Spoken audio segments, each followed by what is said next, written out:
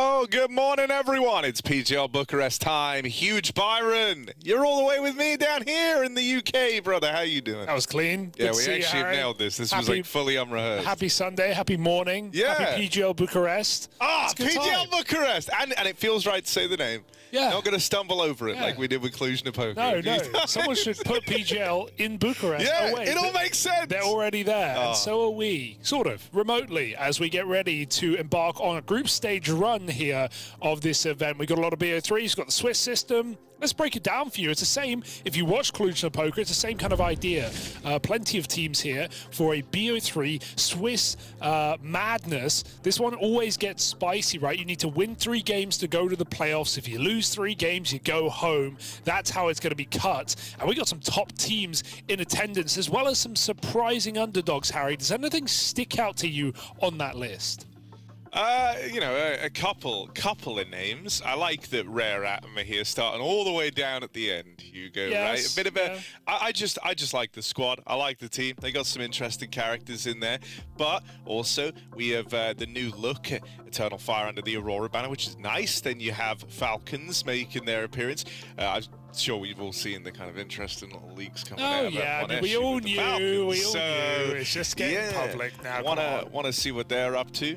And yeah, here's the actual bracket that you were talking about, right? It's the same sort of vibe from what you've seen at majors and other PGL events so far, but these are all BO3s, so what's not to love there? Opening matches are kind of spicy as well in some sense. I think, Liquid Legacy, that's like, I feel like I'm back in 2020 watching that game online, CS, so that should be cool. I also think G2 versus GamerLegion, our second game that we'll be covering as well, has great potential for an upset, especially with all those rumors you talk about around G2. Not that it seems like it ever affects Monacy's performance.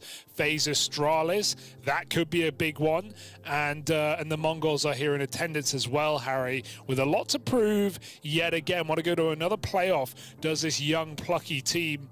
We'll be covering VP Rare Atom to start our day though, so you do get a taste of what Lee Hang's got to offer.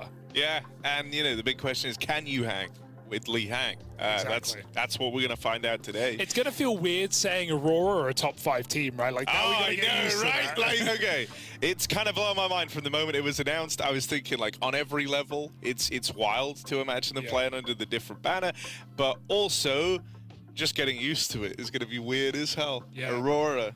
Yeah, we also have a... Matches Aurora. Yeah. What? You can come up with some lines there. Didn't need to before.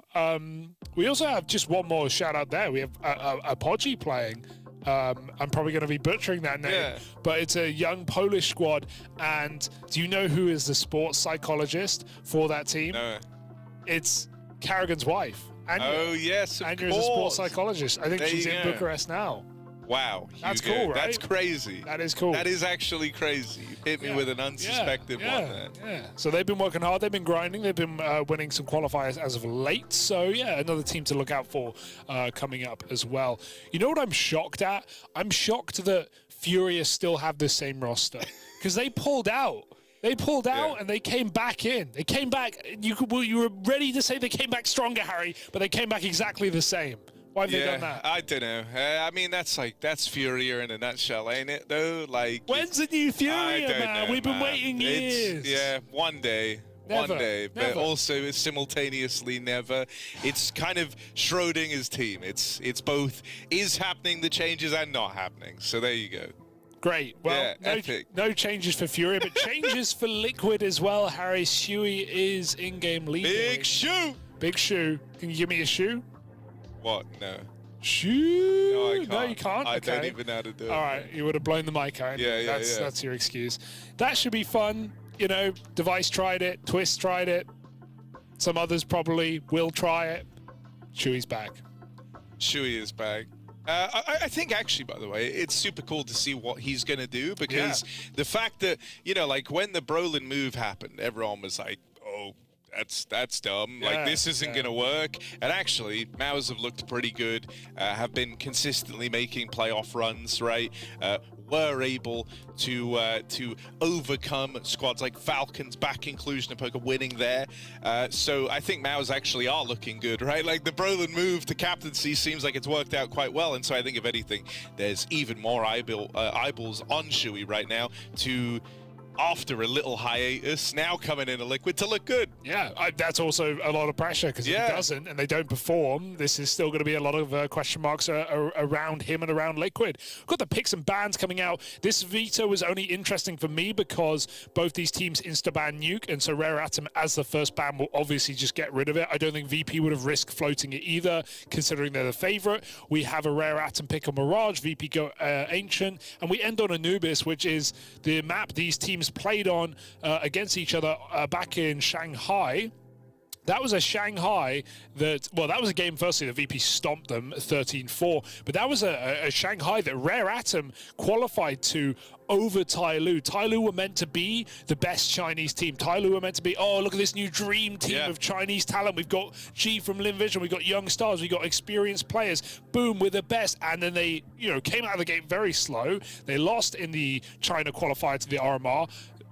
Rare Atom ran through the RMR in Asia pretty easily, and yeah, here they are. They've actually had really good track record lately online as well. Back in their region, they've actually been the top dog in China. They've been, trading games with Tyloo pretty well. The only teams they've had trouble with are some of the Mongolian squads that maybe we won't talk about. But for the most part, Linvision have been really, really good back in China ever since Shanghai. So I'm excited to see if they got anything new today against a also new look VP.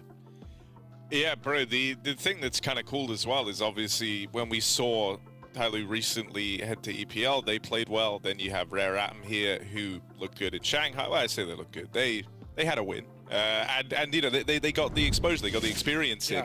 And now you kind of have like two teams from the region getting a few more reps in internationally, then playing each other and going head to head with everything they've learned. I hope that we see Rare Atom show up here, and I'm not going to say I think they're going to win this series, but my God, I hope they put up a good fight, because really, that's what I'm looking for Rare Atom. I want to see some improvement from when we got to see them back in Shanghai. Absolutely, especially getting a bit of experience against top teams, right? But I think this is also a really difficult team to be running up against. VP, the new look VP, I don't know how long I'll be calling them new, but this is not the James system anymore, and it shows. They're playing very different. They're playing a lot more aggressive. I've seen really good and really bad T-sides from this team, so it's hard to know what to expect. But for the most part, VP have had a pretty good year, Harry. The majority of their losses have been, they've lost to Spirit twice, they've lost to Vitality twice. Okay, we can write both of them off. And one of the Spirit losses was with a stand-in in an arena. So, I'm happy to write them off. For the most part, they've had a pretty legit go at things. They missed out on the playoffs inclusion of Poker last time around, falling to Pain, which was a bit awkward, and then the eventual winners in the 2-2 game of Mouse. But I've actually still enjoyed watching this VP squad, right? Flamus coming in from GamerLegion in that Shanghai major that we talked about, and he's been a bit of a revelation of firepower. VP, we called them for the longest time the team where firepower goes to die, but Electronic is trying to rewrite that one. I'm also curious to see how they go, because this is one of the shortest turnaround times they've had between tournaments in their calendar so far, right? Okay. You saw them go to Blast at the top of the year, then they had Katowice after that, then little break again into Cluj, then they've just had a couple of weeks off while EPL was playing before Blast once more, but instantly having to then come to this one. So yeah, oftentimes they've at least kind of had a week to kick back and start working on some solutions and still trying to piece this one together. But this is far more, event to event for VP, something they haven't really had to do yet. So how are they going to do with that lack of downtime to go over the playbook and make some adjustments? It's a good point, but I don't want this team to get a second of downtime. I want to see this team playing all the time, because they are on the cusp of that top 8 of the MRQ, right? Yeah. Obviously, I mean, yeah, they want points. They should be grinding. They should be trying to look to solidify themselves as a top team. They certainly have the talent to do it. The question is, are they capable? And in this game, I would certainly think so. VP versus Rare Atom Mirage as our first map of the series. Ancient and Anubis to follow. And we're getting right into things. Rare Atom on a T side, setting up for an A side attack. Got no kit here, so if VP can cede the site, this could be a bit of a problem. It's only Flamus back in spawn right now. We're going to need clean shots out of VP. Rare Atom flooding in. Flamus opting to give it up, play with his team back in spawn. The spawn control taken by the Chinese side, and they're going to have to scrap. I mean, they're all here. They're ready to meet Virtus.pro. Fame feels the same way with a bit of help from Flit. They were hoping to make that incision, but Rare Atom just continue forcing these fights out towards the spawn. Electronic bested. Somebody's a safe pair of hands. Looking for Flit as the final man. Can somebody get this one over the line for Rare Atom? Yes, he can. That is a wild way for this series to start. A 1v3 out of somebody. It looks so good for VP. They're trading efficiently. They're on the clock. They've got to go quick on spawn. They have everyone there, and somebody out of nowhere connects the Glock shots to put on a clutch. We've kick-started Bucharest with a bang. And now VP put under the microscope. I would expect them to force. You could at least know the bloody name of the man who 1v3'd Hugo.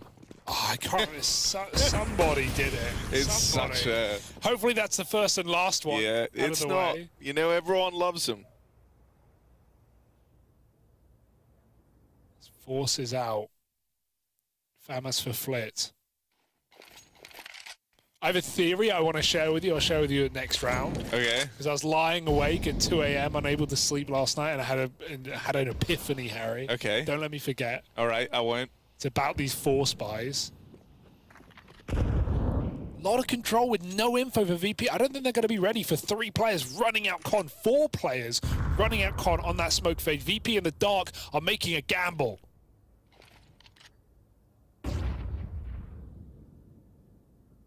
Oh, no, they're overcooking. Oh, no. They're overcooking. They are overcooking. Wait, but hold on a second. VP. Hold on.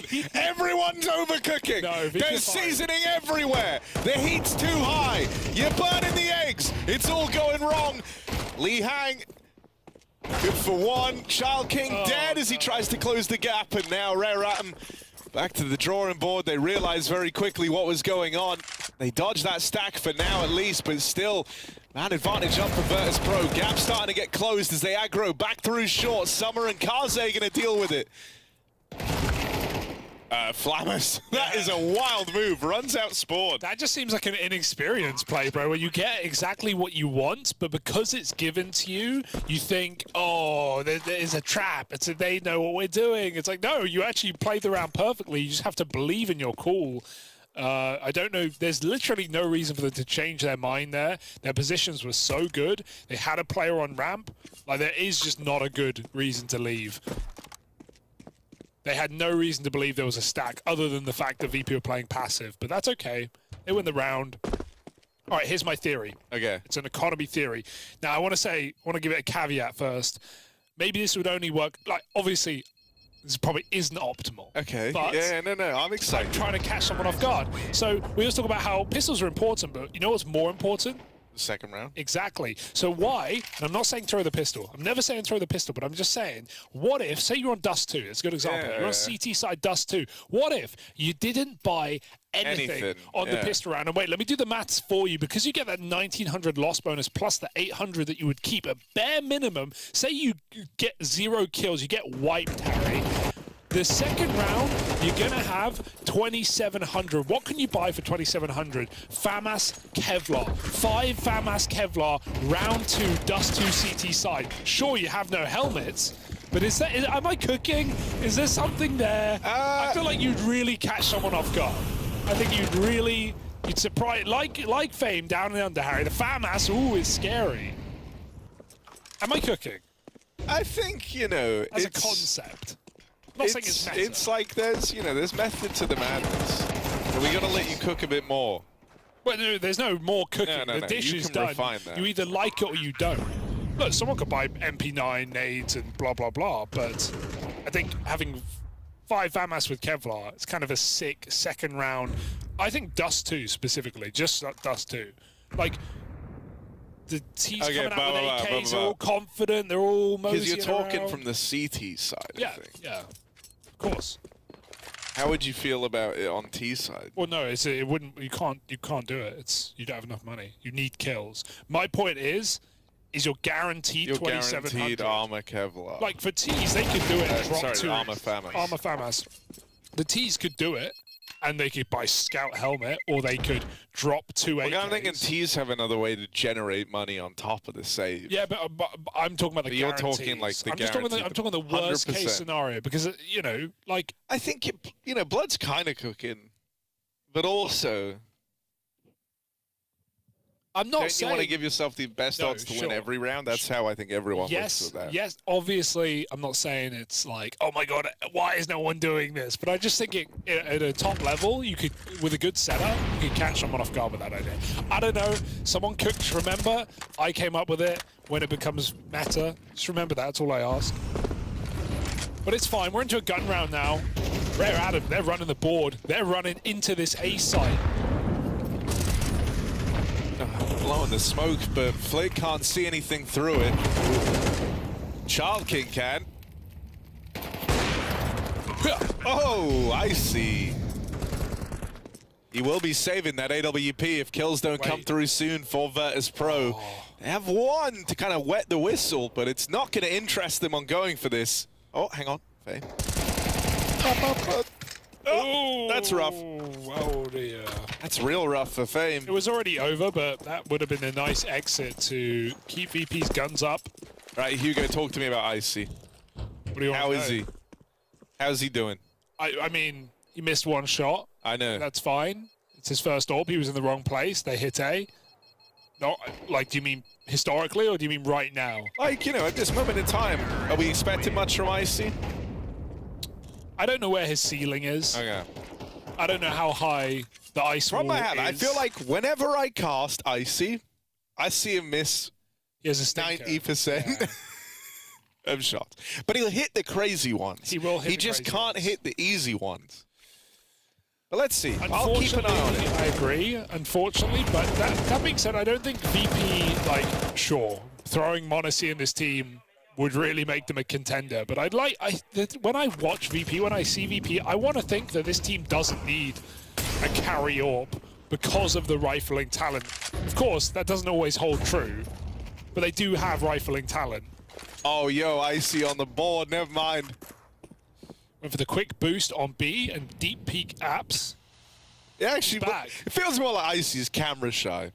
Yeah. Like, whenever you're watching him, he won't get the kill. Okay. But whenever he's off camera, he nails it. There you go. Point. Look, here's the pick he got, by the way. The aggro run all the way through the apartments. Okay, they believe it this time. They get up car and they go, screw it, guys. We 4-0 up. We're in great positions, but they don't clear the jungle. Takes a trade. Kaze needs to get that bomb. He's scared of short right now. Just makes the jump over. VP is surrounding this bomb site. There's still Flammas and Spawn to keep them occupied. Cool. It's a great flash. It allows the plant. This is still winnable for Rare Atom. Icy's got to hit some shots here. True. That AWP, right, is the big ticket item in this retake. Pistol's going to try and play around it and close the gap now. As they play out through the spawn, Summer just chunks those pistols down and out of play. And so now Icy really feeling the pressure to get involved. Will strike with that AWP. Oh, no kit.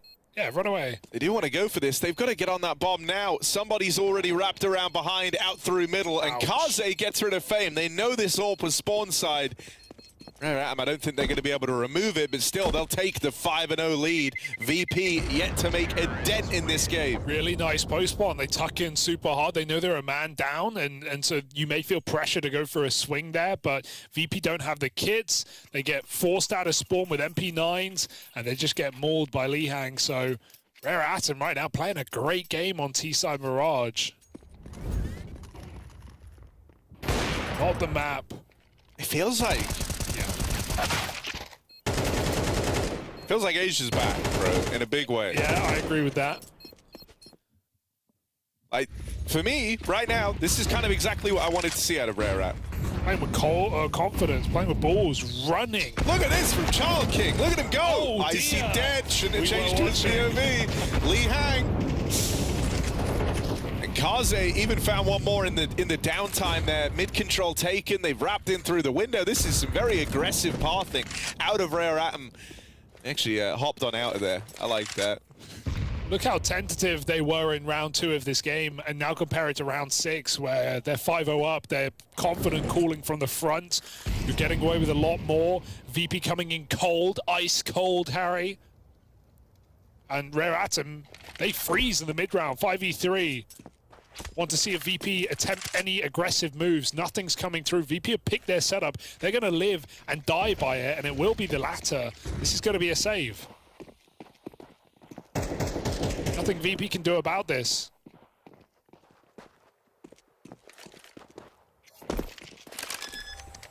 And that's what they're learning, man. They can't hang with Lee Hang. Yeah.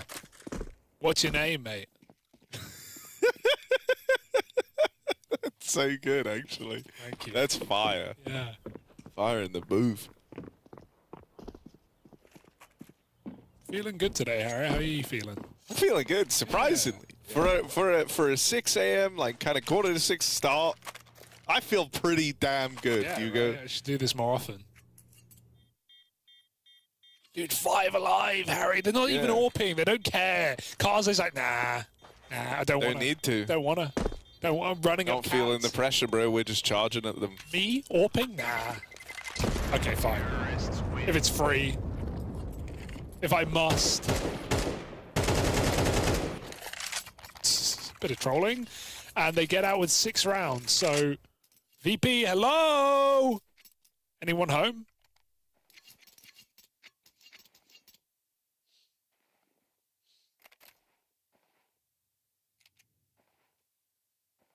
I do like how the, couple of Asian ops that we look to right now all kind of have these cool little stories behind them. Obviously, you had G recently at EPL.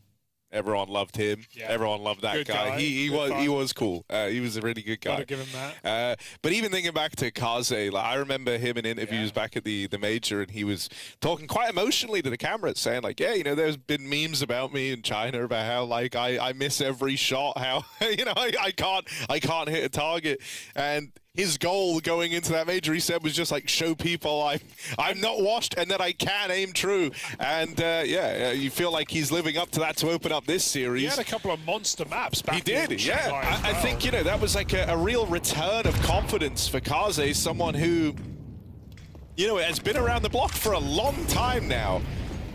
And who felt like, oh my God, look at them go. Just the lack of respect for Virtus.pro, the rare atom are showcasing. Charging out A. I call that the Bulgarian clear right there. That was insane. Oh dear. Break on the smoke. Okay, we're having fun. Over the top, they catch Karze with a flank shut down. 3-on-3 in the post plant. Somebody, where's he gonna go? Picking up nades. Can't really reset from this position. VP are going for this. Finally. I mean, smoke. They kind of have to, right? Like, this is one of the best spots they've actually been in. Icy takes it one step further. They desperately need their first round here and now.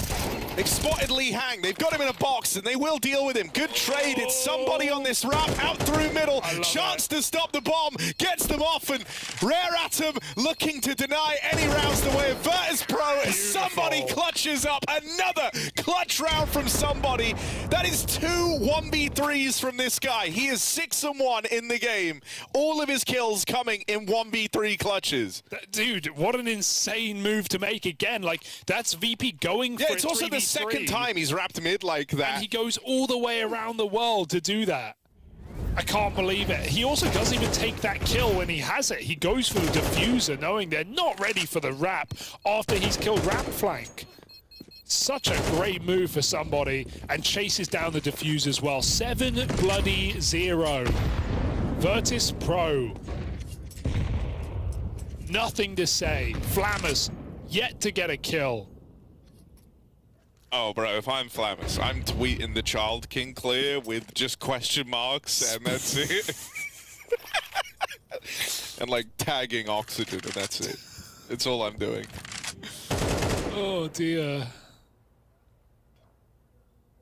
Just seen some really nice executes, and hilariously, there have been missed smokes, Harry. There have been missed grenades from both teams.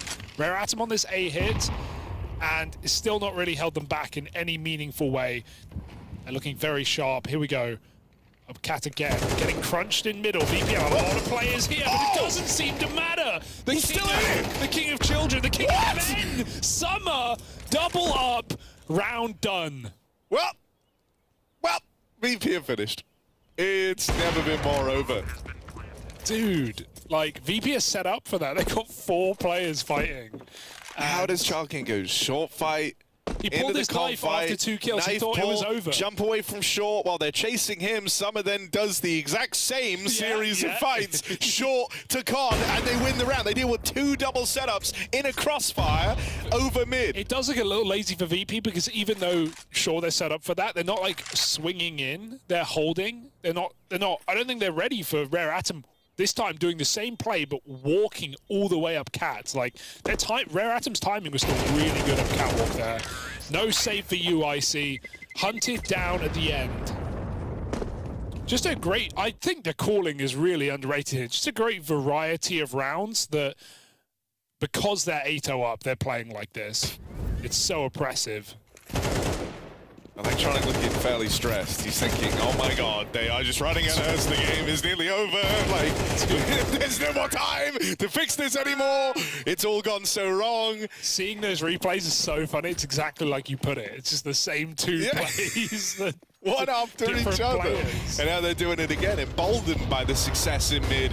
Oh, Flit, you are so lucky to be alive, bro. Take that as a win, in a way. A bladder already. They could just go B. There's literally nothing to stop them there. The second break will net a kill.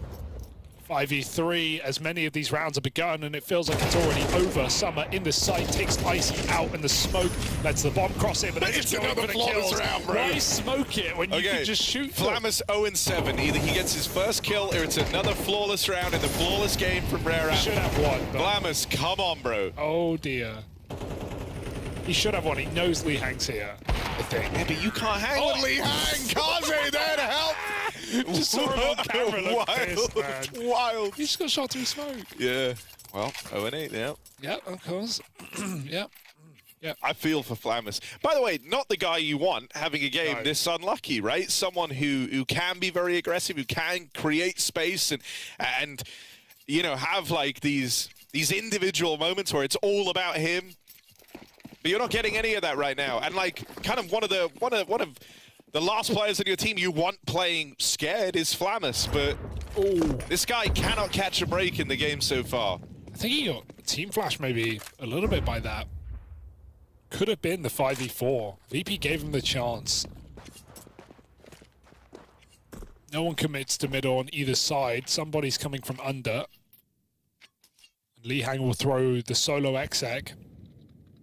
So guns in hands here for Rare Atom on a more standard round where VP, dare I say, might have a chance.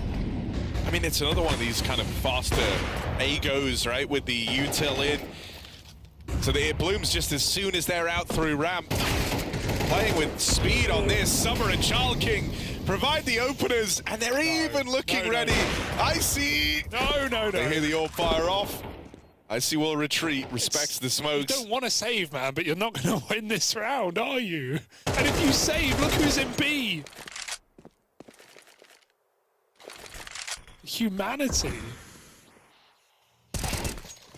Yeah, that's your best play. Do you there. think Electronic ever feels the pressure to not call saves because he doesn't want his team to think he's fallen back on James' old ways? No, maybe at the start, but... but you agree, maybe there was a time where, like, no one wanted him to say it. I think they did still save a lot, actually, at the start. Like, they were... Yeah, I don't think so. Well, these kills don't matter, I'll tell you that much. I guess Icy holds his orb, that's something. Bro, they mollied Sandwich on the A hit. Fame is in Sandwich, he gets pushed all the way, he goes under dark. They molly him, no one even peeks, right? Like, no one even peeks from Palace, no one even clears that. They don't know they've forced his reposition, and they still check him under Balk. Like, obviously they checked that position, but that round could have been even easier, is my point. If they peeked earlier, they would have just killed Fame in the open. He was allowed to go from Sandwich to Balk. I mean, one of the other things I think that's problematic now, though, is in like both of those A hits, the reaction has been the exact same from the site player, which is to try and get into under Palace, and both times it's been cleared. It was Flamus by Child King. The first time they did that A pop. This time it was Fame falling at the hands of Summer. Was it somebody? Sounds right. Or Summer. It was one Summer. of them. Somebody was B-Lurk. Summer got that opener. Someone did. Summertime.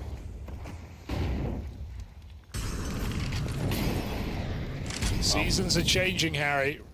Chinese CS back on the map. Wasn't just Tai Lu in Stockholm. Rare Atom in Bucharest come through with a statement game. Can they keep it clean?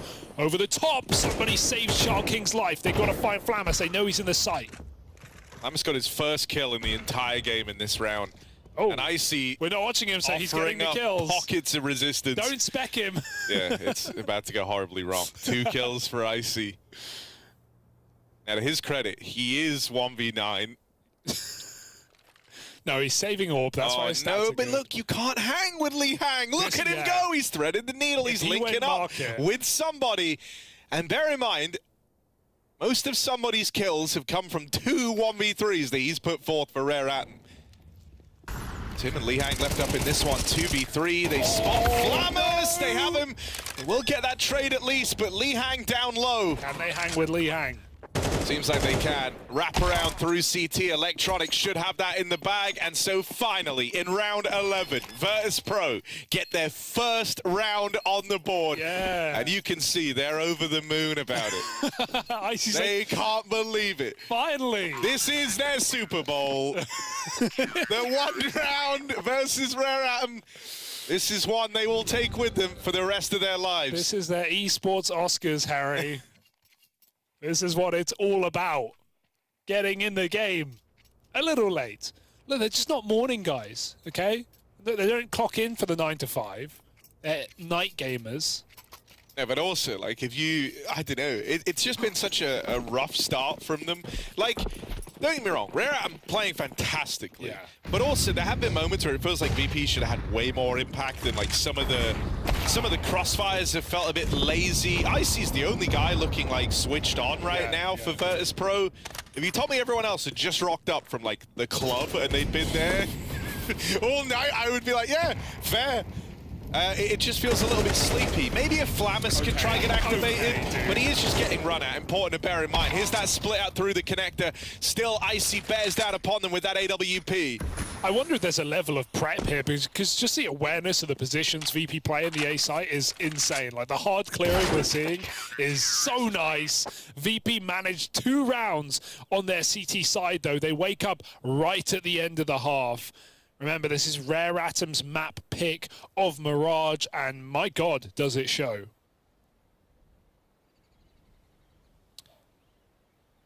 I almost don't want to say what I'm about to say, but I'm going to say it anyway. VP are a comeback team.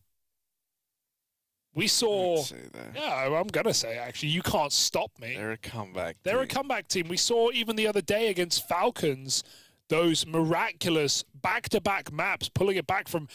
First one was a 9-3, and the second one was 7-5 when they lost Pistol, and I think it took till first go round, so it should be 9-5, 10-5. You're calling it early.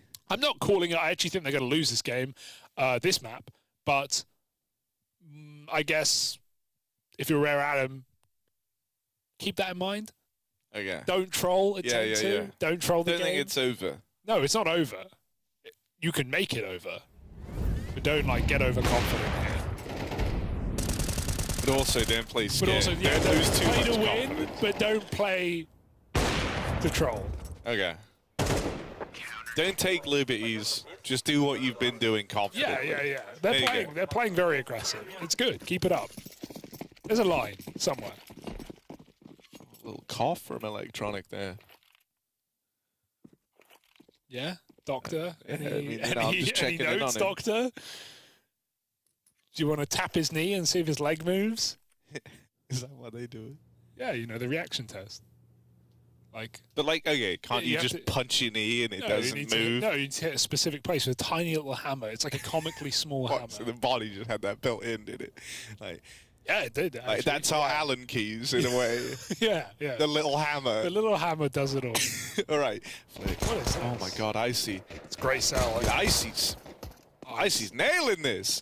Icy's dripped out. Oh, another from Icy. 16 and 6. Right, he's the GOAT, like we were saying, all game long. Yeah, don't recall that sentence. Icy always kills. Look at him, 16 and 6, top in the charts, brings that pistol around home for Virtus.pro. Oh, yeah, look at Electronic, he's immediately locked in. He is like really locked in. Bro, 10-2. He was like even sitting further away from the screen in the first half, okay, but now he's dialed in. That's the call you have to make, especially if you're a captain.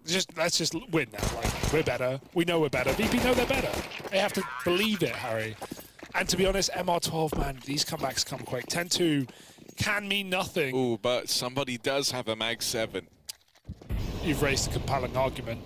And he's solo B. So, actually, forget it. Now, no chance of a comeback. Good gamble, though. 4A again. Pulling this one out of the snack strap book. Oh, he prefers the auto shotgun. Yeah, no, he does. But, you know, you make do with what you can money-wise right now if you're somebody. This is an off-meta position. You would expect him on the left side. Does mean if they jump out window, he will get killed.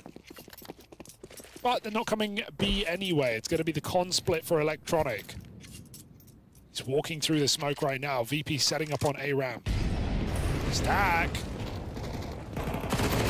Lee Hang. Oh, they had util out. Okay. That's nearly the double up. Instead, it's just a lot of damage. Someone's got to capitalize. Child King just might be that guy. Darts through the smoke. Oh, man, another one from Child King. Quickly reclaimed. Flit puts a stop, slows the roll of the Child King himself into this 2v2 now. Plant quick. Somebody wrapping around. Kaze here alongside him. Plant will come in, but Icy's low on health. Mag 7 leads the charge, and it is the somebody Mag 7 to seal the deal. Rare Atom on the force buy, steal it away from Virtus.pro, courtesy of somebody and Child King. A Deagle and a Mag 7 of Dreams comes up for Rare Atom. You set it up perfectly, man. Who would have thought it's the clunk clunk with the mag? This was a crazy highlight as well. He hit 2 low players, but then look at this headshot on Electronic. Forced a reload as well. If he didn't do that, he might have had a 4th.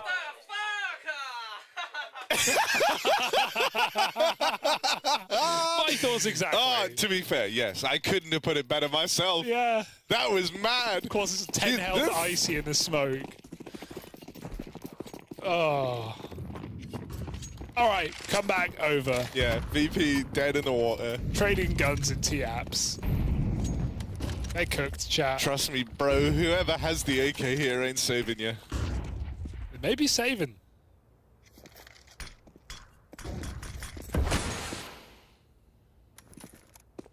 Atom know when to quit it. They were still fighting mid until the con smoke came in.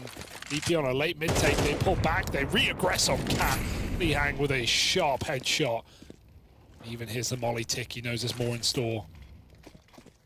Boost up in ladder. Oh god, VP are going to run into this setup. They're trying to split B, but that smoke is such a block. Nothing they can really do except go back to apartments. Don't like what they see.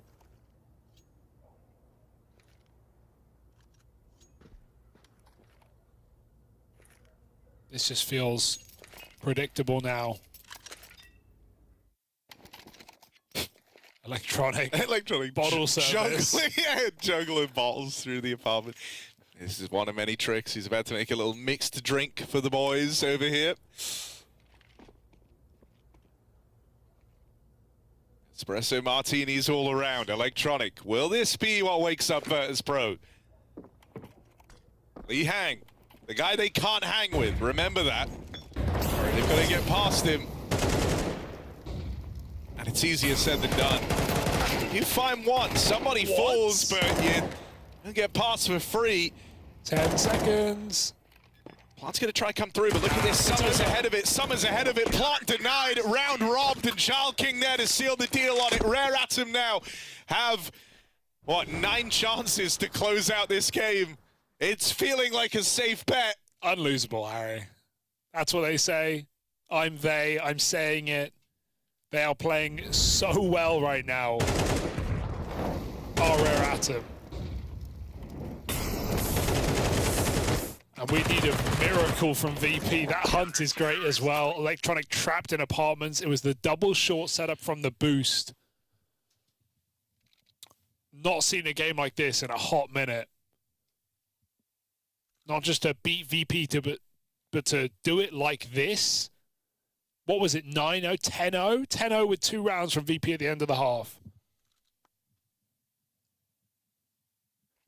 And sure, VP won pistol, but that didn't exactly save him.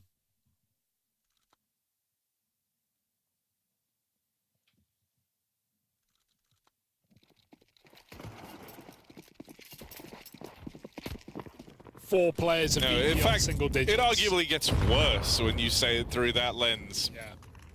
Oh. Okay. Okay. Child King dead. Are you ready for summer under? Oh. Oh, but are you ready for summer upper? Sorry, they know. They still managed to get away with one there for summer. But I don't know if that's gonna. Oh, VP, hang on. Oh, that's cheeky. I do like that call. Wait. Are you ready for that? Are they going CT ticket? They're leaving. Kaze has read this. I don't know why Kaze has read this. Kaze is going B. Also, somebody's going B. Dude. They're one step ahead, bro. VP have played right into their hands. And they haven't cleared Kaze. They haven't cleared him. He's about to win this whole thing. Kaze, wow. 3rd kill lands. That is unreal. Rare Atom, read VP like a book. Put on a clinic, and Mirage is theirs. How does that happen? How does he make it look so easy? There's no reason to rotate there. Kaze gets the perfect read as VP find 2 entries out A. It must have been a death cam comm, like I heard him running back, or I don't know what could have made you leave in that That's position. his second tweet with just question marks from me.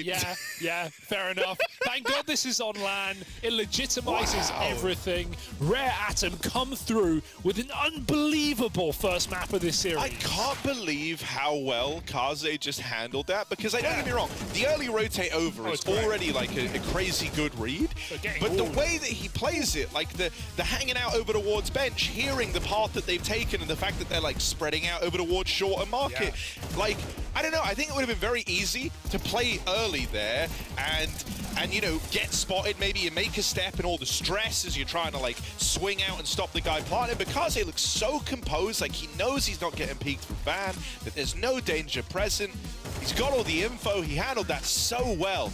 This was an unreal game from Rare Atom. This is all the individuals looking good, and they just called rings around Virtus.pro. Dude, the T side was immense. The amount of just mid takes, of different paces. They were doing fast cat, they were getting into con, walking through smokes, they were playing slow mid as well, and then they would just pop an A execute with a perfectly clear fame every single time. I tell you what, I'm sorry, bro, I wasn't familiar with your game. I feel bad for the guy. He was 1v9 all game long. He really was trying. He was the one guy who could make rounds exciting. Yeah, it's a shame as well, because like within that, there's a lot of like unimpactful kills for Icy, where he was like saving down the stretch. Just go off his numbers, but I think regardless, like the one of the guys who in rounds would take mad advantages or would get crucial trades back for Virtus.pro was Icy, and it felt like you were just kind of missing that second or third or fourth player to come through and help out in any meaningful way. On the other side of things, when you think about Rare Atom, even team game, look at that score. Firstly, right, incredibly close scoreboard, kind of the dream. Child King sitting bottom of the charts. Well, he was one of the guys finding all the openers. He would be a constant space taker, harassing his opponents. Oftentimes would get away with those opening decisions, and when he didn't, Summer would be there to lend a helping hand. Kaze had his moments, including that big round over towards B at the end. And then somebody, 6 of his kills are from 1v3s. So yeah, this was a very impactful game from everyone on the side of Rare Atom, and a real team effort. Dude, I'm super impressed. I want to see if they can do it in a whole series. Remember, this game isn't over. Oh, please say they can. It's a BO3. Surely they can. We have Ancient for VP, but that just changes everything, right? VP knowing they just got smacked. Rare Atom having the confidence of their map pick in the pocket, and Anubis as a revenge as the 3rd of this series. Because remember, in the one game that these two teams have played before, VP destroyed this team on Anubis. Now, it's a very different time, Harry. It's been a couple months, and as I say, coming into this matchup, Rare Atom have been winning domestically. They've been picking up a lot of dubs. They've been playing great online. You know, I think this is a team with a lot more experience since Shanghai, and right now they're showing it. No, 100%. I really hope they keep this up. I really hope that they can keep this up across the series. For VP now, though, it becomes a matter of kind of going back, refreshing, and bouncing back on your map pick, right, with the goal of dragging this out to all three. So let's find out if they can. We'll be back with Ancient in just a moment, so don't go anywhere. She said she loves you. But she can't love me. But I love you.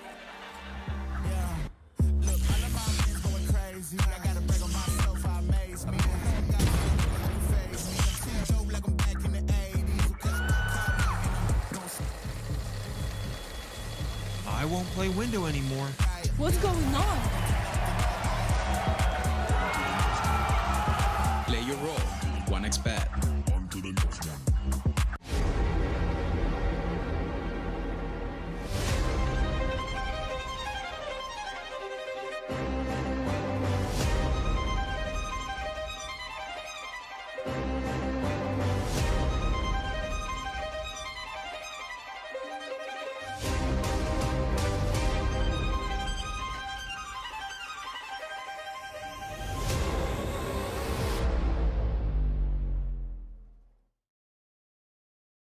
The human body was built to move.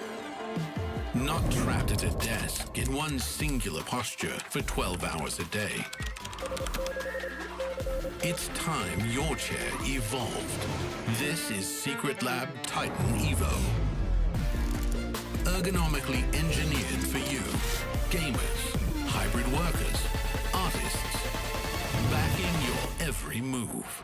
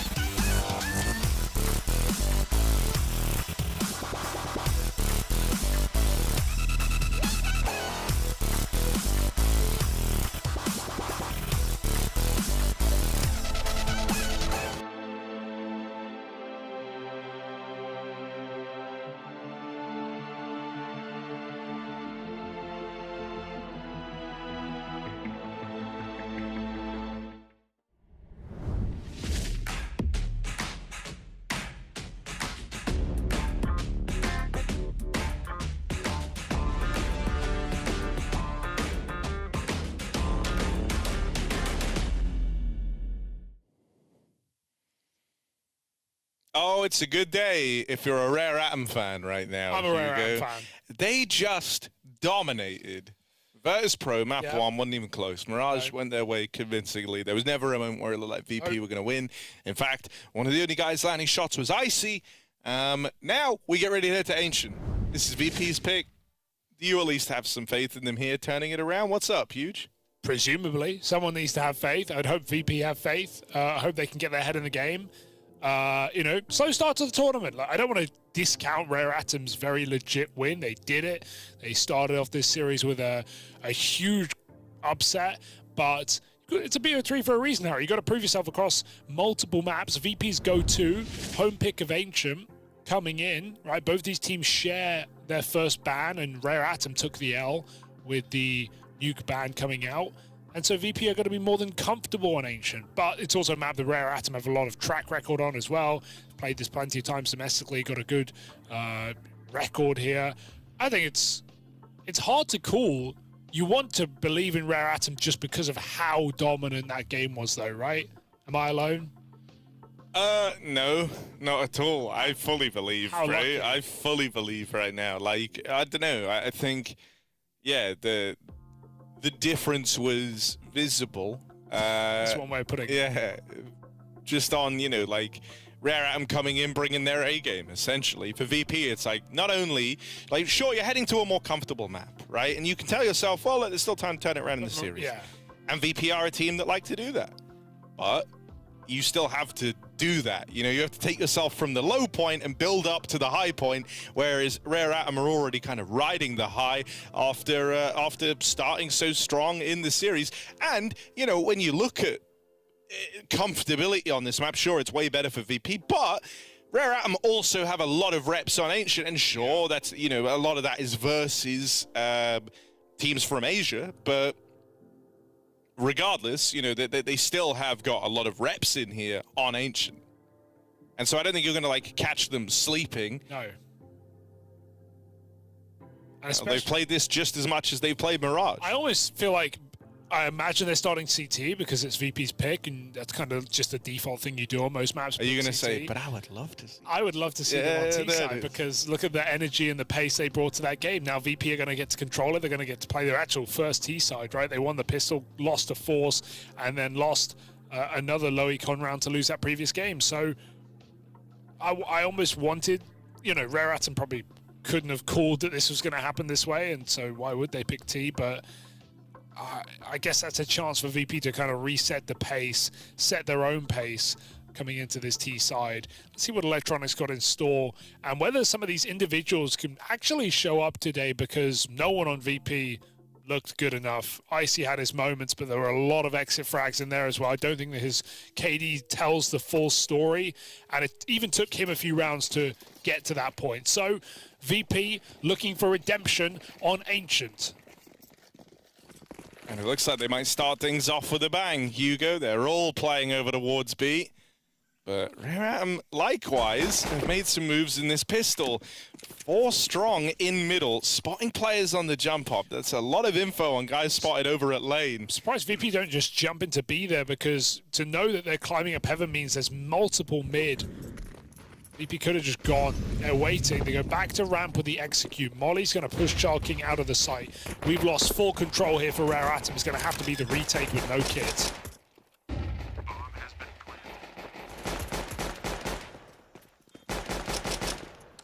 Chance would be a fine thing. Fine thing indeed. Oh, there it is. It's an awkward timing on That's the fade. well awkward for Flamus, yeah. Crossing out in the open on that smoke fade, gives over the opening. There's no kit in play, remember, so these kills have got to come quickly. On it. Hopping on that bomb, Electronic will deny, and no one was in position to cover. They know he's in here, trapped over towards ramp, but Rare Atom just did a purchase on this retake. They really hung somewhere out to dry there. He gets right on that bomb, which I don't hate in the chaotic, you know, 4v4 that they were in, or 4v3, but no one swings out long. They're all holding cave. Sure, they can peek ramp deep. There's a player tucked in on that beehive. And VP behave and give us a pistol. So, Yeah, again. not great cover. That's Now, have about you it. factored this in, Hugo, What's this? to your analysis. Hit me. Well, only one of these teams Okay. has a nearly undefeated record versus the Chinggis Warriors on this map, and the other team hasn't even played them once. So, VP haven't played the Chinggis Warriors. Well, they don't. I guess they don't have that experience. no, That's a good point. Did you say undefeated or nearly undefeated? nearly undefeated. Not quite the statement you wanted to make there. Well, I guess VP have lost to the Chinggis Warriors less times than Rare Atom. Big. Oh! And that right there, that's the Mag 7. It's 99-1, Harry. It is like the D&D dice roll gun. You rolled 99-1. It's not quite like a critical failure, but it's still not really a success. It's a lot of damage, sure, but... Oh, Kaze, if he stayed here, could have won the round, Harry.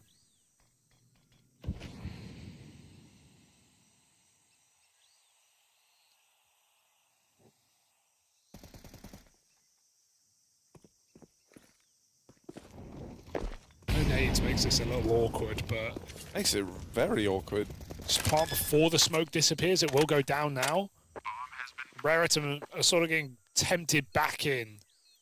But this is not an easy win. With no kits, no smokes. Kaze just going to save. Yeah, I like the save call here. I know there's been damage done, and so maybe like there's that voice in your head telling you, "Oh, we really could try and go for it." But I like that they don't. I think they recognize that they kind of missed their window to win that round. Like you were saying, right? As long as that bomb went down while the CT smoke was still up, and then VP are able to kind of take their post plants, suddenly the lack of util doesn't matter as much. If you were able to kind of slow VP's roll, make things awkward with no util for the T side, like that's a very winnable round. But Rare Atom, they just play the numbers on this one. They're going to run it back in the next with the 3-man save, and they give VP the courtesy of that second round.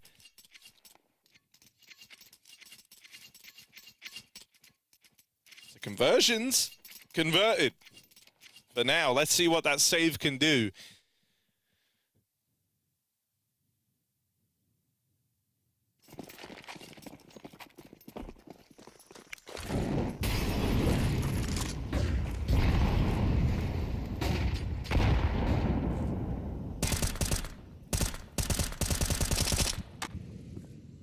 Three in mid, but none of them in mid for Rare Atom.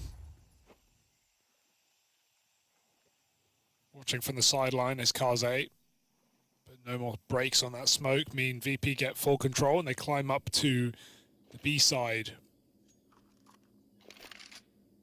Charking would have to hit a nasty deagle shot there, but VPR out to push him back. That's crazy. Molly out. Flamus wasn't covering either. The Molly will allow the trade. That even feels a bit costly for VP. And it's given time for Rare Atom to get set up. 4 players, 3 of which in the B site. VP looking like they still want to go. They have again only got 1 more smoke. The timing of that flash. Oh, it falls a bit short. They cancel the peak. Kaze doesn't. Goes back in for more. Man up. Kaze finding a lot of impact. The hero gun being teed up. They're playing with it well. So late to leave. You've got to go in. Oh. Gun wasn't even ready there for somebody. VP pull back only to push in once more. Kaze, even more accomplished, but there's the push-up from Icy. Finds his timing over on ramp and gets that hero gun out of the round. Now, Lee Hang. Oh, God, they can't hang with this guy. 1 kill found for him in the clutch, but Icy will tame. Yeah. Last man standing from Rare Atom. 3-0. Yeah. VP able to work through the ring rust here. It was a horrible start to the day. There's no denying it. But Electronic and his boys starting to find their form to open up the second map. That's now Pistol. Both conversions held. 4 spy in the second round tonight. They beat the save. Let's go. Seeing a really bad cover from Rare Atom in the way that they're playing together. They keep kind of selling their teammates. Like here in this round, I think it was Summer watching the cave instead of watching ramp on that split. Sure, it's contact, but you've seen 2 in cave. You can put it together as a 3rd on ramp. Seeing some awkward moments like that, like the pistol as well. I didn't really like that post-plant position for Icy, though. It's so underused in a post-plant. You're covered from everything. Short and cave, only long and ramp you have to worry about. It's a really good gamble. A very hard clear as well. So VP 3-0 up, as you say. AWP on either side. And despite that risky attempt in middle to open up the round, unharmed Aurora playing a defensive B setup, and VP might walk into trouble. Somebody in Lee Hang on this A site.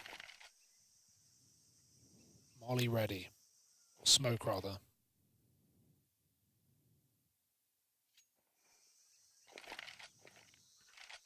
Ooh.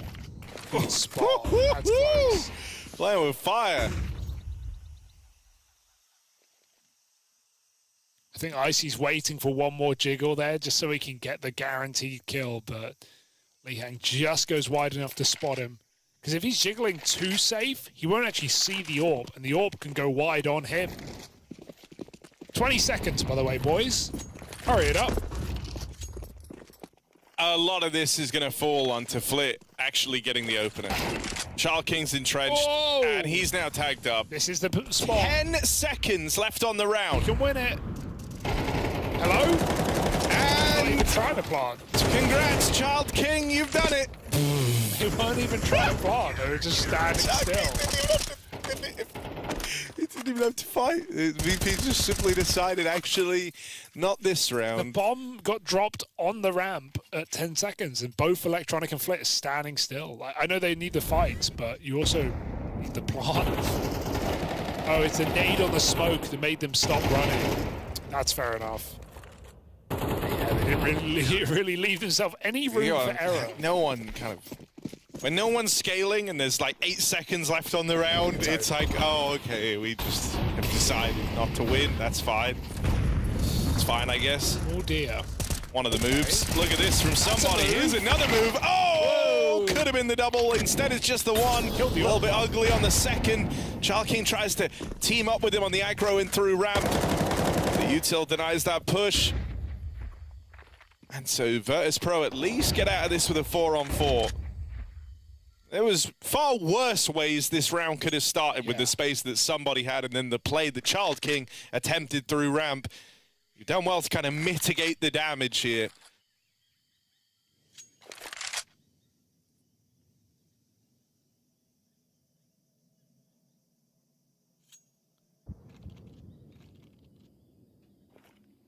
Summer looking for a timing, and he might have found it if he went. Oh, back's turned. Lots of damage, at least. He won't even use his util, just gets out, tries to assist on this B hit, but it's not coming in. VP throw the smokes, they stop. Scared again of the stack. There's a lot of fear being shown by VP on this B bomb site. They're using the timing to go back through the cave, chase Summer down. He's trying to throw nades. Not allowed. Electronic 2 kills. Ooh, they don't have the bomb. Lee Hang's dropped it on the flank. He's trying to keep them there. Pick back up. Lee Hang almost finishes off that captain, but Electronic doesn't have the bomb, and Lee Hang's wallbanged down a 3rd player, just wasting time now as Electronic runs into his death. Lee Hang on the backstab hangs him out to dry. Read him and weep. You can't hang with him. Look at this. That was a great sequence. It was the cleanness of like that, the wall bang back, the return to sender. I don't know why Electronic's chasing him either. He could have gone back up ramp. He'd be cooked. Not looking their best right now.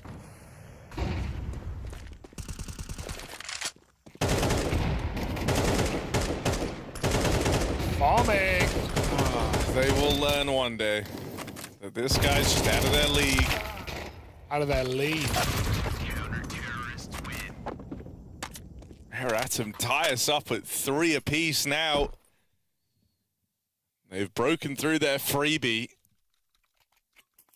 And now they sit on an even kilter with Virtus.pro.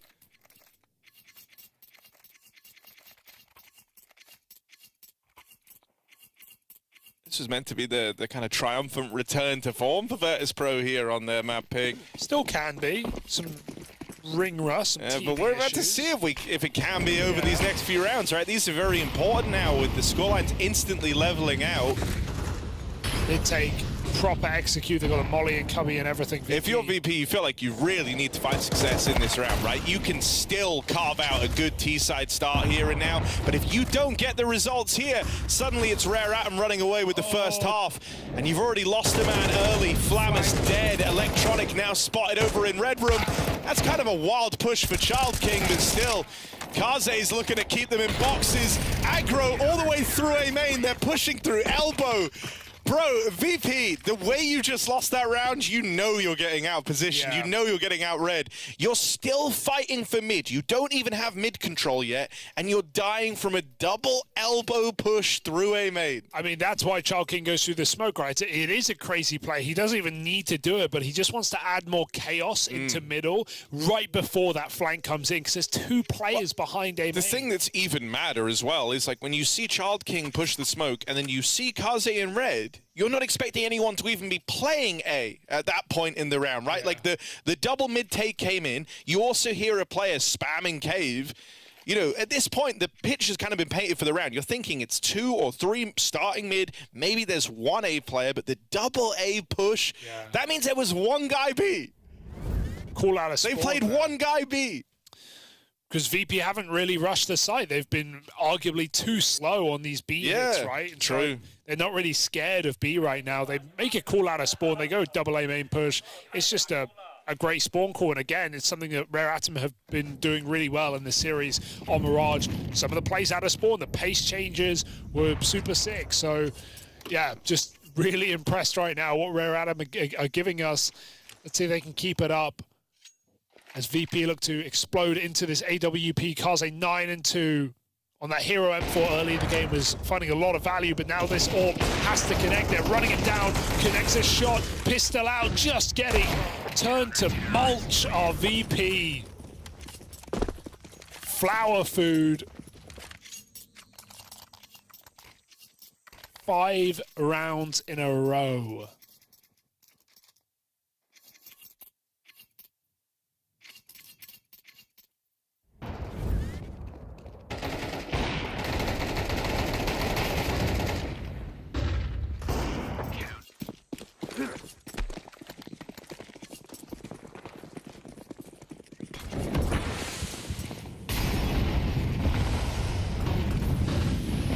Looking like a more standard one here for VP. Oh my God, you're not ready for that, are you? Why would you be ready for that? He's done it again. I mean, now, you know... There's more! There's more! Somebody making all the right moves, all the right plays. There's still a man trapped in over at the cubby, and you might... Oh, they know about him now. They know about him. It's a bit much. They know about him, but it's very expensive dealing with him. Still Child King will. Ready for the swing out of Icy, but gets out ahead of the util pulled. Icy recognizes the gap that he's found. He should flank cave instantly. It's a high-risk play, but his teammate is too far away for him to consider playing the objective. Oh, he's going to walk all the way through to A. Given that Flammus is by A main, this is not a bad move for Icy. It just depends on where Kaze is by the time he gets here. If Kaze stays on this line, he's a dead man walking. This should be VP with the round. They're in such a powerful position, and it's because of Icy and recognizes the space that he was given, right? The timing he'd hit. Yeah, send that message. You just got out-moved. Icy, that was really well handled. And it's opened up this 2v2 now for Virtus.pro. The one guy that was stepping up for VP on map 1, continuing to deliver here on Ancient. Still have Child King and Lee Hang left to get past. Both players moving up through Donut. Molly will force Icy into the fight. Goes 1 for 1. It's all eyes on Flammus now to finish what Icy started. Up on the bomb, it's the commit. No Flamus way. needs to peek this. Flamus needs to peek this, and he will get ahead of it. But the round rob, never mind. Yeah. Rare Atom. He stuck it. Steal the defuse out from under his nose. Oh, That's barely around. That's mad. I felt like he had enough time, but that extra few seconds, like where he checks the wires and then he drops out and then has to take that moment for the accuracy to reset. That's close. That's really close. But yeah, the temple wrap. Didn't really have the time for it with his teammate fighting. I just can't, you know, was it somebody? I think somebody. He leaves it around like, whew, thank you guys. Sorry for almost throwing it. Because sure, he gets that double kill, but then chasing the Cubby player really dug the grave for Rare Atom. You want to clear that with your mate. Here, I mean, you also understand it. 2 kills. He probably doesn't think anyone made it here, but that complicated the whole round. It allowed Icy the timing to walk out through and get that knife kill in the first place. I want to Still see an this insane again. round Dude, that to was win. so close. And yeah, I feel that. That's fair, bro. That's You just got robbed. fully understandable, in fact. Oh, VP can't catch a break. Well, because on map 1, it's like you felt rusty, but you had faith you could turn it all around in this series. But now you're making blunders here on map 2. That's where the tilt comes in. That's where everyone starts to get a little bit pissed. Rare Atom, strike first. Great flash. Flamus so blind. Even made this smoke open. Now, somebody wasn't really ready for that just yet, but he will make a play through it on the back of the nade. A little bit emboldened once he saw the close was clear. Gonna get past Fame. Icy on the AWP. Help from Flit out through the donut. Icy still going. Still not stopping. 2 kills found on the AWP. The missed donut smoke almost lost VP the round there. I can't believe Icy stabilized that. It let a player get out CT. VP now own the site with the plant. This timing is everything. If Chalking just peeked right there, he would have had Icy. And the barrel should still give him away. You're not forgetting He's waiting to clear this. so long though for somebody. He just needs to go for this peak right now. If he peeks it, he's gold. That's the kill. Oh, we'll get it. Icy had a chance. Given time to turn around, but still executing. Now it's just Flit. Have they learned their lesson? Now twice over, Icy's had to watch as rounds he's tried to craft are stolen away by defuses, and it might be another one. Back-to-back defuses from under the nose of Virtus.pro. They're playing very tricky, VP. They're like, oh, the bomb's not for me. They won't be ready. But they've cleared donut. They came from donut. They know you're not in the best position for that plant. I can't even imagine what Icy feels like right now. Right, you've seen Flamus tilt. He was raging after he lost that 1v1. Now Flip falls in the 1v1 as well. But both times to get them there, it's been Icy putting them in these crazy scenarios, and then he just kind of watches the round peter out. It felt, I didn't like how much you were hamming it up on Mirage because it was a lot of exit kills and kills, you know, standard kills on CT, Mirage, AWP. But here it's a different game. Like he is putting up impactful entries, frags in the mid round, getting them into post plants with position, and then his team are losing it. This is just ugly for VP, and Rare Atom, despite some blunders in this map, have restabilized so well in every post plant, every retake. The fact that we're seeing VP miss a donut smoke on an A execute, it's just like unforgivable as well. Lost them another kill. Chalking doesn't know they're on the wood. Okay. They won't punish. Electronic humbled here in cave. Oh, that's a wallbang on me though. That will open up. That will change the game. Flip runs in. I don't really know what the idea is here for Virtus.pro. Either. Don't worry, Flamus is on A, so maybe that will play into this somehow. Dead with the bomb. The bomb is lane, you'll note, and Flamus is, as mentioned earlier, over towards A. Let's see what he can do. At 20 seconds, you'll note not the optimum amount of time for a clutch such as this one. And there are 4 players all looking for him. A curious strategy from the mind of Electronic there. As Virtus.pro, this series is well and truly away from them now. I think Flit just gets the kill. He's scaling ramp and he gets the kill, so he just decides, I'm going for it, but his team weren't ready. I mean, I think that's the type of mindset you're in at 3-8 down. His team were not ready, and they come out cave super awkwardly, and look, these kills get forced by Rare Atom. And then they hear the bomb leaving, they just chase it. Again, 5v4, but it didn't exactly help VP. I think if anything, it sold them down the river. What is going on? Rare Atom. A team that should have all eyes on them here in Bucharest. I think there's some very visible signs of tilt out of Virtus.pro as well. Yeah, they're not the most like I said, stoic. map 1, it actually felt like there was some of that stoicism. The idea that like it would all pan out in this series. It was just a slow start, but now after the fumbles they've had here on Ancient, that kind of has changed the tilt a little bit more. It's become more individualistic. There is next to no synergy behind this T side. They've lost to 2 diffuses in clutches. So like I understand how they are, where they are, but it doesn't bode well for them being able to recover this one. Reasonable assessment, I'd say.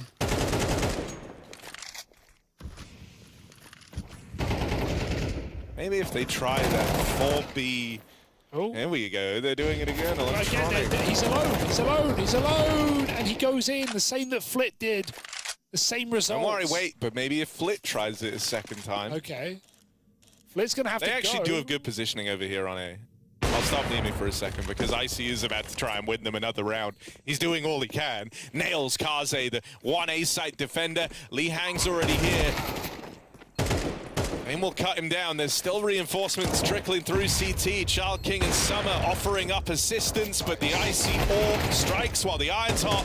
Oh, a little awkward there. But Child King's so low, he can't win this. I know Icy's dead, and Icy's probably panicking because every time he's died at this A site. Check the bomb. First time, someone swing! That's what he's yelling. But yeah, they did win the round. Woo! That's good. You got to celebrate the little victories right now if you're VP. It is a very little victory. It's a pretty small victory.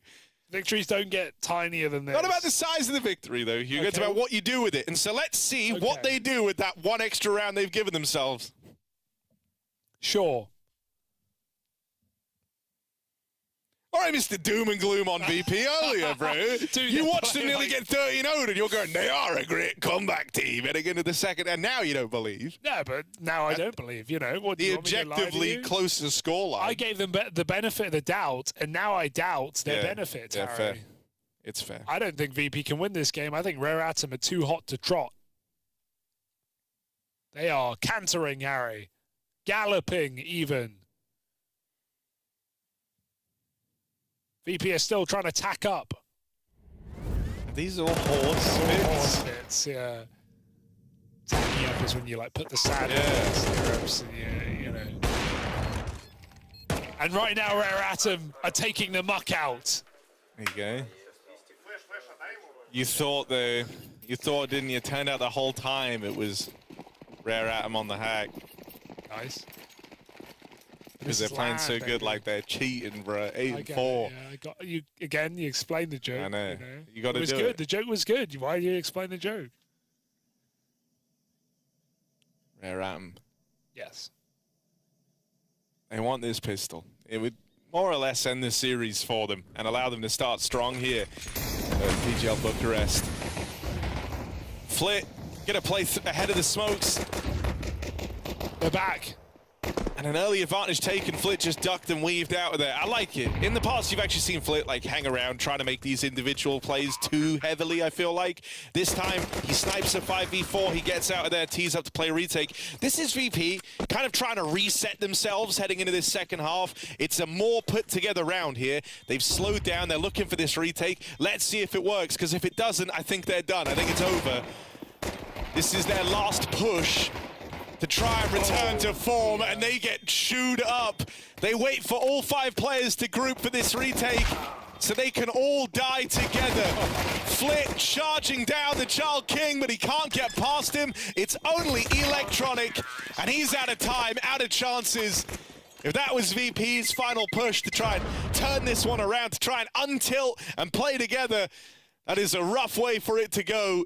Pistol round secured for Rare Atom. They now hold a very commanding lead. Yeah, what can you even say about that pistol? You set up perfectly. They did their job. They got the nades on the bomb. They couldn't kill the plants. It got him very low. And then the timings of peaks out cave versus peaks on ramp just traded really, really well for Rare Atom and VP. Nothing else to say about it. They've had their chances in this game. There is no denying that with some of the post plants and their T sides. But now it's starting to drip dry, looking for double digits for the first gun round of the half.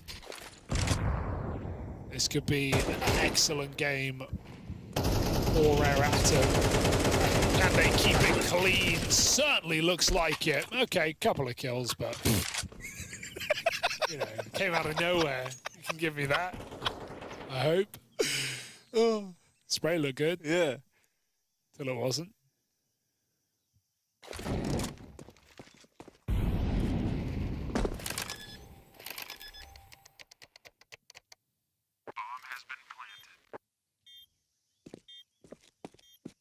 I've just been on the edge of laughing because, I don't know, I just saw someone wrote Child King versus Man Child, but they didn't specify who the Man Child is. So Could be anyone. Child King versus Man Child. Oh, it's rough, man. There's absolutely no denying that, like, this is a rough game for VP, but a great game from Rare Atom. That's what we should be celebrating. I'm regretting Electronic in my fantasy team. Oh, yeah, you should. He was so cheap.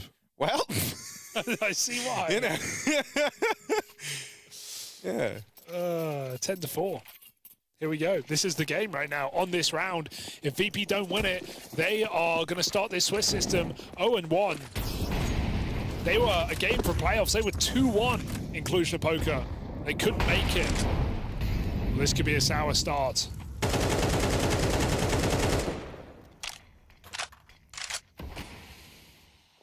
Out of the fridge and onto the counter. VP mold. As you say, coming into this, VP want them points as well, right? So every win, you know, is important to a squad like Virtus.pro. Starting things off with a loss to Rare Atom. It certainly hurt that. Just gives us another threatening Asian team. We just saw what Tyloo could do in stage 1, coming out even with a win on a map over Na'Vi in stage 2. They went 0-3 back in Stockholm, but yeah, Tyloo, MongolZ, now Rare Atom entering the fray, looking to make a statement here on day 1. This is not a fake, it's just waiting for that donut split. Glamis is in hot water, they jump across, and somehow they still survive. No business getting that kill. Nade comes in, won't break the smoke, Fame behind the site, and they're getting the stick in, but he can spam that out. So VP looking to survive right now. They've got everyone here, should be just fine. Oh! Again, yeah. Not the somebody 1v3. Yeah, no, somehow when you're 3v1 versus somebody, he's the favorite. So you do well to contain him there if you're Virtus.pro. Yeah, they planted defaults. Might have actually gotten away with it, I think. I don't know if Fame would go through that smoke. I was double checking the VRS forecast, huge. I was having a little... Yeah.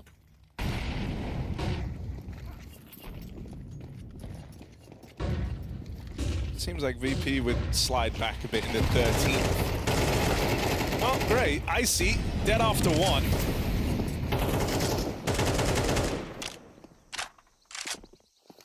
Four on 4 now.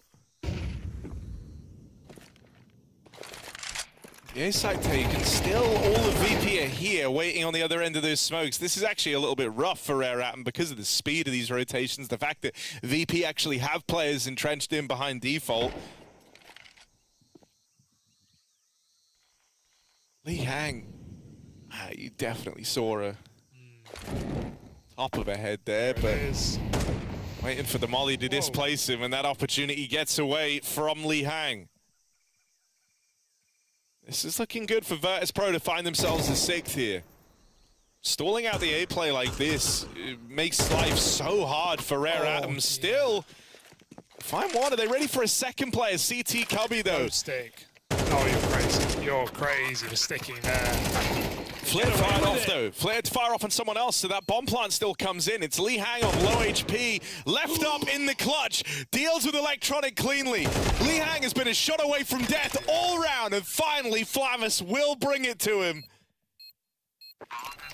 All things considered, I think VP for a long while in that round there were the favorites to take it, so a sigh of relief that they do. It comes at quite the cost. Bomb plant still found for Rare Atom.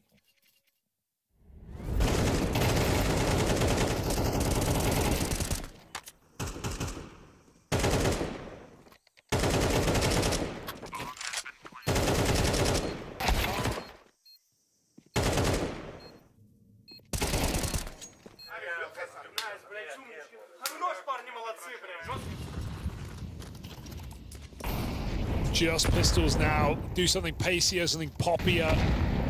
VP climb heaven. And they push down ramp. VP not afraid to scrap. And the confidence comes through.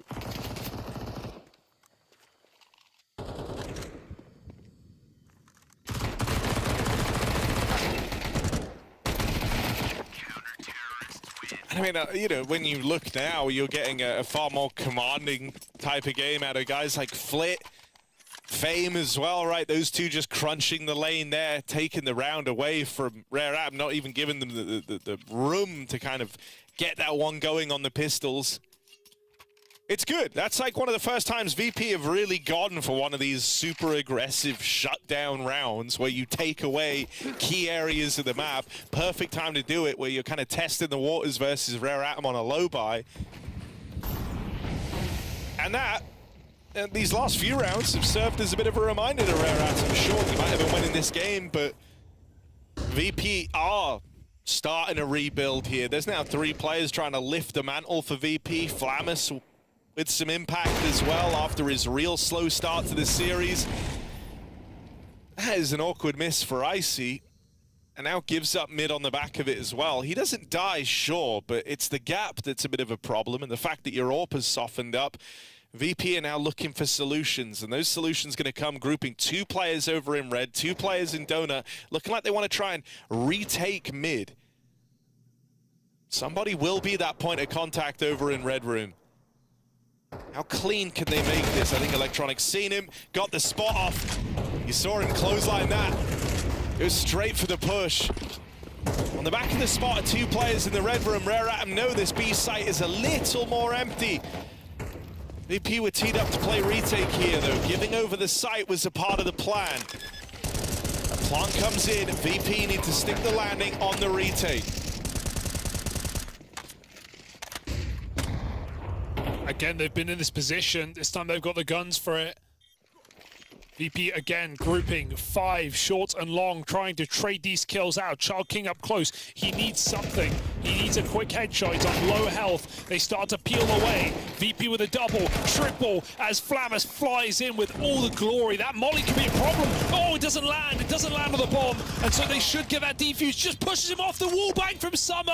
Oh no, it's getting awkward now. He's got a fresh mag in, and he's putting more damage on that bomb. He might have just won it. The 1v4 for Summer. Spamming through, even with that missed molly, it stops VP from chasing him down. And he does not let them stick that defuse. That is brutal. And just as VP had your attention, just as you were lending them your ear for this comeback, started to believe in it maybe, that's the round they give away. They get a 5v4 after finding somebody lurking in through mid. They played retake over towards B. They grouped with 5 players. That had like very similar feeling to how they tried to start this second half, right? Not afraid to lean into the retake B. Faith that if they play it as 5 players, they can win it out. But then that clutch comes through. It was the kill that found them the 5v4. This was Flammers doubling up, and then from nowhere, 1v5 clutch out of summer.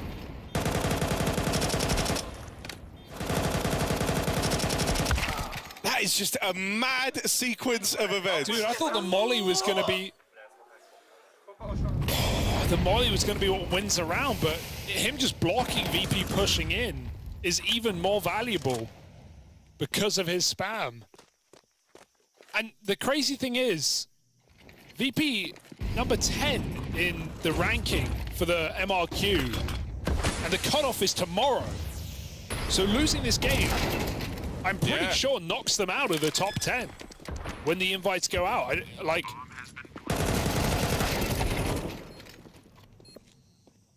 I don't want to say for certainty, because prize money obviously is calculated after the event. Yeah. The cutoff is tomorrow. And so does this push them out of MRQ invite, this upset? From 10 to 13th. Yeah. On one loss. On one loss because of how big an underdog Rare Atom are. And they've come through swinging.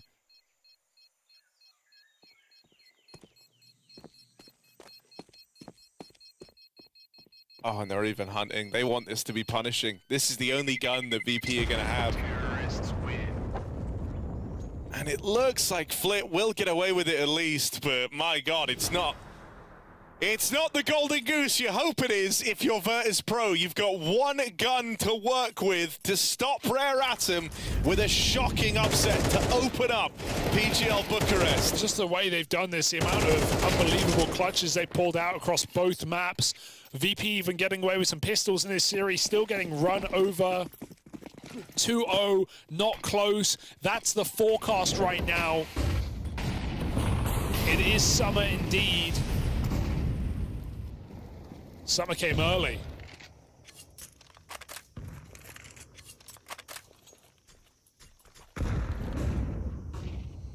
Contact into A main for Rare Atom.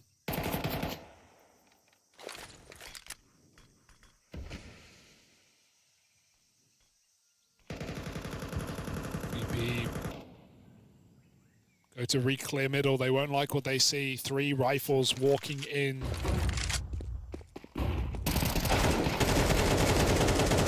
Stuff from the first pistol. Icy opens. Flammers takes it one step further. They're chasing him down for that trade. Can't exist for long. Rotates arriving, but they'll get cut down. One man made it behind the site. Fame's been spotted. Fame's been cleared. And all the host pro now rest on the shoulders of their $1 million man. Electronic in a 1v3. Backstabbing through main. Rare Atom entrenched, and with one hell of an upset about to come through. Electronic tries his damnedest, but it isn't meant to be. A shocking upset win to open. Rare Atom with a 2-0 over Virtus.pro. Just an unbelievable game for Rare Atom. There is no denying what we've seen today. They come through individually looking extremely sharp. As a unit, the calls were incredible. Some of these T-sides across both maps looking really dominant. That Mirage was a glory to watch. You know, it was seeing those A execute, seeing those fast mid takes. VP had no answer to it, even though they get to Ancient. We had these rounds early in the game where VP could have cemented themselves, they could have stabilized. They lose to diffuses in clutches, in one-on-ones, in one-on-twos, and they just get the bomb stuck in front of them, and the whole game crumbled around that. VP lose a very awkward matchup, and it may put their major qualification into question. I would like to get that clarified, right? Like whether we wait till the end of the event for that to be calculated, or if does that kick VP now down today ahead of the MRQ invites tomorrow? It's a big question because that is a huge upset. Come on, Graham Pitt, you know. Tell us the answer. No, this was, this is mad. Like, it's not even, because there was always a world where Rare Atom could have won this. VP aren't mega consistent as a team. It feels like they're still building, but it's the fashion in which it happened, right? Like, map 1 was very, very dominant to Rare Atom. And I was ready to be like, okay, maybe it's just a slow start for VP. Surely they can bounce back on Ancient. Because I think also when you look at like Rare Atom's successes on Mirage, and they had things like the clutches coming through from somebody, you had, you know, some sick like opening moments from Summer and Child King. It was like, okay, these are cool. But the clutches are like adding to an already dominant game. You're like winning harder. Here, every clutch had some serious ramifications for Rare Atom. Most notably, it was that crazy 1v5 from Summer, the one that we're seeing right now. But it was the fashion in which these rounds were lost to Virtus.pro. You could see them trying to, and you know, I kind of want to give some credit to, I'm assuming it's Electronic calling this, like the fact that they were giga-tilted towards the end of that first half. You could see it in how the rounds were playing out. But then going into the CT side, they tried to play more group. They tried to lean into these retake setups. They tried to be more proactive as a team and make moves with, like, you know, grouped kind of wolfpack plays of clearing out mid, going for lane control. They were trying all the usual configurations a CT side would look towards, and so often it just wouldn't work out. They couldn't break through, whether that's in the pistol to open up the second half, Flit finding an opener, going 5v4, teeing up to play retake with the rest of his team, and then they lose the pistol dominantly. Then they get the exact same thing after a little streak of rounds. They find an opener, 5v4, set up to play retake at B. Summer 1v5s them. Every time they tried to, you know, lean into just playing by the numbers and playing as a team, it felt like it let them down. As crazy as statement as that is. But we saw the opposite as well. We saw some T-side rounds where VP1 player would walk into B, he'd get the kill, his team aren't ready to go, he still commits, he gets traded, then they're sort of filtering in. Like, VP just couldn't nail how they wanted to play, whether it was, you know, very individual or very group. The thing I think, you know, I imagine if you're VP, you're probably thinking, damn, like, we were kind of our own worst enemy there. We tilted hard, and we were making weird plays. Nothing was working. But I don't even think that's the whole truth. That's kind of the way I'm looking at this, is in the moments where they did try and compose themselves, they still lost just as hard. It, like, just kind of looked a little better. Yeah, that's a wild way for this tournament to start. And man, Rare Atom, let's talk about them as the victors of this. Bro, this is sick, right? We said coming in, we want to see improvements from what this squad showed us during Shanghai. And they've been playing a bunch domestically. They've been looking really, really good there. They've got a lot of reps in right now. So we were hoping they would come into the tournament hot. We were hoping they would show kind of level up, right, from when we last saw the team internationally. Taking down VP, I think it's safe to say, has ticked that box. And now I'm going to be watching Rare Atom very, very curiously over the remainder of the event, as now they sit in that 1-0 position after taking this first BO3. Yeah, so often you see these games happen and they'll come through, maybe they'll surprise a team and they'll take the first map of the series. You're like, wow, they're here. And then, you know, the other team will wake up, they'll dial in, they'll reset, they'll win the series 2-1. But it's not just a Rare Atom do it and do it in two. Both those maps were one-sided as hell. VP were never truly in it. They got some consolation rounds towards the end. They didn't even do that on Mirage, and they get dominated. So Rare Atom, an undeniable win, an unblemished win, full of clutches, full of great rounds. So and when the tournament started like this, bro, now we got G2 GamerLegion coming up as our next one, Hugo. Like, in my mind, it's all off the table today, bro. All bets are off. For the record, I had no expectation that this would be an upset. I think G2 GamerLegion has upset written in big red writing, upset alert. I can see it now. G2 commanding position. They're set up like, it's like 12-4. Oh, it's OT. You go, you like turn the stream off. You're like, oh, I'm going to go have breakfast or lunch or whatever time of day it is. And then you come back in the room and they're in overtime and they're losing. I can see it happening, bro. I can see it happening. Well, I've actually checked the time, and wouldn't you know, it's time for G2 GamerLegion up next. I think. Was that your little... Yeah, nice. Loves you, but she can't love me. But I love you.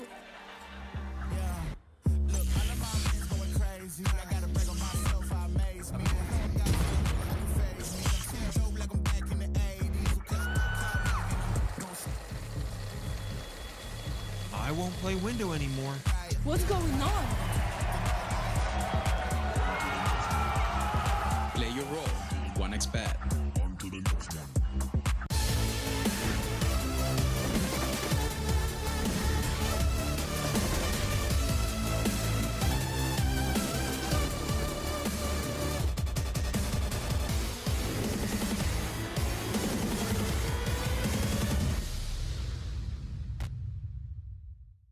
human body was built to move. Not trapped at a desk in one singular posture for 12 hours a day. It's time your chair evolved. This is Secret Lab Titan Evo. Ergonomically engineered for you, gamers, hybrid workers, artists, backing your every move.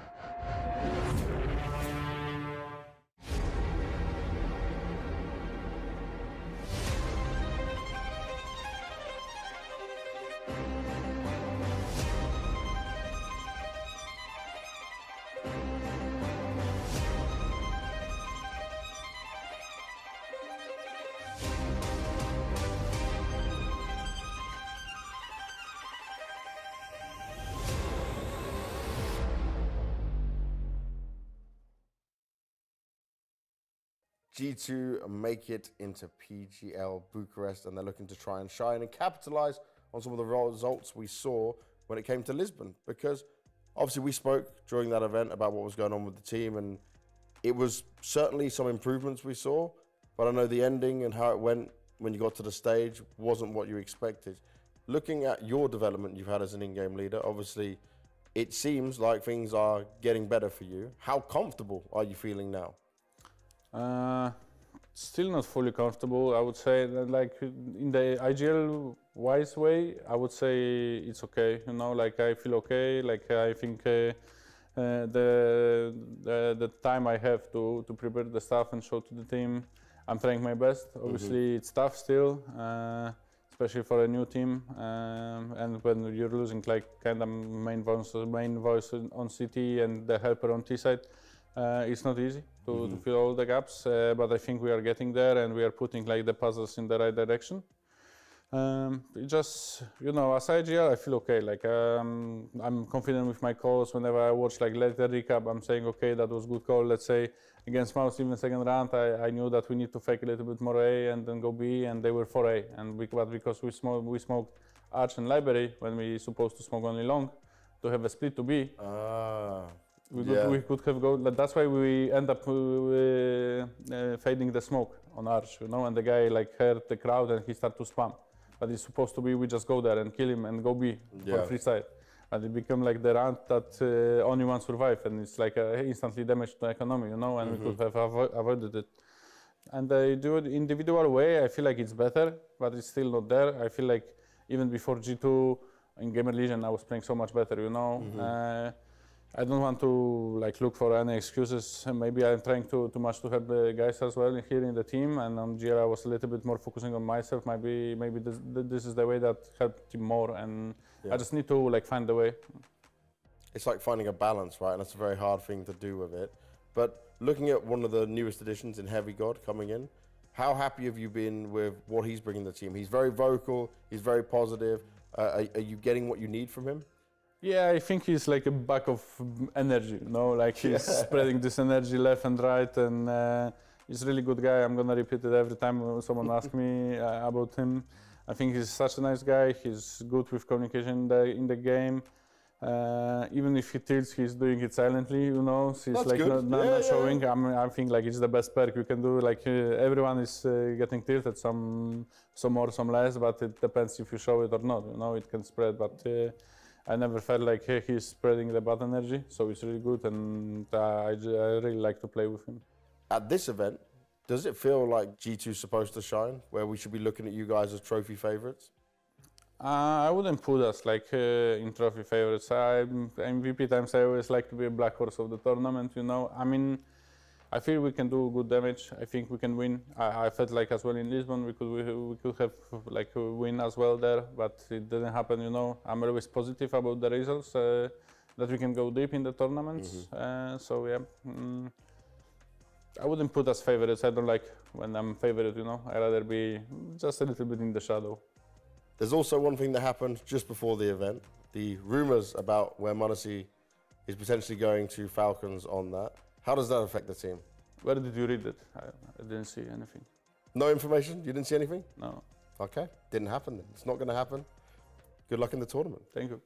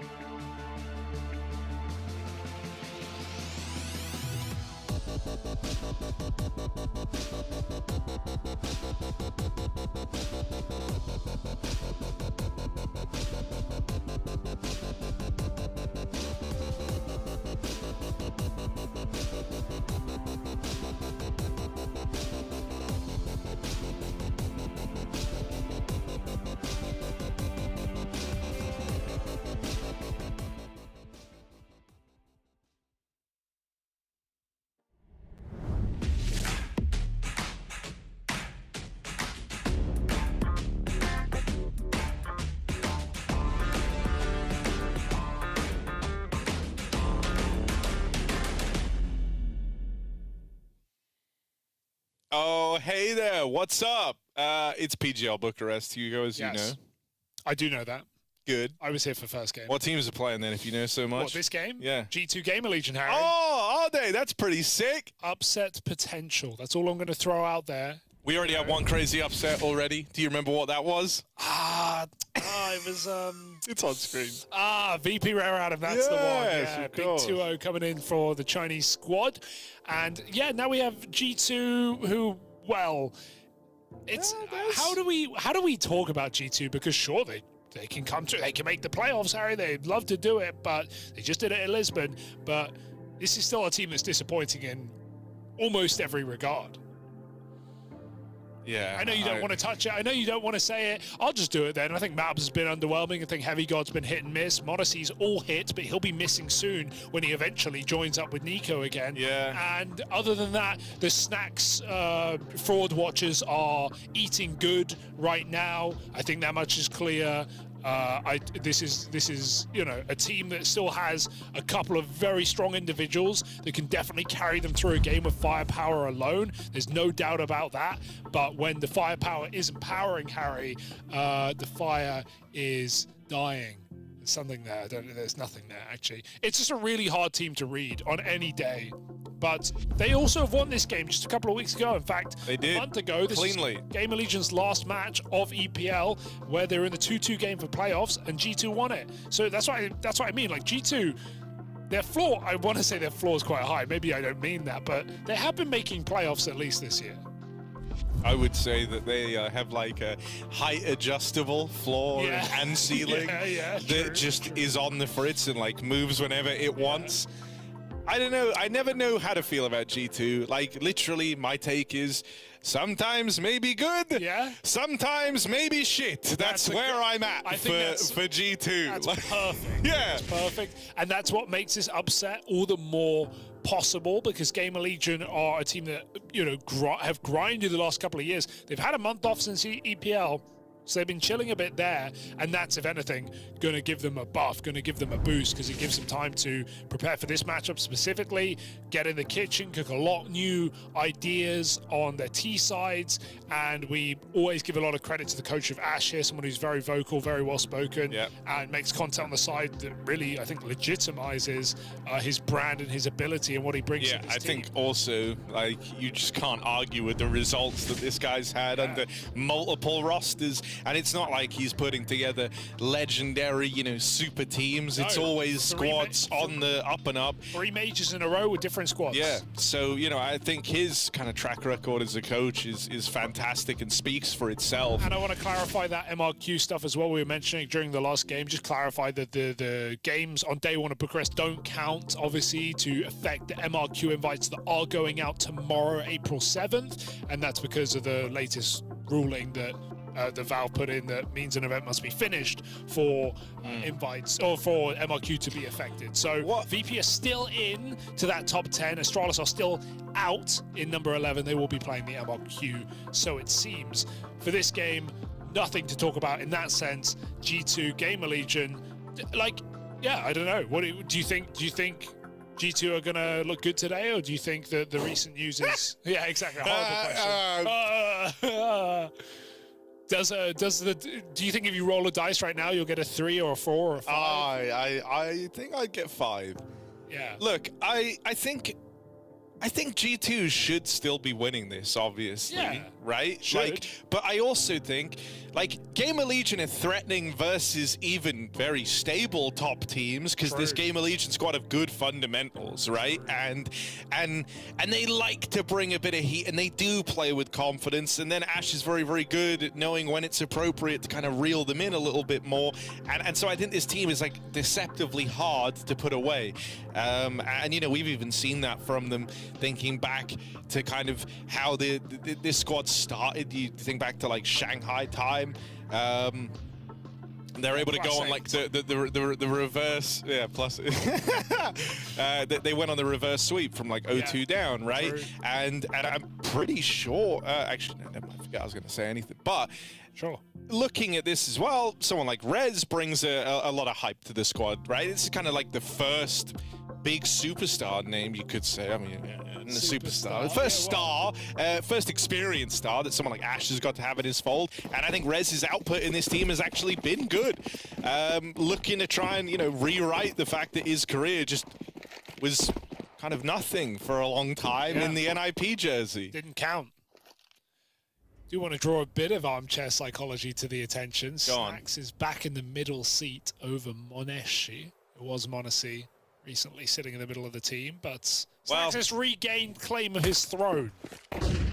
Also, like, if you're doing this whole weird thing as an experiment and letting the opposite in the middle, which is fine, like if you experiment with that, but if he is going, maybe you want to go back to something more normal. Oh, that's a nice kill for Rez. m0NESY with his back turned as Heavy God will respond. 2 kills from the jungle makes up for that awkward mid-control going the way of GamerLegion. Hunter, he's known for his pistols.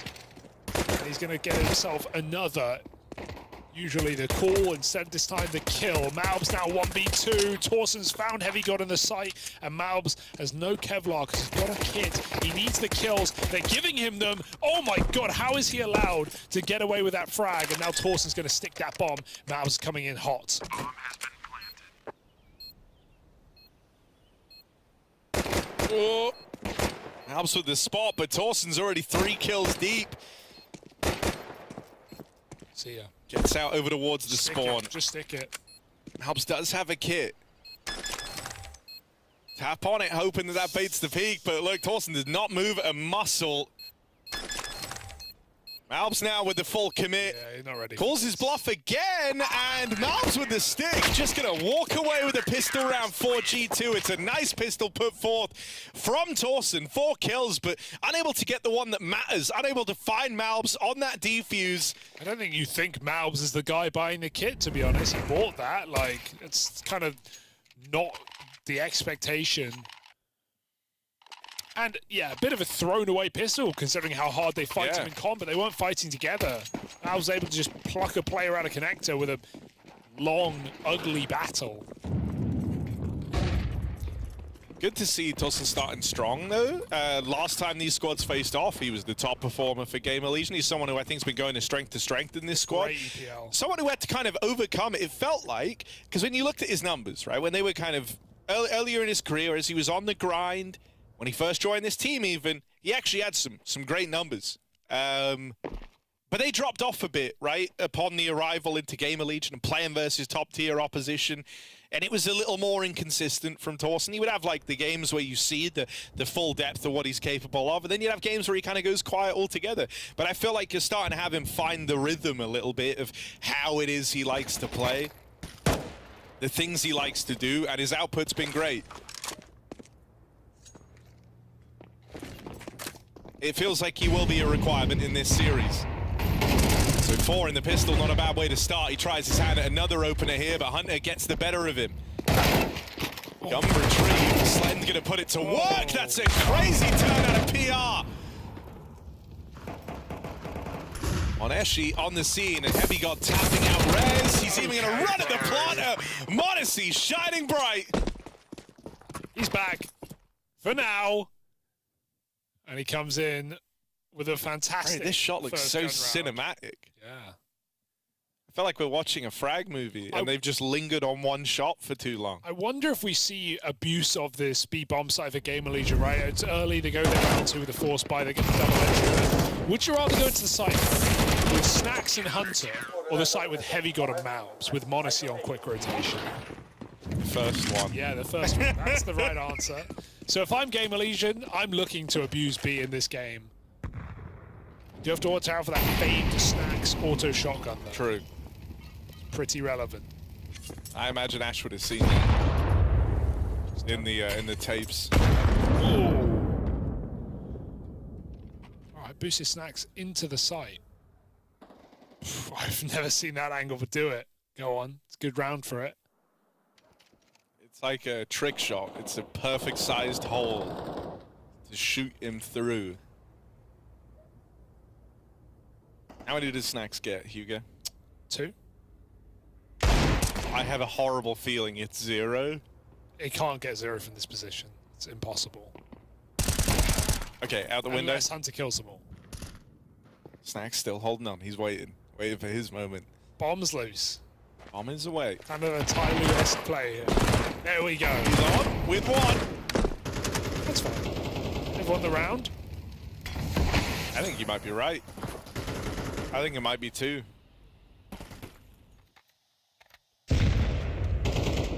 What? Why are you looking at me like that? Are you thinking, is this how bad things have gotten? You're being a bit facetious. Being facetious or whatever you just said. And Go! Go! Activate! Snacks! Activate! What are you doing? He just knife. He had Just, it. like, rubbed his head against his Blocking groin, him. bro. He had to kill. Come on, bro. Come on. Yeah, it's MongolZ here. I get it. Things are awkward right now, but like, come on, just high five the guy. All right, I want a big MongolZ game here. If we're gonna have G2 looking good to start this, this event, I want to see MongolZ come through and just show us why he's the best AWPer. Is he the best AWPer, Harry? Or is it Slend? Or is it Slend? Yeah, no, not obviously ZywOo. It might be Slend. Slend, ZywOo, MongolZ. That's the top 3. Heard it here first. No, sadly, it's probably not Slend. He's been a bit, like, hit and miss. There was a lot of hype around him initially. Hang on a sec. We'll hold that thought because this skirmish for the A side has now started. MongolZ actually going to play through this with the smoke drop. Has to continue the spam. Trying to thin the herd even more so. That's an awkward molly extinguish. Yeah, that's smoke just put it out. It's crazy. And so that's going to allow G2 to keep harassing over the stairs. It's a real problem. It's not what they wanted at all. Don't know how that smoke blooms enough. Bombs resetting. G2. How long will they hold on here? They can't sit here forever. At a certain point, you must call it. Yeah, there could be a player in B. We never saw Rez, who was top middle. G2 really don't look worried. They're holding the short control. They're in no hurry right now. Good flash clear in middle. MongolZ and MongolZ both swing together. That's a lot of information. Frees up this under drop, it looks like. Oh no, it's MongolZ in window, making the ladder jump. And now he's got B control. So G2 are not too worried right now. MongolZ in just an excellent position to win this round.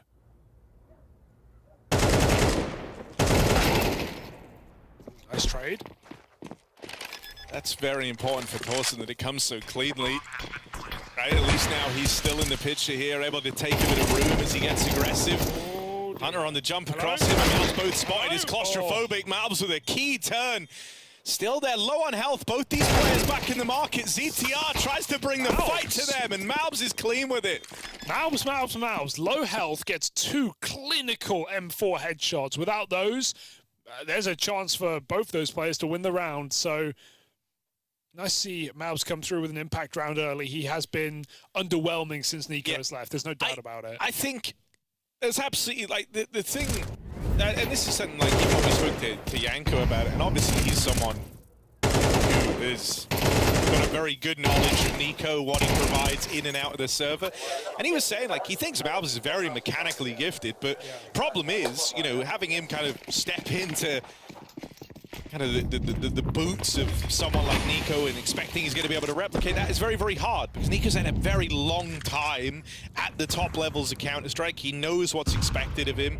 He knows what to bring to the table, and for anyone else, you're gonna have to learn those things, right? And it feels like MongolZ is still there a little bit. I think the other thing that is probably hard when you look at MongolZ is like joining this G2 team was meant to be his big break finally, right? For the longest time, kind of stuck overseas, trying to break through into the top levels with America's teams. And going to this G2 project was meant to be his big breakthrough moment. And then you look at what happened to the team post him joining, Nico out, now rumors of MongolZ swelling. This is the breakthrough, but not how you wanted it if you're MongolZ, right? You imagine you were going to a top squad, you were going to be competing for trophies. Instead, it's a lot more about him. It's an opportunity he's going to have to learn to seize, right? He's going to have to become kind of the defining character in this G2 squad. But it's different circumstances to when he joined this roster. Yeah. This is great for MongolZ, farming on that AWP. One man made it past him. PR got out over the wall to the truck, but this has been heard. And MongolZ, that laser cuts through GamerLegion on the B hit. MongolZ has landed in Bucharest. 4 kills off that AWP. The moment it's brought out, the full force of it felt by GamerLegion. First class for MongolZ. Just wallbang that last player with no visual spot. My goodness, MongolZ continues to impress, but never surprise. We expect him from him at this point. And just finishing the MongolZ conversation as well, like, you know, when he joined this team initially, he went from kind of star roles, Nico-esque roles in M82, more supported player, guy anchoring, you know, and he actually looked his best on G2. Obviously, when Nico was in the team, and I think that is not only because, you know, he adapted well to those positions, but I think that shows how valuable Nico is just as a player. I think Zonic even called him. Zonic even called Nico the best CT side caller he's ever coached, which is that's an insane statement. When you consider the team Zonic has been on, and even just the Astralis era. So, my point being, you know, now MongolZ has the weight of the world on his shoulders. He's not Nico, you know, he's just not Nico. It's fine, that's okay. The bar's quite high.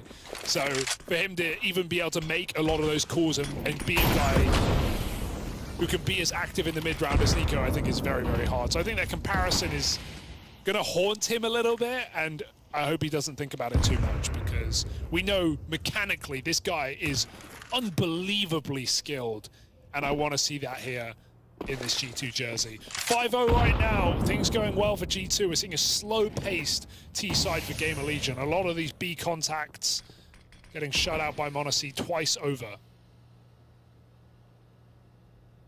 Back in spawn with the orb this time. GamerLegion make it to ladder, but they only have 1 AK on res, resetting top mid.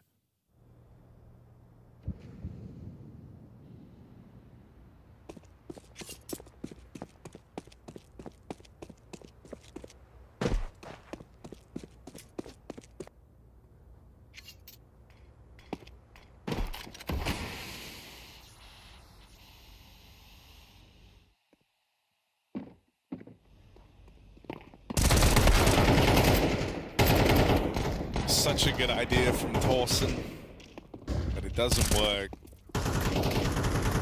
Snacks might be screwed in the meantime, though, as he's kind of locked in the apartments. Rez will get past him. Still, the rotates arrive as they spend a lot of time trying to ice out this Apps player, and there just isn't time for Rez to win this round. MongolZ's AWP delivers. Ace is the right word. Probably wondering why I said it was a nice idea from Thorson when all he did was run through a smoke in apartments, but it's because he jumped, he hit the wall, and obviously he was trying to go through, and then Rez would come through after to trade, but by hitting the wall, he made it look like he was going through, so thus sending Rez to his death, meaning that Thorson could have grabbed the AK. That's how I would have played it. Oh, that's what, okay. Yeah, right? Bait. Yeah. Like the best way to bait you. I've accidentally ran into the wall. Guys, my keyboard's messed up, I can't take spawn. Yeah, you've done that. Dude, MongolZ, it's just like you put a player on his screen, he's dead. Like it's every time the enemy's dead, every time. It's actually just not fair. Look, put him on his screen. Okay, well, he's on the screen. Okay.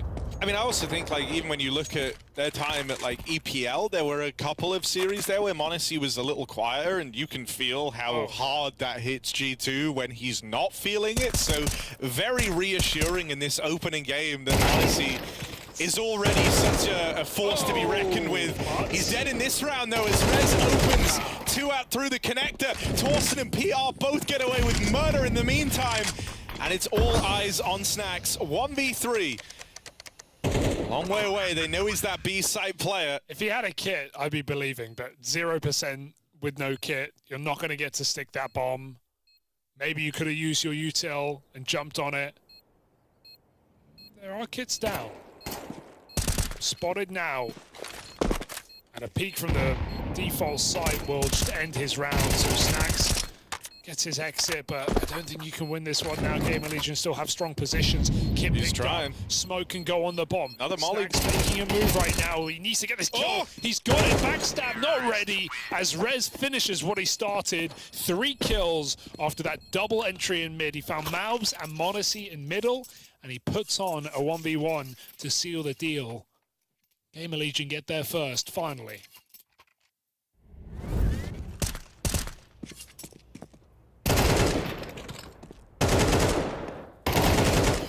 Talk about how G2 look a little off, very off when m0NESY's not performing. Well, man, this is a team that has lost Nico and may well be losing m0NESY. Where does that leave this organization, this roster? Draws a lot of questions. Oh, great flash.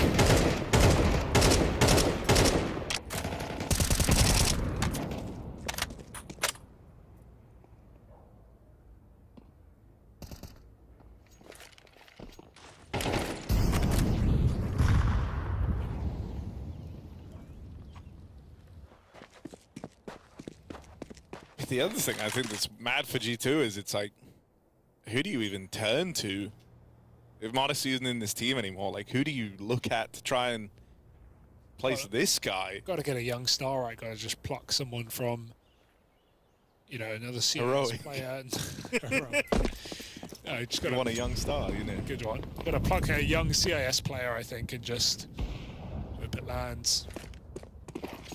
And, you know, maybe this is too harsh to say at that point. Like, what distinguishes G2 as a tier 1 team? Oh, nothing. From a tier 2 team? You have a very unproven roster. Yeah. I mean, other than Snax and Hunter, Malbs and Heavy God aren't proven at the top level consistently. They're in a very different position, but you do make bank from selling Nico and m0NESY, so there are buyouts available if you want to get wild, Harry. That is an option. Just throwing it out there.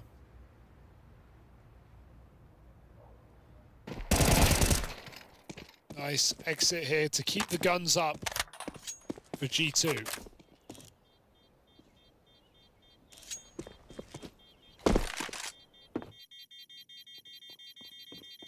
GamerLegion's head, they're saying 6-6. That's what they're going for. Terrorists win. Could very well do it now they've broken in. They just need to get rid of this cash for G2.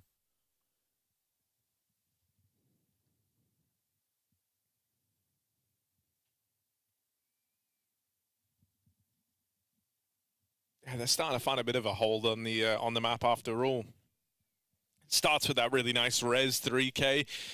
Including the 1v1 over Snax, and now they start to chain together some success on the back of it, breaking through that B site. Timeout called in for G2. You can see that Ash is not wasting the opportunity that G2 have given him. He's speaking to the gang.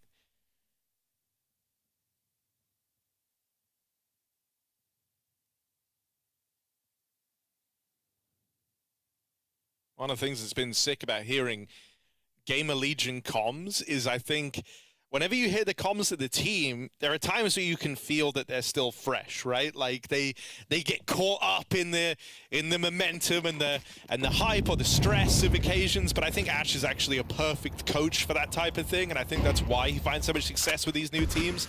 A lot of his timeouts are about making sure the mindset's there, the communication's there.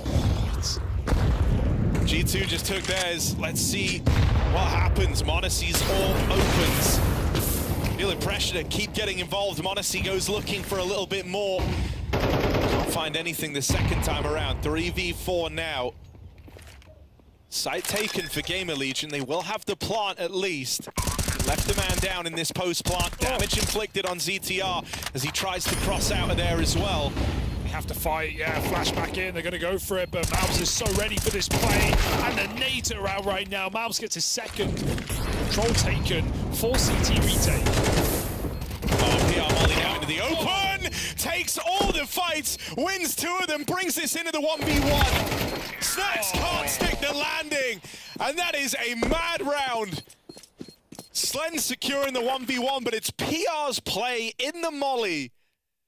He had no choice there but to fight in at CT, and he got out with 2 kills. Actually reminiscent to me of an old Nico play. One where he gets mollied in vents and has no choice but to fight. And makes that is such a valiant hold. Dude, PR's a real young talent. He's someone who saw Katowice just absolutely blow the roof off that place. Had some unbelievable games, destroyed Astralis. Even took down MongolZ as well. A pretty clean win, all things considered. So definitely a guy to keep your eye out for inside of this team. Good cover. It felt like a bit of an awkward lapse in communication there as well. They knew there was a second player in connectors. ZTR had a kill already, and Heavy God just turns away from it. Like fully open a con, shot in the side of the head. Yeah, maybe Con Dead call comes in. I don't think it's like, you know, at the end of the day, it was just pistols. But there was a lot of chaos there and a lot of wildness happening in mid. There was certainly a chance that G2 could have gotten away with a bit more. And now, you know, the reason why this is significant is like the whole nature of this game is changing right now. This was 6-0 for G2. GamerLegion win that 1 round thanks to the Res 3K. And since that point, they've not dropped the ball once. That 6-6 half that felt like a bit of a fantasy when this little comeback started is now very, very likely for GamerLegion. If they can win this round, G2 are broke and 6-6 is staring them right in the face. Yeah, it's a team that's never going to give up, and not just because we've seen them make that 0-2 run so many times to 3-2, but even just inside of a game, it's even easier to believe in that. You could tell as soon as they got that second round, they're all screaming like, yeah, we're going to come back in this half, we're going to make this game interesting. G2 may have started strong, but can they hang on to the lead? I mean, even when we had Slend on the cast back at EPL, he was kind of crediting like the vibe and the atmosphere within this team and talking about how it's a big strength of theirs and it's something that they're working on. I do wonder if the miss from this smoke was on purpose or not. Always a question. Slend going to get his entry. It's a clean kill over m0NESY, AWPing in spawn, so it's going to do favors for GamerLegion as they come swinging out of A. PR with a couple of crisp entries on the con player and the site player. Bomb planted. This is done. Yeah, you have to save, right? And it's because of what we were talking about earlier. Like, GamerLegion have done everything, all the legwork to make this an even half. And that's because, you know, your money's gone after this round if you're G2. So this save is required. And GamerLegion know that. GamerLegion will put bodies to go and hunt this down. ZTR's the front man. Now he's calling the rest of the squad to move out, fan out, and try and locate these players as well. It looks like Snacks is going to get away with his. Oof. But Hunter has been spotted up in these apartments. They hear him running away. I wonder, are they both going to get out? Because Rez isn't running this. Yeah, they're fine.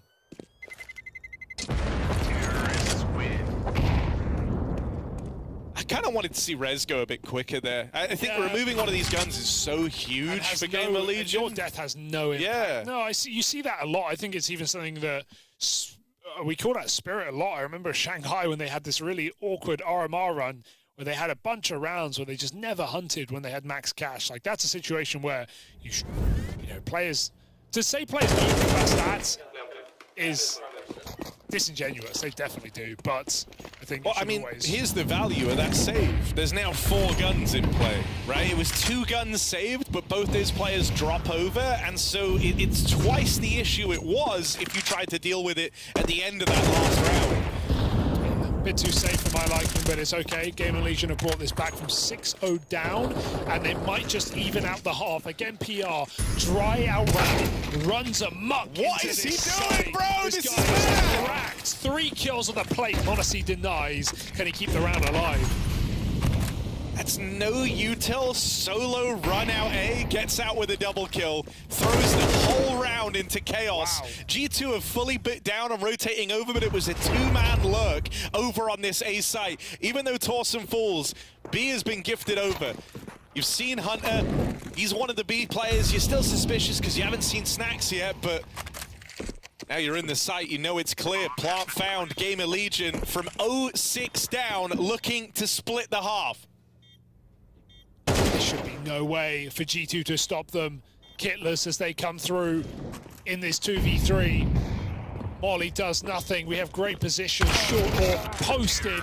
Connects, as does PR. We expected at this point. GamerLegion, a fantastic clawback. 6-0 down. They find 6 rounds.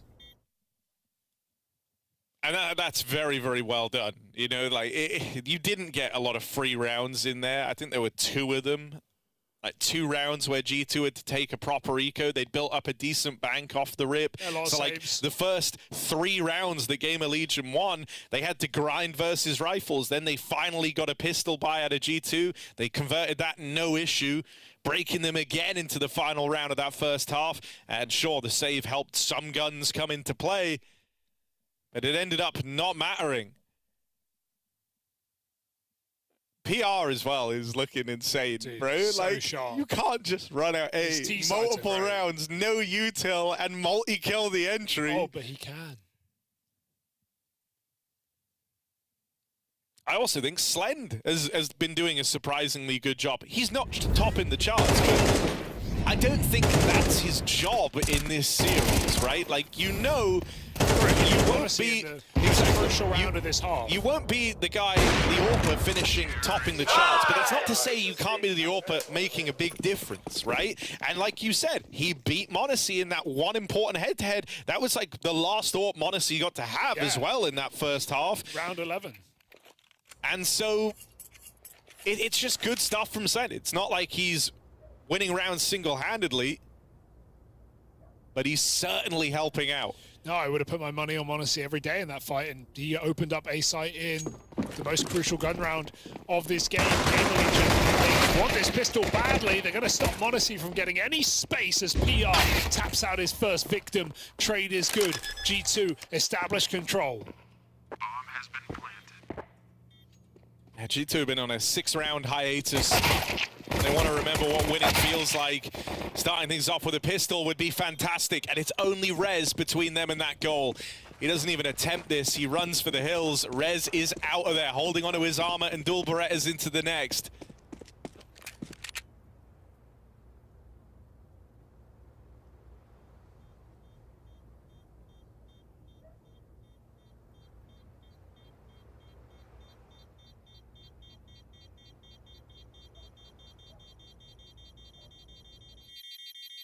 We definitely got a game. That's a good sign. Terrorists win. G2 both pistol rounds, looking to convert their second as well.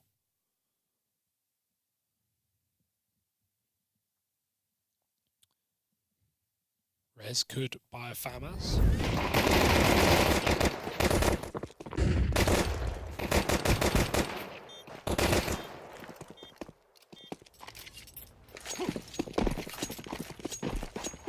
Full eco here. GamerLegion want to get the guns up ASAP.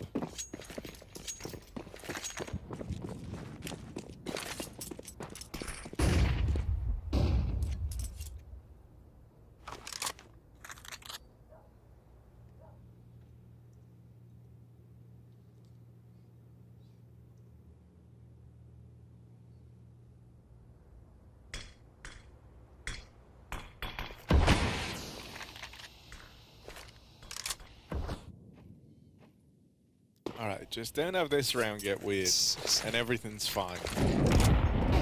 Say that a little while. No, you shouldn't be worried. They're going to the right site. There's only 2 players there. It's USPs. Well, fine then.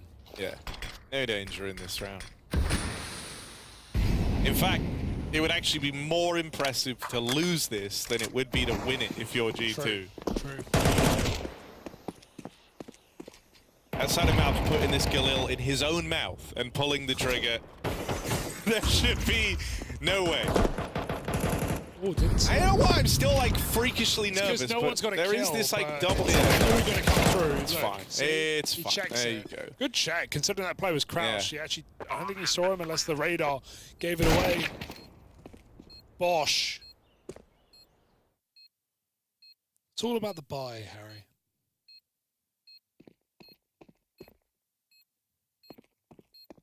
Hunter is so suspicious about this corner. That's why. And with good reason.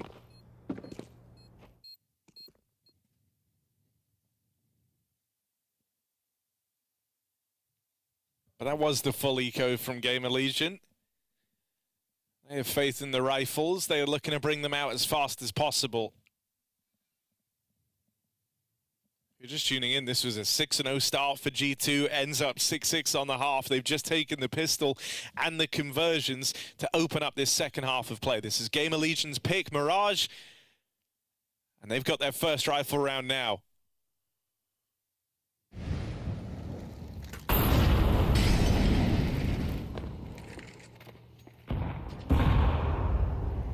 Very lax on this mid control, smoked out in the window. Smoke's dropped in over towards Con as well, and so GamerLegion give up this space for now. 4 strong over towards that A site, so eventually they will feel some pressure to either make moves or dismantle this 4-man stack. Taking ramp. A lot of info, but none of that will matter because it feels like G2 are about to pounce on this B bomb site where only ZTR bottom of the server sits. Could just be the round here off this kill. He needs something if he's going to attempt a retake. Now's getting tagged up in middle, but this hit is inevitable here for G2.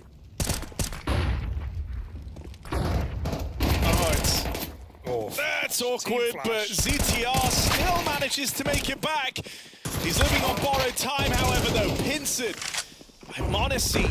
That's the snacks out through short, and yeah, that is the... Without that, I think he gets a second, and they're up 5v3. I mean, he at least doesn't get, like, bought down to 10 health, forcing... Because also, the thing that was, like, giga awkward there was, I think it was Rez, like, felt like he had to fight to try and help ZTR, because they're running at ZTR, who's low. And so he gets put into a fight that, like, you feel like he could have taken a better one in. ZTR full blind is like 10 HP past that point. Kind of lucky to even be alive. And yeah, G2, thanks to a free bit of mid control and then an awkward flash from GamerLegion, managed to get out of this round with next to no damage done their way. I love this hunt for Heavy God. He knows just how valuable a kill here is going to be. Can't find it, but that was absolutely worth the risk, throwing in a player there. Still means GamerLegion have something in this follow-up round, but G2 are picking up a bit of a lead now. And they should be 10-6 without a heroic moment from one of the GamerLegion players. It's a free peek here. Considering G2 hung around the middle for a long time and didn't get punished, they got to be pretty happy with that round. Just traded very efficiently. Now we even have Monacy's Orb in play. Holding for the under boost. Ready for everything, this guy, but it's instead the window boost. Putting Torsen in position. PR on connector. He might not be ready for the Orb to get bought up in this round. Just missed him. PR very lucky. But for how long? It may run out.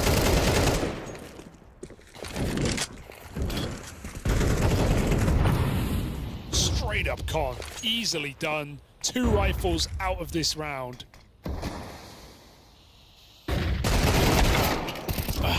Slend wrecked. Just very tight here for G2. I think that's the right word on this T side. Really grouped, trading efficiently, not going too fast, getting the space, letting the kills come to them. PR feels the pressure, just swings con there. No, I think this game could have been a disaster for G2, feeling like they lost out on that initial kind of momentum of the 6-0 start, only to let GamerLegion tie us up. But you kind of lay all that worry to rest if you come into the second half and just dominate. You can say, yeah, sure, we probably shouldn't have let them in so much when we were, you know, leading on the CT side. When the going got tough, we rose to it and we got going. That's now 10-6 for G2 and another one of these very clean rounds to get them there. So now this T-side money is building up, and that kind of was, it wasn't as much of a focal point on the comeback, but there were still 2 free rounds in there for GamerLegion. It's nice if you're G2 knowing that you've got kind of 9-10K per player to fall back on for when GamerLegion do find their one round back in. This is the round. It's either GamerLegion pick this one up or they're going to get stomped on Mirage. Like, there's no question. This is going to be 13-6, or they can win this round and they can carve something out of this CT side. But yeah, G2 have done the legwork necessary. Ash is calling in a timeout to get ahead of this. They need to get their ducks in a row, Harry. Yeah, no, and you know, the last time we saw GamerLegion play was in that game versus G2 at EPL, right? So they've now had weeks kind of to refine their game plan, but also in terms of getting ready for this matchup, right? Also, this was them heading to Mirage as a bit of a difference. It was Inferno last time, or Nuke rather. But yeah, you know, like mixing it up in this map pick, going for Mirage, hoping that this would be their way to break through G2. You assume that means they've seen something they could look to exploit. There were a lot of those B hits in the first half. It felt like maybe that was a bit of the game plan for GamerLegion, but it's not worked out thus far. Here we go. So this is the round where they have to change their fortunes here. Slend opens on that AWP. Malb's late lurk could be really impactful here, but again, it's up to ZTR, who's alone right now in the bomb He missed. site. Slend turn around and got back in time for Malbs. There's the entry. Can G2 win a 3v5, or is this too much to muster? We've got 2 players in the site. Rez has crept in behind the smoke. ZTR gave Monacy a chance, but he's not going to take it. And they're not ready for the player tucked in. The rotate is in time, leaving Heavy God without any to win this round. 1v4. The apartments wrap is the thing that scares me. That's the one that could put a stop to this. Heavy God, but he's got the spot off. Okay, that was the danger, man. That was the big threat dealt with. Heavy God, now the ball's rolling. Time to put a fresh mag in that M4. Heavy God, 1 versus 4 as this begins. Gets it down to the 1v1. PR might be topping the charts, but there's no stopping Heavy God. Yes, there is. PR stops him in his tracks. Woo. 1 kill short of the 1v4 clutch out of Heavy God. Just the worst way to win a round if you're GamerLegion, right? We said that round is required for the comeback, and you win it. You could have won it clean. You could have kept your money. You could have kept your orb. You get out with 1 player. G2 do everything. Heavy God does everything he can except close that round, but his 3 kills have impact. GamerLegion just trying to stay alive, trying to hang on.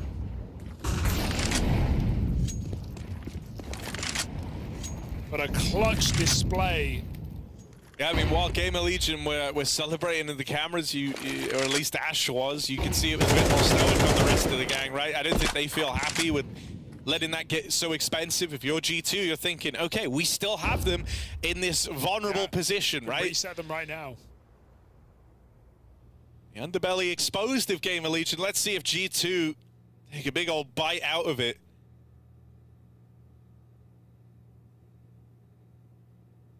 Also, there was one detail in the last round, like the Malb's late lurk really did nothing. It let G2 down a lot.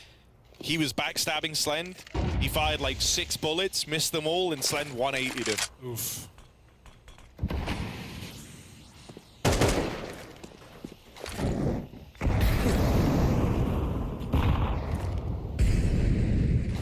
using the nade just to get con control, but Torsen responds with his.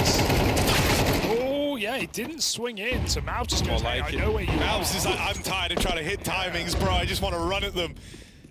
MongolZ will get smoke spam back out. MongolZ once more bested by Slend. Snacks. It's only Slend. It's only Slend. They know this AWP is out towards CT. They know they've got him trapped in a box. Slend wrecked by these flashes. Now ready to go. Up and over for Hunter, who brings the fight to Slend. A risky peek, sure, but he makes it work. Two very nice kills there for Snacks in con. High impact and mechanically difficult as well. They come chasing him fast through con with MP9. Double there. I love this from MongolZ. He knows where Torsen is. Torsen doesn't force the kill. MongolZ just goes, yeah, I'll come fight you. That kill from Slend is even more insane. Yeah. Sees a leg. But G2 take the round. Clean movement for Rez, gets him in ladder fast. They see it, they're very aware. I think they saw him. Hunter. What a chase. That's the hero M4 gone.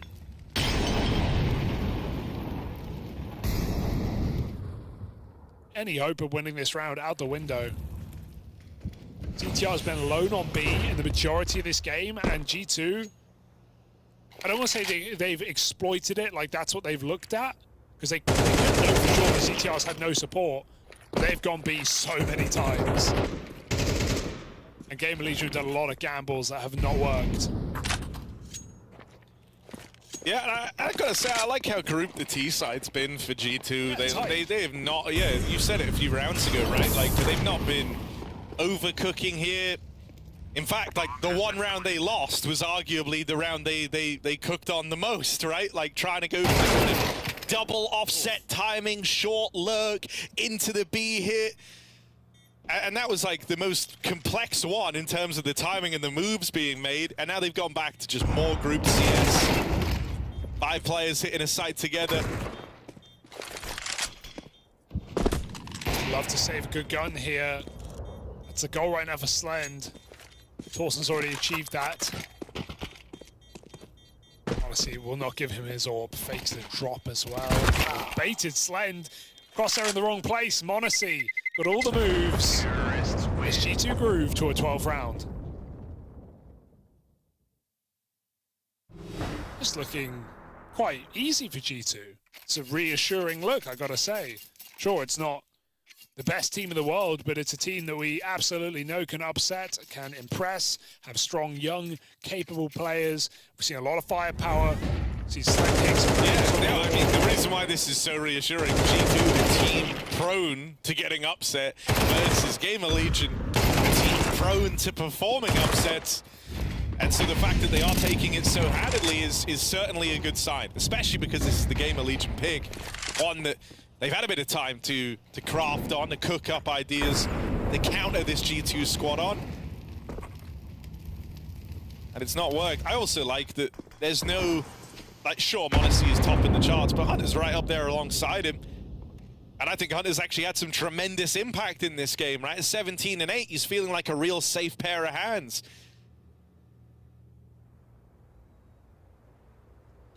MongolZ has been good at finding openers. And kind of the few rougher moments you've had for MongolZ are where he is, you know, more relegated to the later parts of the round for G2. One more in it for them. They'll be sitting a map up in this series with their one coming up next.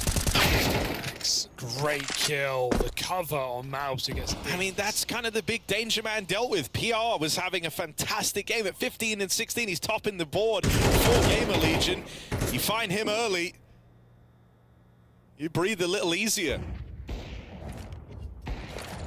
Slend got hit by that AWP shot.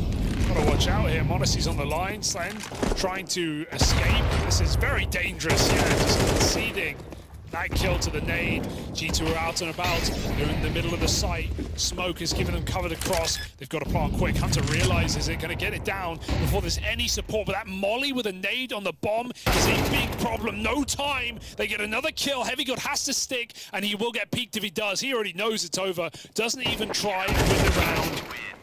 Will hold on to his gun instead. Can he get the orb? Yes. That's something. I think he knew he couldn't win it. They were in spawn. They got Hunter off with a nade. Locked out. It's so minor, but that was actually like, even in the save in the 1v2 at the end there, that was really nice from Heavy God. Like the kill in the CT player, and then looking for Rez, because you can hear him jumping around before grabbing the AWP. You know, if you think about it, like the few rounds GamerLegion have won here have both had one player surviving, right? Like, true. They are still at their absolute limit in terms of the money, and there is still concessions they have to make in these rounds when they rebuy. 2 MP9s up in this one. And so for G2, they can't shake this feeling that it's only a matter of time till they win this game. PR. Oh, Mal's low on ammo. ZTR with a swing out through the window. That MP9 finds success. They get past Mal's and they chase down Hunter. Wild scenes for ZTR. No respect. But some room was given up to make these plays. Some room was given over to fight for this mid control. And look where Heavy God has gotten to. Honestly waits with the bomb over in top mid, holding his ground as he goes back to get it. Nice tuck. He's giving his teammate time to win the round right now. I'm honestly not in a hurry to fight. PR back turned, dead in mid. Oh my God! Let's all just stay calm. It's fine. He got the kill, right? That's what you're telling yourself. Slend in this with the AWP. Here's m0NESY in top mid. Oh. That was the golden chance. And that was maybe the best opportunity m0NESY's going to give you, as now the smokes rain in on short. m0NESY barreling out through middle, and Heavy got spam. Oh, what? Slend caught him on the smoke. Now down to the 1v1. Heavy God, don't flub your lines here. Oh no, this was meant to be a done deal. Slend holds the angle. Heavy God moving in. Slend trying to offer GamerLegion a lifeline, but Heavy God wants to fight this, and he will. G2 walk away with Mirage. Tucked neatly under their belts. They steal the GamerLegion pick to open up this series. Dude, just a nice clean win for G2, I gotta say. Like a reassuring game where even when things went wrong, it was only slightly wrong. It wasn't disastrously wrong. Cataclysmically wrong, as it often is. Definitely seen those rounds for G2, but here, you know, they would lose a 1v4, but they get 3 kills in it, or they'd always save something, or they'd always, you know, get a lot of damage. That was just a reassuring win, I think, for G2. So GamerLegion had a couple of nice moments, more so towards the end of their T side, that 6-round streak. But once they entered CT side, G2 just played pack Counter-Strike, very grouped, trading really well. I also want to say Snacks individually had a lot of output. He did. Especially on that T side, finding a few key kills, closing and opening rounds. Yeah, honestly looking good as ever. I think for GamerLegion, this feels like a very frustrating map to lose, because I don't actually feel like there was leaps and bounds between the teams. A lot of this got decided by money down the stretch, right? Like once G2 got off to a good start in that second half, rather, winning the pistol, winning the first rifle round, that's already like a great place to be in. But then you're dead on. Every round that GamerLegion would win on their way to that game closing would be with one player surviving. And it's like at that point, you kind of can't come back. If your buys are getting worse and worse on the CT side, as opposed to better and better, you do feel a little bit doomed. And then that's really magnified by the fact that G2 got off to a relatively flawless, like 4-5 round streak to open up the second half of play.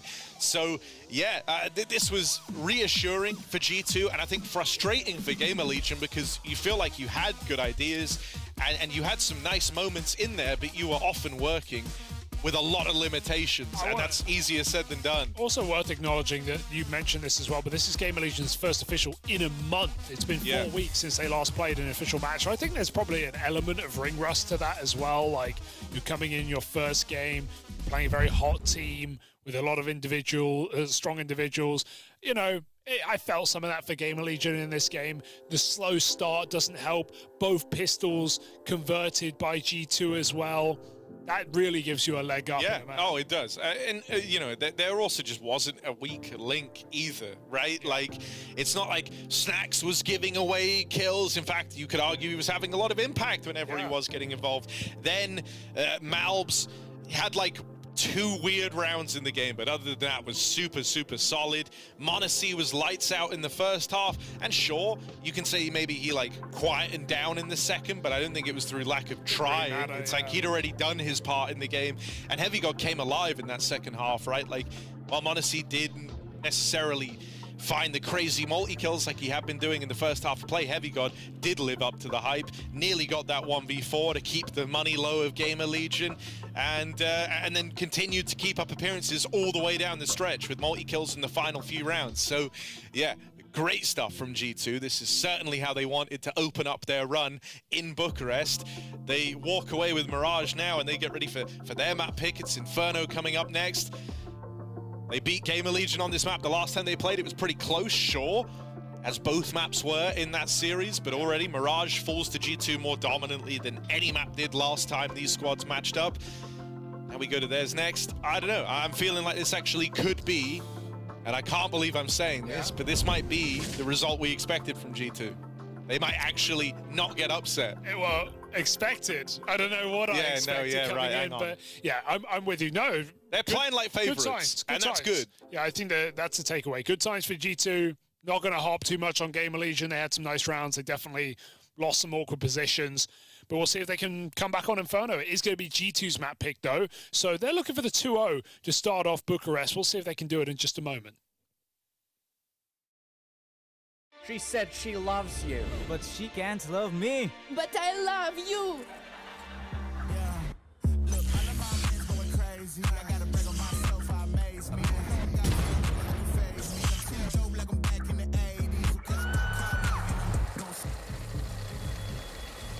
I won't play window anymore. What's going on? Play your role. 1xBet. On to the next one. The human body was built to move. Not trapped at a desk in one singular posture for 12 hours a day. It's time your chair evolved. This is Secret Lab Titan Evo. Ergonomically engineered for you. Gamers, hybrid workers, artists. Backing your every move.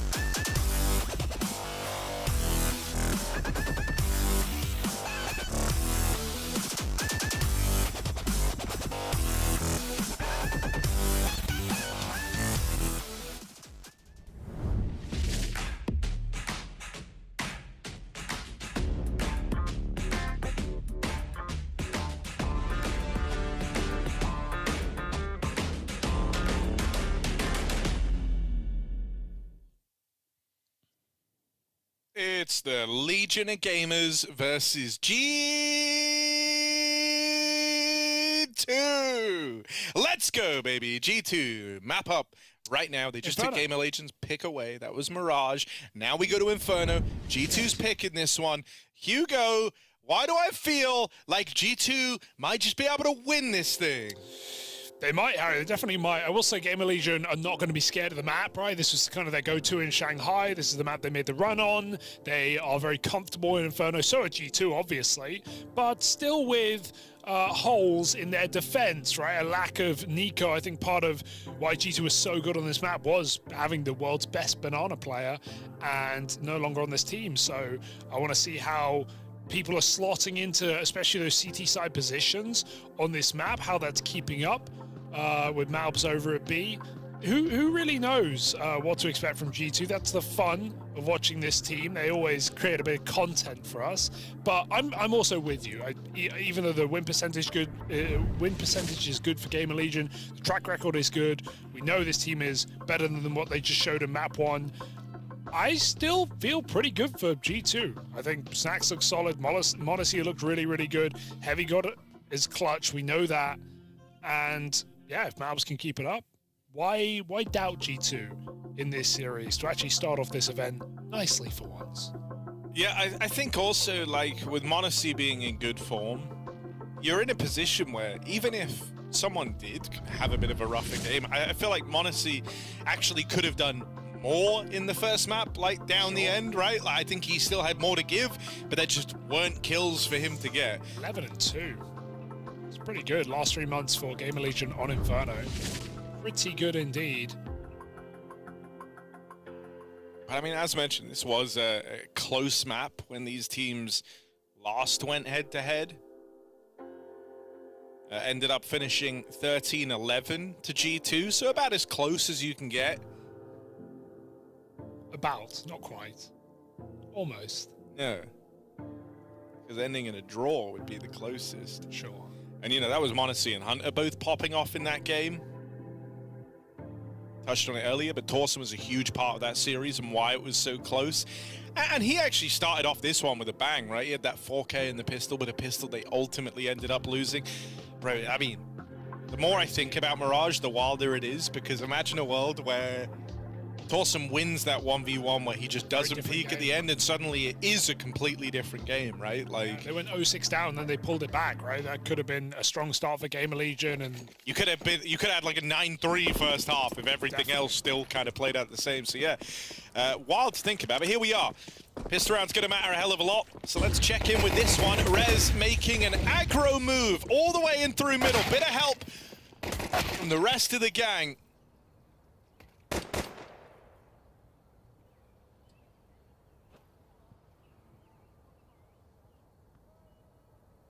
Round stalls out now. Nice aggressive play for GamerLegion to kick off this pistol. They still get away after the fact. Slend in the pit side. PR still with mid-info. And as soon as he gets a spot, he's going to go back to Moto and help his team out. Try and stop this A attack. While still remaining vigilant of a long split. So it's a good setup for GamerLegion, just playing inside of B. Smoke's going to isolate PR or force him to make a decision whether he wants to commit. He's going to, he'll need to, as his teammate's just been found out. PR in the back of the bomb site. This could be an easy kill for G2. They try and isolate him. They've turned a 2-on-4 back on its head. MongolZ with 3 kills in this pistol. Single-handedly driving a wedge between GamerLegion and their goal of getting off to a good start. ZTR around in the corner over on short, goes looking, spots MongolZ but can't get past him. MongolZ is on for the ace. The saving grace of G2 in this pistol round. And his name is MongolZ MD. Ace secured, pistol round with it. What a turnaround from G2. As MongolZ and Snacks' powers combined is enough. The lobotomist is in, and yeah, a bit funny on the end, but it's all MongolZ, really. It is all MongolZ in this round. Clinical. Just clean on every single one. 2v4. Oh, that felt like really good energy as well. Yeah.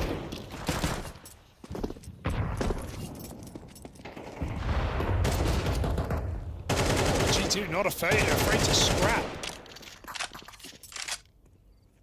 They've won all 3 pistols in this series. They're looking to convert their 3rd as well. Alps is 100% of G2's kills. Sure. 6-0. And they gamble. It's a reasonable call for GamerLegion. Everyone said, you know, Nico's hard to replace, but he never had 100% of G2's kills. How long is that going to keep up? I hope 20 not. seconds, I hope maybe? not long. Yeah. Or forever, because then it would be very funny. Oh, it's Snax. Does he remember? He's on it. Middle mouse click, jump throw. Nailed it. Boost smoke in.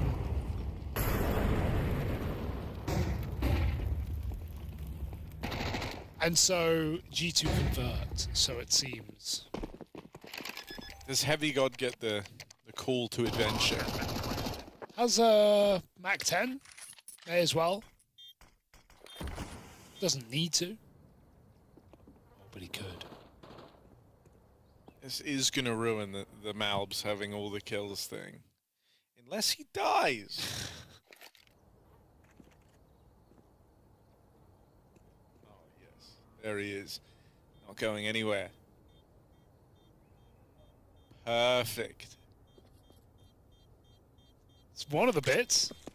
2-0 to Malbs MD. Yep. As I throw things around the room in celebrations. The 1v5. The 1v9 even.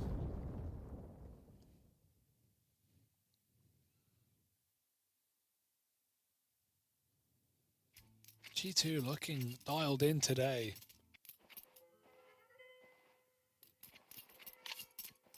I mean, with Malbs there, you hope so.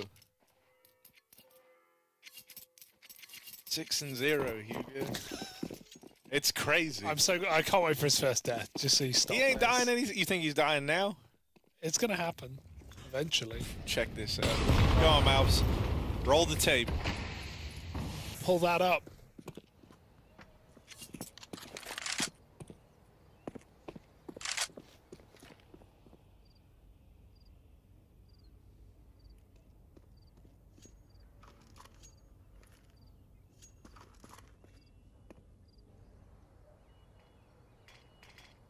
This is literally all I'm focused on right now. Well, luckily, the Malbs solo story. It's Inferno, so not much is happening. Yeah. Come on, guys. I'm so over this. Do we game really already. think Malbs can do it? No, we don't. All game, he's the only one with kills? No one thinks I don't know. I just have this weird feeling that might be how it goes down. Heavy God's about to farm them in apps, and G2 walk up banana. Third smoke down. ZTR's got a fourth smoke available. There's even a fifth smoke rotating. Are they going to win this round on util, Harry? I mean, a lot of other captains would see multiple smokes lobbed in and think that this is a fake, right? That there's one guy lobbing in util, and that is what it was at the start for GamerLegion, but now they've changed their mind. They've brought everyone over here. Where's the smoke?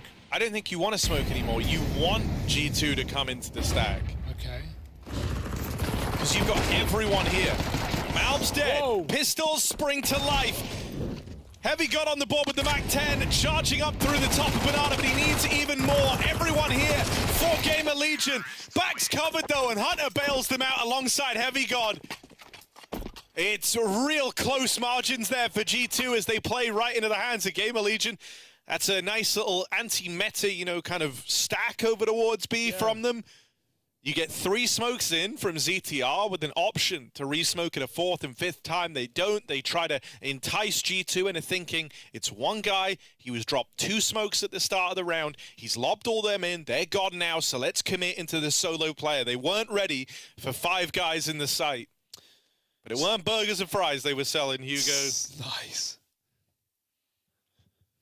Just a big box of peanuts, Harry. Slan's opened up though, picked mid, found Snax going wide. So already the orb for GamerLegion comes in with value. Had a lot of it on the previous map. Best in Odyssey multiple times in their head-to-head.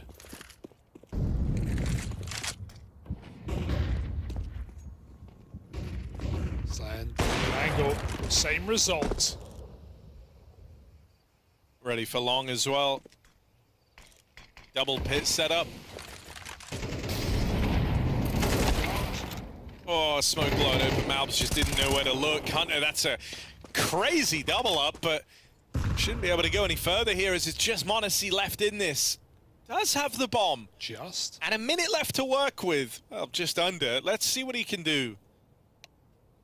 He's hoping right now that GamerLegion get a bit antsy. And maybe someone walks to him. So paranoid. CTR. Gonna be peeking in. Oh. He saw him. Oh my yeah, God. 100% saw him. But now they know MongolZ can wrap B, but he will have to run. Someone like spamming AFK or something? They're all chatting, having a little convo. MongolZ, yeah, not getting past that orb. Slan keeps it up, 3 kills, the 2 openers, and then, yeah, breaks the smoke, which lets his site players pop off. And G2 get held back on that A-Rap. GamerLegion don't wait long.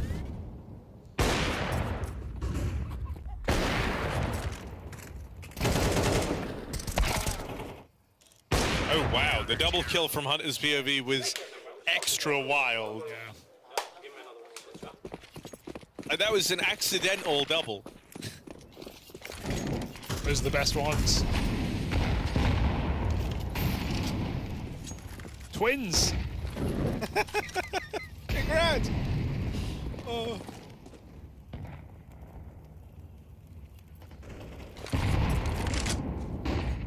Oh, their meaty nades still committed to the play. Oh, could have been great. Oh, it's actually not that bad. The molly will catch him on the end. That's funny. Nice combo for GamerLegion. I mean, Malbs at this point don't even have 50% of G2's kills, so...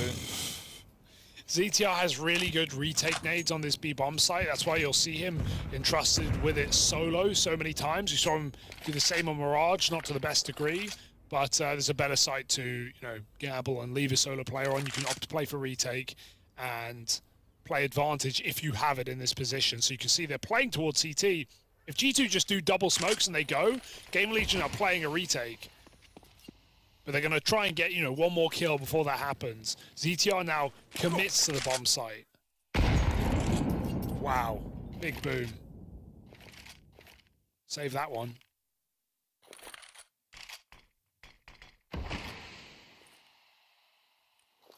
It's really good nades right now for GamerLegion. G2 have to go through. They have no HE to break it. That's really awkward timing-wise. It's a perfect start of a round. They're going to get in at least. Bomb plant comes through. Nothing that GamerLegion can do about that. And Hunter, even finding one through the smoke helps alleviate some of this pressure. 4 on 3 now. PR was even watching the flank, so as far as they're concerned, there's still players unaccounted for here. Ready to come through over at Coffins. They'll go right into MongolZ. Him and Hunter at this crossfire set up. MongolZ delivers. Snax lends a helping hand. Goes back to fight Slend. That's a very ballsy jump for Snax. Good thing he wasn't punished. Slend can't go anywhere in this clutch. And they are all around him. Oh. I thought I was just going to jump on it, but yeah, not much to do, and they're both dead. That really hurts for GamerLegion, who get the 5v3 exactly how they wanted to, giving up the site to play retake, and then ZTR goes for the spam on Coffin. It's a kind of play, I don't even want to call it a mistake, because he just wants to free kill through the smoke. But you know who needs the free kill through the smoke? G2 need it, because that gives them a chance to grab back a freebie. Hunter climbs over, he does that, and suddenly you're 4v3, which isn't anywhere near as advantageous as 5v3, as we can see. Those post plants are really hard to retake on this map. Really tight choke points coming through. Every step of the way felt like GamerLegion's round, but G2 steal it.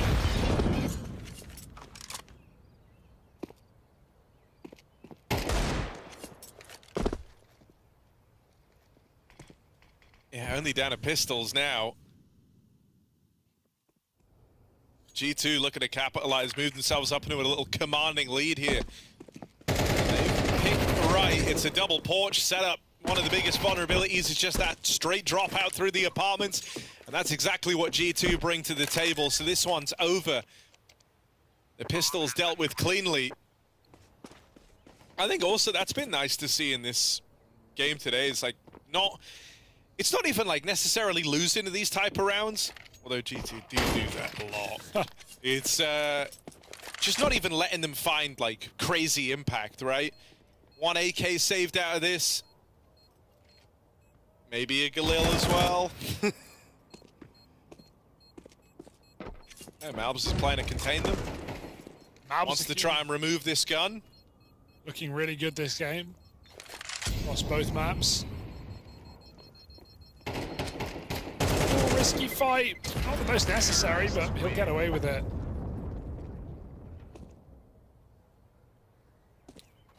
G2 are just racking up rounds right now. 5-1.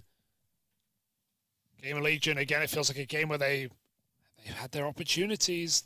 Could have won that 5v3. Arguably should have. That pistol was a 4v2 as well. Even got very close on their eco round on that B stack, but G2 have managed to weather the storm time and time again. Cloud seeding, Harry. Making it rain. I'm trying to think of like a funny follow-up, but I got nothing, man. It's day one, you know? By day two, Hugo, I'll have quips coming out the wazoo, all right? Didn't need to, you know. But take a look at this. All I'm saying is G2 in a very commanding position, and this map actually feels different to Mirage, where Mirage, they would like get close in spite of being on the back foot. Here, they're actually often in the better position and then having the rounds go against them. And so I think, like, tonally, this one feels a bit different to how the series started. Nice flexing GamerLegion, though. I would not be surprised to see this be a runaway T-side success story for the G2 squad. They're about to be 6-1 up after that 5v3. Already GamerLegion have to be considering the save. At bare minimum, they've got to start gambling, bringing everyone around to the same bomb site. It's going to be that B side of the map. And so at this point, they're saying, okay, if G2 come B, we'll play the round. G2, if they go A, we just save. G2 are so set up for that play. They hear the smoke on the molly, and that's when they call break flash, and they run through the banana smoke and meet GamerLegion retaking banana, pushing down. The one way this could get weird is by hitting B. Well, it's not even that. It's that oftentimes G2 haven't left themselves with a lot of time at this point. And so at like 20, 30 seconds, they actually do just commit into B, which is where they're set up for. Yeah, no block here, you'll notice. They hold on to the molly. Will get out into the A site, but they're already hitting B. They are already in. They are committed to this. So playing right into the hands of this B stack. That's the bomb dropped. Oh, God. m0NESY can't save the day, and Heavy God's too far away. Oh, yeah, that's a real miscom for G2, where Heavy God's lurking so late, he can't call them back. They were already in. Let's see if Heavy God can win this. 10 seconds. He needs both kills, and he needs them instantly. Low HP on PR, but the gun picked up. Heavy God saving. And GamerLegion 3v5, but this time in their favor. That's insane. I was instantly worried because G2 have actually done this every single time and they haven't been burned for it, where they wait outside of B and it looks like they're posturing and it looks like they're waiting for their lurker to confirm the contact over on A. But every time they've done that, where they wait outside of B and they give Heavy God a bit of time, they've always made the move before he does, which I just feels a bit out of sync. It isn't usually what you would look to do there. At bare minimum, you wouldn't commit with the bomb. You would send in one guy over towards B just to test the waters. That was also how they nearly lost versus the Pistols in like the second or third round of this game. It was the exact same round where they waited outside of B. It looked like they'd wisened up to it, and then they just committed anyway. Yeah, that is curious. I'm not loving it. The fact that it's happened a few times now, and this time it does come back to haunt them, is a little concerning. Oh.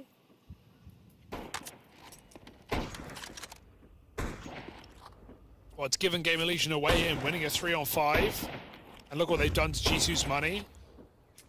1 It's AK. so wild. Like, and now the game's going to really close up because you did that. And the more I'm thinking about it, the worse it feels, man. Just an if they didn't have heavy got apps, it's fully fine. Like, I get it. Sometimes you just pick the wrong site, but you had a guy on A. And also, give him 3 more seconds, and then you don't lose that round. It's a team that loves to gamble as well, GamerLegion. So you've got to be ready for these stacks. Look at it now, 3 on short side. Everyone gets a kill. And m0NESY hunted down. They run right into the Lion's Den, and surprise, surprise, it's full of lions.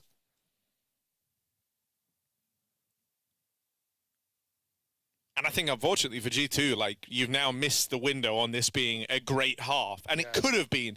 Like, you could have run away with this first half and left GamerLegion in that spot where if they don't win Pistol, they lose the series. Instead, now, they're more than likely going to tie this game up. And you're looking at another, very, very close first half as the money is broken for G2. They forced in that last round down to Pistols here. GamerLegion should be about to move on to a 4th. And suddenly, G2, even though they're leading, they don't get to play like they're in the lead. Every round really matters. You can't take risks. You can't go for some of these, like smoke pushes out through Banana. That was how they found the 5v3 in the round that they ended up giving away. You have to take it far slower. And you will be working with some limitation. You always have that threat of being put back down onto a partial buy looming over you. And so kind of the whole vibe of this first half changes on that one round.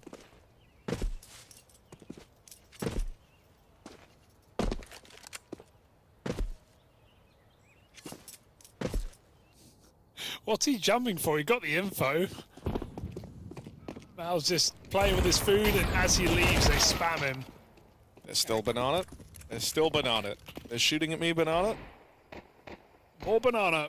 They've pushed Banana. I'm dead. Banana. One more kill would be great. Also unlikely. Oh, but he got it. Oh, GamerLegion handle it just fine. 4 rounds now.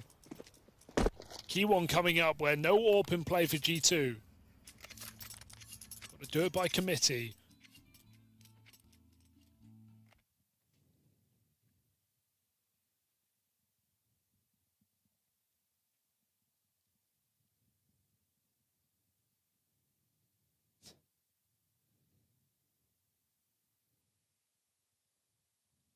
I mean, also, like, GamerLegion, they're,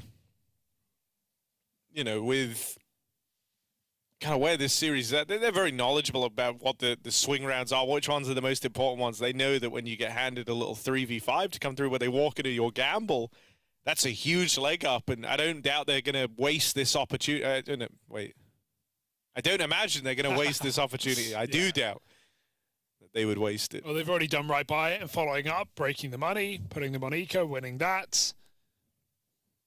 Now it's just, can G2 still win the half?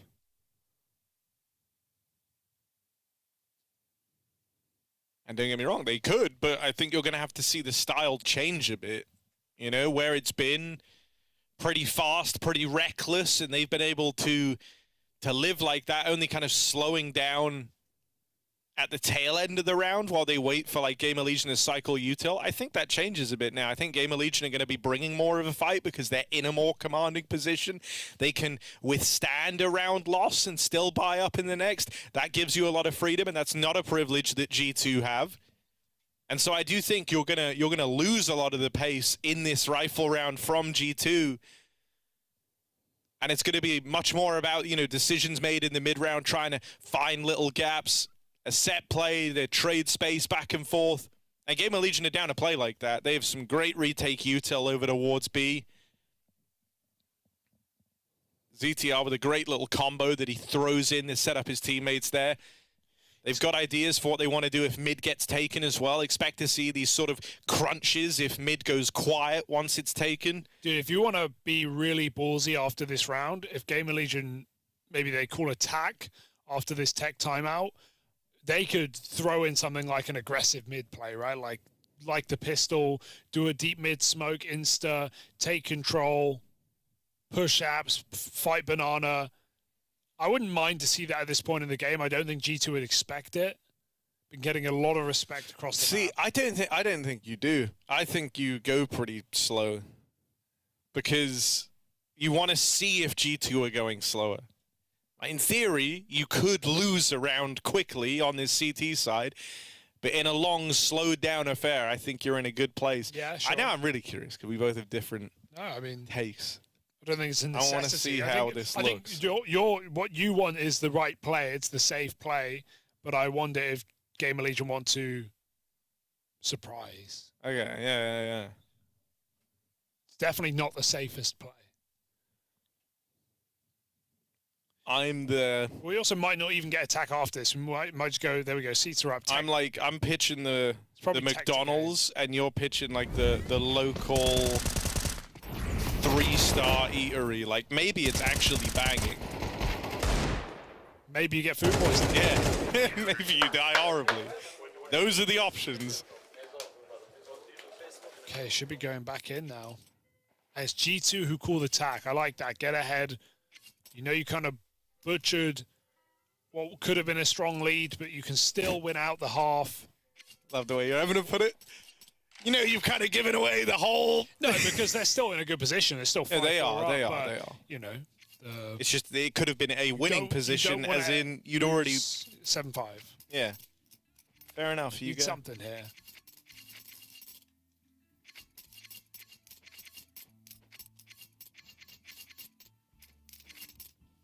Alrighty, Orb with the back spawn. So might not see anything too crazy here for GamerLegion.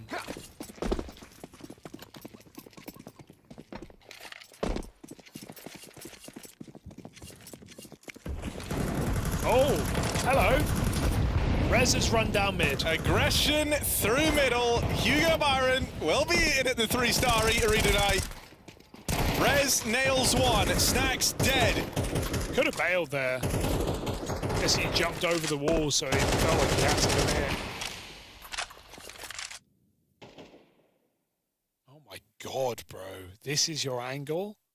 If they jump up, you just blood no. Oh! Blood is aware. It's crazy pause to play. Bro, does he know? Look at him. Now he's taking an even more aggressive route. He's trying to finish that damage, knowing Heavy God's low. Look, he's aiming even for a body shot here. He's going to catch something, surely, even if it's just a timing. That's a knife out. Dead man running. PR gets back into the apartments. Beautiful display.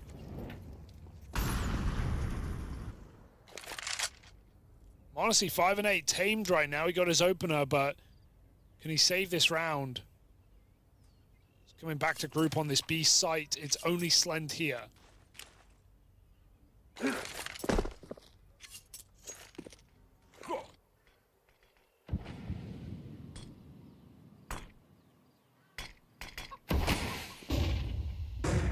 Smoked off. He's locked out.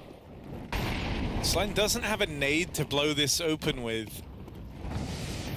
So there's not actually anything he can do here. I like that. Oh, close. GamerLegion have lost this round before. True. They can't afford to have it go against them again, right? Another man up retake, but once more moves being made out of G2. Malm's creeping forward. That's ugly on the spray. And now it is just Heavy God left standing. This time it ends flawlessly for GamerLegion. Oh, Mal shows really good technical understanding that he can plant in the molly because he's planting on the edge of the smoke. But then he goes for the fight CT and we just see a mishap of a spray. Very unfortunate here as he's unable to convert any kills in CT. GamerLegion do get this retake this time around.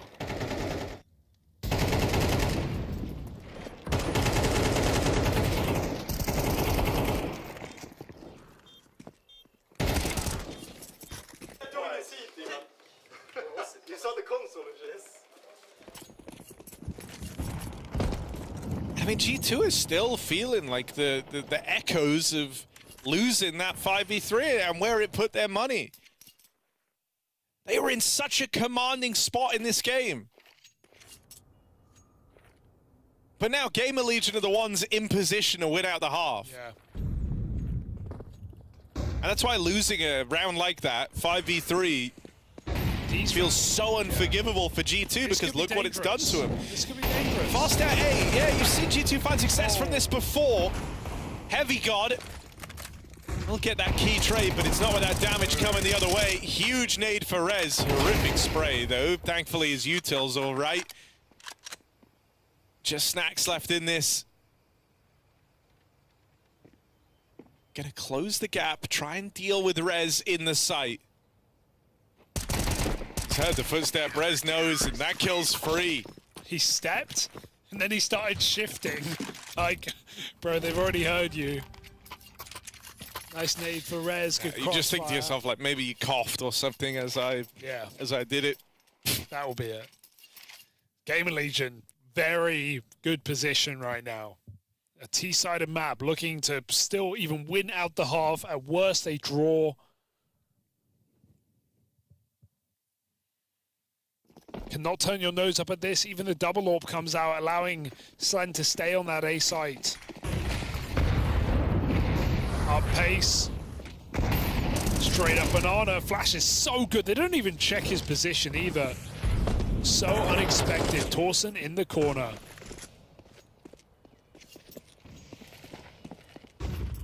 It's mad, though. It's not like it's some crazy brand new angle, right? They didn't give it a look in. And so Torsen gets a free kill.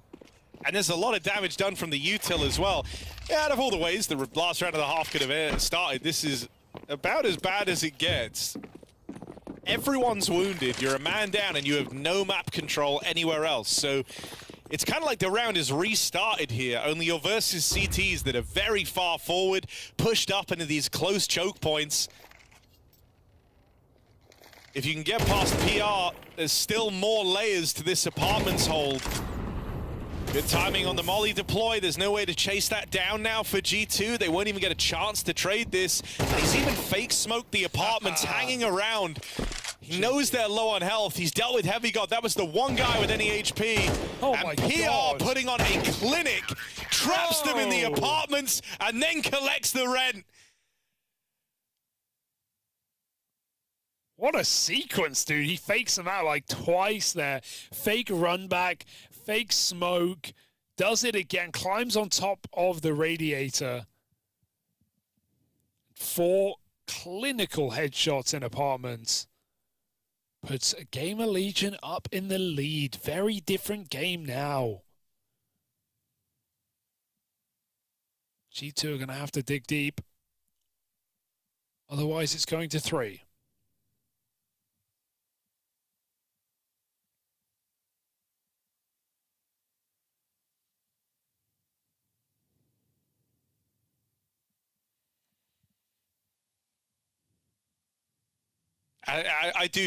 I so strongly feel like that one cursed round is going to haunt G2. They were 5-1 up. They lose a 5v3 after getting the double kill at B, and then they don't win a round in the rest of the half. They take 3 ecos over that time period.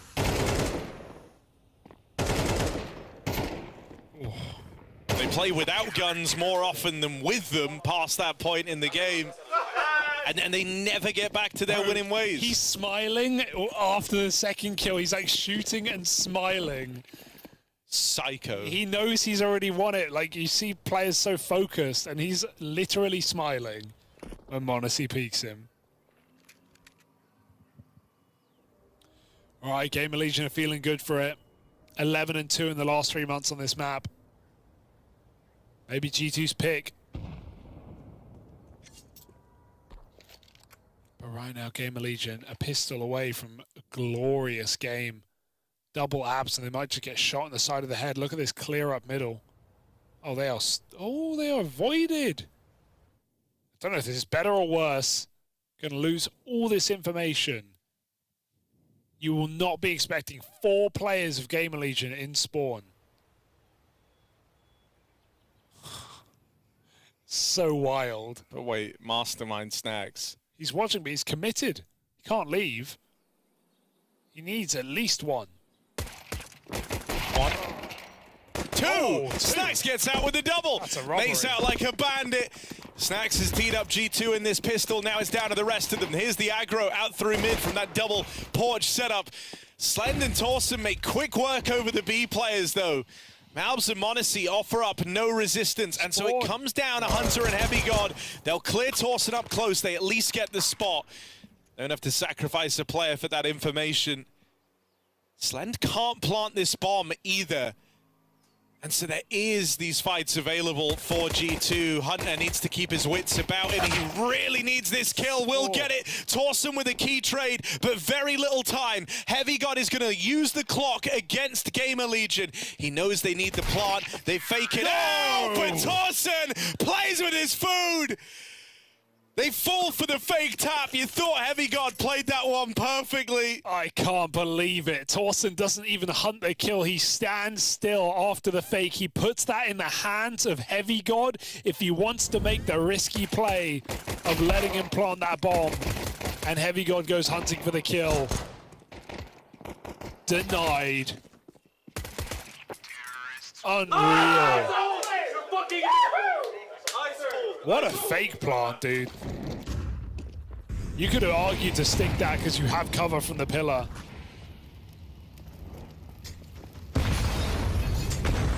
G2 in a spot of bother.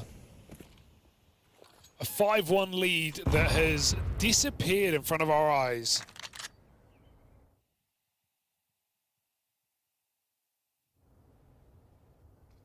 And again avoided.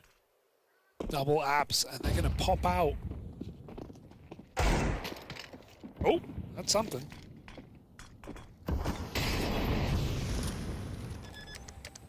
But do they know about ZTR?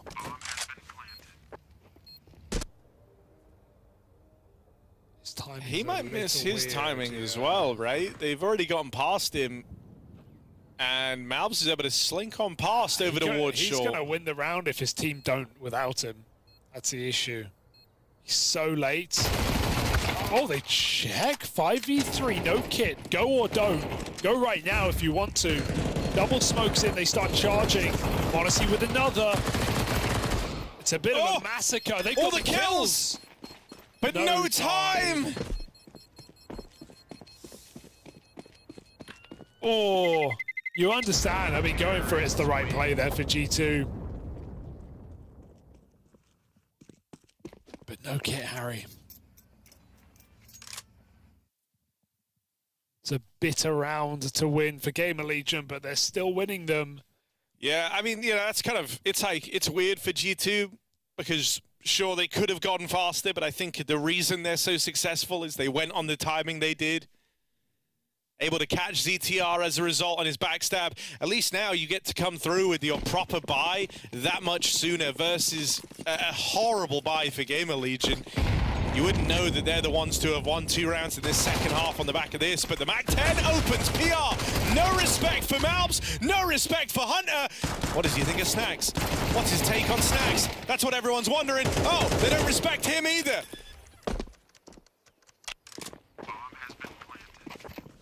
And so a Hail Mary B play with a MAC-10 at the front is all it takes. GamerLegion have won Inferno. Does feel that way.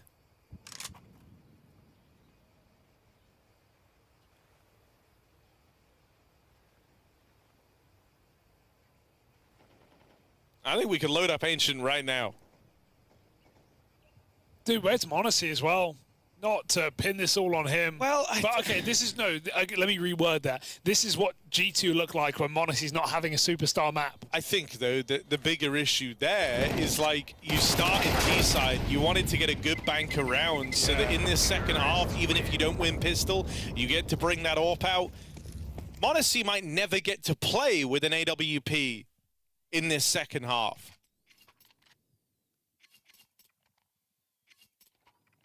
And don't get me wrong, like, he's pretty clean with the rifle, but there's no question about it. It's m0NESY. You want him on his AWP. This is the best half for him to have one on.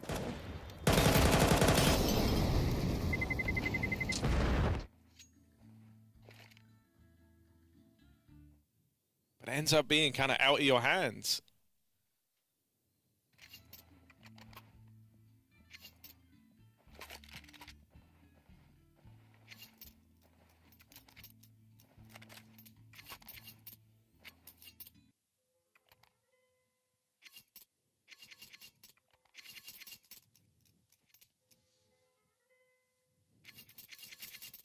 Slow and steady. GamerLegion getting it done on G2's map pick. That upset we prophesized maybe isn't too crazy of an idea anymore. 2 safe guns. That's all G2 have. Maybe a quicker pace. Got the long smoke, they get the flash. Out they go. GamerLegion. Oh, denied by that block. Do they call it bluff? Yes, and they live to regret it. CZ highlight in 2025. Haven't seen that in years. It might have been a decade. Hunter pulls it back for a 3K. And GamerLegion. Round over.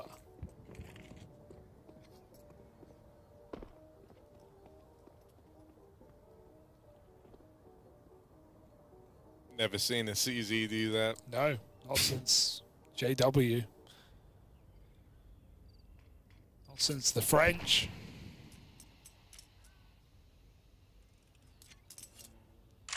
Oh God, why does this still feel losable? Oh, don't do that, Harry. You're not wrong, though. It shouldn't be, You're not actually. wrong. They don't have a smoke, right? That should really be Okay. what makes it Do you want me to safe. tell you why it feels losable? G2 Well, don't have a G2 kit, and they're playing retake Yeah, B. they are playing retake B. That's the nerve-wracking Don't have a part. kit. I'd rather Malbs. Malbs at least dies. does have like an angle to fight though because of that. And Snacks just made a real heads-up play there, deep clearing nice. mids. Now that's freed up Hunter to rotate. He takes the CT line. Now that lack of smoke really matters. And so yeah, GamerLegion don't even attempt this. Cool. It's all contained. 5 alive round for G2. And that's on the back of low economy as well. So that couldn't have come at a better moment for this G2 squad. This is the first round they've won since that 5v3. In the same way that we look at that 5-1 round that they threw and we're like, oh, that's the reason they lost this game or put them here. If they win this map now, it's because of that round, right? Winning an eco, the GamerLegion go fast on and push through a long smoke. They had ample time to cancel. They chose not to. They meet the CZ that Hunter spent all freeze time building. And I think the whole reason they attempt this, because it looks mad, but if you think about what GamerLegion have seen on A, well, G2 have run the double boiler setup in like 3 of these rounds in the second half. They've been getting up long for free since the pistol. And so I just don't think they were expecting any resistance there, especially not once they were getting spammed from one of those M4s over at short. Rez, the height got changed, bro. Can't do that anymore.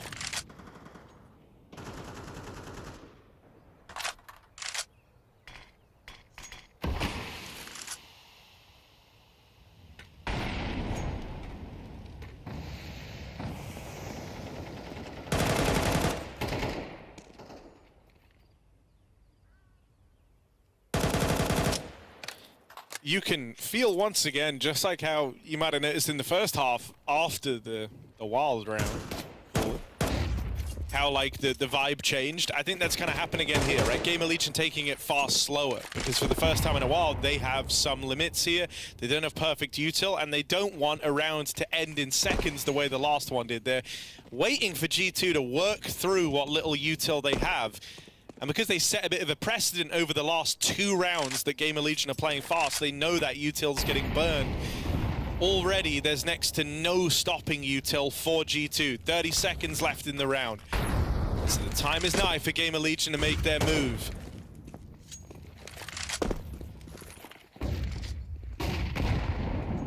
Really only left to explode out short. That's all they have. Crossfire's so strong though. There's 15 seconds. There's 3 players here. There should be a bloodbath and not a nice one. GamerLegion just getting drowned.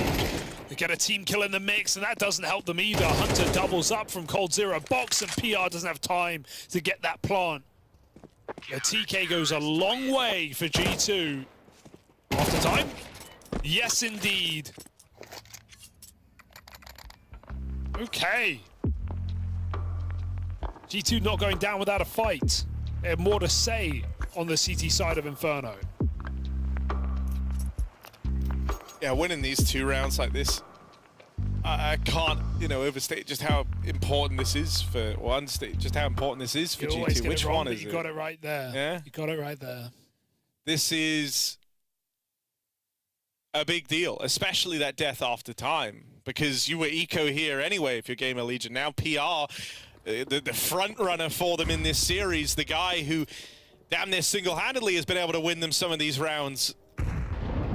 Well, he's got $1,100 and is on the real rough side of the economy. Everyone else is going to be fine to buy in the next. G2 all of a sudden are right back in this thing. G2 also ran a bonus in the last round, keeping MAC-10s, not buying the AWP. True. But they have bought the AWP now versus the eco, which could make you nervous if the bomb goes down. It's not looking like it's going to happen, though. Pistols get chewed up, B control denied. Good that G2 hold that Molotov and don't just think it's a wall, because GamerLegion don't respect it. It's CT Molly. They just run through, and obviously it doesn't work when 2 M4s are looking at you. So they keep that super clean, and yeah, the AWP bought up last round, now able to play. And this is suddenly a very difficult game for GamerLegion, who they've been getting blocked pretty hard at this B bomb site.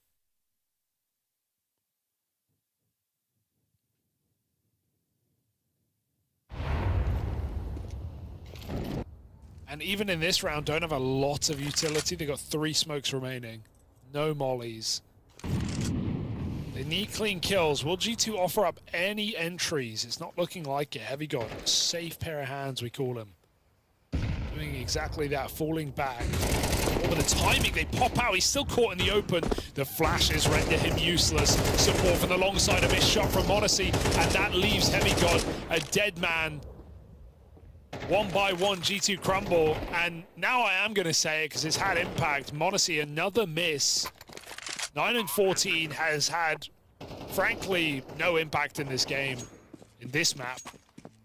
And he had a 1 chance there to save Heavy God to make that round a reality. Couldn't connect. Very strange considering he seemed on the ball in Mirage. Oh.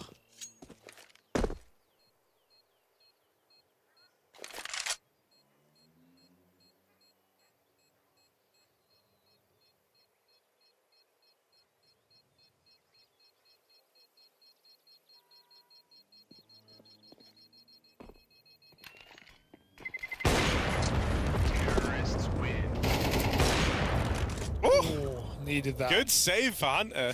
But yeah, I think winning the round like that is huge for GamerLegion. They had the option to get out with 5 alive. They do hunt with 2, which could have some implications if G2 try to begin this comeback. Get out with 3 players, you didn't really make or lose money if you're GamerLegion. You're just sort of about the same. You're going to have a full buy in the next.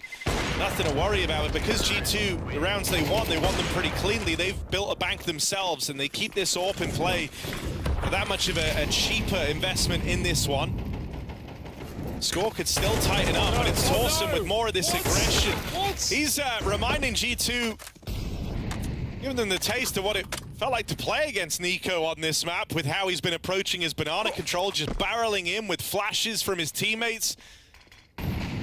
Almost contact on the push. It's another one of these rounds where he gets away with the opener. Flash through. Snacks forced back. Only player over at B right now. Okay, MongolZ. Impactful kill, getting rid of the lurker, and he's going to be able to go back as Hunter pushes on that kill and clears middle. They now know GamerLegion should be all banana. Even apartments. The Hunter, 20 kills. Very confident play right now. Pushing, freeing up another rotation for this B bomb site. GamerLegion have to commit, and they certainly can still do it, but MongolZ is here.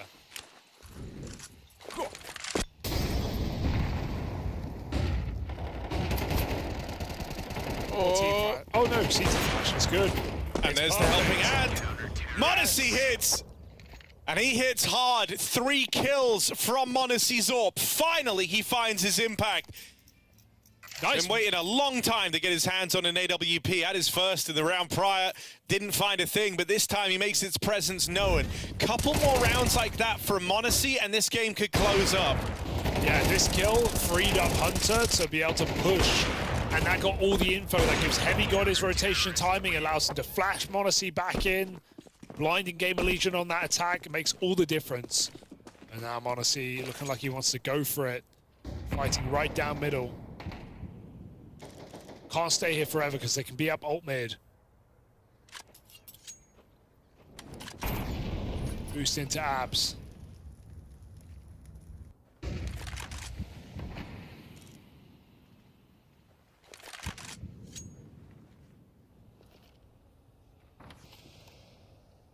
GamerLegion only have 1 smoke to work with in this round, so they don't really have any options to fake. I think they're already pretty happy with the space they've taken over here at A, so maybe we see them lend a little bit of time to ZTR just to pressure Banana. Right, in this brief moment now, there's like no info for Snacks over at B, so that'll keep 2 players there. Now they try to speed up on the A hit. They've got that 1 smoke down over in Moto. Heavy God dropping off into the pit. These pistols closing the gap, and Heavy God tries his damnedest. It's gonna have to be MongolZ. He's at least put this in the advantage of G2, keeping things in the 3-on-2. Moves around with the AWP. Takes position over at short, player up close. MongolZ hits it, full blind. Slen dead. And now it's just PR, 21 kills deep. PR is the one you want in this clutch. With 2 players wrapping him around through behind. PR needs to keep his wits about him. Sandwiched between Library and the short wrap. He can't do a thing. So nice that Snacks goes really late there because they think he's pit the whole time. He was pit. They saw him pit through the flash from pit, but it was the reposition into sight they weren't aware of, and Snacks is so late on Moto that PR's just caught with his back turned in the open. MongolZ back-to-back rounds, and with the blind shot as well. And I'm surprised Heavy God even got a mag in time to get that double kill. Integral to thin the herd, to allow G2 to retake that round. This was, do I say 10-5 down? A huge streak for G2. Sure, they lost 1 round in the middle there, but absolutely drag this game back to their favor now. Feels like all the momentum is in their pocket. GamerLegion hold the marginal lead.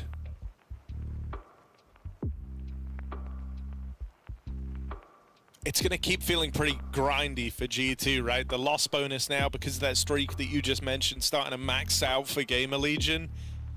So they're always going to have a purchase. They're always going to have something in these rounds. And they actually made the really wise, economic choice in this one of not overcommitting to a buy. They all left themselves with 2K, so they've got everything they could possibly need in the next. And they're going to be able to throw in another one of these types of partial buys where they have pistols and util before this game is all closed up.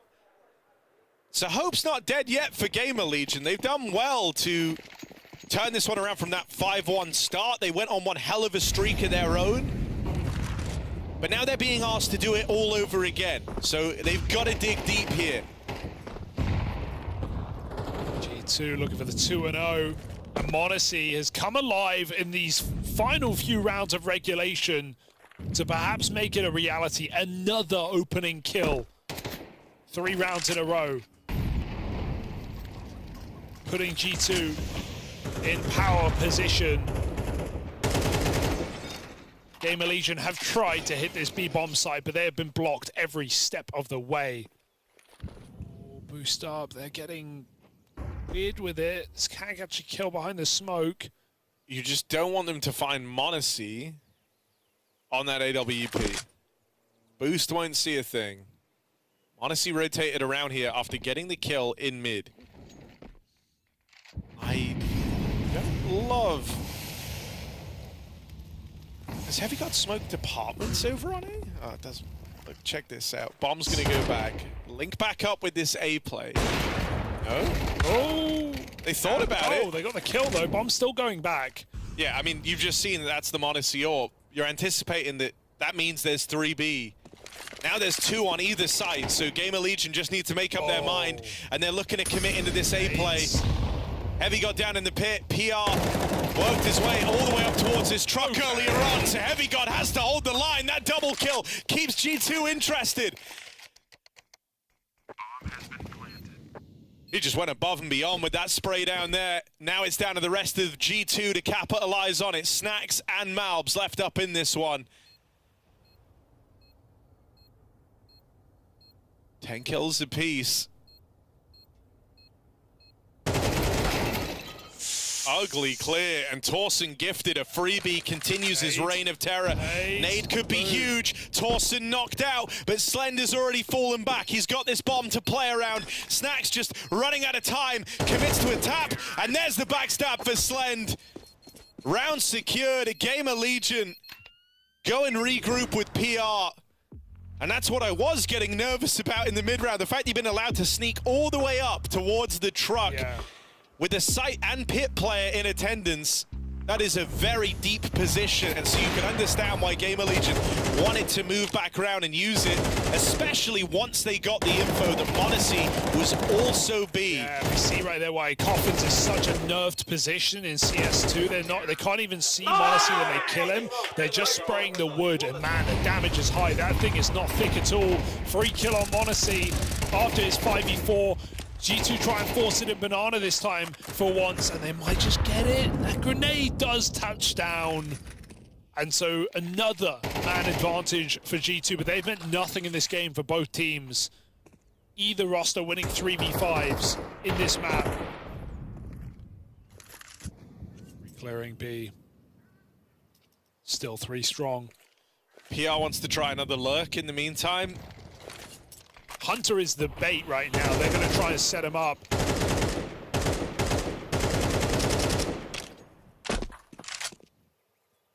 He's having a great game, and he wants a B commit. That smoke kind of just stops the B commit entirely. Might have been G2's best bet, but it will come back in. This time a little more measured. We've got 3 mollies and 2 smokes. GamerLegion can throw a real execute. They could burn Hunter out.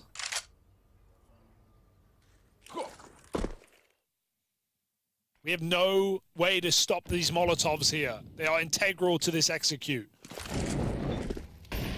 Malbs does have a CT molly ready to lob in. He's going to get that out now. Oh, yeah. As these mollies spread. Still a little pillar of safety found for Hunter. Regardless, his teammates are iced out. In the meantime, Malbs with the transfer down. And Hunter teed up.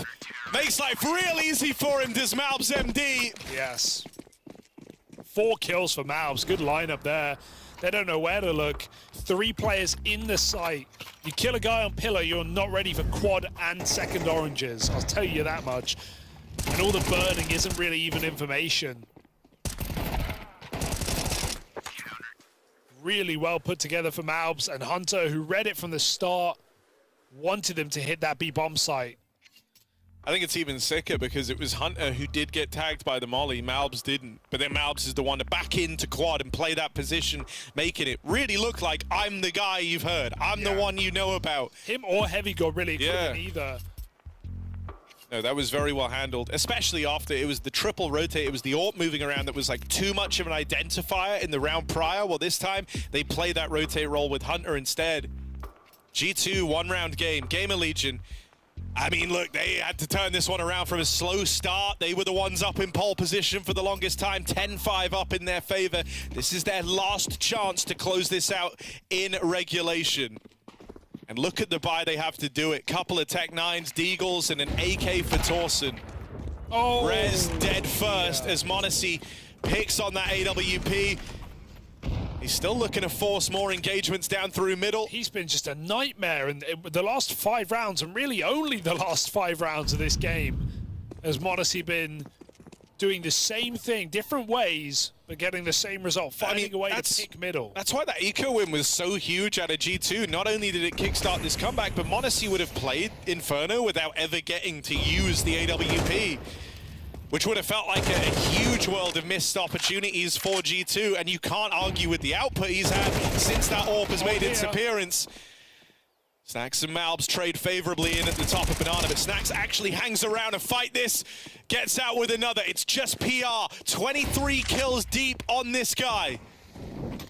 He needs 4 more. Oh, the flash. If GamerLegion don't want to run this back in OT. Right now he's pinned. 2 players behind him, 2 players in front of him. Drops in a weird smoke, tries to use it to his advantage, but the spam will shut him down. Okay. Overtime we go, running it back.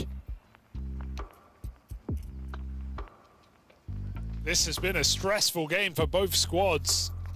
A lead from G2 thrown away, and the same for GamerLegion, who were even higher up, 10-5, 3 rounds from a win. They couldn't find them. They at least got us into overtime to try and redeem. This feels like G2 on this comeback are dialed in, with Monacy finding opening kills, with Hunter having a great game, some nice B defenses for Malbs. Heavy got in pit with a couple of crucial double kills. It's looked very reliable.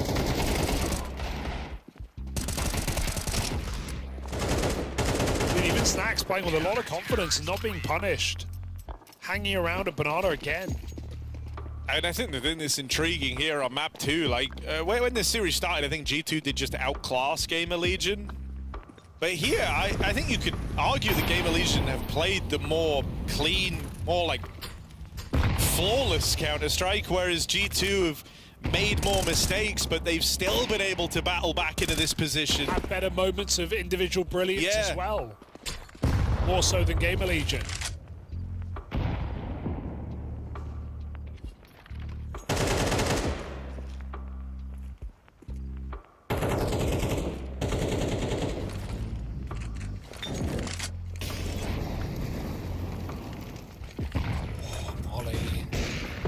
Doesn't spread. Oh, he's just ticks it twice as well. A lot of damage. Honestly, as a cover, allows him to get out. 3 on B again, making that gamble with Hunter, but it's not right in this round. GamerLegion have done their default. Now they go for an A attack. The thing that's awkward for G2 right now is they're super passive on both sides of the map. Like, they have no info. They don't know what's happening on Banana. They don't know if GamerLegion are in top middle. This is a tremendously claustrophobic CT side right now, where no one feels like they have room. Eventually, Hunter's going to start moving back over, but this double hold has to be the real deal for the G2 squad. Heavy Gods overran. Monacy left in this all alone, but continuing to deliver. Second kill lands. Monacy can't stop now, but he will get overran. Slen left in it all alone. Smooth. Now planted. I'll lock that in. But tickled by the molly, chased down and finished off. Can't decide how he wants to fight that. Oh, if he picked a gun, if he committed to it, he might have had that one kill. The Glock was the right weapon for the choice, with both of them tagged up, but he went with Orb, then he swapped. It was too late. Despite some smooth maneuvering for Slen, getting that bomb from the open. It feels like Monacy always knows where to aim in those positions, right? They could push pit, short, or apps. He picks the right one. Always knows which player to take. Who's going to come for him? Massive double kill, cleaned up by G2.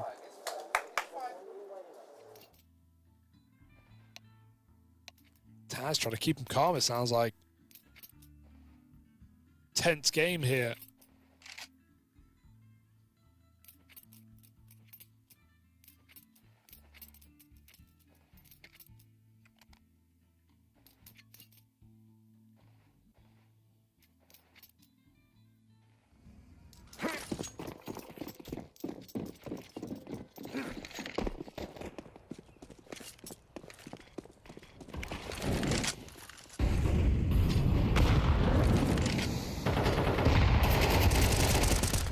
Whoa, that's a move. It's also just spamming. Malbs gets all the advantages. I think that's something else that's changed a bit, right? In like the final kind of 5-6 rounds that we've seen, is Torsen went from being this incredible force of nature over at Banana that was very self-sufficient, didn't need a lot of help, and would find you openings, to being a bit of an issue, right? Like often being the first to fall, struggling to get away with those openers. And I can see why he keeps going for them, right? It's kind of his part of the map. He knows how he likes to play there, and GamerLegion looks so much better when he is finding those opening kills. But it just hasn't come through in the last few rounds for GamerLegion.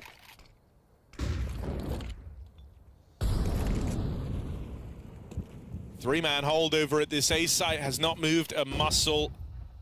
They see Torsen making that play, they've seen it before, and they know that the rest of GamerLegion likely aren't following suit in behind him. That's a huge pickup. MongolZ's not missed a beat, and so Slend finding him in that head-to-head. You've dealt with a serious problem piece of this A site. Heavy God now has to be that little glimmer of hope for G2.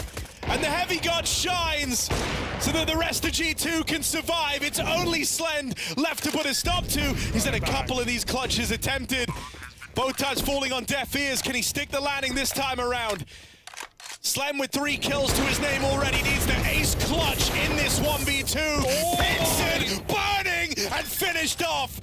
The Molly will seal his fate. G2 narrowly get by with another. Bro, Snax had to win that round. My God, does he? He had the chance to stop the bomb. He fake jiggles in case Slend was also tapping it.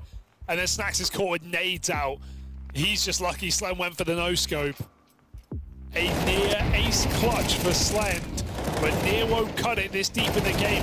How does Heavy God, out of position, between positions, again put up a double kill? He has done it time and time again. Good for 2 in this pit position every single round, it feels like. Insane.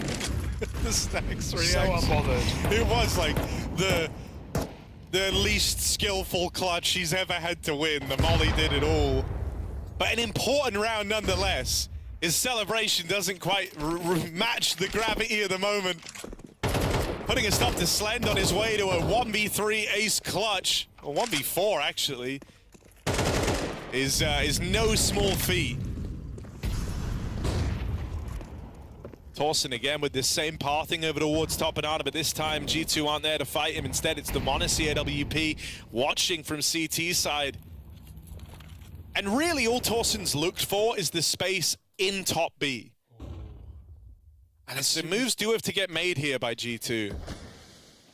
They want to retake top Banana, but this is coming very late in the round. GamerLegion are already setting their sights on the A play. No way Heavy God gets another double. I simply do not allow it. He has had so many. He is going to get tested once again. Orb and Snax rotating in. Your rotate players are locked out, right? The util gets rid of them, so you don't have to worry about these guys coming back from B just yet. You've got to clear out the site. They get past Hunter. Heavy got down in the pit. Last time was good. That's a wild shot, but just the one and done from Heavy God. Alps and Snax still continue finding success. There's the MongolZ orb, in case you forgot about it. And wow, they clamped down on GamerLegion, who felt like that round was theirs. Finally, they've done it. They get past Heavy God with minimal casualties. Hunter doesn't find a kill. They go into the 2-man holdover at A, and it isn't enough. The rotates deal with it so cleanly. Yeah. GamerLegion don't know what just hit them. They're just getting shot in the back the whole time, and I think it's got to be said, because we'll call him out when he's not there, but my God, Snax has had so much impact as an individual in this series. Both maps putting on great games here as well. Not just close the last clutch, another double coming up on this post spawn. Mechanically, he has not let G2 down. And they are but one round away from this 2-0. 10-5 down in the second map. It's G2's game to lose. I mean, this resurgence of MongolZ and Heavy God as your 2 players over at A has been GamerLegion's nightmare. It's been a revolving door for who's going to get the multi-kill in which round between those 2 players.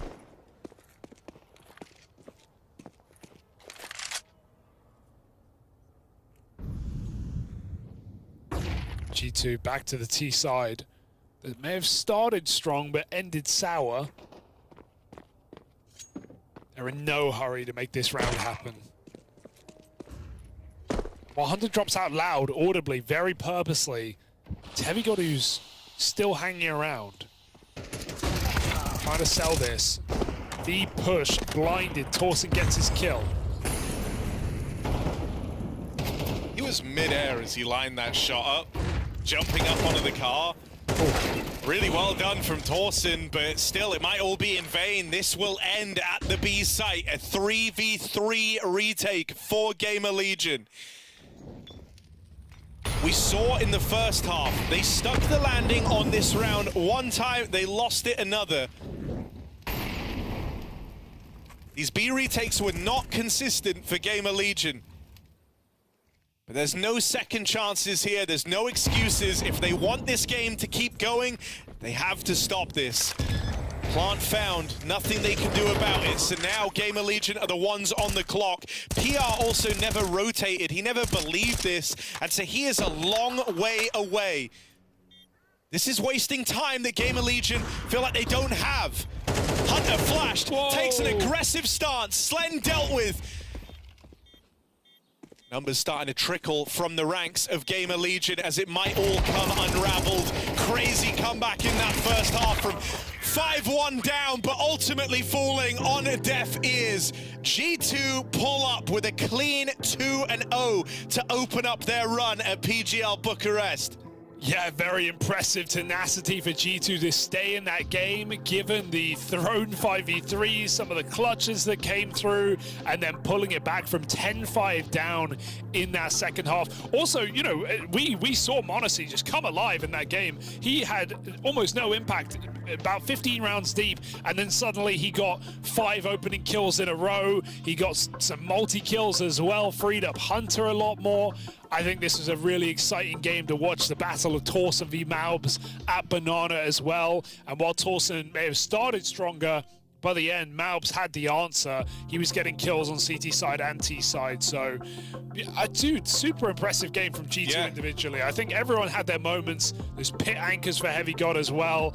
And Snack's definitely not flying under the radar as an individual in this matchup. So that's a painful game to lose for GamerLegion, no doubt about it. I think, like, it's really weird leaving this series because for me there were like some brilliant signs for GamerLegion. PR still looking good, Torsen looking good. Bro, Slend had some great moments in this, from that like almost ace 1v4 clutch to I don't want to say consistently, but more than you'd bargain for, getting the better of MongolZ in some of these head-to-heads. Yeah, and then, you know, kind of for G2, my stance is this was a game where they did make a handful of the usual G2 mistakes. But unlike in other games, it didn't feel like that defined this series really for G2. It looked like it was gonna. It looked like it was gonna here on Inferno when they lose that 5v3 and then they don't win a round for the next, like, what, 9 rounds of play. Fair enough. That felt like it was going to be one of the mistakes that did define the outcome. But when all is said and done, they dragged it back into OT, and the moment they hit overtime, they were flawless. They didn't drop a round. It felt like they were very, very good at tightening up here. And if they did make a blunder, they were quick to go back to their winning ways and play a bit more standard and not repeat those mistakes. I think that's a kind of game that if you're Taz or Snacks, you're quite happy with, because there were less mistakes than usual and you were able to overcome them every single time. Yeah, and overall starting things off 2-0 to take your first win in Bucharest in a Swiss system where there's bound to be upsets. We've already had a couple of upsets to start the day across both streams. I think, you know, G2 are a team that we obviously expect to see in those playoffs, and past that point, it's always a question mark, but this is a team that absolutely has the firepower and the expectation to make it there into the arenas, or rather into the playoffs. So I think, yeah, good step in the right direction for them, and first official for GamerLegion in a month, and it shows a little bit. I do think GamerLegion's time for beating G2 on this map is coming, though. It's fast approaching because, as we said, this was the closest map when these squads faced off. Last time it was 13-11. This time it dragged on into OT, and it was actually GamerLegion with the chance to win out this game. So, you know, going from strength to strength each time they play this G2 squad on the map. You can see just how tight it was and how kind of back and forth this ended up being. You have that initial 5-1 start, then the dreaded 5v3 miscall from Snags. I really hope they tighten up those rounds because I don't like how often you see G2 fall to stuff like that. Like we said, it felt like they'd done everything to mitigate the 5v3 and then just decided, actually, we're going to do the worst of both worlds. We'll play a 4v3 into the stack and have an A-Lurk doing nothing. So tighten that up. You didn't like that round, did you? I didn't. Look at what it did. They lose that round and then they nearly lose the entire map on the back of it. Like, yeah, I didn't like it. And I think with good reason. So yeah, outside of that one round that nearly cost them everything. It was great. It was great. It was great for G2. Yeah, and they get to avoid playing Ancient, which is nice. They lock in a clean 2-0. They also join a now growing list of 1-0 teams. Yeah, rare atom in there as well, Harry. Who would have thunked it? As VP lost their first game, obviously 3D Max also beat the MongolZ in a 2-1 on the other streams. So yeah, that happened. MongolZ 3D Max are pretty sick. They are pretty good, but MongolZ are pretty good as well. Yeah, can't deny that, can you? What other games do we have coming up? I feel like we have some Liquid Legacy at some point as well. So should we have a look at the schedule? Maybe I don't know. Yeah, we're actually just asking, but we'll find out. I'm pretty sure wasn't part of the plan, but Liquid the production is so goated that they'll just bring it up anyway. Okay, Here that's you on are. the other stream. Aurora Pain, so that's of course the Eternal Fire squad now under Aurora against Pain Gaming and Furia versus the young Poles of Apogee. How do you want to say it? Apogee. Apogee sounds right. Why don't we let other people figure out how they're going to say it, and then we can listen, and then if it's good, we'll copy it. Look at this, though, I think, as well. Liquid Legacy, I think that's actually going to be a lot of fun. I'm actually excited to watch that one. And FaZe Astralis Hate Watchers hopefully stay winning. I mean, FaZe not exactly in their best position right now, but I think warming back in. Hugo, everybody asking me. Yeah? Where is Anders? Where is Anders? It's a compelling point. Where the hell is Anders? Have you got an answer? Well, right now I'm asking the question. Do you know where he is? I think he's waiting to cast that next game. He is waiting to cast that next game. And so we're going to leave you in the, dare I say, lovely hands of Anders, Bloom, and Zeus. This should be sick. So yeah, rest of the game's coming up in just a bit. Don't go anywhere. She said she loves you, but she can't love me. But I love you.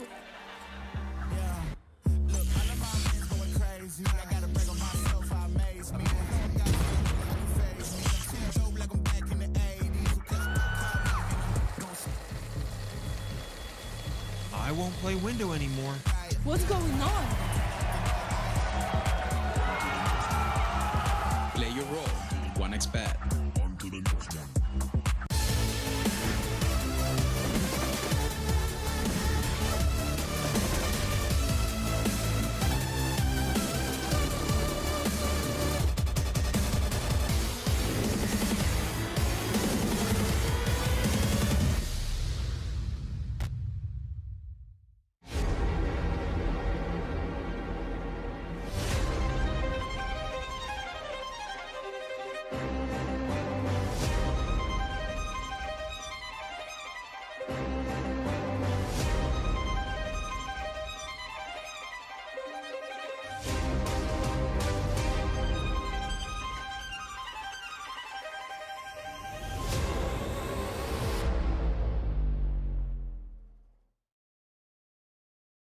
The human body was built to move.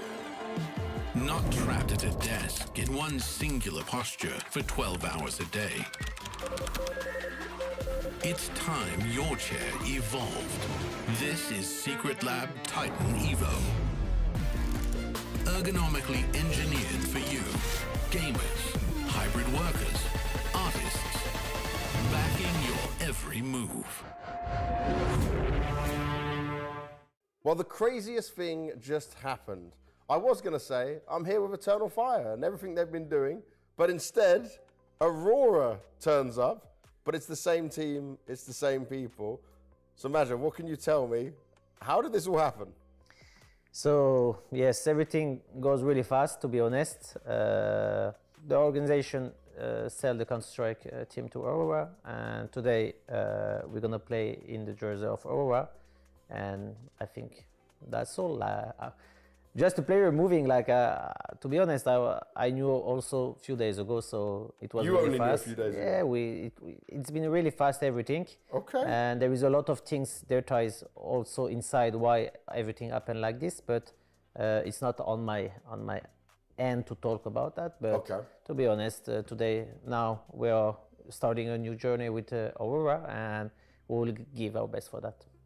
You guys have been playing so much Counter-Strike to a high level, constantly getting to playoffs.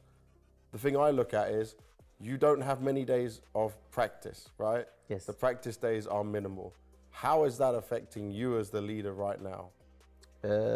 Obviously, as a leader, I want to change something, some tactics. I want to add new tactics. Yeah. And I want to also try tactics in practice before trying that on official. But Wait a sec, you try tactics sometimes in official? Now I I can have the same playbook since 4 months. True. So people will learn, they knew what we do. So I'm always changing my playbook on official, like hot fixing after a match. I bring a new tactics, and before trying in practice, I try it in official. Okay. So this is the way I approach now with all the back-to-back tournaments. But also, when I say it like this, it's maybe, okay, you don't practice, but also trying the new tactics on official is way better than trying it in practice. Oh, you like it that way? Because, I can see if it's really working, if it's not working, but it's like Russian roulette. You can also explode in your head, when it's not working. Now, off the back of Lisbon, I know again on the stage, we spoke when it was the exit interview. It was a tough one, but it was some positive signs in the way you guys fought in that game. Are you happy with when you look back? I know you didn't get the win, you still didn't do good on the stage, but the fact that you were able to challenge them that way, is that a positive? I think Banks, what can I say about that is 1 year before we was not playing any playoff, like a really small tournament, only playing the T2 Sen. So it takes 1 year to come here and play playoff. Yeah. And now it's been only 4 months that we play playoff. And I think people need to understand that everything in life is with patience, like with time. It takes time to have a healthy relationship, to have an healthy life, to have a good body. It takes time. Everything takes time in life. And I think I just understand, everyone wants us to win a trophy, me first, but I think everything takes times. And it's been 4 months that we're doing playoff in crowd, playing in front of crowd. And I think with time, with experience, we're learning our mistake, we will able to do in the future. But in my heart, I knew that it will happen, but we need to be patient, to be honest. A lot of people are saying that you guys are one of the favorites for this tournament. Do you feel like that's the case when you look at the teams here, that this could be the time where you lift the trophy? Yes, it's a very good opportunity for us here. And to be honest, I have to say that, we are one of the favorites to win it, and we will do everything for that, obviously.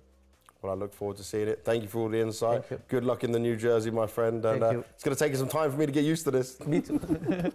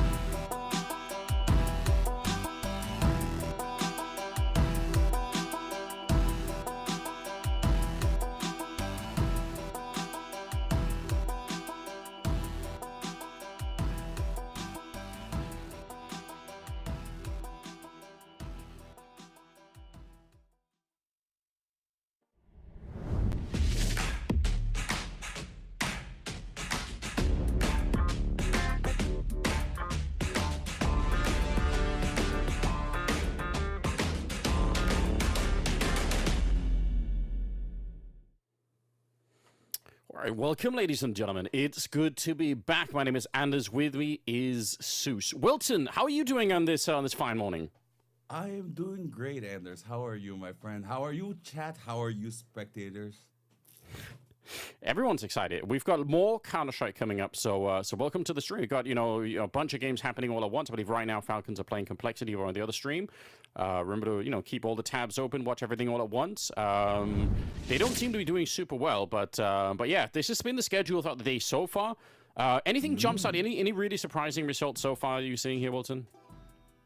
Surprising? I'd say it has to be the Falcons one losing map one right now. Because the community pressure is so big. 3D Max, I think, was a great game. I think expected, but both teams really showed that both are good and bring something to the table. But the Falcons Complexity going on live on the next stream, don't jump there yet. Open both at the same time. It's not one or the other. But that is a crazier game going on. Yeah, you can keep following everything. Yeah, you don't have to. I've got to say, it looked like GamerLegion were going to be able to win that game, or at least bring it on to a third map. I was going to say, ended in overtime. Yeah, I didn't catch all of it. Maybe you were watching because I was trying to get ready. My first cast, I'm a little getting into the flow, so studying. But it seemed like GamerLegion had that map, Anders. It seemed like they were going to take it to a third. They led you to take it overtime, and it flipped on its head. What looked like a chance just ended right there. Yeah, I don't know. I thought they were going to at least bring it to a third map, but yeah, ended up losing it overtime. It's pretty rough. Rough day for GamerLegion. They're a fun team, no doubt. Rare Atom obviously beating VP, I think, is again a super surprising and interesting result, but I'm happy for them. And now we've got Aurora and Pain coming up as our next game. That's going to be the next game. We see the schedule right here. Furia and Apogee a little bit later on. I know Harry and Hugo were talking about, is it Apogee or how do you? I'm saying Apogee, but I'm going with you. Apogee all the way. If it's not, they'll correct us later. But for this one, we're in sync. It's Apogee. Perfect. Beautiful. And obviously, Aurora picking up what used to be the Eternal Fire, the Turkish lineup. I just think that's, I don't think anyone even saw that coming. I didn't hear any rumors about it. It just happened from one day to the next. That's a pretty well-kept secret. Did you hear any chatter in the background about this stuff before it happened? Nothing, to the point that I'm so brutally honest that I thought I was going to get to cast the match with the guys with the cool hair.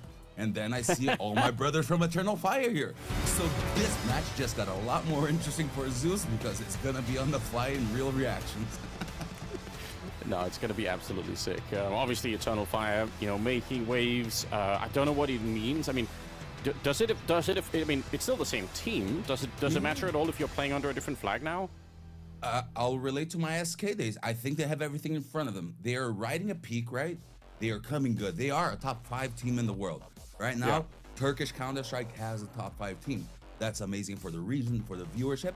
And I don't think it's just a tag. I mean, I think the will hurts a little bit because Eternal Fire is the cultural pride. It's the grassroots, right? Sure, but that's not them. That's just an identity. It's fluid. They just moved to Aurora. They keep going. It's Luminosity going to SK. I'm still full Aurora here. They're a great team, great representative, and it's just a tag. It's great for Aurora that they had this find. Sad for Eternal Fire, but that's life. One moves on. That's it. Yeah, I think it's interesting you mentioned it, like the grassroots level of it, like or like in Turkey, right? Like they really are the pride of Turkey, and for better or worse, like I think it could also be a lot of pressure on a team because Turkish fans, I've been told, in all sports are pretty aggressive. I don't know if you know anything about that, Wilson. In foot, I mean, just look at football Counter-Strike. They're passionate. I think it's like this, like Brazilians, Turkish, we share a lot of the same cultures. We want to be recognized for doing something good because we're not American in that sense of always in the spotlight. And when we get a local heritage representative, it moves the culture. It moves everybody. Like it moves the scene. So they are in a unique position. I think that's even a cool storyline for us to be seeing. It's something so simple, but if not done well, because the team Eternal Fire is 5 players. The organization Aurora now is bigger. Their problems are together with the team. The team's problems are together with the org. The solutions together. So it is a bigger change. While Zeus is saying that same 5 players, it's a different situation, but I believe in them as the base level of what I'm trying to get at. Yeah, I don't think there's any reason not to. Now, here are the vetoes that we're seeing already. So, already we've, banned Anubis Ancient. Anubis probably a good ban there for Pain, given what Eternal Fire or now Aurora is like on that map. So Nuke, Inferno, and Dust 2. Are we satisfied with this? Are we okay with this lineup of maps? I think these are tactical maps. I actually think both of these teams have explosive and tactical, so I like it. What do you think, Anders? Like, what do you think about our first match right here? Who would you put as a prediction point for us, or at least what do you see in your experience here? Especially because you know, Pain are playing with a new player in demo at the moment. Was only really revealed like 5 minutes before the match. It just said TBA NHL TV, so I didn't even know that was going to happen. But I mean, last time they played, it was these two maps, and it was Eternal Fire winning, you know, 2-0 fashion, 13-7 and 13-9. So I'm going to be honest, like just off of that alone, and you know, I think also with the pride of representing like a new organization, I'm sure you want your first game to feel really, really good. So I'm gonna pick Aurora for this one. I feel like they're gonna be able to take it. I like it. We get the duality because I'm real. I know. I think that Aurora is favorite, but I will be the one going against you. We're gonna have a clash. I'll go Pain, baby. Okay, I like that. That's good. Yeah, we need a little bit of rivalry. Plus, Pain are a really fun team. Like, I actually love this team. I think Vigosira is an amazing leader. We're both here casting. We're fine. We can clash. This is gonna be fine to tell. Well, then let's go for it. Here we go, ladies and gentlemen. Welcome back. We are into the game without much delay. I appreciate that. Aurora versus Pain, and we are a Nuke to begin with. It's going to be Aurora starting on that CT side with Pain Gaming on the T side, and I'm seeing very, very little utility by way of Pain. They put up a smoke, and they're actually trying to jump across from me.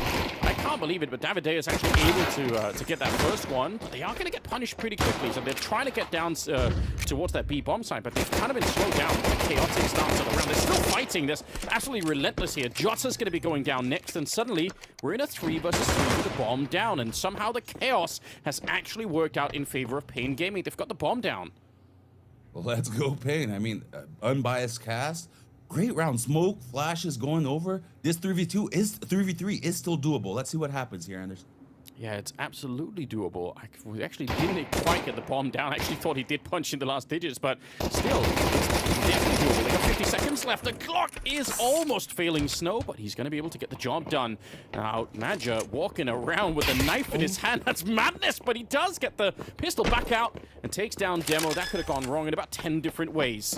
2 versus 2 now, and the chaos of this round just won't find an end. Finally, they are going to be able to punch in the digits. The bomb has been planted now, and it's actually a 2 versus 2. With Maja, his position is somewhat known back there, but they don't yet know about Woxic, and he's got the health for it as well. Up top with the P2000. I do love this move for Pain, though. They've managed to walk out of the bomb site. Look at this ring around the Rosie. It's like the most silent game of trying to catch each other I've ever seen. It's going to be Maja walking up behind him. Execute Snow. Defuse still happening. Gets a couple of seconds left, but he has to come off it. Oh, that might cost them the round. That might be enough. They don't have the kit. Woxic gets the shot. There might not be enough here. 10-second defuse. Did that actually cost him the fact that he came off? It's going to be down to the wire, and it will be Aurora to pick up the pistol. Already we start like this? This is the first round that we get? I like this. Hey, there's only clean 1 headshots, as everyone saw. Everyone killed on the first bullet. Most exciting chaos round ever. Oh, that's so sick. I can't believe it. What a way to get started. Oh, this is awesome. This is gonna be fun. This is gonna be fun. Look at that. All clean 1 digs. Just get them out the way. Oh, the fact that he had to come up with defuse as well. Okay. And do you catch the little nuance of how much chaos is in that round? How much communication has to be going on? That's like the chat has to understand how crazy communication is in that round. I mean, just to keep a track of where everybody is, because for Aurora, they know that, you know, there's a lot of people in the yard, but it's hard for them to keep track of, you know, who's actually down below at that moment. So many moving pieces, and like when you start going somewhere, something happens and everything is flipped upside down. You just have to evolve in chaos. It's kind of like filter noise. Do whatever's in front of you, just try to make it work. And now, that big round, Anders. The second round is even bigger than the pistol. Yeah, we know that. And very often when, you know, this is the difference between getting off to like a really hot start in the first half or feeling a little bit flat. And they've actually invested quite a bit into it. 3 M4s, a couple of MP9s there.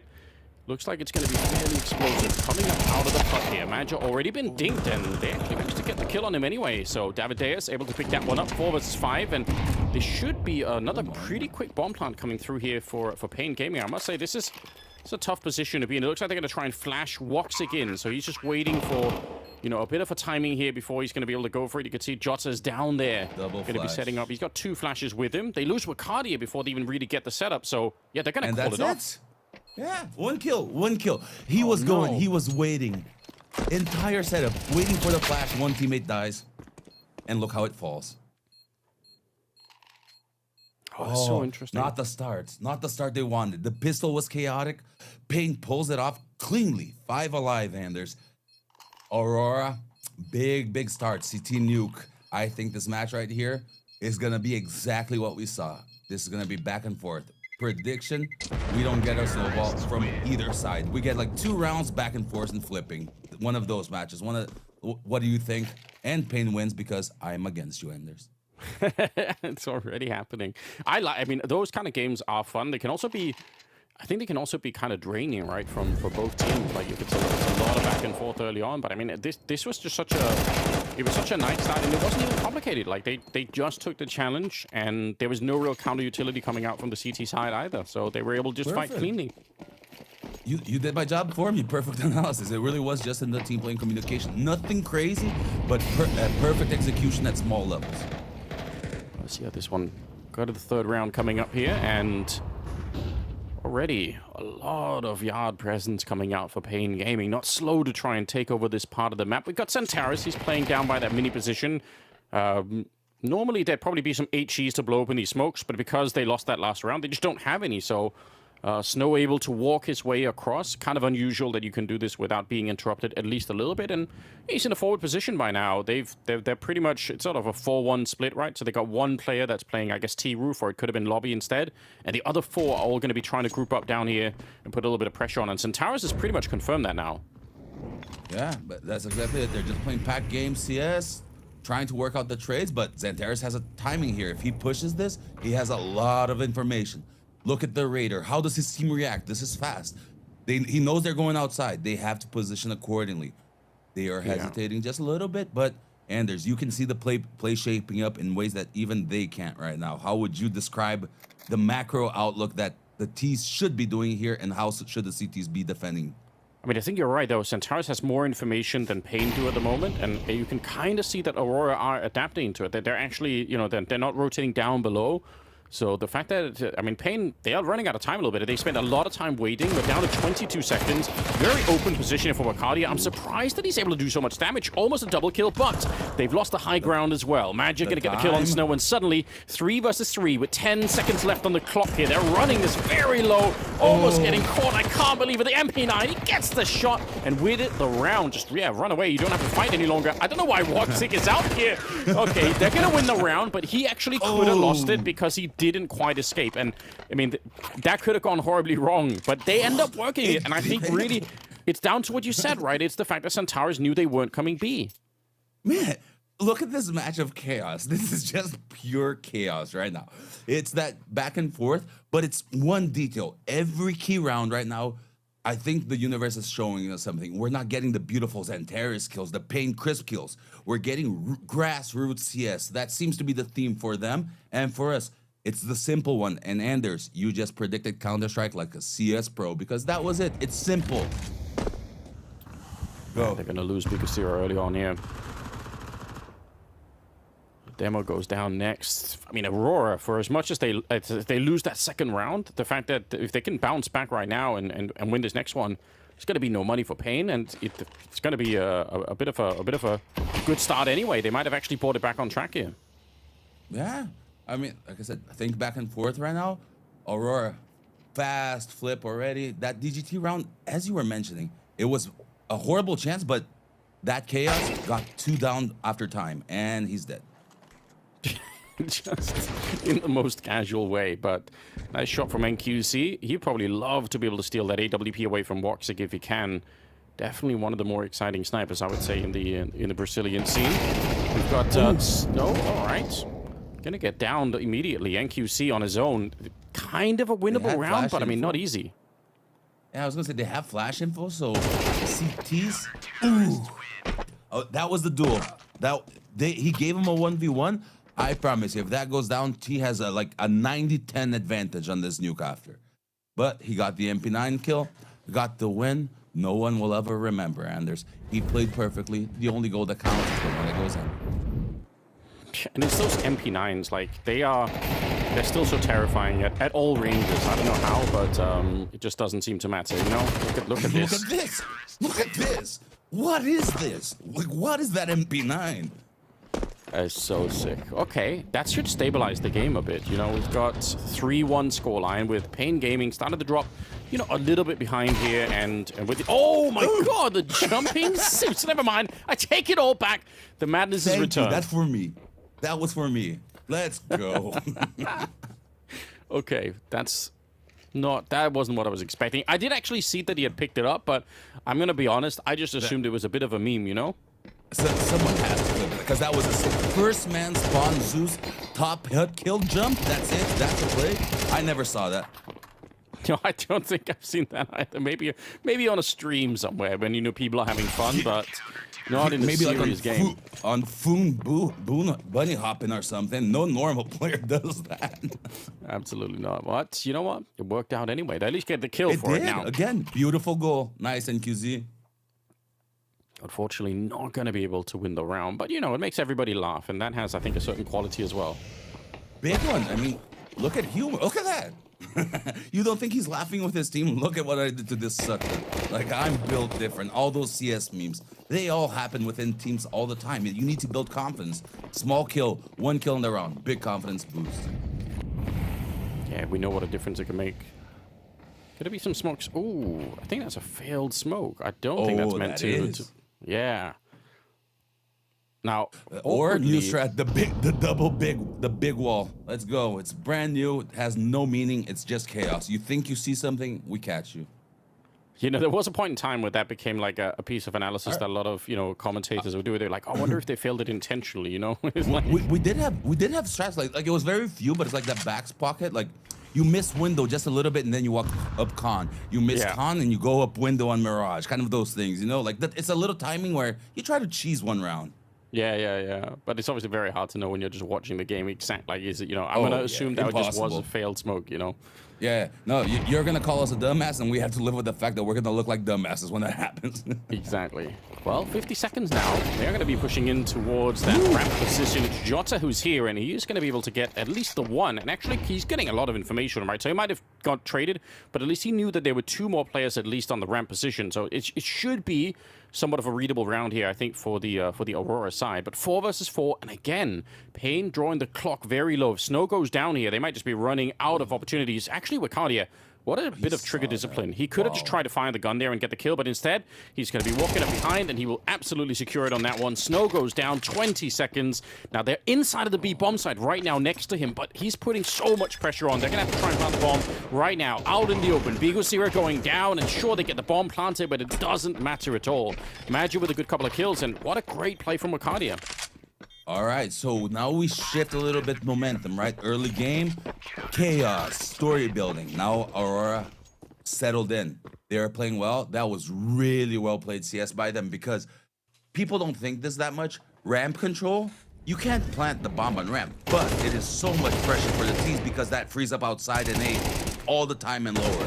So Aurora, really good round to come out of that. Pain were in a good position. They got 0 from it. Aurora got everything.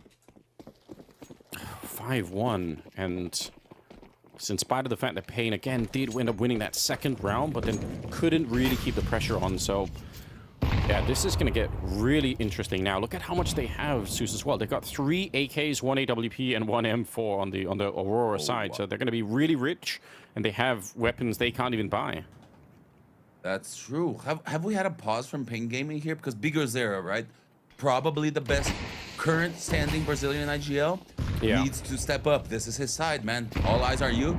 That's what being a great player means. It knows being aware that you are expected to deliver and still delivering. Yeah, you're right. I think that's a good point. Like the timeouts, especially early on, to sort of slow the team, calm the team down a little bit, could be important. Yeah, it's unfolding very fastly for them. Look, 1, 2, down, clean round. What was chaotic just seems clean. The match has shifted gears. It looked like it was going crazy. It looked like Aurora had like 200 horsepower and it was choking. Now they're the Lamborghini mode, Ferraris. They built their own Aurora car. It's neon, it's fast, and it's rolling over pain. That's we're a step away from esports branded cars, but I really like the vision for it. How interesting. You like the little neon cat Aurora thing? It's like has like a little rainbow tail just walking through the street. I think for the Paris major, I think I saw like a Hyper Beast car somewhere, like that actually had like Hyper Beast, like a full Hyper Beast kind of thing. So it can be done, The true paradox. What's worth more, the full car or the skin? Yeah, probably. We don't know. Skin seems to be somewhat... Schrodinger's skins. What's worth more, a real car or a skin? In this case, both, because the skin can be worth $100,000 and the car can be worth $500. The POS American ones. Listen, I'm also telling you this, like, skins are immune to terrorists. I'm just saying, they might be the ultimate currency. Hey, that might be the branding that's always been needed. Skins. We're immune to terrorism. Yeah. Oh, man. All right. Well, Snow is making his way outside, and he's not going to be met with anybody yet. Seems like he wants to actually move through that first smoke. No, he's going to actually dive down towards the B side instead. That's interesting. He did not see. Look at that small detail in the smoke. And on responsibility, Bigozera is the leader. But look at Snow. Look at how he positions him. Just the movement. You don't need to understand Counter-Strike. It's confident. He's going knowing what he's doing. This kid is going to be great, Anders. He already is, but he's going to be greater. I think you're right. He's got such great energy as well, but you're right. We forget exactly how young he is, playing way above his years at the moment. 30 seconds again. I think what you said about Bigozera earlier is absolutely true. I rate him so highly, but this is also so scary when you're playing the clock down to, sub 20 seconds. You're still trying to see if you can make your way in. The bomb is making it down there, and actually, there's nobody here from the CT side. So, curiously, they found a way to get into the B side. They must have not realized Aurora. Maybe that's the grenade from earlier, where they just don't actually see anyone, and as a result, they don't even recognize that there could have been someone down at the B bomb site. Magi's going to be killed eventually, and it's going to be a 4 versus 3. I can't believe they were so successful. Yeah, again, this is one of those that look like Aurora had control, but no. Pain had it, but wait, Joda. Okay, still trying, still wanting to get in there. Centaurus, he does have the kit as well. Oh no, and NQC, he's real far away, trying to see if he can get in there, but he can't stop the defuse. Woxic holding the line. What an unbelievable loss here for Pain. The fact that they got down is in itself a bit of a miracle, but then they couldn't hold the afterplant. That's unforgivable. Oh man, this is a new level for 7-1 for Brazil. I felt this all over again, boys. No. This is a new 7-1 in memory. It's that chin. It's, oh crap. We're getting This shouldn't have happened, boys. What are we doing here? We haven't even recovered from the first one. Good recognition. Let's flip. Good recognition. Pause. You needed that. That's it. Fuck it. It's one round. It's gone. You need to stabilize. But Anders, look at that. I thought it was done. I honestly thought that round was 100% done. I would have called it. Like, what happened? I don't even know. I feel the exact same way. It's like that should be it. When Magic dies here, look at this. It's over, right? How? And then Demo.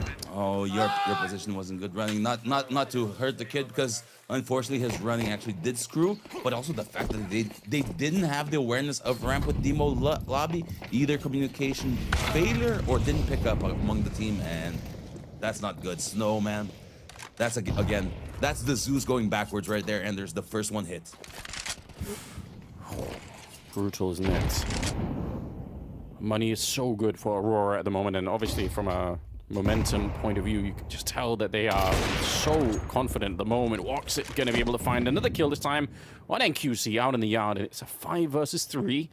Plenty of time in the round. Demo's going to be the next one to lose, and I mean, you had the timeout. You actually probably should have won that round after the timeout. Like, how do you bring this team mentally back online? I mean, this is going to be one of those really hard ones to understand, but at the same time that it's impossible for me to know how to solve them, it's very easy because the formula is the same. They just need to pause, take a step back, breathe, and be like, yo, guys, we messed up that round big time. Don't let that get to us. Like, how can we turn this around right now to just, like, forget it? So maybe if it was me there as a coach, I would be the one looking bad this round. Like, oh, my God, Wilton, they took a pause and they lost and nobody got anything. And yes, you won it, but most of my pause impacts are 2 to 3 rounds after. They're ripple effects. They're not supposed to be that one impact. That's too simple of a definition, you know, for what I'm trying to do. Yeah, I think a lot. This was a conversation that I can't remember who was having this like a couple of weeks ago, but also, you know, not all timeouts are just, you know, for the next round, because that also becomes somewhat predictable, you know. If you like at this point, it's actually, it has to be the opposite, because before that was that. Look at the stage of CS. The round immediately after, start catching stats on stream, maybe for us or for PGL or for something, because the amount of rounds that we'll see that the team is doing completely the opposite of what we thought they were doing is just crazy. Yeah, I mean, you gotta hide it, right? Like it becomes a little bit too easy to spot if it's like, oh, we're doing a timeout and then we're doing a big rush to the A bomb site. It's like, and it makes us look bad. A real human note, like for Wilton, it sucks hearing like, oh, he doesn't know what he's doing. And deep in my head, I know what I'm doing, but I can't say anything because I have to protect my player. I have to honor my agreement with the org. I have to be a respectful human, right? So the effects are bad on something like that. So we have to think on what we say, and me as Wilton, I have to think on how to take better timeouts, because apparently it didn't work if it didn't have the effect as well. You know what I mean? Well, let's see if they can figure anything out here. We're getting towards the end. I would say if they can win the next couple of rounds here and make it an 8-4 half, still not really good for Pain Gaming, but probably somewhat doable to make a bit of a comeback. But it has to be something like that. And right now, it's not looking easy. Although Wacardia might, he walks straight into the smoke and just gets himself killed. I don't think that's necessary. They have no control on the other side of that smoke, so the fact that he just walked through it is a little bit risky. Yeah, a little bit risky is underputting it. He paid the price, right? You have to take some risks, so it happens. Just one down, 5v4. Oh, well, they're bringing it back anyway. The AK is doing remarkable work here. Yeah, he's so ready for it. Bomb planted once again here. Tech9's left, 2 versus 4. See if it can be done. Missed shot actually from Woxic, getting a little bit too ahead of himself perhaps, and it does actually give over the AWP to NQC. Possible, yeah. Yeah, it's a weapon that he hasn't really been able to afford too much. We haven't had the pleasure of seeing him yet, but he is very sharp with it. So now is his time to shine. Madja steps into it, a missed shot, and Joss is right there. There's no margin for error. They're so quick right now, the Turks, and it's on Bigusira. He's managed to sneak up behind him. It's doable now. Sneaking very close with the tech line, but the smoke, he can't see a thing, and now he's fighting Jotzer instead, running out of bullets. It's Santaris at range to get the kill, and it's another round for Aurora. I just can't believe it. I don't know what to say, Anders. I just do not know what to say. My hopes and dreams are being crushed on live TV, and y'all are getting to see it, because this is not playing out good for me, and it's even worse for Pain, man. What is happening? This round after round of one round is thrown. Major, Joda, you guys are playing really well. Turkey, be proud. This is a really great team. They're looking sharper than I've seen in a while. I feel like there's been slow starts for this team at times, but I mean, look at Woxic. He's 14-3, and that after that missed shot, he's still 14-3. True, yeah. He did die at the ramp. Another timeout here, but you know, if they didn't put up the smoke in that 1 versus 3 against Bigusira, there is a way for him to stop that defuse and potentially even win the round, you know, but that smoke just made it impossible. I'd say it's probable. I think you caught a good detail. I'd say it's probable. Half a second earlier, if he gets the kill before the smoke, he not only gets the kill, he has positioning of where it is mentally. He's gonna, because people think the players are just looking at the screen. No, you think of where your players are kind of in real time, right? Like, the better you are, Monesi sees things in, like, the flash mode, Cristiano Ronaldo flow chart. Yeah, true. That is true. The rumors about Monesi as well are gonna, you know, that's they're out there. Okay, that's not bad. Sit down. You gotta wonder to some extent if that's Woxic also just being, you know, so hyped on himself that he takes maybe a little bit of a risk, maybe too much. Nice damage from Centaurus, but he's still dead. So 5-on-3. Surely, Wilton, this is a round that Pain do can not win. bring me into this, and do not, Ander. Do not do this to me. I was trying to set you up. I'm not gonna lie. I did think like this would be so funny when they end up losing this round. You know, I'm gonna give it to Wilton to just. You know. Oh, I've got the pattern. I've seen it 9 times in a row at this point. Okay, well, listen. Let's see what happens. Okay, they should be winning it, so let's just give them a little bit of space. We are not gonna jinx them too much. They will, and it just means they're playing well. But it's the details. We've seen every round of detail, Anders. It's got close a couple of times for sure. All right. Not bad at all. But yeah, they have a couple They of need players. the guns, though, right? Because yes, Aurora does not care about money. They are going to try to take every gun they can. They know they can't win the round, but economy damage, 3 kills is the goal for Aurora at this point. Yeah, just try and do whatever you can to make the next round, which is going to be the last of the half, just as hard as it could be for them. And you're right. Hunting a little bit here. Davideus goes down, and yeah, everything is working out pretty smoothly. Small detail. Not that it changes anything in the grand scheme, but it changes everything in the micro. The fact that they have money for like 15,000 and 10,000 decide to save, that's a small decision that can lead to 1 round. If this match goes 13-11, that's the review that coaches hate. It's these small details of, why didn't you just go for the kills? You had money. It's like, are you trying stats? And it's not that they are, you know, but it's an ingrained habit of sometimes just not looking at the situation like, hey, let's go this. I don't care about my stats. Run at them and try to take those guns. Yeah, I mean, at the end of it, I guess the only other upside is they get to save a couple of AKs on that CT side, but that is the one. There's always going to be more than one truth, right? So yeah, you're right. They do value the AKs, because if you have Sanctaries with an AK, maybe that makes all the difference in the world to you, right? Or maybe he got shut down by them at the start of the round. Exactly. Or maybe you saved and you thought you were doing great and you should have went. That's Counter-Strike. You have choices. It's about the best ones that you make. And when you mess up, guess what? You don't die in the real world. You just lose a game. It's close, isn't it? There's actually been much less efficiency with those HEs out in the yard than I feel like I normally see. I feel like some that teams is true. No good breaks. No good tactical breaks we've seen, right? Yeah. That's kind of interesting because obviously that's a really giant part of the meta at the moment and as a result now T sides now are throwing those double walls that people are talking about, you know, where you throw like, you know, one on the default sort of, you know, by the red container and then the other one by mini, and CTs don't know which one to blow open. They can't really blow open both of them, so there's a lot of evolution happening right there. Less than 50 seconds, but look at Madja trying to take it into his own hands. Unfortunately, he's delaying a little bit, and they're down so quick. They just went for the vent dive. My God. Yeah. They recognize where it was. Interesting speed up, because as you'll see in high-level Counter-Strike, speed ups normally happen when you either kill 2, as happened, or when you kill the op. Especially if you kill the op, that's a speed up tell right there normally. But they have to go for the retake, Anders. Yeah, you're right. Last round of the half, so gonna be any real delay in this one. Woxic hoping for at least 1 kill to start off the retake with. It's not really gone that way at all. In fact, he's going to find himself on his own with the AWP, and there is no chance in hell. They are trying to run him down, and it will be Davideus to take him 9-3 at the end of the half in favor of Aurora. The Turkish side, the freshly minted team here, but I mean, for Pain, it's a little bit late. I don't know, Wilton. Is 3 rounds, is it enough to do anything with? It is, but it's a tough road. I'm not gonna lie, because they need pistol first gun rounds and they need a little bit of momentum, right? They only got it towards the end. I think they started off slow.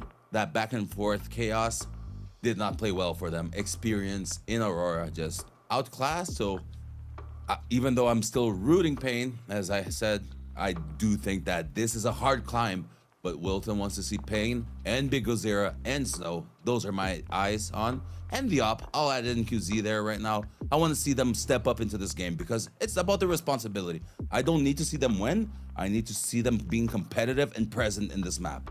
If they are coherent in their exercise, then we'll have a really good second map. If not, then it's a forecast. Wilton was wrong and it's a blowout. Well, that's, I mean, I think that's an interesting thing to maybe highlight, this idea that there are different ways to lose a game, right? Like you can lose a game and have it be, you know, a terrible sort of, you know, forecast for the future, or it could be that you just lost the game, but you actually did end up having a pretty good match overall, you know?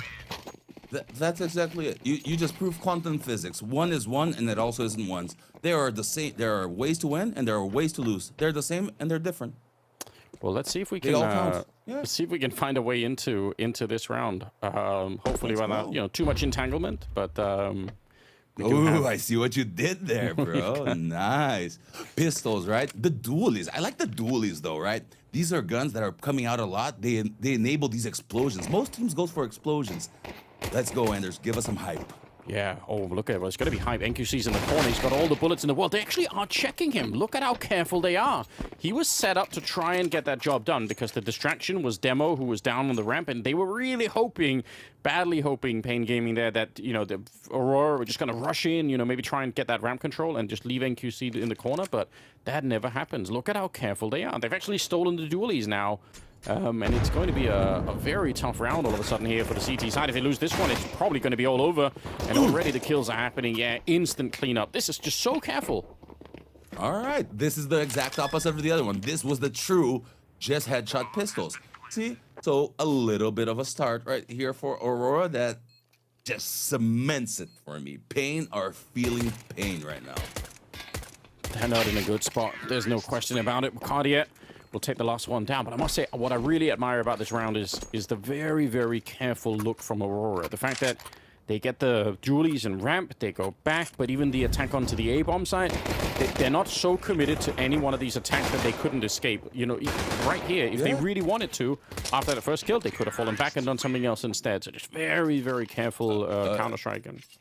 Again, beautiful analysis, Anders. You take my job for me. You maybe could do this alone. Because that's exactly it. It was just a block patch. They were always in a dynamic position to make moves. They could choose what they wanted to do whenever. They can react. They are in flow state as a team. They are not individuals playing, which is what Pain is doing right now. 5 individuals versus 1 team. Which one is winning? Well, I think it's pretty obvious. Aurora is kicking ass right now. They're so good at the moment. No HEs to blow open the smoke, and I think Aurora they know that. They know that that's not going to be happening on that CT side, so they get to use the smokes the way that you would have in, you know, in CSGO when there was no blowing open of the smokes. You could just throw the wall and, you know, try to see if you could make your way past. Magic goes down, but it's not even necessarily a big loss. The fact still is that if NQC dies here, it's going to be a bomb plant. Wow, he's almost saved the round. Oh, God. Fair play. Smoke position. Small little detail. I like the smoke from Xanterra's position. Just the fact that it's kind of set, it's fast. It doesn't lose time. It's efficient. I really like that. Yeah. Very quick. And look at where he's positioned inside of it now with the low health. They just might actually not expect this. This is a crazy play from him. Let's see how much he could get done. They have the advantage right now, Pain Gaming, but Centaurus walking up right behind them. Big receiver executed. Centaurus ready for more, but he can't quite find the angle, and now he's a bit low on health, and let's see if they can get this defuse home. They're tapping it once. They do not have a kit either, so if Centaurus gets that one, it's going to be all over. But Davideus was already on the defuse, even at 10 seconds. I think he's just barely going to be able to get the job done. Wow, Pain Gaming. I was sure they were going to lose that. I thought Centaurus' positioning there was going to win everything. I thought so too, but it goes to show, like, sometimes just luck plays a fact, right? Because Xanterra's 10 HP, 12, I don't know, something like that. He does the highest risk play, and he's good, and the rest of the team that can't. But I can almost promise you the team died because he did that play, because they were expecting him to pop a little sooner, which there is no right or wrong. It really was just about, oh, next time the team needs to be better. They still weren't as in sync as they should have been, but that maybe takes a year and a half or something like that, you know, like the Astralis level. Yeah. It's not something that is easy to build for sure. Very interesting to see Pain Gaming winning these, you know, losing the pistols, winning the second rounds, but then, you know, that should set you up nicely. They just need to build something behind this. I mean, it's not a bad way to get into a half, I think. We'll see if they can build something more. They've got some AKs picked up, and this one should be a little bit easier. Yeah, so far, just an eco right now. Pain they just have to win. There's nothing I can say here. Yeah, well, if they lose this one, at least we can all agree it's officially over, you know. So yeah, the pigs fly, cows are on top of trees, and it all makes sense. It's like it's not. I'm so frustrated at the way the round worked. It changes nothing. It's just like the counter strike is so beautiful, Anders. It's so chaotic. That's what we like to see, you know. M4 here at the ramp. I'm going to say it's a pretty committed position, but he's got a teammate with him, so it's actually all good. Don't think they're going to lose anyone here. The backup is coming in, and Centaurus, the last one left. Shot in the back with the USP. Okay, this is, for once, the game is stabilized, and it looks like Pain Gaming actually have just a little bit of a room to breathe here. I mean, how much can you build in a couple of rounds like this, Wilton, where, you know, you got a couple of victories? They may not be big victories, but, you know, at least a couple of rounds that go your ways. Does it even make a difference? I think it makes all the way that I coach, at least.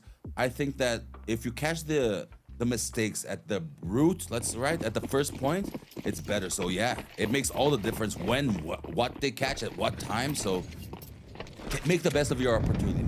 That's all I'll say to the teams. Learn fast. Yeah, I mean they don't have. You're right. Like they don't have a lot of runway to make a lot of mistakes right now. So if they are going to turn it around, you have to work with what you have. Exactly. Yeah. Learn fast. Learn fast, or learn next time. That's kind of the beauty of Counter-Strike. There's always a next tournament, but it will suck because you will lose this one, and it will look bad if you don't learn.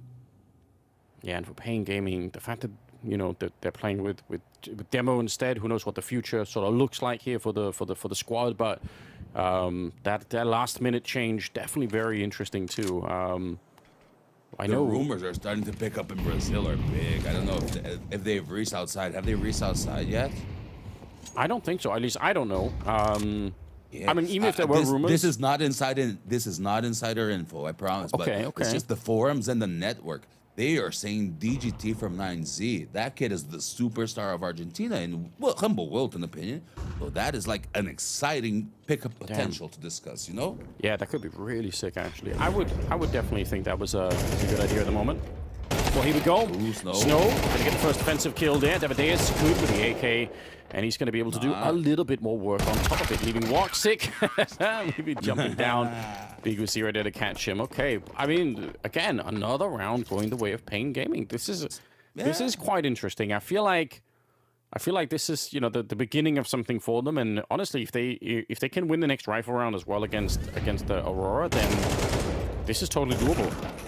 Yeah, I mean, what was the score at one point? I think it was 9-1, right? So this is the exact match. It was never possible until it was, and it's starting to look possible now. So it's just like you're saying, they don't have to change anything. They just have to keep doing what they're doing.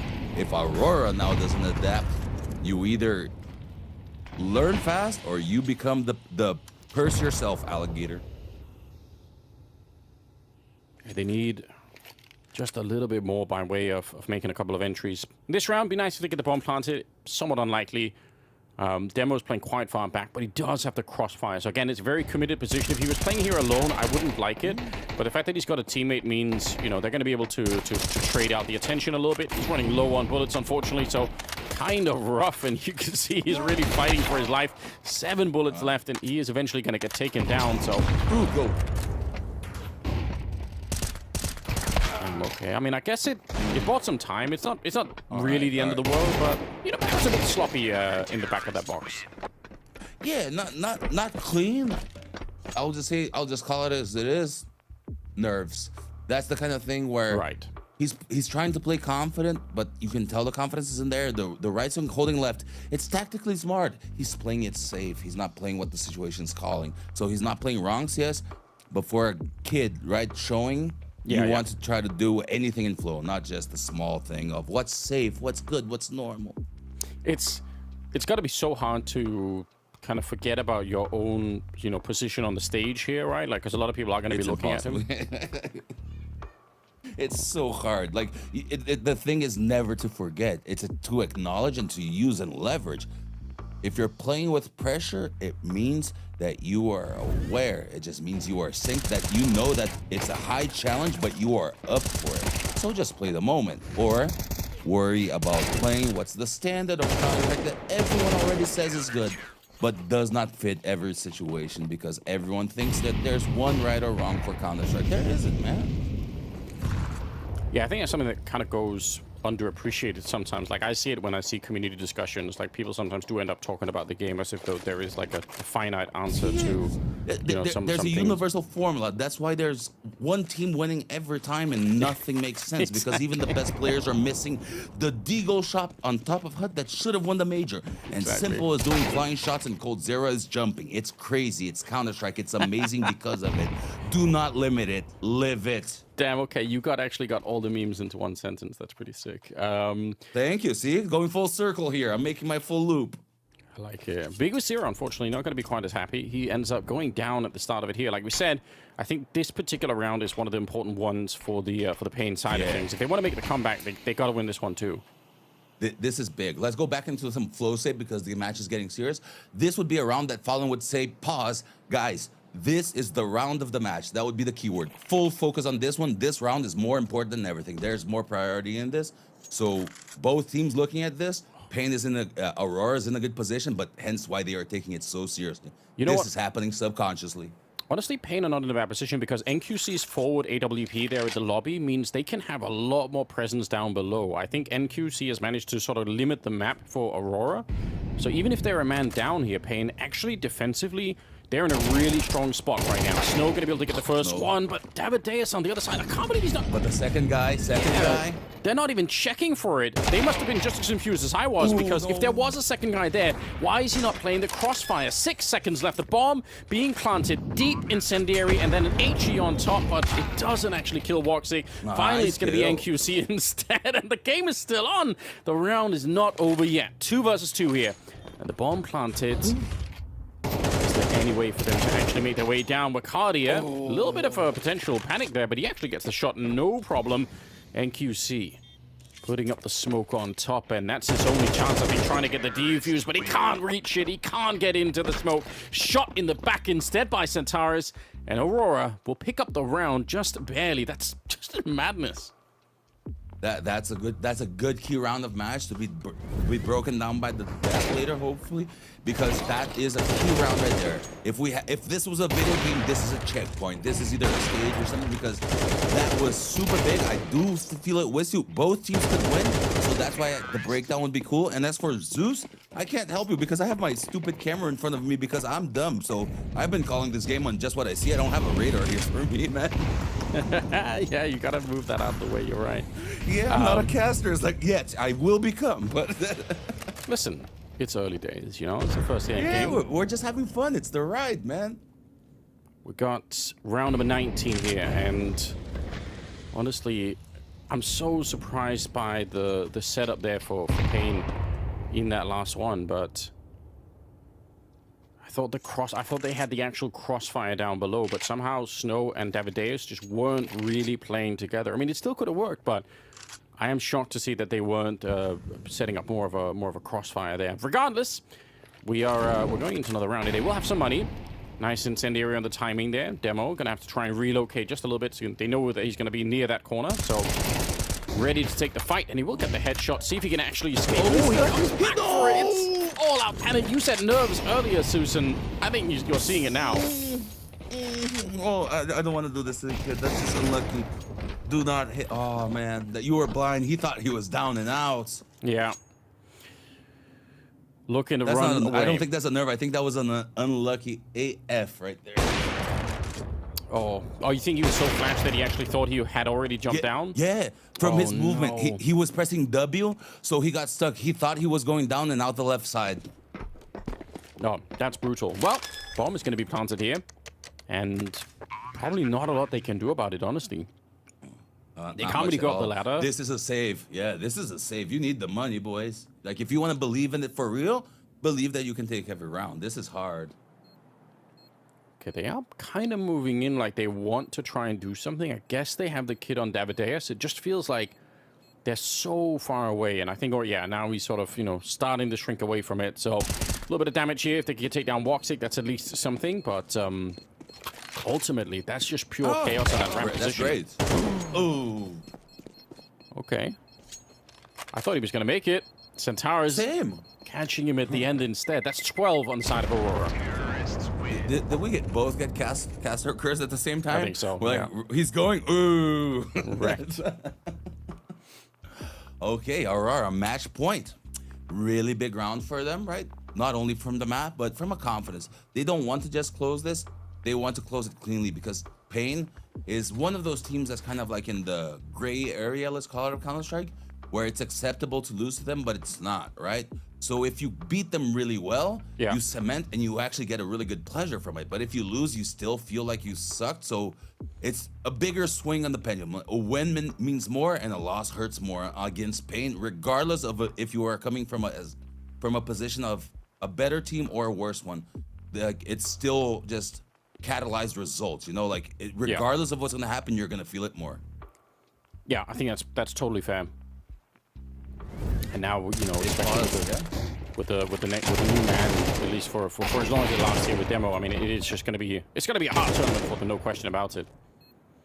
Oh yeah, it was already gonna be regardless, but again, that's learn a little bit from Kerrigan. Kerrigan is our having a stand-in, let's win a tournament master, right? There has to be some secret there as well. Yeah.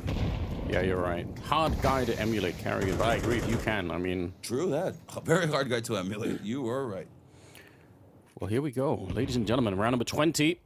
We do have 3 MP9s, a couple of M4s. Like we said, they wanted to save the 2 guns. They only got to save one of them because, you know, there was a bit of a hunt going on.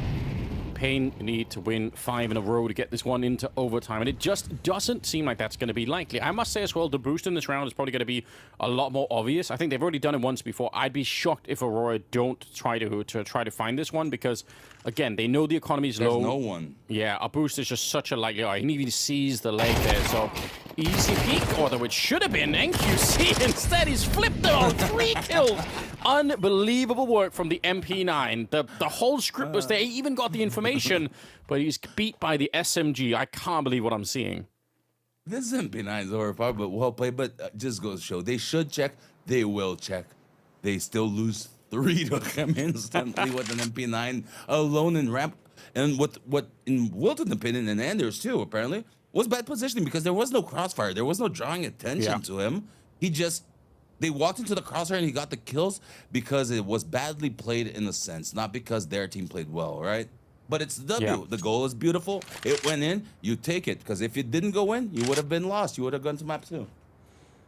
That's just a bit of a shocking result. I really, because I just feel, what I don't like about the boost is I feel like you can get away with doing that boost like once per half pretty much. But if you do it in a round where it's automatically that the economy is going to be low, like this one, I would be surprised if Aurora didn't check it, and they did, and somehow that just didn't matter anyway. Wicardi are going to be saving this gun for the end of the round. That is something at least. So 1 down, 4 to go to try and get this one into overtime. I mean, I don't know, Wilton. Can they get there? Can they win the next 4 in a row? I've participated in. So, yes, they can do it. Is it easy? Still no. Turkish fan Counter-Strike, now's your time to motivate your team. Brazilian Counter-Strike, now's your time to move yours because whoever helps theirs a little bit more maybe gives them that just 1% extra chance. That's all you need sometimes, you know. Get the energy flowing. Incendiary smoke to take its place. Centaurus, what a nice peek. And I've got a feeling now they maybe are bullying Demo just a little bit. They feel like he's a bit nervous. They can kind of sense it. Yeah. And I mean, that's what they should do, you know? Yeah, this is competition. If you feel blood in the water, you go for it. Yeah. They have to learn how to fix it, not you. You recognize a solution. For them, it's a problem. For you, it's gold. Yeah, look at this as well. They're so quick to get the bomb planted. A lot of pressure right now on Pain. They absolutely need this at the moment here. Damadeus, it's a very nice entry to try and get the bomb site back in their hands. Bacardi and Centaurus answering back and almost running out of bullets. It's NQC to go down to Bacardi, leaving just Biguzira in the middle of all of the madness here with 9 bullets left, and it's way too much. They're going to jump him. Waxic with 20 kills at the end, and it's Aurora to pick up map number 1. That was a good game in my opinion. I think Aurora definitely deserved that win, Anders. They played better Counter-Strike. The trade chaos rounds we saw, they were the superior team. They showed the voice of experience, but Pain, slow start. Wanted to see a little bit more from Biguzira in this one as an IGL because Snow, the younger guy, the young gun, showed up. He was doing his thing. NQZ there. Demo, we're not going to talk about him because this is an experience for him. It's not fair for us to compare him to the guys who have been doing this for forever. It's unfair to try to teach him. I said, let him be, let him learn, and we'll talk about him when it's time to talk about him, right? And as for Aurora, you just have to highlight because this team is complete. The IGL, Jode, amazing. Xantaris, come on. It's the Xanta peak. Waxic back to form. 14-3 with the missed shots. We get to see a little bit of Draken on like steroids. I don't know. This is great. Counter-Strike. This is fun. I loved it. Look at these replays. It was 9-2 and we got a match. We got what we wanted, Anders. We got Counter-Strike. Genuine Counter-Strike. Not scripted. The opposite. Yeah, I really, really enjoy that. But, I mean, I think definitely on that second half, just the realizing that Demo was going to play that ramp room, you can feel that they really wanted to put the pressure on. I could definitely appreciate that. Right? Yeah, I mean, you should definitely try to, and it's also a hard position for Pain to put him in that ramp room. Like, it's such a pivotal part of the map, so potentially a bit rough in that sense. But regardless, it is going to be the game, or at least the first map of it, going the way of Aurora, and the second map, I believe, is going to be on Inferno. So last time that was also won by what they were back then, Eternal Fire. So I'm not too surprised by this outcome. But I really think if Pain if they could have made some more runway out of winning those second rounds, which they did in both halves, I mean, it could also have been just a very, very different experience. So yeah, a bit unfortunate that they don't get more out of it, but ultimately, still not a bad game. 13-8 in favor of Aurora. We're going to see what happens with the second map as well, and it's going to be coming up after, I believe, a quick break. So stay with us, and we will be right back.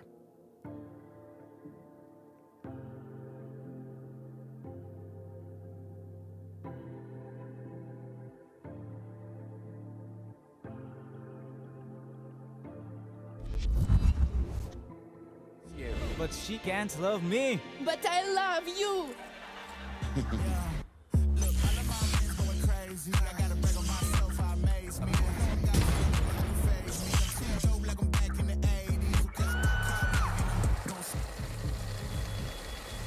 I won't play window anymore. What's going on? Play your role. 1xBet. On to the next one. Let me fix the green screen.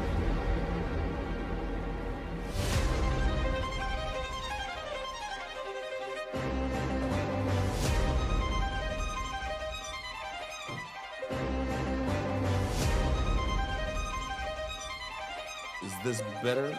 It's still tilted, but...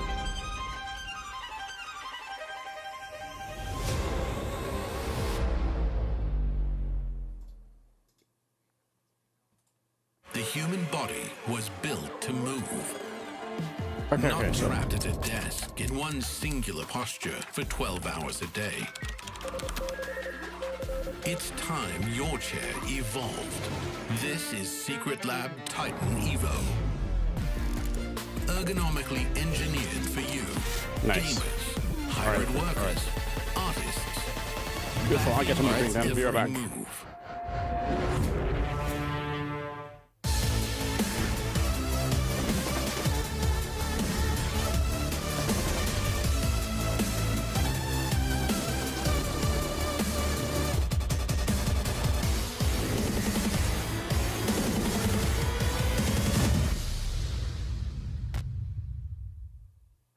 Pain had a very good start to 2025. Things are changing though for this team. Players are changing. I've got Big Uzera to talk through some of this with. And let's start with this. You are trialing a 17-year-old player from your academy. You just told me his name is Demo, not Demo. It's just Demo, right? So we got the name down. But how did you come to the decision to bring in this young 17-year-old player from the academy roster? I think the idea of put a academy player in the main roster is like give more experience to him. Yeah. We know about his talent. We know he's a very good player and this kind of things. But we have to put this. If we have some situation or some problem, we just need to like take one guy from the academy and put in the main roster, you know, just to get more experience, give opportunity and this kind of things, you know. So I think it's fair to put a guy like him right now. Yep. And we don't know if he will still on the team in the future, but I think it's a great experience for him. How much time have you had to practice and prepare with him to get him ready for this event? Maybe 7 days, 8 days. And what have you told him before he's come to his first big event? Like mentally getting ready for this, what you expect of him, what are we gonna see? I'm not just telling him, but telling for everyone there in the team. Right now, we just have to keep our individual level so high. I think it's time to practice a lot of our individual, you know, to play a lot of deathmatch, who like to play, who like to play like pugs and this kind of things, just play a lot. Now it's not time to watch a lot of things, learn a lot of things, and put in the team. You know, we have to think about it, and we have to know the moment that we are right now. So right now, it just play with a lot of confidence in the aim, and I'm just telling him like this: just play like you stay at the home, and just feel and enjoy the moment, you know. But still, this is a very big test for you guys as a team, because you are trialing a player who's never played at this level. So what does this mean for your expectations for the event? About the expectations, I think we don't have to keep our expectation high, you know. Just play, you know. Just like I said, just enjoy the moment. We don't have to think on win the tournament or go through. Just play and let's see what happens. Sometimes of the year you have to improve your the team together, the tactics or the basic things. But right now we just have to keep our individual level high, like I said, because if you have it, we can beat anything. Do you feel like for this event the pressure is off, which might help you as well? Yeah, for sure. I think when the pressure is off, sometimes we just enjoy, you know. And when we enjoy, probably the confidence level goes up, you know. Well, let's hope that happens here for you. Thank you for all the insight and good luck trying out the new player. Thank you. And seeing what you can do here in Bucharest. Thank you. See you.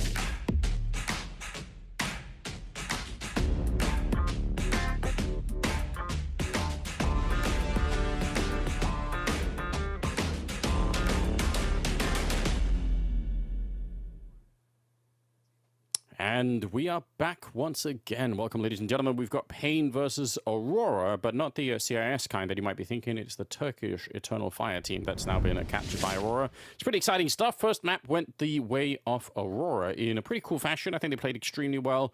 Wilton, Inferno is coming up next. What can we expect here? I think it was picked by Aurora as well. I think based on what we saw Nuke, given Inferno really slow play, very rarely the mix-ups, so we're gonna have long, drawn-out rounds. But from what I've seen, if Pain starts off the same way they did in the first match, Aurora runs. If they start off how they ended the match, we maybe have a match, because they had Nuke really slow start. Now on Inferno, the hill's big, Anders, but you gotta try to be up for the task, right? You gotta do something. Yeah, I mean, I think that's definitely true, right? Like the end of Nuke had some promise. Like you saw some of the individuals a little bit on the Pain side kind of come alive. Like there was a moment there where I thought it could be, you know, a much closer game. But ultimately, yeah, you're right. The slow start, the fact that they won both the second rounds after losing the pistols on both halves, and then didn't really do anything with those second round victories, which I think you said, like normally they're so important, right? They could be even more important than winning the pistol. So we gotta see something more out of them. Didn't capitalize on momentum there. They had the opportunity. It was floundered. It happens. You can't let yourself get knocked down by it and stay down, because it does knock you down. But given that, Aurora, I'm gonna flip this to a positive. These guys, I heard the crazy take that maybe MongolZ would win a major. I will say, I can see Aurora winning a major. Yes, I love that you said that. I made that prediction like a month ago, because I like making crazy future predictions for who wins the major. It's just my thing. But this isn't that crazy. This is a coherent team. They've been together for a while. They're peaking right now. They're working together. I like that prediction. You're not crazy. Crazy is who thinks that's not a possibility at all. Well, let's see how crazy we can get here in this one. We're into the match, ladies and gentlemen. Aurora versus Pain. We've got Pain starting on the CT side, Aurora on that T side, and we've got a lot of utility. When I see that Molotov, I'm immediately thinking that B-bomb side. Oh, same. I mean, it can be both, but this banana part in the beginning of the round, it's gonna have to happen. We don't get a duel, but that just means we get a little bit of more executed chaos. Yeah, you're right. Nobody's really fighting for that on the CT side. That also means, by the way, that they're going to have very limited information for what's happening. By the time they realize there's a B attack, either these two players will... Yeah, like either they'll hold or they will lose the round. Mods are smoke going down. They're surely going to come through. You might even love the fact that the smoke is down. You might just say, oh, screw it. We're going to go anyway. Nice headshot. Zero in the back. Good couple of shots coming out. And now Snow on his own, but he can't land the kill. And instead, it's going to be a bomb plant and a 3 versus 3. Oh man, already to start 3v3. Pain getting in position, 1 back halls, 2 CT, no one banana, all fights. They do have another smoke on Davidea, so maybe they can block off one of these, but they're gonna have to get the fight somehow, and that's not even gonna get close to it. Again, the Turks are so deadly accurate with these pistols. It's NQC on his own. He doesn't have a kit, and really there's nothing he could do at this stage. Ricardi is gonna be able to take him down, and nicely done. Aurora able to pick up this one, and that's in spite of the fact that Big Zero got some stunning headshots to begin with. But again, the rotation is so far away. I really don't. I mean, I'm going to say it more strongly than that. I actually hate the setup when you try and hold the B bomb side in pistol rounds with 1 smoke. I don't think the T's care about that smoke. See, thank you. Now you did something for me, and I can put for you. Go on. I'm the same. I hate the fact that they split up 3-2 far away. It's not a coherent strat, because it's saying us 3 we hold, us 2 we hold. No, the other team is coming 5. 2 and 3 alone, they do not hold, man. As you just saw, you start off strong and then you crip and you crumble, you lose. So yeah, I'm with you. I don't like it, and it shows. Do better. Not going to be happening this time, unfortunately, for them. But they have a history, at least in the best of 3 that we're watching right now, of actually winning the second round. So if they could do it again, and I mean, Inferno's a great map for it, right? The 5.7s, the MP9s, you're going to be close no matter what, so... They are, but look at the utility, or lack thereof, right, on the CT side. True. 110, all the guns, none of the utility. That shows me, I think I can kill a lot. I don't think I can get a team flash play. Like, not priority, you know what I mean? Yeah, that's true. Bit of a failed smoke, which is kind of funny. It doesn't matter. There's nobody on the bomb side. Weirdly, I actually don't hate this for Pain Gaming. If they just save the MP9s into the next round, it's fine. The only problem is Jota. Like, he's on the other side of the map. He's ready. If they try and save and he gets a couple of kills here, it's already a problem. But actually, they're going to get him, so now they get the AK instead. Okay, fair play to Pain. Perfect. I'm with you. Fallen used to say this a lot, and I respect the shit out of it. It's like, you've made your choice, stick to it. Right? Because, like, if you made a choice, it's because you thought it was going to work. If you thought it was going to work, it's because either it was the captain calling it, i.e. Fallen in our case, or it was your gut telling you, i.e. your flow state. So if you don't listen to a captain, you're a bad teammate. If you don't listen to yourself, you are dumb. So that's kind of how it goes, in my opinion. Think too much, be stupid. Don't think at all, you're actually smart. Apex gets it. That's the first thing he ever said to Taco. Remove your brain and entry frag. And now the dumb entry fragger is probably the best IGL in the world. CS is ironic. I do actually like that idea. Oh man, so actually I might have lied. I thought Jota had an AK. He had a scout. Is that am I dreaming? Why did he have a scout in the apartments? Exactly for that, so that someone that kills him gets a scout and says, "Ah shit, it's a scout." That's so confusing. All right, well, fair enough. Anyway, they don't actually win the second round, but it's because they sort of give up on the round by allowing themselves to have the MP9s into the next one. We all know how this works out by now. We'll see if they can, you know, be a little bit more dangerous coming up into this one. We do have the 2-0 scoreline at the moment. Round number 3 here, and we'll see if that stolen scout can do anything. I mean, a couple of good shots with to the body there, and it could be interesting. Look at the setup here towards the mid position. Bacardi is surely going to be traded out and dead in this one. We'll see if he can do anything at all. He's going to be straight down NQC with a nice kill. Oh man, the little who takes the first step, who sees a shadow, who sees a shoulder. Right now, Pain. First round, you need this, boys. If you want to make this competitive, it has to start now. If you follow the first map, bad result. Okay, so because you're trying to do like God Flash that you can set up for, but unfortunately everybody's there. Like the flashbang works really well. It's a sick setup for it, but again, all he has is this 5-7, and through the smoke, Demo's going to get the kill. Actually, weirdly, this is a close round, and it shouldn't be. Look at the health advantage here for Pain Gaming. Yeah, wow. It could be done. Close. They actually can still win it here. Demo sneaking in if he trusted in himself. If he swung for the kill there, he might have had an opportunity to actually get it. Damadeus coming in as well. He's got a bit of a flashbang, but he's going to try and walk through. They nearly stand on top of each other. This is so scary.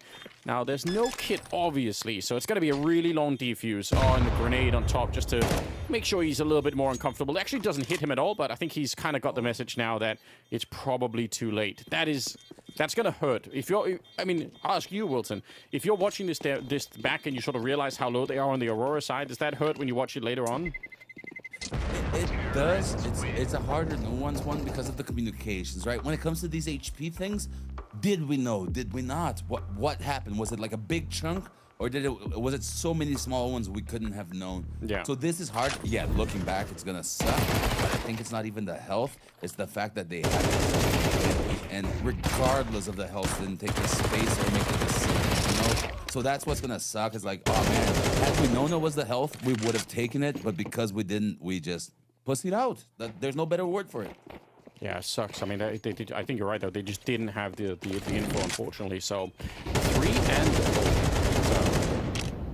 I mean, any professional team, they'll know what it's like to lose the first couple of rounds in a game. It shouldn't mean that everything collapses behind. Let's see if they can make this one work. They've got the AWP back out, and they are actually trying to fight a little bit for this banana control, and I kind of like it. Bacardi is going to go down early on. That was towards the boiler room. I think that was just NQC pushing in aggressively to win that fight. Another thing that I really like, I want to see Pain Gaming be a bit more confident. Even if Aurora is a strong opponent, you've got to play it like you don't respect them that much.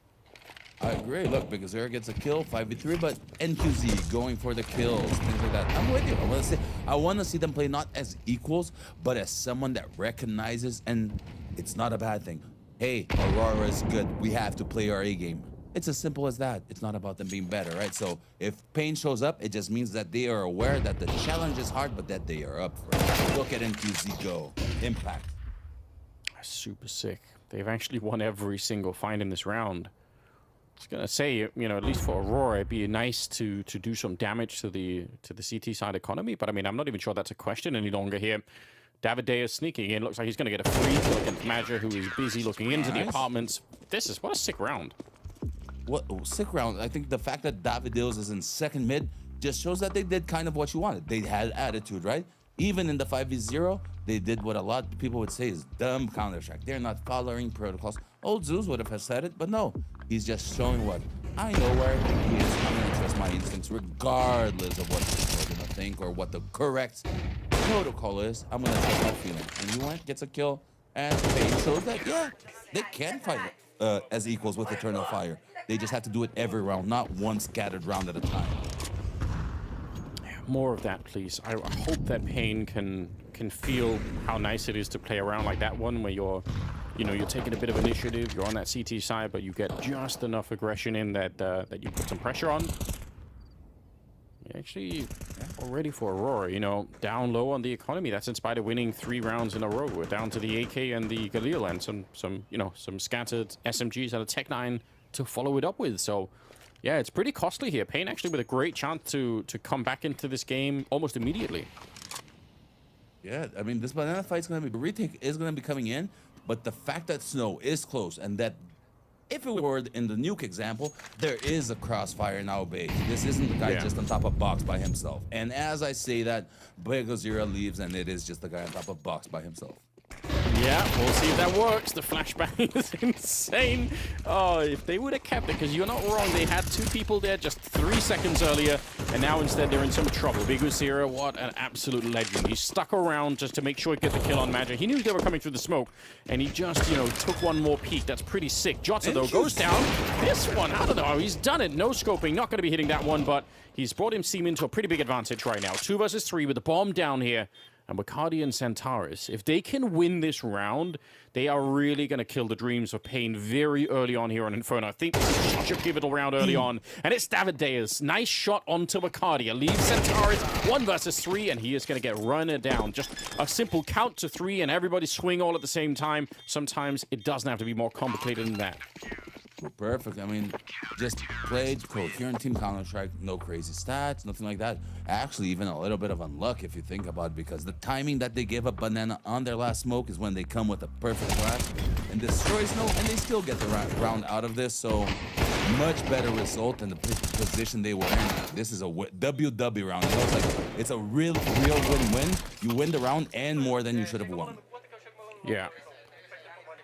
So sick. I mean, again, you got to highlight the fact that Bigusira stayed around for that first kill. It's such a small thing, and it's so easy to just either run away or to trust in the smoke spam, but he really made sure. Nice trade here, but also I've got to say, for Madger, I like that kind of pressure with the Tech 9. It's pretty lethal, and sometimes there's only one player at that B position, so maybe you could have just been able to get the bomb plant very, very quickly.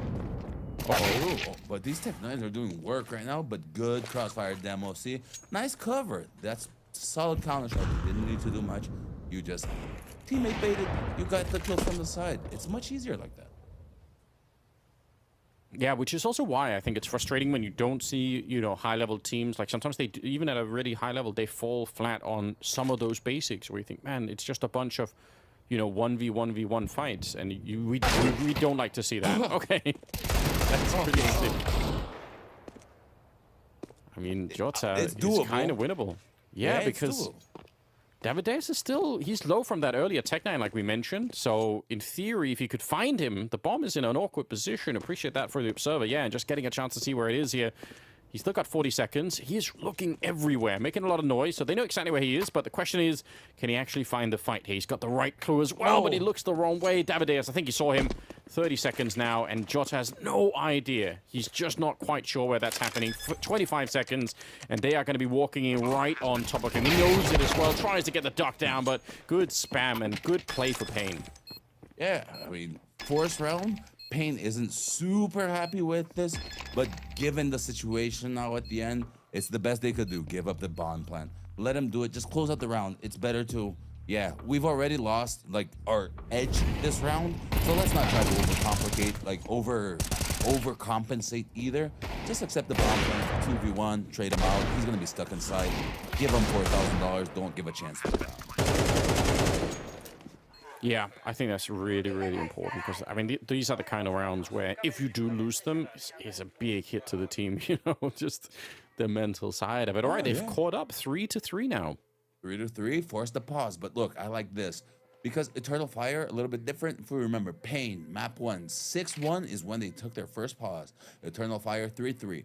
So the round difference, not too much. It was round 8 in the match and round 7, right? We are basically at the same point. The difference is Pain only did it when they were down 6-1. Eternal Fire says 3 rounds is more than enough. We ain't doing this anymore. 3 is our golden ratio.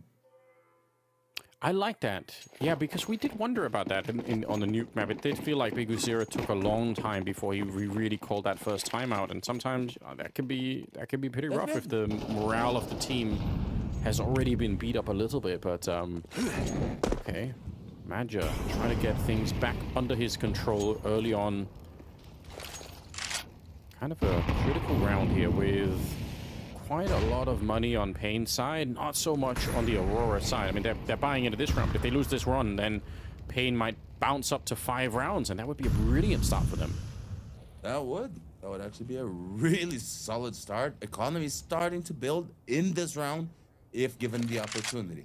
But T-side, Aurora, Ops, full utility. They have map control, and they haven't even used the utility yet, so Aurora, even at this point, look at this. It's gonna be hard for NQZ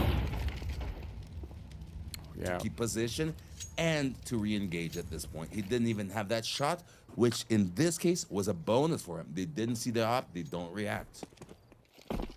Yeah, he just is flashed back, but again, Pain living in a sort of a limited information environment at the moment. They are going to try to see if they can move a little bit towards that hallway's position, but not so much. Yeah, this is going to be, again, one of those setups where you either defend it with the 2 people that are here, or there's not a big chance for rotation. They actually do have another one coming in. NQC, Flash. There's flashes. Yeah, but he's going to get so smoked out here. I mean, both the players at CT spawn, right? There's one more there for Snow. He takes another peek. You're absolutely right. It's down to the flashbangs. They finally get rid of him, but it took a lot. It's the oh no and oh yes at the same time. Yeah, it might just be vegoZero going to be taking down Centaurus, so we're back into a bit of an oh yes position right up until Woxic shows up. Oh no. Taking down vegoZero. Yeah, we're back into that. It was Davideus. What could he do here? 1 versus 2. He is sneaking up. I mean, a lot of confidence. Knife out, just so sure no one was going to be at that corner. It's Wicardia crouching into the perfect time, and Aurora. I mean, that is the real power of those B hits. Once you get the bomb down, I mean, you can keep trading, and you're probably going to be winning those rounds. The afterplant is so hard, which is why I thought Pin was actually such a good position, because I kept calling it as they were happening. It's about the flashes layering there. They did a good job, but there was only the guy triple. This is going to sound awful, but he was only able to get 2 with 3 flashes and being the solo hold. Like, he did a great job, but with 3 people there and that amount of flashes, the collapse and break has to come from CT, from backhauls, and from triple at the same time. Right. You know? Yeah, I think that's absolutely correct. So, yeah, you're right, unfortunately, right? Great job, but unfortunately might still not be enough. Molotovs are amazing here for Aurora. They burn it out, so you can see they actually force Pain to not be able to play next to each other, and they must have heard that NQC AWP, so they have quite a lot of information right now, Aurora. They don't have to do anything, they can just wait. Yeah, Pain is in shock. That's a Brazilian. They are feeling everything right now, because if Aurora basically slams against the window in the map, Pain is throwing every utility. If 1 smoke goes down, 3 compensate back. They have them on the famous tilt point. This is tilt point. If anyone watches tennis, Formula 1, this is the peak flow state in opposite. There's opposite flow state, guys. It's when you're so bad that you are incoherent and you just start making dumb decisions because you've lost track of what was the idea, what we were going. Yeah, and you can't afford that. I mean, especially maybe on the CT side of Inferno, right? If you end up throwing, 1 too many grenades, you don't have them in the last 30 seconds. It's kind of devastating. Oh, I think they'd already called a save at this point, but vegoZero still gets found by Woxic. Yeah. Damn. And nice call, though. To me, that's reverse flow, man. Like, you've literally went from such a good position that you kind of tilted yourself on one small detail and you inverted the scales, you inverted the pendulum, whatever you want to call it. You went from being super good to super tilted in one round kind of a thing. You can't snap out of it, but you got to recognize it. Yeah, I mean, right now, just one small step in the right direction would be the ability to save these two weapons. If they could do that, at least they've got kind of a story to work with. But this is a rough turn of events, I must say. But credit to Major, right? He called that timeout at 3-3. Timeout. And then back. Timeout now. You need a timeout. You still have not gone, and you have had break rounds that are tilting and demoralizing. It is not a shame. It is an asset. Is that a little? That's a little dragon that's been drawn there on the tactical paper. Is that a little bit of eternal fire sympathy still left? I'm gonna go with Ouroboros. It's the snake eating the snake. It has nothing to do. It goes to Aurora. They bought this team. It's theirs. So Nice. all the credits go to you, Aurora. Nice. All right. I appreciate that. Fair enough. I won't call them out in that case. I was just getting curious, you know? Yeah, I get you. That's it. To be curious, you have to risk exploring and you have to risk offending. It's not offensive. It's just curiosity. Round number 9. And a good shot there. Easy pickup. Jota going to be going down. So much is riding on this right now for Pain Gaming. If they're able to bring it back with the NQC AWP and really just not much else here, that's going to be absolutely huge. You can see Bigosiris already got the grenade primed and ready and going to be throwing it down maybe a bit too early here. Looks like the flank is in, though.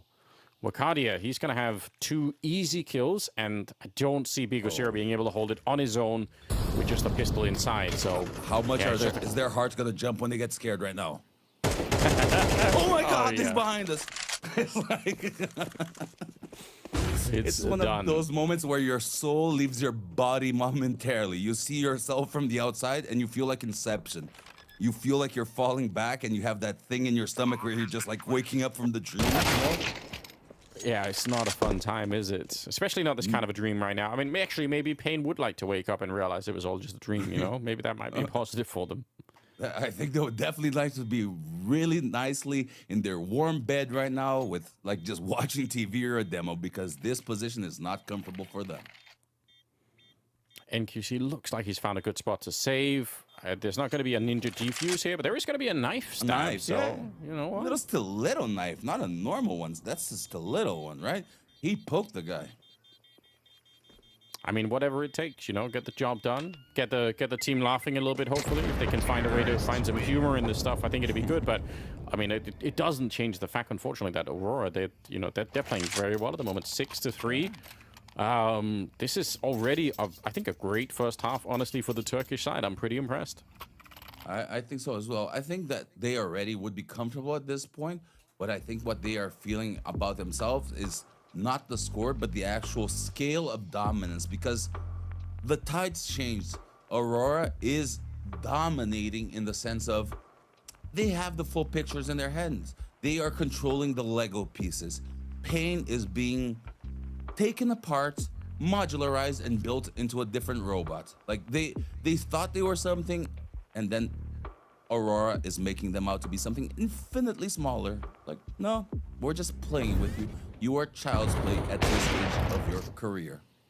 Yeah, you can see it right here. I mean, just absolutely dismantled.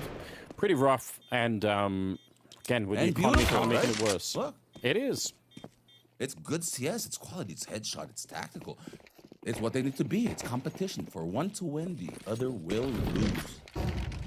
Snow, speaking of which, he is 1-7 right now, so just on an individual level, having a really hard time getting into things early on. And they do need him, right? He is one of the key pieces in terms of the output, so it'd be nice if he could bounce back, and it's got to be now. You know, I think if they can tie this up 6-6, it's a pretty winnable game or winnable map for Pain Gaming, but we're getting so dangerously close to that not being available any longer. Centara's running right through the incendiary there. Spigo's here to take him down, but a nice attempt, I think, with a flashbang that was thrown from behind Centaurus there. I actually love the idea of beating the timing on that incendiary, but it just doesn't work out. Jota's going to be going down. He was trying to sneak in through the A apartment, so suddenly there's a lot of things working out. What? That was on. I don't know. Where did the bullet go? Yeah, that was on. That's a glitch in the major. 6-3 now. And with 3 people left on the side of Aurora, it shouldn't be possible. Oh my god, speaking of shocks here, Badger comes charging through. You could see Demo, I think his soul did leave his body that time. Davideus gonna get one, trying to run in, and he will stop the bomb from going down. The grenade follows it up. Oh my god, that's actually Davideus killing his teammate down into 1 versus 2. And Woxic, he's still got 22 seconds left. Yeah, he's thinking about it. He knows that there's somebody in there. He's picked up the bomb, so first step in the right direction. 15 seconds now, and he's going to go straight for the bomb plant. Doesn't fake it, just hopes they won't be right on top of him. Woxic. What a sick shot. Woxic ready as well as Snow. His shoulder already showing it's a missed shot. He's got 2 bullets left, and he misses another one. Is it time for the pistol instead? He's going to go for the no-scope, but it doesn't connect. Snow able to clutch it out against Woxic, and Pain, they needed that so badly. I thought the coach was on the tablet right now. I thought he was just chilling there, but no, it's the piece of paper. What a round. It just, life goes to show. I said that the guys on Bananas were gonna get scared. I got jump scared here. The way whoever ran into sight in there did, that was perfect entry fragger moment. Entry fragger is no longer a role. It is a moment that you enact. And he saw the opportunity, not because of the role, but because the round said either you jump through the smoke as an entry fragger with no brain or you lose. And look what happens. The guy doesn't expect. Stupid is actually smart. Who would have thought? Damn, I mean, this is as close as it gets, really. Imagine if they'd have won that. That was a 5 versus 3. Like, everyone's playing good CS here. This is a map that's actually starting to pick up into really good CS. And it has to be, right? It has to be for Pain, especially. They need another couple of rounds here, or they're gonna be in so much trouble. It's doable though. It is definitely doable here. It's very doable. Just from their communication in Portuguese, and there's no joke. Brazilians are not a joke. They're flowing right now. Even though they died, their communication's on a good level. They have reset as a team. They are no longer tilted. Get them back. They will lose 1 player here, and they might be tilted once again as NTC misses the timing. And even worse, the timing for Davideus to get there to cover him was also maybe a second late, and the whole round might fall apart behind that complete chaos in the A apartments. It's Demo to go down, and Snow, there's no point in showing up here. There's not gonna, nothing you can do in this round. So what a brutal situation. I think NQC is thinking, all right, I checked the stairs and it's all good. I'm going to go back and check so that, see if they jump up. And then he knows that Davideus is going to be there like 1 second later to cover the stairs for him. Unfortunately, that second made all the difference. Yeah, I'm with you. I think that he went for like kind of a self-audible and went for it. But the thing is, it's so early in the round that it should have been a set plan from start kind of a thing, at least in my opinion. Because yeah, fair. If you miss the timing, it's because you weren't on the same page of understanding the idea from the get-go, right? Kind of a thing. Because if you make the optimal path, if you had the optimal buy, like you know how someone forgets to buy and just blocks everyone in spawn? That's the matchmaking equivalent of what I'm talking about at a pro level. It's someone forgetting to buy something or do something, but at a pro level, the entire team is working together. It has to be coherent. When one messes up, it messes everybody out of sync, One bad apple kind of a thing contaminates the rest, but it's not. A bad apple is just a lost apple. Yeah, lost and unfortunately lost and then stomped on. In this point, stomped on. It's the apple that grew itself and ate itself right now. Pain is doing this to themselves, but no, it's Eternal Fire that's actually this. Look at this. Joda, where did he come from? Can I ask that? Because this guy is playing phenomenally. He was on Sangal together with xCloud last year, and I think I called it out that both him and xCloud were going to be like really good players in the future, and it's proven to be right at the moment. Jota is absolutely a great player, and I think in terms of the mechanics, sure, but he's a very smart player too. That's exactly what they needed. Davideus here at the back, MP9, a little bit of a surprise, but still, because they had such a big man advantage, it shouldn't make a big difference. It's a nice little double kill for him. I don't know if it's going to change the round here. More smokes going up. They're just throwing everything at it here, and Demo trying to get his way through. Actually, a great decision, but somehow not able to get the kill anyway. 8-4. Very smart. Micro detail here. Most CS players, like at, let's say, matchmaking or premier level or something like that, will always be trying to go right side. Left side by Demo, that was super smart. You cross ET to the left, you have cover from trip. Like, you're not gonna drive the triple, you don't die to everything else. But he's small junior mistake. The bomb, the guy has the bomb in his hands. He can't shoot back. If he shoots the other, he might win that round. but it shows potential from a young guy. Again, we shouldn't expect him to be playing like the pros. I have to think that he might get there, and he's showing glimpses that, hey, he has those flashes of brilliance. Is this someone that's worth developing from coal to diamond? Maybe. That's for the orgs to find out now, you know? But this is why CS is beautiful. This is his chance to show himself. Are you a rock or are you a crystal in development? Depends on how you position yourself. If you are a bad teammate and playing badly, you will be there. If you just don't frag, but if you are a great teammate, your team's gonna win. Yeah, and it is tough to play into a system like the one that Big Usira is, as you know, he's really good with the calls, but you're tactical one, right? Like yeah, exactly. Like you're coming in as like the odd man outside. So yeah, a lot of pressure on him. I really agree. I'm not gonna be judging him too much based on just this one game. I mean, in terms of kill, he's doing pretty good. 7-8, you know. Yeah. He's doing his. It's not him, right? It's not about him right now. It's about everyone together and the rest. So Pain Gaming now on that T side. They already lost the first map. If they lose this one too, then it'll be Aurora under the new banner here for the Turkish side. They're going to be doing very well. It's a great kill to begin with. Counter HE comes out, but unfortunately it doesn't matter when they've already lost Centaurus and QC. Getting the kill on Woxic in the middle, and hold on, Pain Gaming, maybe a chance here to finally win a pistol round. Yeah, they're having their Aurora T-side nuke pistol. Coherent, block, nothing crazy going on. They just didn't miss us. They just didn't get hit by a nade, and they held for aggression. Magia is low, but he's actually got a grenade prime. Yeah, you're right. And this could actually be enough with the double flashbang as well. Who knows? One of them out. There comes the second one. Is it going to be doing anything? Jota goes down right afterwards. So the flashes kind of worked, but it just didn't matter. Nice round. Look, clean. Okay. Tactical Counter-Strike back in play. Pistol round. That was really nice and smooth. And like I said, I didn't see anything crazy. I just saw that they had the kits, got the kills, decided to go together. I saw blocks of 4 going with 1 lurk. That's kind of like 2015 Counter-Strike at its finest. Nicely done here.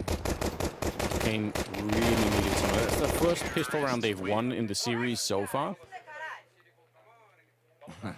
No. Look at that energy. The young guy is the heart that's bringing the team up. He's like translating. He's like, that's beautiful, guys. Don't stop. Keep it up. Let's go. Young guy. Fire. I think that's one of the reasons why so many people took a liking to Snow at the beginning is, you know, like he's got that, like, you know, the young charm, but also just he's very vocal. He's so passionate about the game. I think it kind of brings people along, you know. It has to. He's still a kid. He's still authentic at heart. He's just trying to be the best Snow player that he can. He does not give a crap about the rest. He just wants to play CS. Here we go. Magia already taking down one. They're trying to get the jump up. They've boosted on top of that position, which means even if you do that elevated smoke, you're not going to be able to do it. They do bump into each other a little bit. So now 4 versus 3, but the bomb is swiftly planted. Pain Gaming, in spite of running into a pretty big stack, they could actually win this round. Yeah, they have a lot of utility. Let's see how to use it. Come on. And they're not done yet. MP9s slowly getting closer. There is no defuse kit in play either, so they need to be a little bit quick with the retake here. Nice shot from Demo. He's starting to get warmed up. A second headshot for him. It leaves NQC on his own, and Woxic quick to kick him down, and he's going to be right on that defuse. And again, like I said, it's a 10-second defuse, so they just had to be lightning fast to try and get there, but it looks like just in the nick of time, he's going to be able to complete it, and obviously steal back an AK here, so yeah, that stack actually ended up working out very, very well. So well done, Aurora. Very well, but contrast from Pain, right? When it's Aurora, the moves are made, but they're made simply. The player slots into position. Hey, one go pull, one go here. It's the most obvious positions, but at the same time, did you notice how no one overpeaked what you normally see in CS? Like, the coherence is they know which order is the first domino that has to topple. Where is first contact? If it's from Banana, it's pool. If it's from 3D, it's triple. If it's from CT, it's the emo guy. None of them are scared to play. They just know which each one has to hold. It's simple and effective. Now when everyone hides, oh no, let's just make them come to us. We think we're playing smart. We did that against Shocks. I got 1v5 in the grand final because we hid in the final round. One of those rounds that, you know, you can still dream of at night. I taste that round. I remember the HEs that we were getting just railed. Like, we've went to, holy shit, we threw that. You know? Like, That's how the morale of the team goes. So everyone pretending that they're nice and perfect and get Counter-Strike, you don't, because getting Counter-Strike is getting that it's fluid and that you have to shift things around when shit goes down. It's competitive. 9-5 here. Round number 15. Pain Gaming. That's a tough round to lose, but the economy still for Aurora is not really looking good at all. I mean, obviously they have something in this round and that's good, but if you're Pain Game, you've got to realize that one good round win here and we're kind of right back on track. So there's no reason to necessarily get too sad about it. It's a very, very deep smoke that's been landed. So some good forward defense here on Banana, which has been made wider. Finally, they made Banana wider, although I feel like now people are unhappy about that too. You can't please everybody, and apparently you can't please anybody at all, because there's not one person that I see happy. I want this, they give you this. I wanted that. Here's $1 million. I wanted euros. Exactly. That is the Counter-Strike player mentality, I've noticed. It's really funny.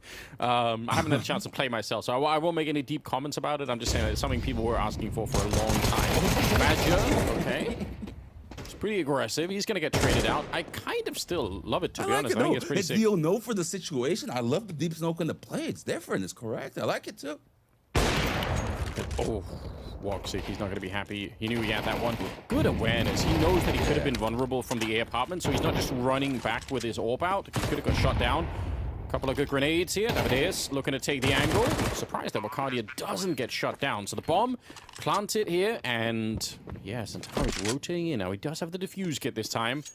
I'd love to see something more out of Centaurus. We know that he is a much better player than what we've seen out of this, bit series so far. Not that he's been playing badly, but we just know we could do a lot more. So see if Kane can hold on to this aftermarket here. Some good spam coming through, and actually that works out. Davideus gonna get combined on, taken down from Centaurus, and now the 1 versus 1, it's NQC. You called it, you called it, you called it. You wanted, and then he doesn't do it. You see how the world works? But he tried. No, NQZ played well. Centaurus tried, man. Have you never gotten those clips where you knew you had the kill, but the guy still gets it onto you? Players have amazing reflexes. It's not always about us making a mistake. I actually give, and okay, I can tell that. I was gonna say that NQZ probably felt that one. He's like, oh, you know, when you hit those crisp shots, you're like, ooh, I was crisp, I was clean.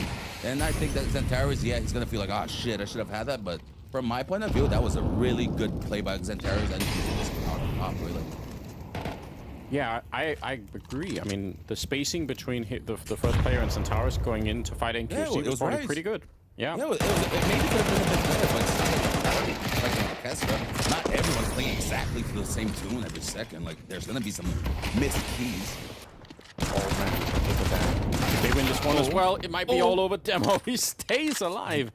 Imagine if they could have got that kill there from Wacardia. NQC has the bomb, by the way. Oh no, he's gonna go down. That's the bomb, Wilton. What? Come on. Okay, the round is still alive. They have to try to get this bomb, but everyone is so far apart from everybody here.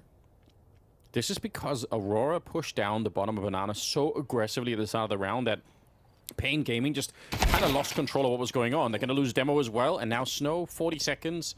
He's in library at the moment. I mean, I think he basically just has to run. If he wants to win the round, he might as well run. Like, sneaking through is not going to help. So, because he has to get back to the side. Yeah, he knows he can't do it. Oh, no. It's the aggression that kind of breaks apart the round for Pain Gaming. I actually can't believe it. Yeah, I mean, overall, just around that, I'm not going to say that Pain should have won, but they split up. They did have positions. Look where Snow got. The problem was Aurora is a really good team. The timing for NQZ was unlucky, because if he gets that kill, that round is as stable as like a triangle. Everything is solid on the floor, nothing to worry about. The moment that he died, that pyramid's upside down. Everything is on 1 point. It's on that C4 in the T-spawn. Every player has to converge on 1 point of the map. Advantage is like completely on the other side. Oh my god. That's a tough way to lose. But at the same time, it kind of shows that Aurora, even when they don't have the best weapon, they don't have the big advantages, they're making active choices. Like, this is a 4-man push at Banana, and it actually works out in the end. It's so sick. Yeah. It's a 4-man push in P9, and it's a second either audible from the captain or from the team synergy or even from the individual to keep pushing. Don't stop where you are. I am not happy with enough space. I want more. We don't have guns. We have MP9. The T-spawn push is so ballsy because that's where it's rare. We had a guy in team spawn from the CTs, and it's like, it seemed like a normal round, but we probably get one of those every 10,000 rounds. I don't know. Yeah, but they're beautiful, you know. It's a lot of entertainment. That's exactly it. It's amazing because that 1 in 10,000 means it's a singular event. It's different. It's special. It's nuanced. What happened? You get to break down a new version of Counter-Strike that didn't exist before. 10-6, 4-round gap here. Pain Gaming without too much by way of weapons, but still kind of doable. Zentara is going to be going down. Woxic with a good return, and they're going to be able to collapse on this early push coming in.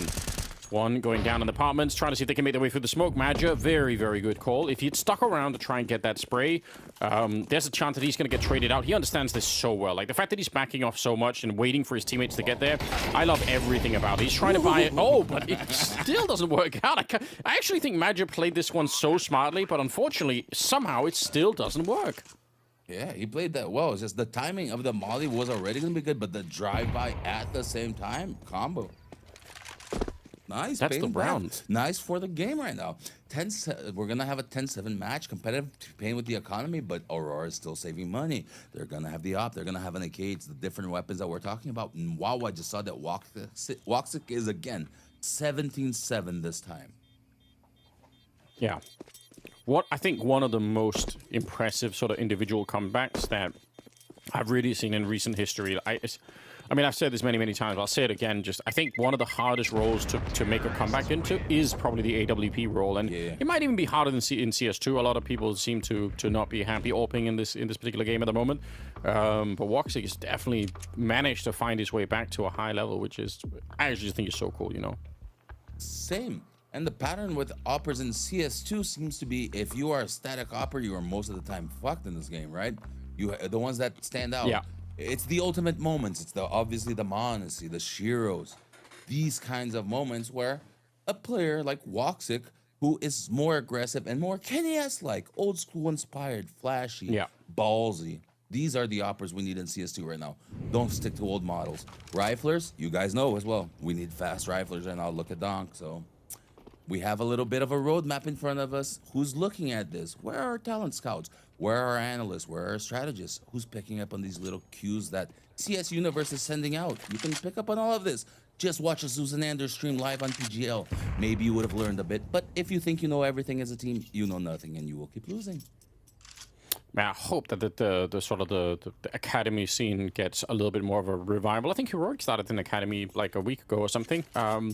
So hopefully there will be a lot more of that, because I do think it's really important for the future.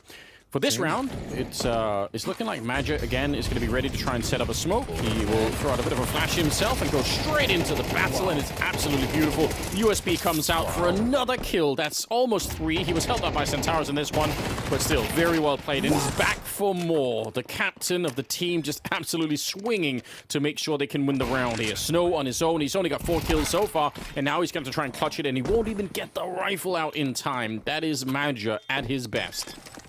That's full Madja right there. Oh, wow. Honestly, 1 was more than good. 2, he already did a great job. The 3rd is just spectacular right there.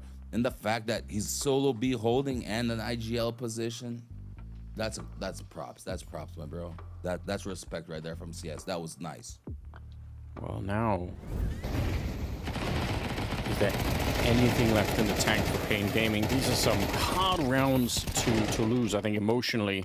You feel like you should have it. You're fighting worse weapons. It feels like it should be your chance to really do something, and they end up losing. Madja, just a masterclass in how to hold that bomb site. Very, very tricky. I mean, but the timing of the smoke, the flashbang as well, and just everything was working out beautifully. 11-7. They're 2 rounds away from taking the series in a 2-0 fashion, which, by the way, they did last time as well on the same maps. So it is a bit of history sort of repeating itself. Ooh, do you remember close to the score lines what it was? Are we seeing evolution? Because I imagine Aurora 2-0, of course, then. But was it more flexible, or did Pain evolve a little score-wise?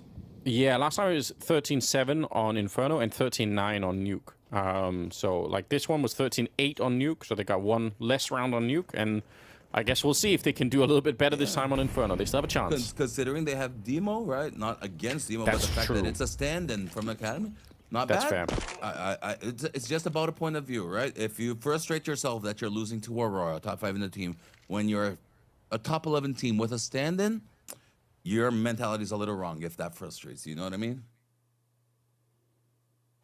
I don't disagree. I think that's definitely worth keeping an eye on. And we do have Woxic here at the corner. He's going to get flashed away and almost got taken down from that Apps play. It's such a big danger when you're opening that corner that you fall back and you get shot down from the apartments. Major, not aware that they were going to be running in. It was Bigusero showing up with that weird view model of his, but it's called, you know, he's got a bit of a brand just in the fact that he's playing with it. Davideo is going to be taking down Centaurus. We've got 25 seconds, and you know that's a great path to run. Pain Gaming not giving up so easily. Not giving up, and big round, as much as it's not a full break, this next round's implication is going to be big. From the 18-8, and more specifically what Aurora decides to do with their economy. It can go from an 18-9 all the way to an 11-11, basically, or it can just be simple 11-8, and then maybe Aurora closes out, right? Like, depends on what their strategy. Are they going for a full stack to save the op and the AK? Are they going for picks? Another push down mid? They already used once. Would they expect a second? This is the kind of thinking that's going on live in a 30-second pause.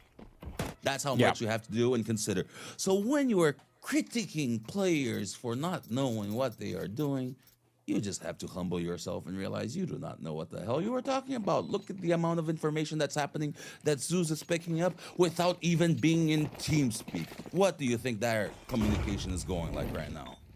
I mean, I wish we could hear it, but for obvious reasons, that's going to be, you know... Yes, that's administrator privilege. We block it. It's theirs. It's their choice. They use that. It would be sick, though, to get, like, the first-hand experience. Yeah. I'd appreciate that. Imagine if we could just have the power here. Like, if we were the orchestrator from the Matrix, we press the button, and right now it's like executing B. I molly, let's go. I have CT, swing with me. I crossed. Jumping first, time, 1, 2, 3. These are the kind of team comms that are happening. So while you're not listening to it, you kind of are. You always could have been hearing it. No one just knew how to explain it to you. Major is not going to get a chance to do anything much with the 5-7. He's just saying, all right, you know what? Leave it alone. I mean, they were stacking it. Oh, it doesn't really matter. It's not a big deal, but let's just say, like, they're going to stack at the A-bomb side. They're hoping that that Pain show up. It's not the case, so actually 11-9. You know, like I said, they got 7 rounds last time. Now they're improving on that by 2. We got games. I think Demo has already found his reason to be inspired. He, as a stand-in, already did better than the previous team before. Pain will be happy. They're like, we made a hard decision. I don't know why. But even with a stand-in, we did this good. It shows that it's what our team needed. And Aurora is the only one on the other side. They're still winning this, so they can all win in their own weird way. Down to a 2-round gap. I mean, this is... Predictions, it hasn't really gone the way that I want some chaos here. Predictions. What are we thinking here? Has Pain made the recovery mentally? Are they already on track? Are they so well in flow state that they will not lose? And is Major just a little small frustrated as he seems? He goes for water. That's grounding. All these things change. Do you think Aurora wins or Pain? Go. I still think, it's going to be Aurora, but I mean, I would love to see overtime right now. I'd love for like, Snow still hasn't really been able to do anything. I want to see a round where he's back in. I feel like if Snow comes back, then I actually think Pain could definitely get us onto a third map here. So, you know, maybe 1 or 2 good Snow rounds right at the end. I mean, it happens. 4-14, that's true, Anders. You're right. I hadn't caught that. Let's see how the round develops here. 3B, 2A, still split from Aurora. Strong decisions. They're not moving on whatever smokes happen. Look at that. And they are. Trusting in that setup. Yeah. It's not bad at all. Woxic, nice position. Takes down NQC. Fallen back. He is aware that he could be vulnerable, but he's got a teammate with him here. So they might be lured in. It doesn't even matter. Jota gets blown up. Oh, no. What a sick play for Pain. I think they were being baited into trying to fight Woxic on his own, and then, you know, Jota was going to be there to kind of jump out and surprise them. But there's no surprise. They just blow him up. Yeah, he just went out, but Woxic did a good job. How unlucky does he feel? Because, like, he feels he got 1 kill. Dink the second. He still has the crossfire. He goes for the reload. The teammate dies. He's dead too. You know what I mean? Like, he's like, I did amazing. I won us the round. I just need to reload here really quick. Oh, crap. I died because I reloaded and my team couldn't hold it. Yeah. Well, it happens. It happens. You have to let it go. All right. It's going to be Centaurus going down. He was trying to catch a couple more, I think, on the exit there over by the library, but doesn't work out this time. Just the 1 kill. So, wow. We're tied up the game a little bit, or not quite, but we're close to doing it. Oh, he catches the M4 at the end. Maja. Nice move. Nice move. 11-10. Crucial round. Pressure's building, and good CS being played all around. I think we've got a match that has delivered, and beautifully, now we are at the crux of it. Who's gonna win it? Do we get a map 3? Do we get Anders OT? Do we get Aurora closing, or do we get a little bit of wilt and happiness for some Brazil? Everything can happen right now. I mean, I'd be excited to see overtime. Again, we highlighted the fact that I actually would too. I think that would be my favorite likely outcome because it's the emotional one. It's chaotic. We won't know anything, but we will enjoy it regardless. I mean, we've seen even with the stand-in here, Pain still, the fact that they're able to take this fight to Aurora, which, as you said earlier on, they're such a formidable team right now. They're a really scary force to be up against. So for Pain, it's got to feel somewhat good. Nuke wasn't maybe the most exciting. There was a slow start for them. Didn't really get off the ground. This one, if they could just activate Snow, I think there is a way to get back into it. Davideus, look at him, trying to put some pressure towards the top of Banana, but he will slow it down just a bit. Walks through the smoke. That takes some confidence. And on the other side, it's Maja holding it and going to send out that incendiary to slow things down even further. All right. Well-worked round. Banana utility almost exhausted now to ascend. Now Banana's gonna should at least be considering, are we gonna go for full aggressive or defensive? Because Pain is fighting with utility. Holy crap. Oh. And that's just spam for the smoke. Maja goes into the same position and cuts the same treatment. I think that is the definition of insanity. You try the same thing and expect a different outcome. Not going to be working out for him here. 3 versus 4. Woxic trying to show up here. Bacardia is there at the same time, but man, they're in a lot of trouble right now. And there's a flank coming in too. I think they were well aware, but yeah, Demo, this move is really sick. Bacardia is kind of thinking about it, and there might be someone here. He's not wrong, but he can't win the fight, and that leaves Woxic on his own. It means Pain are going to tie up the game, make it 11-11 here, and it's just a question of whether or not Woxic could even escape at this point in time. Not going to be able to. It's the young gun, the new guy on the team. 3 kills and 15 overall. Wow, and look at Aurora money. It is down bad. They do not have a full buy. 11-11. Playing in That's flow some good news. This is, oh yeah. And you know who this isn't good news for? It might just be for Pain, because it might just mean like the different pistols and MP9. It seems from memory, it's what they have had most trouble with, right? Converting after those crucial the crucial 2 rounds. Getting forced upon crucial moments in the match. This is big for Pain. Story Arch as a growing team. Are they experienced enough to truly face Aurora as a top 5 contender at some point? And is Aurora truly top 5 that they will not let this even bother them and just close out Pain? And remember, everyone, this was 2-0. 13-11 or 13-0 is the same. Now, Aurora actually did this kind of a play earlier, right? Like where they had the double stack on top of the boost. Again, it means even if you throw the elevated smoke, you can still look over it. And last time, I believe this actually did work out for them. So they're going back to that same well. And, I mean, if it works again, Pain Gaming are going to be so upset because losing to the same kind of stack with MP9s and everything else, twice and a half, I don't see them mentally getting back from that one. But they are not committed to anything yet. 50 seconds left. Something Spidey tingled because they were in Banana to go B for 45 seconds and they're walking away from it. Here we go.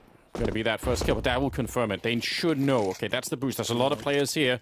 30 seconds left. There's nobody actually on the A bomb side itself. And Wacardia already going down. They're going to get the bomb planted here. Pain Gaming, you're right. They had some kind of a sense. There was some feeling that something was wrong about that B bomb side. And they absolutely did the right choice here. NQC, nice little flick. And with a 3-on-3, They should be locked in to win this round. There's no kit on the other side here. All of the advantage right now is with Pain Gaming. They're getting really close to getting at least a one-map point, and maybe they'll be able to play overtime. What if they just win it in regulation? That's looking likely at the moment here. They're backing off. They realize they have nothing left in the bank here. What a call from Pain. Wow. And you're right. Maybe Pain Gaming not only doesn't lose this, they flip this into an immediate win. That would be the turn no one expected. Pure chaos theory right there. We're talking about everything that can happen, and we forget the obvious one, the one we didn't see. The ironic comedy that every option we tried is still wrong. That is definitely not what I expected to happen. I mean, when they were winning Aurora, they just looked like they were in such a good position. Like they look pretty much unstoppable. But even this start, right? Look at this. Yeah. What hit it dive? But Santaris, I said smoke. I saw he crossed in this like correctly the smoke on radar. Aurora still isn't playing bad. I really do believe Pain Gaming has flipped from being off in the start to actually flow state like being right now. They are playing their top Counter-Strike right now. This is probably A-class plus Pain Gaming. Nice to see. Last round of regulation here. So Aurora fighting, and good start here with the HE landing right straight on top. That's a bit of a bomb on top of Davideus and NQC. But yeah, they need to win this round, get it into overtime. Otherwise, Pain will push us on to a third and final map. I would be shocked. It's going to be on Dust 2 if we get there, but Pain Gaming, I'm so impressed by what they're doing right now. Yeah, I mean, full focus on this round for me. I'm impressed by Pain just having the moralities come back here, be able to actually handle the defeat in the way that it happened, in the rounds and everything like that, and still putting up some coherent Counter-Strike, just taking map space. Right now, full control. They're playing like the winners. They're slow about it, methodical. Yeah, it's looking very interesting. 40 seconds. It's Woxic. Missed the timing, didn't see anyone. They are going to go back to that B bomb site, and honestly, that could be a bit of an issue. Centaurus still has an incendiary. Now, I'm usually not much of a fan of the incendiaries just because they do very limited damage and people can run through them, but at this stage, with very little time left, you never really know. Look at how it's already slowed them down. HE on top and a great headshot. It's Centaurus back here. 18 seconds and the flick. It's a nightmare. He sprays them all down, and it's just NQC. Now with a 1 versus 3. Aurora trying to capture this one into overtime, and he stops the bomb plant. They're going to run through every time. There's absolutely nothing he can do right now. Trying to see if he can win on kills alone. It's Woxic to take him down. It's Aurora to get us into overtime. You called overtime. You wanted it. We get it. Good Counter-Strike right there. Xantaris, that isn't. That's not a Xanta peak. That's nothing. I don't know what that was. That's a run back. Destroy them. That's like uniqueness. You're seeing creativity in it. Look at what? He's just. Look at the pressure on his hands in that moment, Anders. Think about that. Think about yourself in your matchmaking in the round 11-12 to go to OT. You are in that pressure alone, and somehow you still get that. That is hard. That is truly hard to do. It's also the fact that once he was discovered from behind that new box, he pushes forward, right? Like he's actually attacking into them. Nice set of grenades here. Puts a lot of pressure on Davideus. But yeah, I mean, everything about that round from Centaurus was out of control. Nice little we're in overtime. Down. Yeah, time for us to breathe in this overtime. Time for us to at least understand what's going on, and everyone has full economy, so we get to see their full idea playbook right here. Oh yeah. So Cardia gets killed, but Woxic able to trade it the once. He's got to be a little bit careful. He does have a teammate with him, so one of them should be covering the A apartments there. They got to figure out pretty quickly like who's doing what, and in fact, they're gonna go into it. The NQC was waiting for it, and I think they hear the scope as well. So yeah, wow. Woxic's gonna be dead pretty much every time. I don't know. I don't hate the idea of pushing forward, but it's risky. It's definitely risky. I like the Pain idea of let's change up the tempo, because the entire match from their side hasn't been much tempo, and then first round of OT, they choose that one round. I'm kind of with you. It's about saving it for the right time rather than have many of them, and They chose a really good time to use this. It doesn't mean though that it's kind of like fail safe, because as you mentioned, walking forward, I actually think it's good too, and it's because he realizes that it's already screwed. I'm gonna have to try to find a way to get creative and just kind of disrupt and hope for the best, because if I just play according to like the cards being dealt, I'm gonna get run over. That would be my take, right? No, I mean, I think it makes sense. Yeah, like you said, Payne had the even better idea of waiting for that very thing, you know? So pretty, the pretty good job. opposed guys rapping, like they're kind of like orchestrating their own round really well. That's what being a tactician is. He's orchestrating. He's pulling the strings of the 4 other players and the 5 other players on the other team at the same time. So he kind of, in a way, Big Uzera with his call, or whoever did that, because we like to say it's the IGL. We like to say it's the coach. Guess what? The coach and the IGL can't do it alone. It's all 6 of them, and it's the cook, and it's the environment for the org too.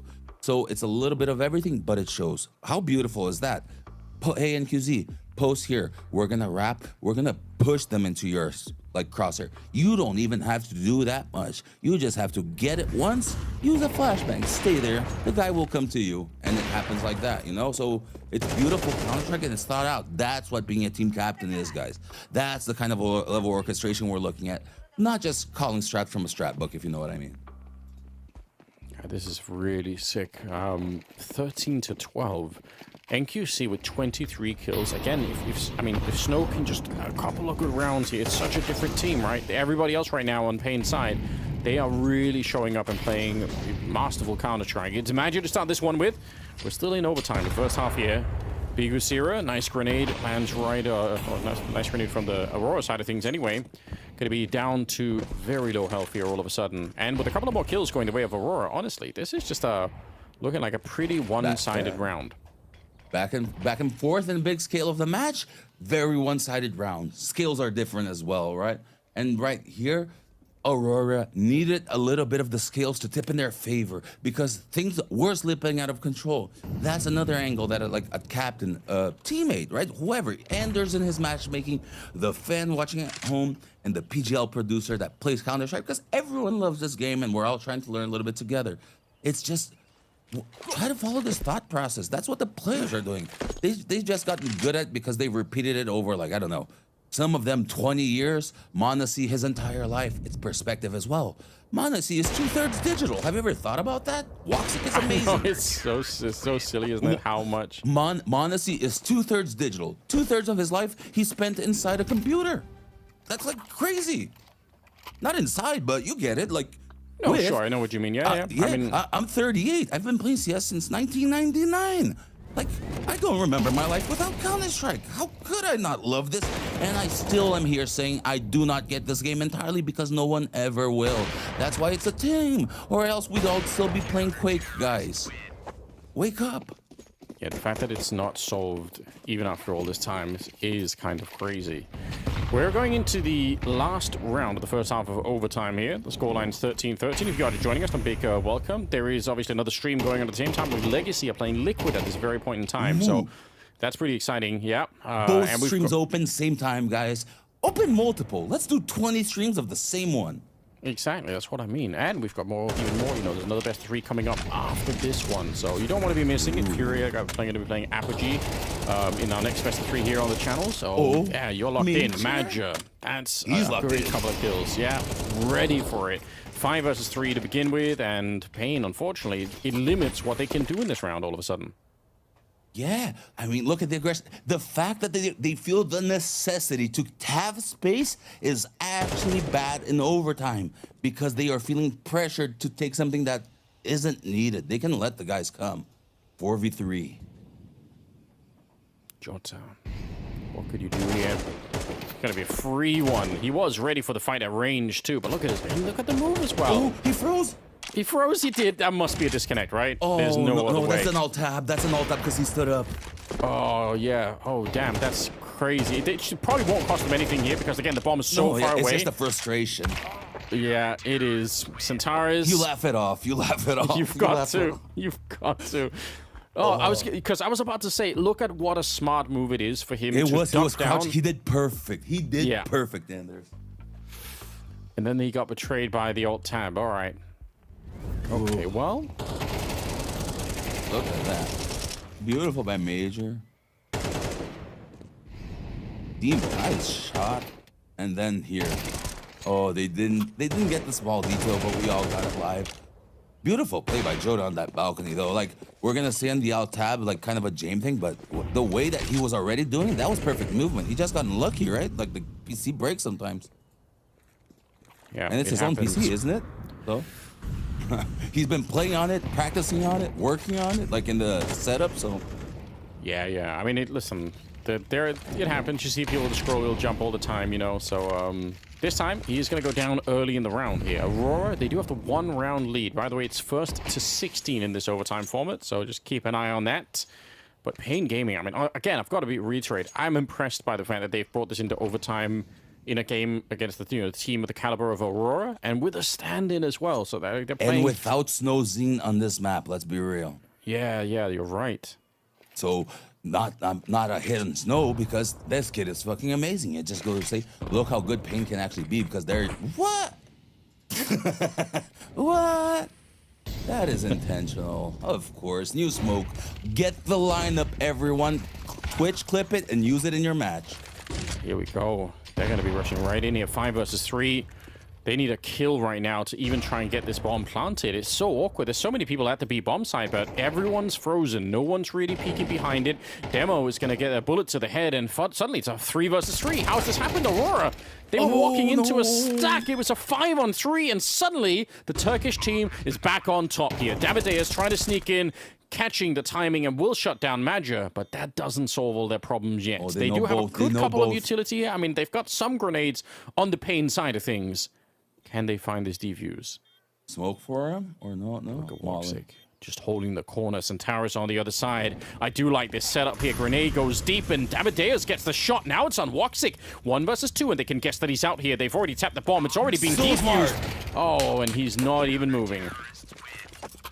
So smart CS right there. It's not even about just being Pain. Yes, there's a little angle of that, so Zeus will get excited, but it's so smart. The decision making right there to just keep baiting, go diffuse, because if he swings to kill you, that's only then when I actually swing from CT. Beautiful, and you can see that was good CS, and that teaches everyone else good CS, not just Zeus or Brazilian fans, so that's a net overall win for everyone, and a hell of an exciting match for us right here, right now, live. Okay, 14-14, all tied up. That was Pain very, very close to losing. They did change that a little bit, so you gotta jump a little bit differently now. So yeah, like you know, that's Pain nearly losing a 5-on-3. Imagine if they had, they would be pretty tilted, I think. Now it's on though. 100%. Yeah, but they went from near tilt to pure euphoria. They are back like, okay, it's normal. We're winning. We're good. Let's go. A pretty nice little Molotov there to put some pressure. NQC gets burned just a tiny bit. Centaurus, unfortunately, gets downed all the way. That's at the top banana position. NQC with a missed shot. And Wakadia, he would love to put more pressure on, but they got to be really careful right now. 50 seconds. Wow. Davideus gets a kill on Joda. Joda, who has been trying a little bit in halls, not having as much success, but still one of the most amazing players in impact kills that we've seen so far. Great flash play, gets out. 5v3 or Pain Gaming. Aurora still positioned though to be able to do damage. How do they break this open, Anders? Yeah, I don't know. They need one really good kill on one of these two A anchors, and maybe there is a way in, but it's not going to be easy. 26 seconds here. The rotation is already happening. Pain actually has such a great read on this round. And Snow, there we go. We're not asking a lot, just a couple of kills every once in a while. And now he's jiggling forward. He's trying to show that gun barrel. Woxic able to find him anyway. I actually can't believe it. It's Big Wazira. And with the demo in the corner, I don't think they realized that he was in there. So nice defense. Great play coming out. Yeah, I'm with you. Pain take that round. But I feel that Woxic played that pretty damn well towards the end. There's worlds where that can maybe the dominoes tip a little bit differently than unfolds, but props to Pain right there just for being able to close it out. Again, their storyline here, yes, they want to win, but to me, top 5 versus top 11 with a stand-in, with the Snow not working as highly. They just have to keep improving, and they might actually even win this just by trying to improve and not trying to win. You know what I mean? If you admit, like Kerrigan, that with a stand-in, anything can happen, maybe you win. Yeah, just throw it, you know, throw it all out and just play with a little bit of passion. I think they're doing a fantastic job. Maybe especially NQC, 25 kills. One more, and we will go to a third map on Dust 2. I can't believe I'm saying that. Again, Pain Gaming. They're supposed to be the underdogs with a stand-in here, but they're actually not playing like it at all. Bigusira does go down, and a chance for double overtime all of a sudden in a 4 versus 5. How much do they want to just rush this? You can say that they really want to sort of push some speed behind this, but they also need to throw some grenades. Yeah, and Demo only has an 18 CT, so not looking good for Pain. Yeah, that is a really good point. Fire. Yeah, because if he had a flashbang, he could have set up something more. Okay, hold on. Sometimes the universe needs a little bit of luck. 3v3. Well, now getting planted. Spam coming through the other way. All right, Demo trying to maybe push it a little bit too far. Davideus managed to isolate the kill. He's got a couple of bullets left, and it's plenty enough at a pro level to get the kill onto Woxic. Leaves Madger. And it's fitting, the captain of Aurora, to try and hold on to this one, get this one into double OT, or if not, Pain succeeding in getting a third map. They're not quite sure where he is. He's going to peek wide for it, and it's an easy shot. NQC able to pick it up, but look at the celebrations here on the Brazilian side. It's Pain to find a third map in this series. How sick is that? That's awesome in the sense, look at Snow, look at the age of this team. This is a young team that's finding itself against veterans, monsters, great players. I love the result for Pain, but I also love what I'm seeing out of Eternal Fire as a whole. This is 2 maps that I'm seeing out of Eternal Fire. It isn't just this loss. In the first map, they were dominant, and here they were great, but Pain had a little bit. So I think we are in the best position for it all. I'm loving what I see it, and we get to see a map 3 of some great teams playing Counter-Strike. Yeah, really, really interesting. I'm so curious now about the individual comeback for Snow, because I know he's not going to be happy about his own performance, even if they win. So it's always fun to kind of follow, you know, like a team can make a comeback, but sometimes the individuals can too. So I'm really excited about that. But Pain Gaming, what a pleasant surprise. I thought this was going to be, you know, a quick 2-0 in favor of the Turkish side, and it just doesn't turn out that way. Really well done. Yeah, given especially the stand-in factor, I thought the same, but I gotta give respect to my Brazilian compatriots.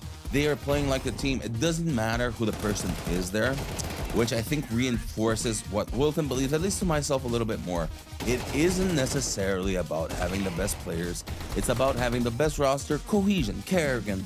Doesn't matter if it's Sturi, if it's Burrows, if it's whoever. We can still win the tournament, even though we have great pieces and standards and going alike. And you can have a player like Bigusira, who doesn't matter who's fitting into the team, the environment is made to flourish. It's not the person. It's just a condition that happens, and hence titles arrive, and evolution happens from a team perspective. So I really love that. And what I just said about Eternal Fire, about Pain, that's Aurora in a mirror. Pain has been doing this beautifully with a stand-in. Aurora has been doing this for what, a year now? So nothing more fair than where they are in the ranking and where they are in their story.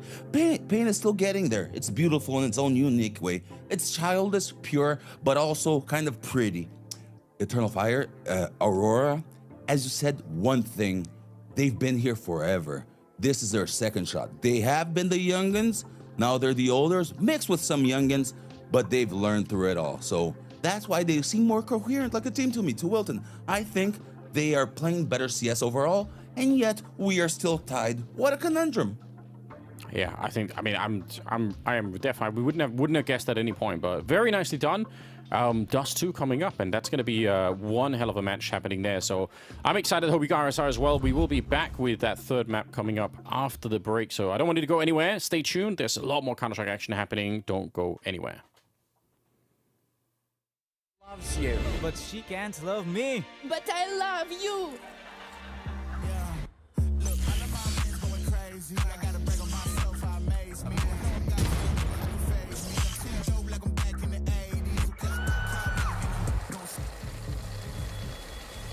I won't play window anymore. What's going on? Play your role. 1xBet. The human body body was built to move. Not trapped at a desk in one singular posture for 12 hours a day. It's time your chair evolved. This is Secret Lab Titan Evo. Ergonomically engineered for you, gamers, hybrid workers, artists, backing your every move.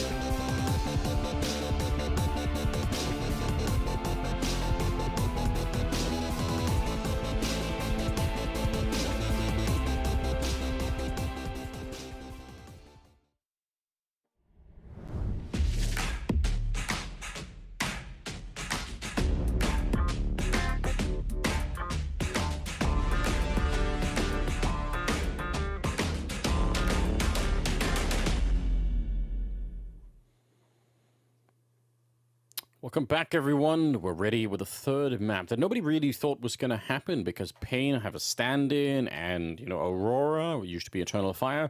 They are an incredible team right now, but somehow we've still managed to do it. Wilton, we've got Dust 2 coming up. We've got, I think, one of the funnest maps because NQZ and Woxic, Oppers, they've been killing it. And Dust 2, this is an op battle, man. So I think we've been set up for from the universe to have a great third map and decider who's actually going to showcase who truly deserves this because both teams have merits. But now it's 0-0, 50-50 before the whistle blows. So who takes it, Ender, and why, in your opinion? I have to still go with Aurora. I think it's going to be down to, like you mentioned, Woxic has been playing very well. I have to imagine we're going to be seeing something more out of Centaurus. This is a map where he's supposed to go nuclear, right? Like, all-out aim, running out the rifles. So, yeah, but those two players, I think, are going to be enough to put Aurora over the edge. Plus, it's their, debut under this new organization. Like, they've got to pick up the victory here. I'm picking them. All right, so we keep our duality angle because I still maintain my Pain. They are going through, I guess, the process right now. They come through the win, and we gotta have a little competition going because it doesn't matter who wins. Who wins is us, the audience. We're watching good CS and not paying for it. What's the problem, right? It's everything we want, just a yeah, nice... life's great. We already have what we want. Why complain? Exactly, like a good afternoon, you're just having a good time, you're watching Counter-Strike again, and, this whole tournament is going to be shaping up to, I think, being, quite interesting. Potentially also quite hard to figure out who is going to win, towards the end of it, right? Like, it could be, could be sort of some of the obvious ones, like you might be, Aurora actually could be one of them, but in general, like, I don't think it's necessarily easy to pick here. I'm still curious to see how Falcons are going to end up doing overall, even though in general there's been a lot of disappointment. I'm still always sort of in the market. And also Legacy ended up beating Liquid 2-0. Yeah. The B stream for us, right? We're B stream, but they're B for us in this moment. True. So the A stream had a gigantic upset of Legacy against Liquid. But you can find out that yourself right now, Anders. Take us to this amazing third pistol in the third map. I don't mind if I do, Wilson. Let's see if we can get into this one. We do have a bit of a strong position over at Long, I would say. You could see anti-flash here from Jota. We've got down in the pit as well. So they're really well set up in case somebody tries to sneak out. Doesn't guarantee that they're going to be able to win the fight out there, but I do like the setup for it. And Pain Gaming, very cautious at the start of this round. They're not doing anything rash here. Oh, wow. I kind of like it. Oh, but there we go. That is the one kill that they needed. Davideus just feels it. Maybe he hears the footsteps from Centaurus. Solo B. Yeah. What do you do? How do you even do anything in this position? His teammates are coming, running through the smoke to try and help him out. He's actually hiding inside of the smoke. How sick is that? With cardio. Otherwise, he would have been dead. Now, Jota is still going to get traded out. So, with a bomb plant in a 4 versus 3, you've got to say this is advantage for Pain Gaming. And Davideus finding another kill, and you can see already Aurora saying it's not worth it. So, Pain Gaming, what a great discovery. Great discovery. Unlucky for Aurora because they had a long pistol. The moment you go to cross to B, because you're like, hey, maybe it can be B, you get caught, and then that leaves Okada alone on B. Great play by him to play in the smoke, but ultimately limited, but by the position itself. It's not by his play. Woxic here.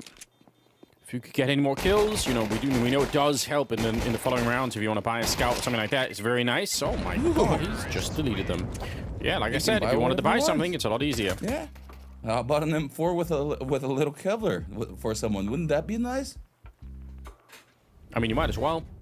Why not? Right, look at that. Just Look, off that the one timing kill. on Xantares, yeah. This to the infinite map that we know and yet still brings us new things.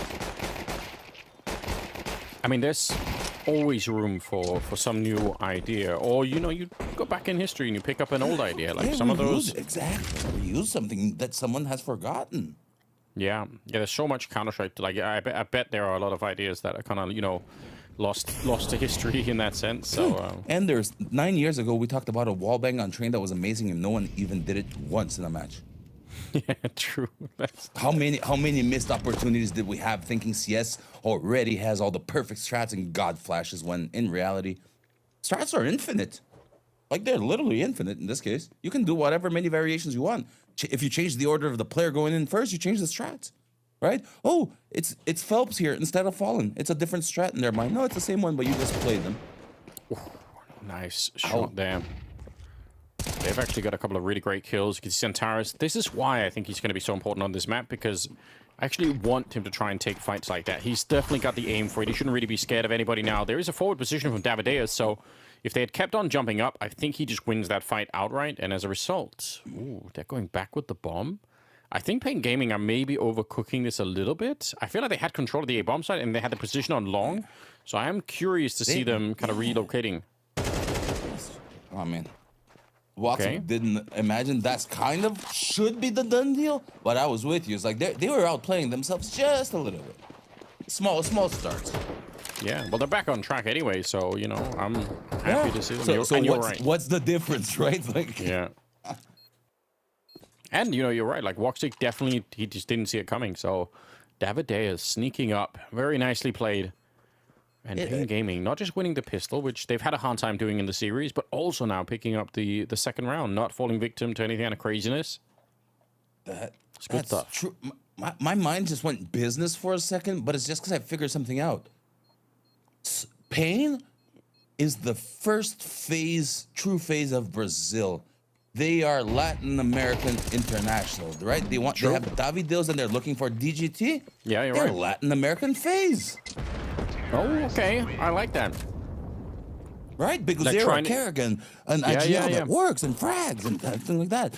NQZ, the brokies, sometimes magnificent, sometimes a little flaky. And the rest, you make your comparison. What the part that gets me is just, they're willing to try a new thing. Everyone's recycling the same talent. The old us.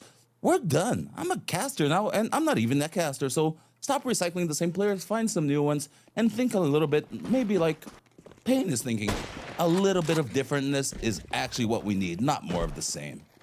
I like that idea because, you know, we always just say, like, you know, oh, when we say Brazil, or when we say South America, we just mean Brazil. But I mean, obviously, there are more countries in South America. There's more, and guess what? They're doing better than Brazil because 9Z was kicking ass for moments. You know what I mean? Yeah. So it's like if we as a community, and it's not the world outside, Brazil thinks there's just Brazil. We are selfish and lie to ourselves like that too, and it's out of ignorance, not of being mean or anything like that. It's just the whole story. Oh, it's harder for us. It is harder for us, but it's also harder because we put ourselves down, you know? It's a self-fulfilling prophecy. Yeah, it really is. It's a stupidity loop the same way that Wilton was stupid his whole life. I had it all, and I was depressed because I wanted more, and I wanted to be defined by Zeus and not Wilton, when in reality, it's the other way. Wilton likes CS. It's not Zeus is CS. Well, now, 50 seconds on the clock here, and I've got to be honest, this is... It's one of those moments for Pain where I feel like they could end up, again, overcooking it just a little bit. No, it's a save from them. Look at this. This is already a saved call. No way. There, it has to be from their position. Because if they keep going, they're going to throw. Look, 2 lower, 3A. There is no thing. Like, I'm going to try to catch it. There's no way. There's no way. And I got it. It works on purpose. I'm using it as a superpower.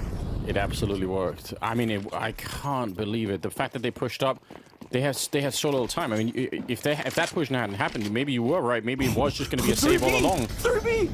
Oh, and they might still fall apart. Woxic showing up. Great headshots coming through the bomb out in the open. 10 seconds left here. Snow, he's going to have to hope that no one's there, but there he is. Wacardius shows up with a deal and shuts it down. It's NQC across the map, and it's Aurora winning the round. What an absolutely ridiculous round. What a round! We see superhuman powers from casters. We see it go wrong and blow up in their face. The round is insane. This is a great Counter-Strike by comparison. It's fun because it is a little bit crazy, you know? It's not the other way around.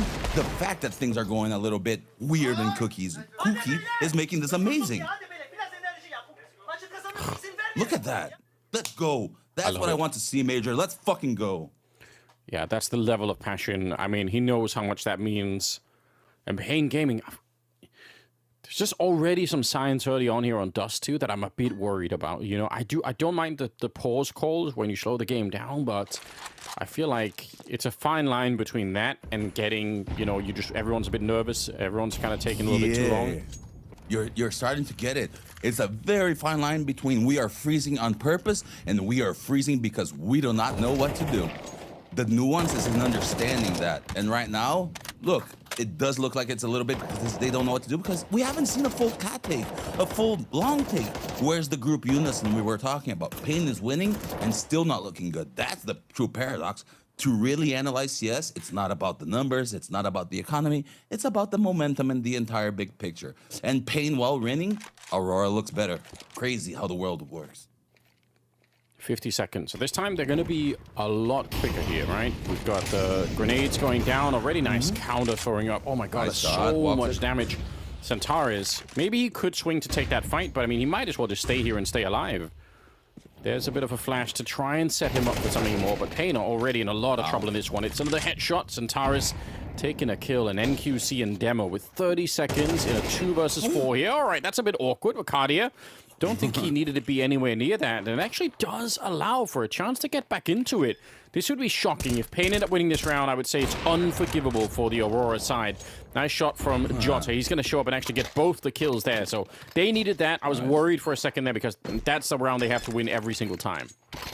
Yeah, no, with you. I think the fact that they got the bomb plant for Pain, that's like an equilibrium because it was looking really bad, as I said, again, right? But Aurora, I think I get what you were saying because it's not just in there. It's Jota, the way he fights there, the way Zentaris was unwrapped. This is a rifle round from them. I was thinking about the op, and you're seeing that Zentaris on that, like those little headshot angles, he can destroy people, right? Yeah, absolutely. Scary stuff, but huge, obviously, coming in here. Double op. Ooh, double op. Oh, I love the double op, Anders. We don't get to see it nearly enough, I feel like, in modern-day Counter-Strike. But it is a lot of fun. This is an old school thing, yeah. Oh, it's gonna get run. Okay. Hold on. Careful now. Smart, smart, smart. Okay, he's got some backup in there. I was getting a little bit worried for it. Thought maybe the Glocks were going to come run him down. Another good grenade, and I feel like they've managed to stabilize the situation here. Just, you know, some of the early speed there from the Glocks not really working out in favor of them. And they will clean it up. So, yeah, I mean, maybe not too exciting. We knew that Pain weren't going to have a lot to work with in this round. They will, however, in this next one. So, like, the problem is, if Pain are going to play the slow style that they played up until this point against the double op setup, that's probably going to favor the double op, right? That 100%. And not only that, if they're going to play this double op setup, this slow start setup against a double op, and not actually doing a big picture because it's not connecting where are the smokes for to gain space, as I said, that's why they're going to get destroyed. It's not just the double ops, it's the double ops and not even like presence by Pain at adapting. One of the greatest, if not the greatest Brazilian IGL right now is having troubles adapting to this game. It's early, but you can tell. That's how it works. Even the greatest have troubles, and that's how they learn. They have really big problems to have really big solutions. 4 versus 5. Amaja down and out with an aggressive push at the beginning of the round here. Wakadia, not quite sure he's been spotted now. He definitely has, but it doesn't matter. Snow gets taken down. That's a very, very important kill. I think if Wakadia dies, then the round is probably going to unravel from Aurora very quickly. But now he's set up for it, and he's not even walking away. This is kind of a sick play. NQC is slowly being wheeled in the back line there. I'm sure he's going to want to take this fight to Wakadia if he's being allowed to. And again, Wakadia is the only defense at the B-bomb side. And there's no one cat. The weird rounds. Weird structured rounds, you know? Well, we'll see if it's going to be working out, because again, they are running the clock just ever so slow. I mean, from our point of view, this looks like it's going to be a B attack every single time, right? There's bomb still in upper dark here. Especially. Yeah, now especially with Jota here, he's going to see it. Oh my god! Oh, he was running away, he stops on the spot and takes down Davideus. That's sickening to see. I can't believe he got away with that. A little bit of a flick. Jota, an absolute champion in this round. 2 more kills to add to it. I mean, the fact that he managed to get to B at all and saw the rotation coming is insane, but that kill in the middle is godlike. That was the opposite of the pistol, where there was a fight that CT in Aurora got screwed. Jota was screwed here, and he pulled off something miraculous. That shot was sick, Anders. How do you do that? He just... I mean, even if he hadn't got the kill and just had lived and run to the B bomb side, that's a pretty good rotation, you know? But he's stuck around to get it in the middle. I really can't believe it. Timeout called now from Pain Gaming. I understand that. A little bit earlier, right? The momentum as well. I like this a little bit better. Pain Gaming, but this is one of those pauses where it wouldn't be tactical.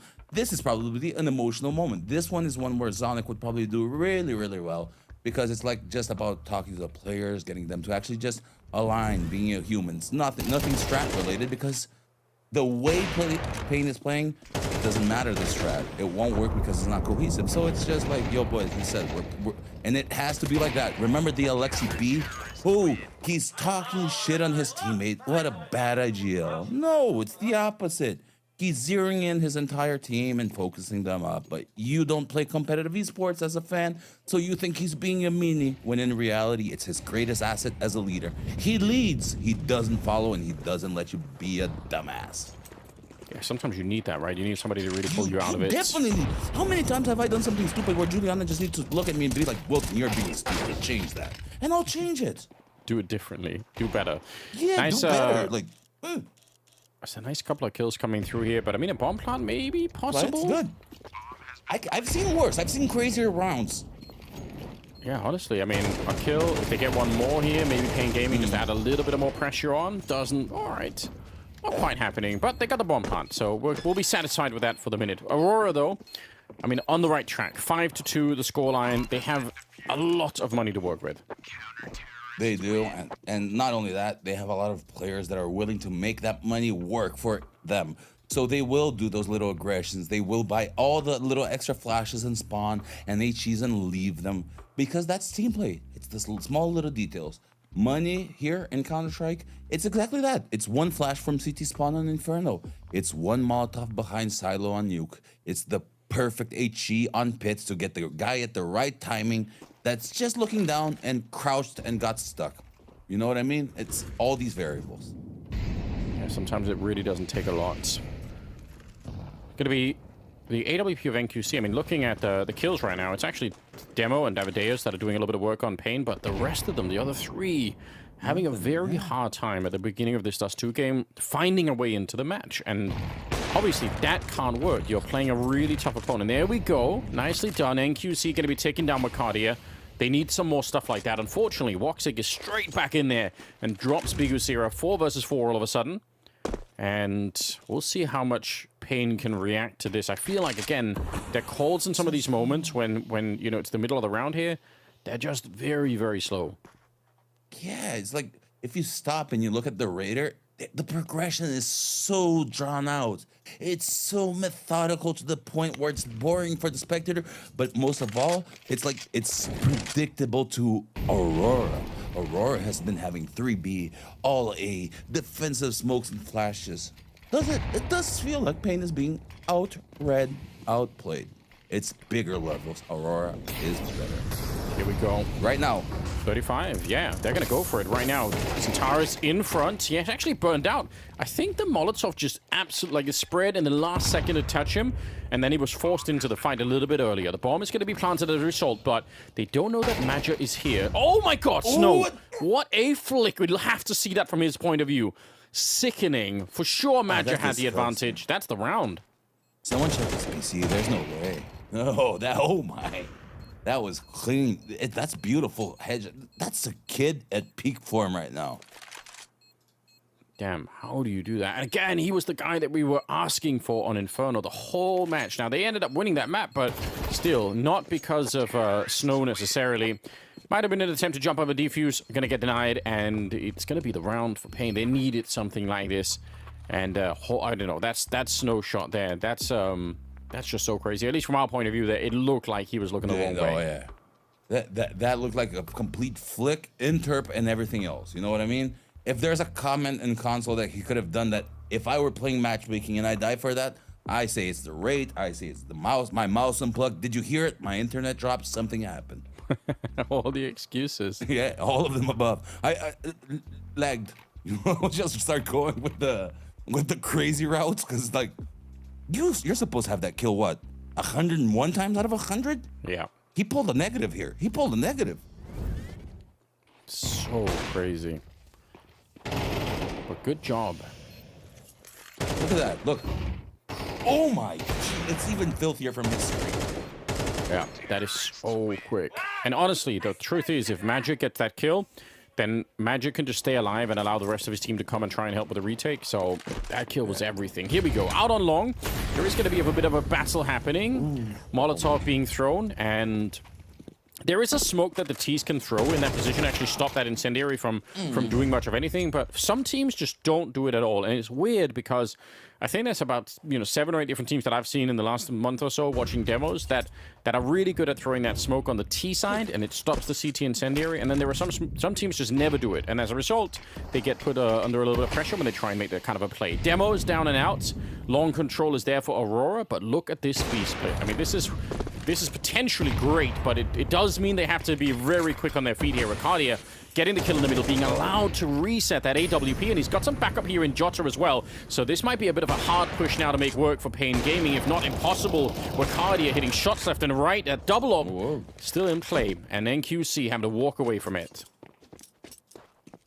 All right, op map. It's an op map. I don't think there's any doubt about it at this point. Everyone's trying to play for the ops. But I will say, I am missing a little bit more of mid. I feel like teams aren't, I'm going to say first right here, right? T side only, but mid abuse is a little bit more important on the smoke timings. Pain hasn't been able to take cats, so they haven't even been able to like truly progress to the actual big step, which is faking between cat and mid, you know? If you don't have cat, there's not much of a fake going on. So you have to have both to be able to actually filter out, fake out, do whatever it is. So a simple map is actually complex in this case at a pro level. I think that's an important point to highlight, and it is sort of almost the basics of playing the map, right? Is getting catwalk control. It doesn't really matter what you're doing. Yeah, it's basics to perfection. That's what makes simple maps some of the most entertaining Counter-Strike, because we're seeing the most optimal routes that these players already instinctively know, and then we're seeing micro moments of pure brilliance. There's no other ways to describe it, because they're already doing the best, and then they somehow find a way to do it even better in that moment, you know? Well, let's see if they can keep on going here. Bigusira, surely good. Oh, wait a minute. That was... I mean, if he kept going, Jota, he had the kill for free, but that moment, that slight stutter where he just pauses it and it goes back the other way. And now Bacardi is actually being held here. Davideus just peeking into it and just saw him. Look, if you have the mid split, how over is this round that long ago if the smoke mid's there at any point? What? Like, it's still gonna work, and the concept is the same because he's still blocking middle, he's holding middle cross, but it's like, is it an effective way? I'm gonna tuck myself into the corner, my team is coming T-spawn. If I die in this corner, now we're forced to go B, we're in a stuck position, I just screwed my team. You know, like one small, is it a smoke or is it a position? 4v3 instead of round 1 earlier, you know? I would really love to see the second kill there for Bigusira in the middle as well. It looked like that was a really weird position as well for him to maybe actually get it. I mean, obviously, he could have had it the whole time. Yeah, he's so smart, isn't he? Oh, come on, baby. Badger, not going to be happy. Is he actually going to try and knife him? There's no way, right? Yes, get him. Come on. Get him. Oh, he so wants to. All right. No! Why you do this to us? No, boo. Oh, we all wanted it. But you know what? Boo. That's a universal boo. We were all expecting that. Listen, I would have been laughing the whole way, but all right, Bigusira trying to be a professional, you know? He was. It's a boo for spectator Wilton. It's a W for Captain Bigusira. You know what I mean? He's right. Don't. Are you crazy? Remember the simple round against Nitro in mid? If he does that and loses, we're massacring him. So I'm putting him in a bad position by asking him to do that. Yeah, but still, you know, when you're watching the game, that's exactly what you want. Hey, I'm not him. I can put him in a bad position, like, just saying it. It's his choice to do it or not. Well, let's see. Woxic in the middle here. All right, smoke goes up. He's going to blow it open almost immediately. Puts a little bit of pressure and draws a bit of the attention away. Snow, oh my god, he's so close to being dead, but Davideus shows up instead. The timings in this game have been crazy on Dust 2. In that last round, he was in the lower dark position, and now this time it's on the catwalk. Snow going to be taking down Centaurus, and I think already they're going to be thinking about a retreat here. They just don't have a lot to work with. They don't have a lot of money in the bank either, so saving some of this might be very important. And mid is being controlled already. Yeah, mid smoke and the hold across with 2. See, look at the difference. Look at the comfort this should give them while the smoke is up. Because if they overstay, it would have been bad. But look, lower, safe, NB, good CS. Simple. One detail, one smoke, infinitely easier. CTs don't even try, man. Incredibly well played here from Pain Gaming. And it's off the back of some of those early rounds that were...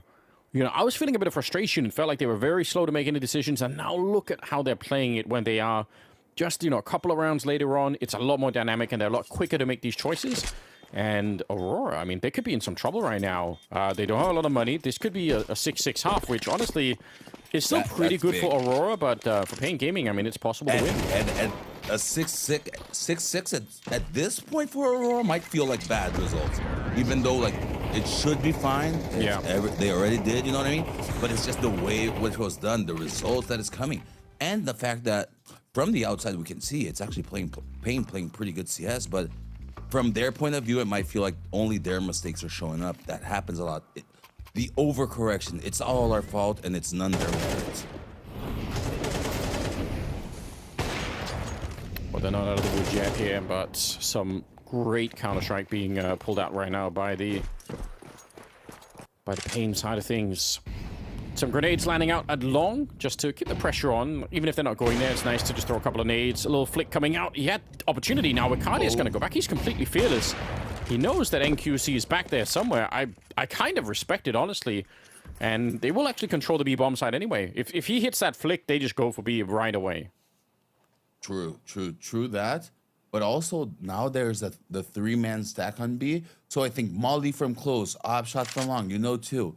If there's a smoke in mid, like a little bit fresher, that signals the 2 and 2 at least, you know? So Pain may have had a tell there to whether they should have gone or not. Still a minute on the clock, so plenty of time to make some decisions. Woxic, dangerous, I think, to throw grenades like that in the middle, but he's going to be unpunished for it at the moment. Double smoke, one to CT spawn and one towards that B bomb side. He creates this funnel that they're trying to walk in, but Woxic is just meeting them right there, not afraid to go into it. Davideus is on the other side, but he's being heard. Woxic is on the other side waiting for him, but he knows what a play coming out, and they blew up Wicardia, so now just Jota. 1 versus 4 at the speed bomb side, and the flashes are so good. They're funneling out here. They found a way to do it, Wilson. It's Centaurus versus 4, and they're giving a bit of a shot here, but it's not going to be quite enough. It will be a 6-6 scoreline at the end of it. All right. We have game again and again. It's the game that keeps giving. We ask, and it delivers, because 6-6, map 3, these two caliber teams and the level of plays that we've seen first from Aurora and now from Pain, balance. It shows it's a good match. The one who wins here, it's one of those, they deserved it. The other team deserved it as well. They just were better. But, and let's look at the crucial flip. I actually think Aurora will somehow make it out of here. I'm jumping tables at the last minute just to shake this up, because I think this pause right here, I'm going to make a coach read. I think this is a big shake-up moment for them. And I don't know who the coach is, because it's not the coach. It's the expression on the team's face. They look like they realize that they need to change something big. And I don't know what it is. They don't know what it is. But I trust that they are a good enough team that they'll be able to figure it out. And hence why I am consciously changing my prediction. Not as a show tactic, but because I genuinely believe and I want to make a real prediction based on how a coach thinks. So at least the audience can see how I actually would think if I was in this position, not some bullshit narrative, you know? I mean, I feel like this is so hard to read right now. At the beginning of this, I thought Pain was in a lot of trouble, but they've managed to pull it back a little bit. I'm actually pretty impressed by this, but here we go. Out long, it's going to be 5 versus 1, but there is a run coming up middle. Magic gets clipped before he can even make it out long. I think they were ready to just keep going long, and actually, somehow, Demo, who was playing that long corner, managed to escape. He just disconnected from the fight, which is really sick. and suddenly it's a 4 versus 5. Now, the bomb is planted here, so that's a little bit of an advantage. They do have a player in Centaurus down on long, I think with a P250 as well, so the bomb is planted for him. Let's see if he can escape down there and just fight them at the end, because otherwise it's a good position. Nice shot. Wakardi are going to be able to take one more, and he's just ducking and diving, using this box to his advantage. It's such great play. Wakardi with the triple, an absolute masterclass in holding that angle. Beautiful. The claps say it all. That weak Wakadia, that was sick, bro. That was sick. There's no other way I can put it, so good job.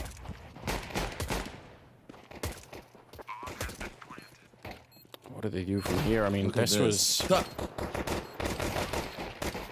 another great pistol round coming out. Aurora kind of in the lead now. How do they bring this one back? Pain Gaming, do they want to invest early? They will. Double scout. Do you like it? I do. Does two very scout-heavy map for tags and digs, but you gotta have that upper hitting. Yeah, and so far they've pretty much been wiped out, so a bit of a shame. Hey, the scouts are there. The scouts are good. Oh, I mean, can they actually pick this one up? All right, scout on the other side. Woxic. You know what? I always respect it when you know, AWPers, or in this case, scouters on both sides are just willing to say, you know what, we're both being gentlemen about it. Let's just take the fight, you know? Nobody's running away. Yeah. Gentleman's agreement. Let's do it, you know? No aim, scouts knives, 360, bunny hop. I like it. Fortunately, it doesn't really work out for the CTs this time. Davideus in the middle, kind of discovered, and it's Wakandia to take him down. He's been playing a pretty good Dust 2 right now. 12 kills for him. And it's Aurora, I think, with an important lead right now, and looking to probably get this next round too, I imagine, without too much trouble. So in general, just I like everything is shaping up for them here. It's going to be an 8-6 scoreline, probably, or very likely a 9-6 as well. Yeah, I agree. I think that the progression here by Aurora is just better. They are playing with their characteristics. They're using their aim, but they're also using the block and just being together. But don't count pain out.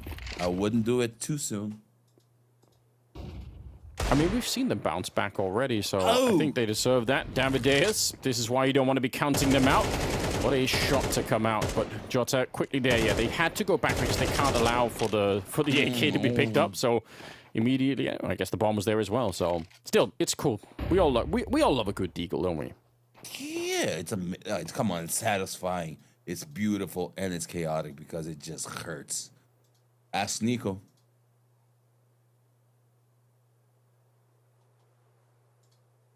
Still so much time in this round here. They've pretty much got everything under control, so no more surprises. Well, there's that 9th round that we were talking about a little bit earlier.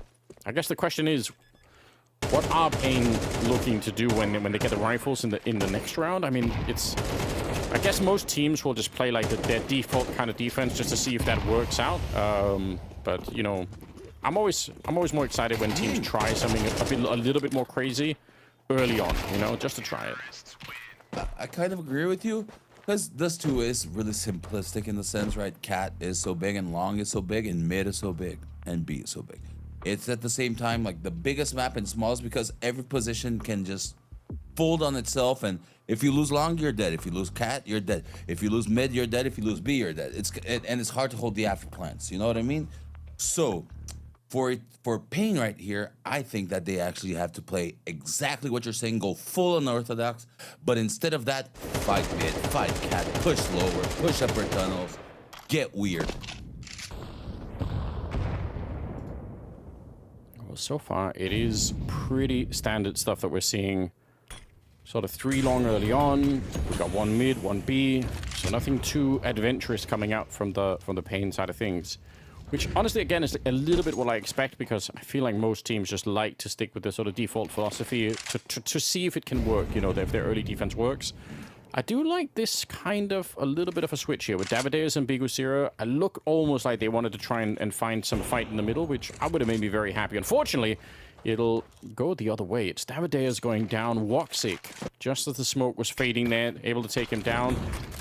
Bigusira trying to body block this one, which you definitely can do, but it's not going to be too successful. He'll still have to fall back towards CT spawn. And about 55 seconds left. It might be up to Young Snow over at the B-bomb side to try and do everything here. Oh, man. A lot of responsibility on the kid's hand. Yeah, 2 or 3 needed. Just trying to see if he can get it done. He actually will get the first one. A little bit of damage onto Santaris. There is a play into upper dark, but Jota is already hearing it. He knows Bigozera is coming. It doesn't make a difference. Bigozera, how do you win that fight? The play was actually... He was telegraphed with that audio quite a bit. Bomb still planted. And Madra and Santaris, I mean, it's not a bad couple of players to have left in this kind of a clutch. We'll see Pain Gaming regrouping. So they're going to go back, all of them through middle. They've got a couple of flashes, even a smoke there, so there is a chance, but they are going to have to be really deadly accurate. This is not an easy retake. B-bomb site, we all know how hard it is. Nice jump through. That's the first step. I think that is the genius part. It's Bigozera with a quad kill, and it's Pain Gaming to just barely win the round. Barely win, but actually at the same time, do just enough correct things, because small round, small plays, but they just flowed well. In, die, trade. In, die, trade. You know, a self-correcting loop in itself where it's like, okay, we got the number advantage. If we just don't mess up too badly, we win. And this is their don't mess up too badly protocol. Trade it out. And yell. Ooh, I hear Snow going crazy in the background. The kid is hype. The kid brings hype. Yeah, he's loving it. It makes me happy every time I hear it. Nicely done. It is, I guess, a bit scary that it turns, that it's down to that 1v1 just because of the loss of money on the CT side. But a win is a win, and right now they just need to keep stacking those. 9-7. The fact that it's even gone to a third map, to me, honestly, I'm surprised by that. I thought it was going to be another 2-0. That's what happened last time, and with the stand and everything else. But Pain Gaming surprising a little bit. So we'll see if they have much more in the tank, or if Aurora are going to find a way to a victory. I feel like it would be... Maybe it's not like a giant headline if they lose here, but it still sort of feels like, with a brand new organization and everything, you just want to have a good start, don't you? It's at the very least an internal headline that sucks. So yeah, the effect is the same. If it's not the public saying it, might actually be worse, because it'll be them moving and be like, oh, crap, we suck. That might start something way worse. And then... Wikidia might just get 2 kills and I'll shut up, No, maybe not. Yeah, I mean, they didn't have that many weapons, and it's because it was down to that 1v1 of the other round. So they felt like, okay, we don't have a lot to work with. They got some MP9s. Let's try and push into upper dark and surprise them.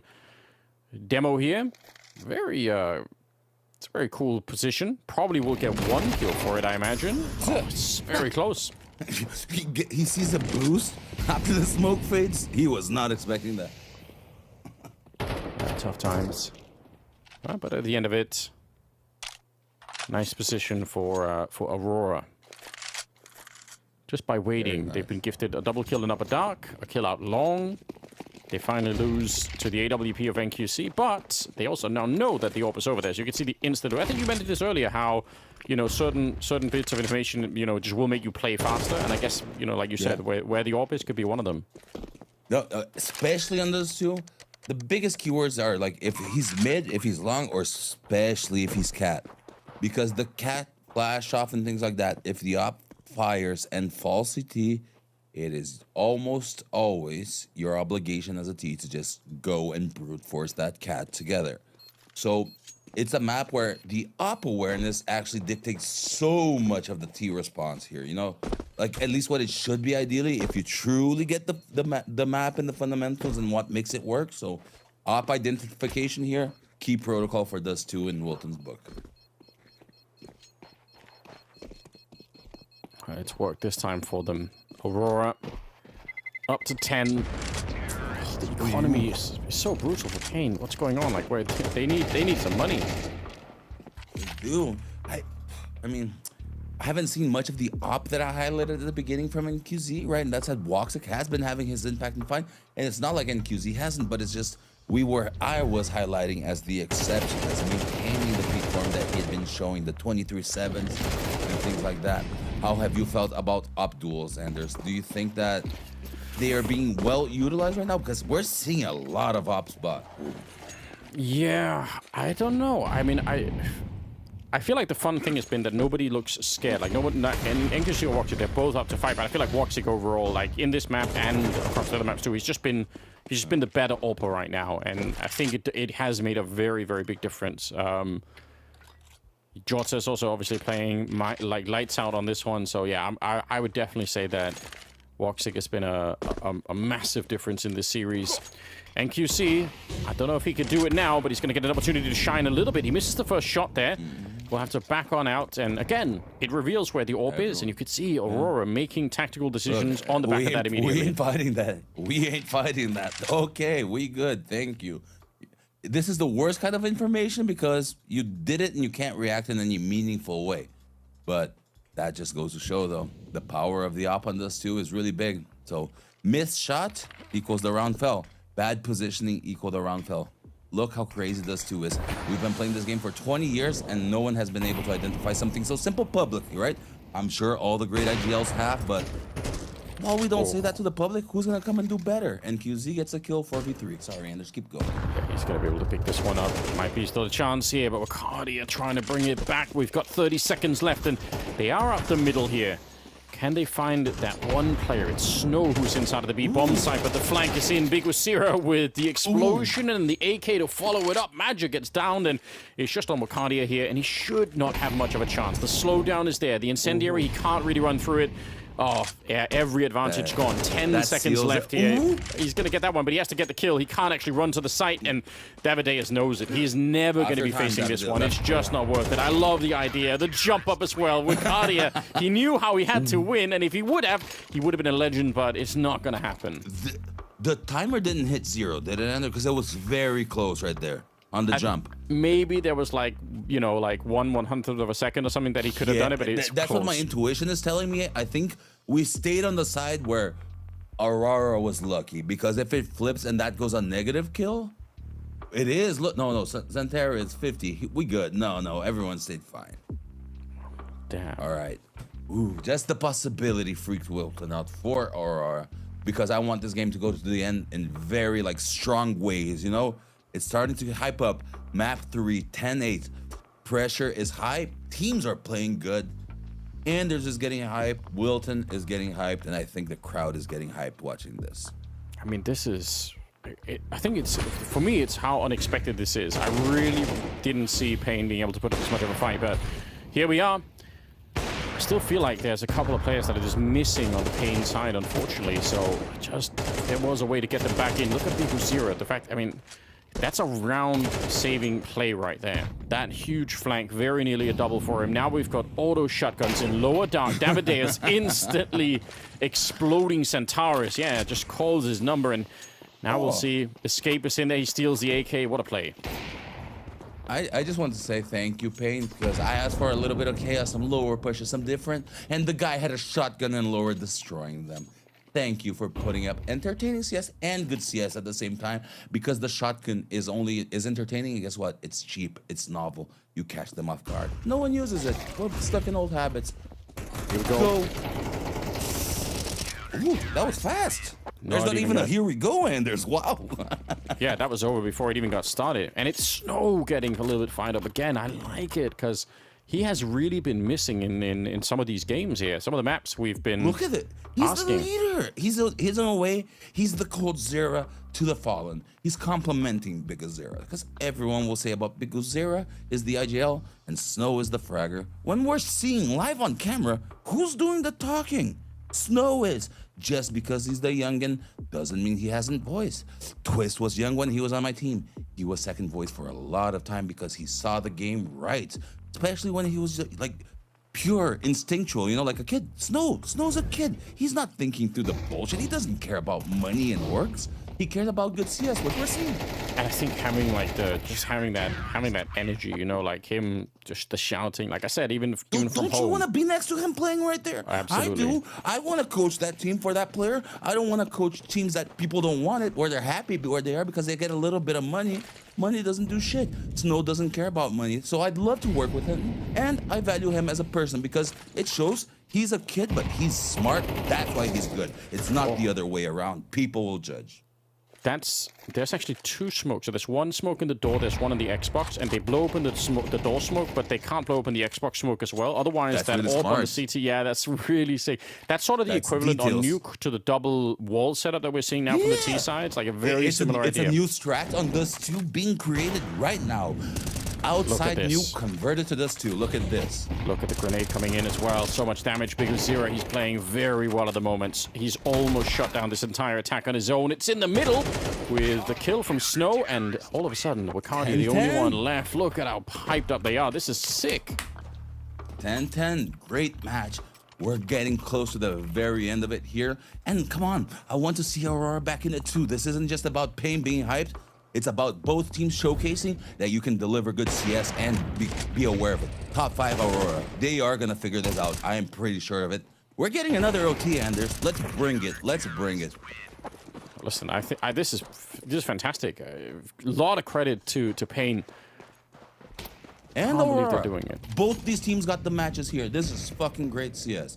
Again, I think crazy things happen. What will we see set strats Tech9 in a round like this? How many times have you seen Tech9 just destroy the other team in a situation like this? It happens. It happens all the time. It can happen. And if it can happen, means that somewhere out there it probably will happen. So why not here? Let's try to see it if we can't do it.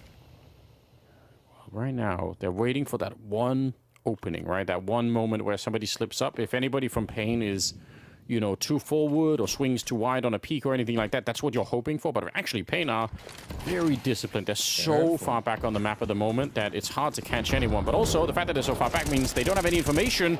Now they realize it's a B split coming in. Nice couple of kills from Snow, but it still leaves one player inside of the smoke. They know that he's in there. They just have to find him. And it's not easy. Davideus, he's actually managed to run away. He should have been dead. And now it's Biguzira showing up to the B-bomb site. Yeah, they're in a little bit of trouble right now. The bomb, they've got to go and try and pick it up again. Centaurus swings out for it. He's going to end up going down, and now it's on Woxic, and Davideus surely going to come back and try and get the job done. They finally recover the bomb here, but, oh yeah, 5 bullets left in that one. Woxic, you've got to be careful. And look at the movement. Davideus, he's got no idea. Woxic, he would never expect it. He thinks he's in upper dark somewhere instead, but Davideus, what an absolutely fantastic round for him. He survived the smoke, he went into upper, and then he snuck his way back with nobody even realizing. True Mega Mind round right there. The fact that he got out is great. You will see some players activate a little bit earlier, like, because the normal thinking pattern would be like, oh, I got away, so that's when the T's will look away, and you'll see some really high-level plays where, like Anubis, you smoke yourself and then you cross A arch. There could have been a smoke A arch cross for him right now, but he didn't need to. 11-10. Pain Gaming, Anders, 11-10. Did you see this coming anyway? Not even a little bit, but those are usually the best games where, you know, the surprise happens, especially right at the end here. That is exactly what we're seeing.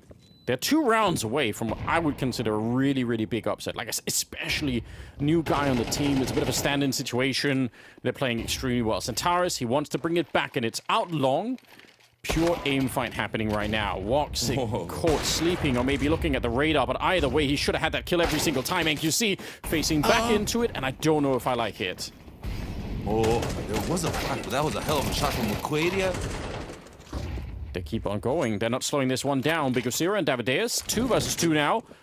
Pain Gaming, honestly, not a bad hold, right? It's a 4-on-5, and they've turned it into a 2v2. I don't necessarily hate it. Nice position from Davideus, and they're so low on health that one, even an incendiary, but he gets betrayed. He pulls it out, and Magia is right on him. What a play long. They don't know it yet, but now they do. It's captain versus captain. This is exactly what we like to see. Who can win this one now? Magia has the advantage of having the bomb. Yeah, big advantage and big time advantage, right? He gets to plant that bomb and position. Where does he position? Gonna run away.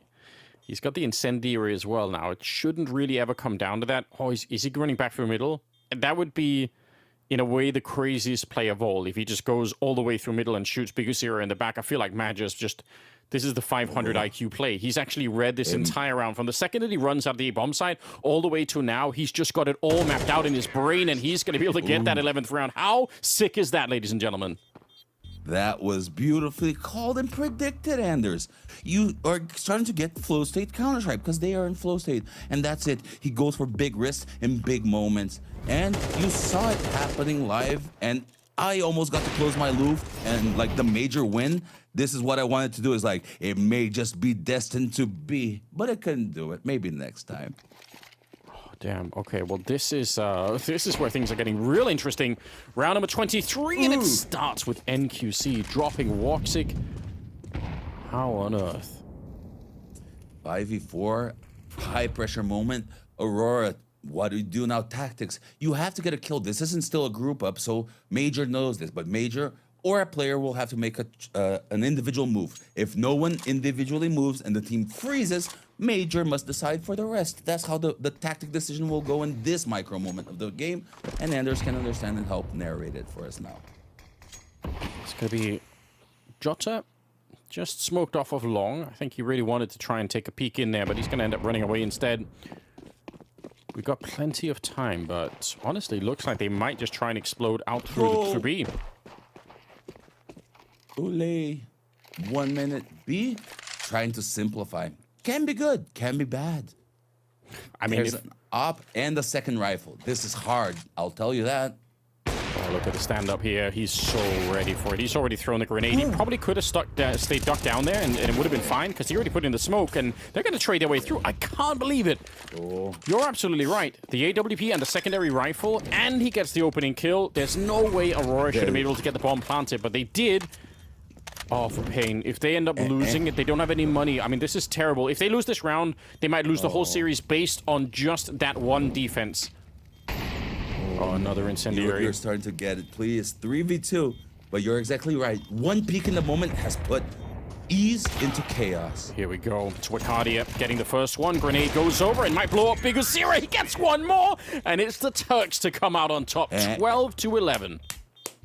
And you gotta give credit to the Turks and blame the Brazilians at the same time, because that was the big round, and that is exactly what happened. The 5v3, it's one control key that you didn't hold for half a second, and your round exploded, and the tournament's done, and some players are getting hate messages because people don't understand that. Look at how crazy Counter-Strike is, and how one little detail can literally change the entire match. How crazy.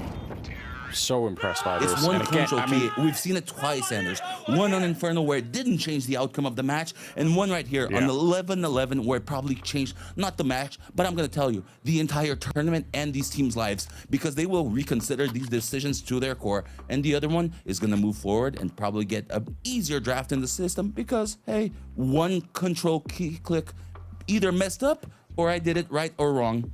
That's the beauty of Counter-Strike. That's where the genius of Nico goes from the...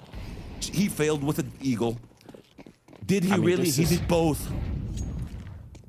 Could you imagine if they end up going to overtime now anyway? I mean, it's definitely possible, but... I hope so, please, because it's deserved. This match is great. I want to see it. It's pistols. We've seen crazier. Come on, bring it. I respect Aurora for really slowing down this round. They must know how dreadful it would be to play overtime at this stage, so don't run anything mad, using the utility to get some of that catwalk control, but you could see on the other side, I mean, there is a potential double push with the MP9s, so one little mistake, one moment where you slip up and you're not looking, they're going to be boosting over. Look at the they might get the kill, they will. Jota goes down. What a nice play. Smart, not enough guns, and get away, but this still is hard. I still favor Aurora right here because look at the economy and the guns, and they can execute. And it's hard. I mean, this is a conundrum for me. I have to watch and listen to you, Anders. Please take it for us. Well, that is a bit of an NQC. That's not the only. He's made a couple of these. Why was he so far out? They could just see him. Oh no, Wakadia is going to go down, but yeah, the bomb is going to be planted, and I would agree. I mean, I agree even now. This is now an advantage for Aurora. Bomb planted, 4 versus 3. A little bit of peppering there to shut down Centaurus and puts him a little bit low on health. But again, the problem is they don't have a lot of grenades. They don't have the kit either. They're under a lot of time pressure. Woxic holding the angle. Doesn't get the shot. It's Big Azira instead. And Centaurus, he wanted to get the spray. He knew they were coming. It's a shutdown. And we do get the overtime. What a retake and what a mad round. We get the match that we asked for. All we wanted, Anders, was a great match of Counter-Strike, regardless of who it was from. Didn't have to be Team Liquid and Legacy. And look at what we are getting. This is perfect Counter-Strike match meant for Wilton and for Anders and for this audience, because this is fun as hell. This is Counter-Strike, and this is Overtime Map 3 Does 2. The simplest map in the pool. Gigantic emotions that you never felt before. So interesting.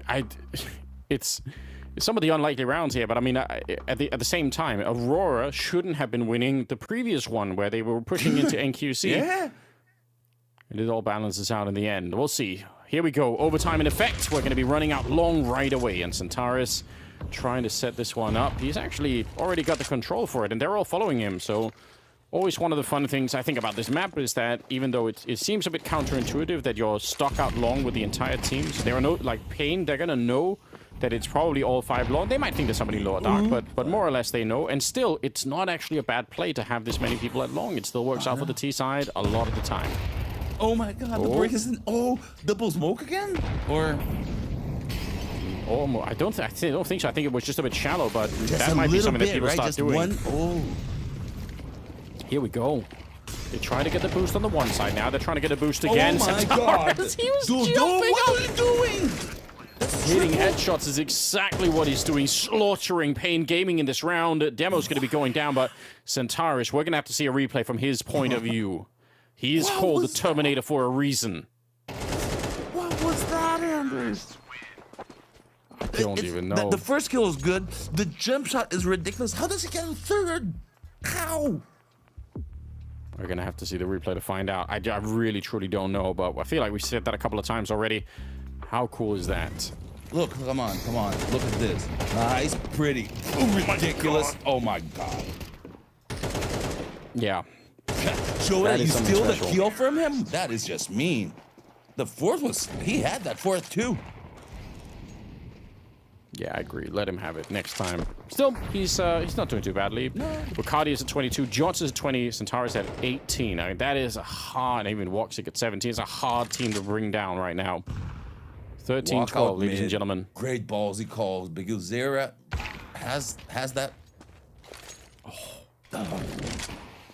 Magic goes down. I like the call as well. I feel like if NQC was in a different position, yeah, they just win this fight against Amadeus, and it might still work, to be honest, because even in spite of that, right, it's a 2-for-1 trade that's going to be favoring Pain, but it leaves that B bomb side with one player left. Push out of long, but Centaurus this time he sees it coming. And he might be wondering, because that wasn't Big Usira this time, so are they aware that he's also going to be playing this long position? Doesn't seem like it. So yeah, it just might catch Woxic off guard. He's going to be, super dead in this moment. And now it's Jota and Centaurus left. Snow playing that car corner inside a B. All he needs is one kill, and they're going to be set up nicely to win this round. They are. I actually dislike car corner here, but that's a prey. Yeah, maybe it will work. We'll see. It might be a bit obvious. Again, the crossfire is there. Just like in the middle with NQC. Nice. This time it was Big Usira helping out a little bit from that mid position. So, wow, the timing and the defense here for Pain was better than I expected. Same, because I'm critiquing in real time, but I'm like, I would have preferred that he's like big box on altar so that he can get information early, right? The car position is probably the strongest side position on D. It's just that from there, once he finds out, the information is might be too late for any player to arrive, but he had support from mid, so it's good. But at the same time, 13 or 13, the match is fully open, and the tag to Snow. Here we go. We're not giving up on the map so easily. We wanted some good Counter-Strike. We wanted some close games today, even in spite of the fact that, again, the forecast kind of maybe suggesting that it was going to be a bit more one-sided, but these are the best times to be wrong, really. 13-13. It's always the best time to be wrong. You were right. Exactly. Third round, the first half of overtime, and all right. Bit of a bold play potentially to swing catwalk like that, but normally you see teams throw a lot of Molotovs to really push back any CTs that are there. They're going to have this control, but I mean, this could still go any which way, right? This could still be a B split. just kind of disguised as a catwalk hit? We don't know yet. Yeah, I mean, it could, but the fact that no one is out mid into that cubby or doing something like that might indicate cat. But look how solid now Pain is, like, in their decision. They don't care about mid. It's one dedicated long to dedicated cat, two dedicated B, and just a simple jump spot from, like, I think it's snow. That's it. So. Okay, well, here we go. Let's see how this one plays out. The smokes are up. Good Molotovs, incendiary. Wow, it bounces right into. Oh, he's burning alive from 100 to 0. He was flashed the whole way through. That is an insane grenade. But you know what? It's not over yet. There's only 10 seconds left here. The bomb is not planted. It's out in the open. There might be a bit of a lineup, and it's the standing. It's Demo with a kill, and that's the round done. Over with. They got everything they wanted here, Aurora. They just never got to plant the bomb. Straight up went out there. Good positioning. I didn't see anything crazy special this round, which is, considering the match, about time expected, because we've seen so much crazy rounds, pistols, kills, that a little bit of normal actually feels about right now. But Pain is in a good position. Aurora, man. Pressure's building. Are you the top 5 team that falls right now? Considering everything that has gone on this tournament? Considering the Mongols, the Liquids, and everything down, this is about to get really interesting. I truly can't believe it. They had the setup for it. They had the right call. They got the kill on Big Uzira with a Molotov and a flashbang, and then they just couldn't push past that point. Shocking scenes. 14-13, Pain Gaming with a 1-round lead. Centaurus, deep jump there. He's just going to be able to spot them out. The grenade doesn't really do that much, but at least he knows that they're in the middle. And the incendiary will actually push them back. So, not bad. They've also got the kill on Demo to begin with. And it's 4 versus 5 here. So, Aurora, I feel like getting the first round here, the second half of overtime, is going to be, I'd say that's pretty important. They've also invested into the double orb, which is potentially scary. It means they actually can run out of money here. Oh, wow. Yeah, I mean, one of those ops is outside B, and it's not Woxic, right? It's Wicadia. I think he's proven this match already that he's a capable opper, but capable and native are different things. Yeah, that's absolutely true. We'll see if he's going to be able to stand up to the test. He's got Jota there as well. I think the two of them are a really scary team to be up against. Oh, the jump up over is there. Nice shot onto Snow. That's the first one. Look at the flick. He's actually so lightning fast. Okay, yeah. I'll shut up. Shut it down. Well, we weren't doubting. We're just questioning a little bit. Oh, yeah. I'm not doubting. I'm just questioning. I'm just saying he might be built different. He might be that guy. So well played. Okay, I think that goes such a long way. Again, starting to get a bit worried for them, but now they've tied up the game once again. And the double up play really coming into it here. Oh, Wicadia. Yeah, that was, remember, that was actually true. He's one of these players that I think everybody knew that he was going to be good, but the thing that wasn't clear when he kind of joined the team originally was, could he get the nerves under control? He seemed like one of these players that in big moments would sort of, you know, manage to fail some of those positions, and that's not really the case anymore, though this time he's going to get shut down. Jota on the other side, expecting more of a push, and was ready, and also smartly saving a couple of bullets just in case there's one more in this one. True that, true that. You always want to have that little bit of extra 1 or 2, you know, just in case. Nice to save. But 4v4, everything's still open in this round. All choices and possibilities are there, and look at the unusual. 2 long setup. Is that it? Yeah. 2 deadly long in this round. Yeah, nothing's been decided yet. Magia would probably love to go for one of these long pushes. Remember, Big Uzira has done it a couple of times to great success. I bet Magia would love the revenge of being able to do that, but it seems like the timing is eluding him just a little bit right now as they are slowly but surely escaping down the middle. 50 seconds at the moment. Davideus, he's checking for it. This could all come down to whether or not Jota can essentially win this fight on his own. Now, you see Magia is pushing out of that long position, but I think it might still be down to Jota, even if he gets this kill here on Davideus, which could definitely happen. Oh, instead he runs, Magia. Did he see it? They know. I think he might have seen it. 30 seconds. Let's see what Jota could do. One man with an AK and everything against him. It's going to be the jump on over. Big Uzira blows him up with the bomb planted as well. This should be Pain Gaming every single time. Yeah, I mean, 3v2, not gonna call it early, but this has to be one of the hardest bomb sites of all time to retake. Very well known, but is. You gotta try. Yeah, they do have a lot of utility. That's maybe the one thing for Aurora. They actually have a fair few grenades. Not going to make any difference whatsoever. Bigusira with a couple of good kills. Triple overall in the round. NQC is loving life at the moment. Pain Gaming are so well played. Let's look back over stories so far. Map 1, they came in. They weren't even here. Do you remember that? They weren't even on the server in the first half. So depressing, wasn't it? Second half, a little bit better. Not good enough. Still lose, but okay. Map 2 starts hard. Flips, but the flip this time is a little bit easier. We did it, Map 1. Boom. Map 3, top 5 in the world. The flip this time is actually the biggest. It's simple. It's 1 or 2 rounds, but it's in the most important moments. It's where Pain Gaming shows that even with a stand-in, they are actually here to compete at a true level. They show that they are good, regardless of the win or loss. It's just a story that built itself and showed it wasn't forced, it wasn't narrative. It was just Pain Gaming and Aurora being them and playing Counter-Strike because that's what they do best. They play Counter-Strike. It's been really sick. Double up now on the T side. Pain Gaming, 1 round away. There's double up on the CT side as well, I suppose. So that's a lot of scopes being thrown into this round. I kind of love the madness of it. We'll see if they have another AK in spawn, potentially. I guess they could have for Pain Gaming, so might be able to... Yeah, okay, they do. So they're going to be able to swap one of them out. It's just for the start of the round. Fair enough. But why not spend your extra cash if you can? I mean, you're not going to be saving it into any other rounds, so... I'm with you, especially here. 15-14. Match point for Pain. Series point. And Aurora trying OT2. 5v5 points. Doesn't get any more intense than this right now. Pain Gaming, this is the big moment to make this happen. Clearing out Catwalk with the basic utility. It's what we're used to seeing.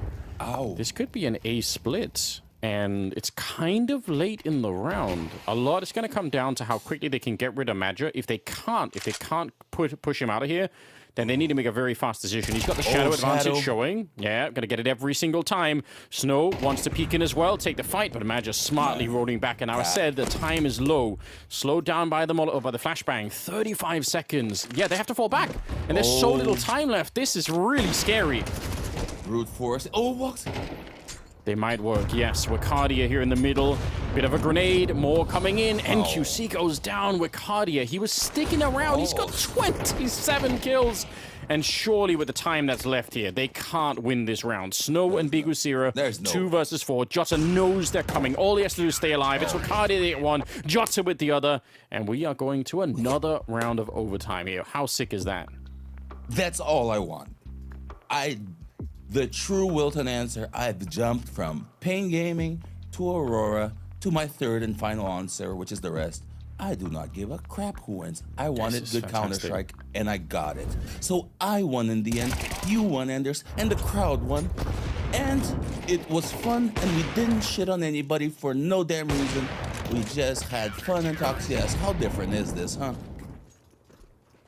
I mean, when you get this kind of Counter-Strike, it's hard not to just sit back and just enjoy it. Yeah. And it started off, like you said, a bit of a different way, you know. We didn't have this kind of a beginning, but here we are.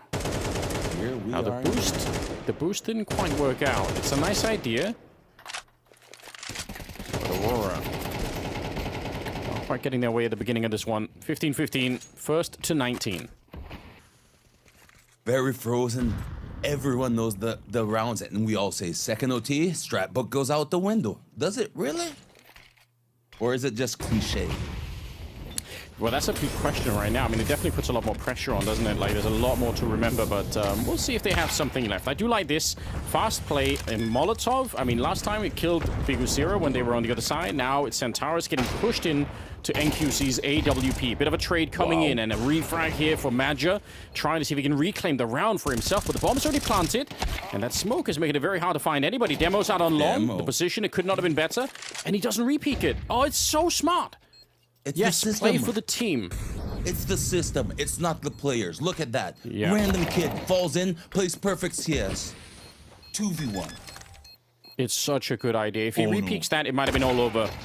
Can't get the defuse. NQC takes him down, but You know, if I was the talent scout and I saw Demo not re-peeking for that second kill, that's immediately something I'm gonna write down on my piece of paper and say that's a really good look.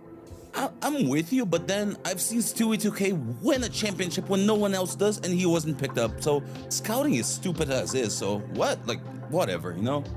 I'm not even gonna go there. It's like people are winning tournaments who never win tournaments, making other win tournaments, and I think it was just a fluke. Have you ever done it once? How the fuck can you call it a fluke? Sorry for that, but it's just real Wilton.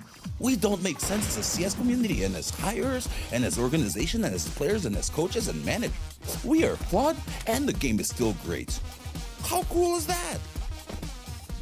Davideus here, look at it, setting up Incendiary, going to be pushing anybody back, and that's going to give them some control. He doesn't really know if there's somebody on the other side, but I mean, again, we said it earlier, but that basic catwalk control is, it's everything. I think, a really important tool. It's everything and it's nothing, right? But you need it, you see it, so you know the intention. And there's now for mid. How will they do it for us? They're waiting for that. They're hoping for a mistake from Aurora right now. They'd love somebody to peek, and maybe it's going to be when that smoke is gone. NQC not going to be challenged almost immediately, so smoke up in the middle. It is going to be the B split here. Biguzira playing a big role in challenging them. Wakadi has gone down. They're going to get Jota as well. Wow, okay. That's Snow with a double entry. That's the round one. And the middle block perfectly by Biguzira, just the captain. His role, smoke mid, block the choke point, make it easy for the B guys.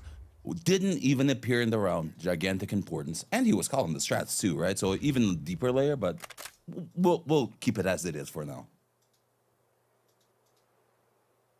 So huge. Yeah, that's a kind of textbook round, you know? It was a simple. So our idiom that in second overtime strats go out the window, no. It's actually clear. We simplify them. We don't need the complexity. We just want something simple because we think we finally get it. We've been playing this round for 30 games, for this map for 30 games, so that's how it works. So well done. Okay. Ooh, walks it. Nice shot. See, look, even the team still at full power. This match is not over. Turkey fans, Aurora fans, Old Eternal Fire fans, they need your help right now because things are getting rough. And it's not because they aren't good, it's because the situation and pain is stepping up to the occasion because Eternal Fire, or Aurora in this case, is making Pain Gaming step up to this because Aurora is so good that it makes Pain have to be this good to compete or they don't have a chance. Enemies propel each other. They don't put them down, and at the same time, you're still competing, so screw that. Let's go Pain and let's go Aurora, right? The fans have to want to see their teams win. It's not about everyone win. Like, it's competition. Someone has to win. Look at the coaches. What's going through their minds right now? How do you solve 3 hours of matches in 2 rounds? It's so much pressure. It's so much pressure, yet you have to do it. It's your obligation. You don't have a choice. It's set in freeze time. You have to do it. I mean, right now, it could easily come down to you know, the right coach having the right call here and just, you know, having a little bit of insight into it. 15 to 17 is a 2-round gap, and Pain Gaming, they are dangerously close. And look at, again, it's so early on. They go right into it, walking out middle. There's nothing being thrown. No real warning here. And catching Wakadia. He is the top performer right now for Aurora. They've just killed him in the B-bomb site. Huge play from Biguzira. Again, he's not just the captain of the team. He is such a force inside of the server. It's Jota now with just an MP9 to try and hold it on his own. If they go right now, and they will, flash on over, they should be able to get the kill on him here. He'll feel the pressure. Snow goes down in the middle. The MP9, he's going to be run out of bullets. And still, the double kill is everything. I can't believe it. That should have been it. That should have been Pain winning it easily. And somehow the MP9 stops everything. That is insane, Anders. That is, out of every round in this match, position-wise, the one that they were probably most likely to win. MP9 in the smoke, they blew it up. They still lose. I don't know what happened in mid, but 2 big plays happened. I promise you that. They were not supposed to win that. They did. We still have a match. If this ends up going the way of Aurora, I mean, listen, obviously there's going to be a bunch of rounds that we're going to be able to look back to. But that one is the more fresh one in our minds. We're going to be talking about that and thinking about, you know, how much could have been different if they actually would have succeeded. That should have never, ever, ever worked out. You're right. Like it shouldn't. And unfortunately for them, like for every player, those are the ones that will be on our mind, like as casters. So because we are creating the narrative at the right time, but it's the one that the game showed us. It wasn't pre-scripted, right? So I think even then it's easier for them to learn, but they're still in the middle of this game. 5v5, keep going. Snow, he's got a flashbang already primed. Bigus here with another grenade. Like, they're just waiting right now, Pain Gaming. They're not doing anything aggressive.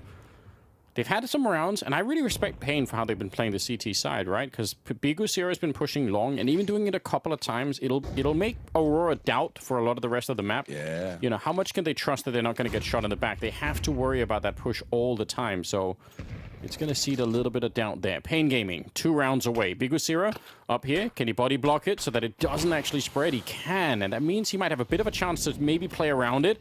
Not as much as he would like to. They're going to go for it. They're not going to slow this one down. All of them out the middle. One player in upper dark. It's Snow to get the first kill. He's got 9 bullets left, but Davideus is already dead behind him. Snow, he's got 3 bullets left. USP's come out instead. He's done a great job staying alive honestly, up until that point, but it's still not enough. The bomb is going to go down. 3v3, super hard, but doable for Pain.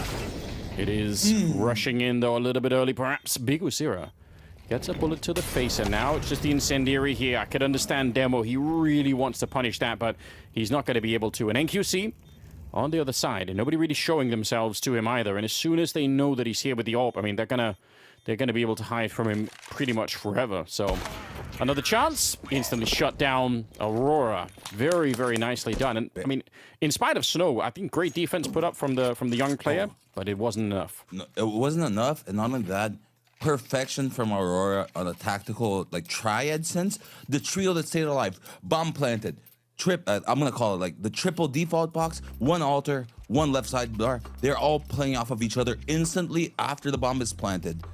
Yes, again, simple map, small details. They knew what to do. A lot of teams don't. To me, they are great, Team Aurora. And 17-17, again, best match ever, Renders. Well, we might even get triple overtime at this stage, because this game just, it won't quit. Davideus on the other side and Bigusira. I mean, this is pretty much the full experience. Everybody's showing up. Demo, a guy that I have never really seen play before. I don't really know a lot about him, but I'm going to be honest, so far, I feel like at a very, very high level of Counter-Strike. I mean, he's standing in to play, you know, what used to be Eternal Fire, and that's like, what a hard challenge for the first game that you're going to be playing here, and somehow he's actually managed to look pretty decent. So it's well played. Very much agree. Not normal for a young kid to have this. I'm just looking at like maturity to handle the situation, right? First map, we were here safeguarding him because we felt he needed. That's already gone. He's entered the circuit in his own way. Now it's about someone picking up on him or not, right? But he's shown he's capable of growing. Absolutely is. What an opening as well. Walk6 going to be taking down 1, and Snow, again, the reactions are so good. This is why he's such an exciting player. But the truth is, as long as Centaurus is in the middle, you can never retake this bomb site. So let's see if they're going to be able to get rid of him. He does go back and... Smart play, honestly, to disconnect from the fight. Yeah, why would you want to fight that? 3 versus 3. Very tough retake once again. Oh, failed Molotov. This one does land, and unfortunately that Molotov funnels them in through the doorway. Now, somehow they're getting that one. Walksick, nice flick, and even better follow-up at NQC.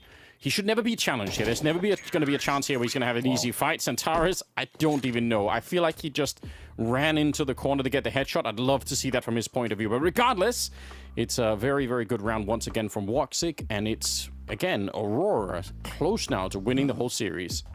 I gotta say, great round from Aurora. Match map series point, and I come back to something you said, Anders.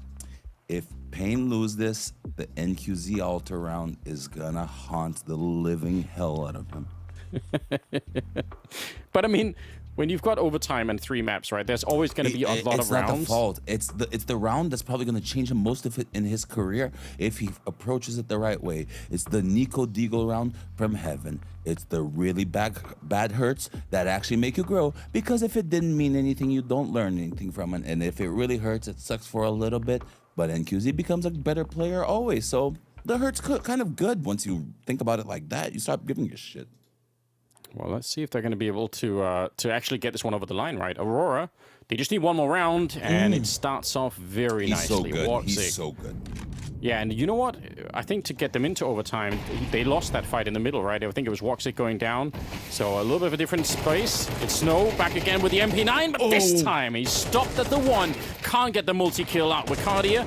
Not bad for the spray, but not good enough to get the kill either. Deep grenade, and it's going to be NQC. He was trying to get through. Big Uzira. Can he save the team? It's a 1 versus 3. He's tried before, but this time it might be too much. Through the smoke, he very nearly gets a bit of a dink there on Jota, who's now waiting for Woxic to show up.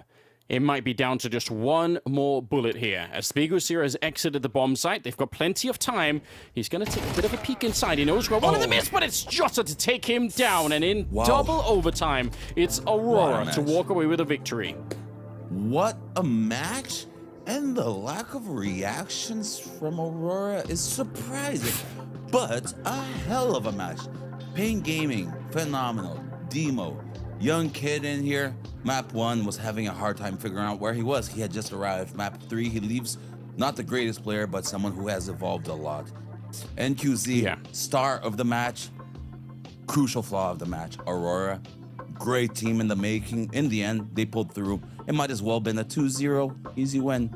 Beautiful goal is the one that comes in, and look at NQZ, the human side. He feels it, man, because he knows he played well, and he knows he carried his team, but he also knew he fucked up. And that's horrible, but that's real Counter-Strike. You win rounds and you lose them. You don't do one only.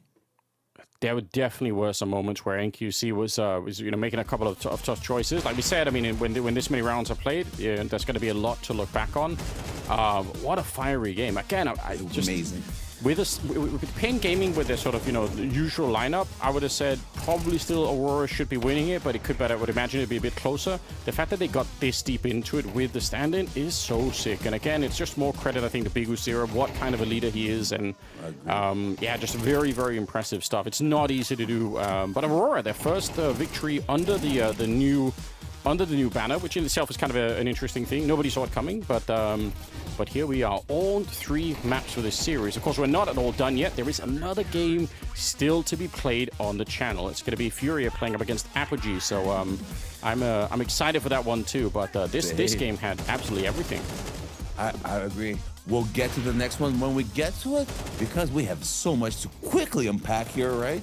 But one hell of a match. I'm doing this differently because I honestly think both teams deserve congratulations from this, because they did put up one hell of a match. This isn't a flaw. For NQZ, it's going to be a big learning lesson. For Pain, it is. For Aurora, it is. Each player is going to have a different takeaway from this, but we all got to watch some good match. We got to look at this. Frags across the board, different maps, all of them. Look, 13-8, yeah, the first one's okay. 14, 16, 19, 17. This match kept getting better and better. It's the match that kept on giving. And look at these players, because I have a feeling most of them will be staying around for a pretty long time in the scene. And that's awesome. Woxic, that kind of a return as well. With Cardia up on top, like between the two of them there, just phenomenal stuff. This kind of Aurora, I mean, when you got these players playing at such a high level, they are such a scary team. So I hope we get to see more of that in the tournament, coming up. But also, definitely some weaknesses as well throughout it. Some mistakes being made, but not at all bad. I'm excited for it. Yeah, exactly. Well, let's see how this one plays out. We are going to go for a bit of a break before the next match is coming up. So stay with us, and we will be right back. She said she loves you, but she can't love me. But I love you.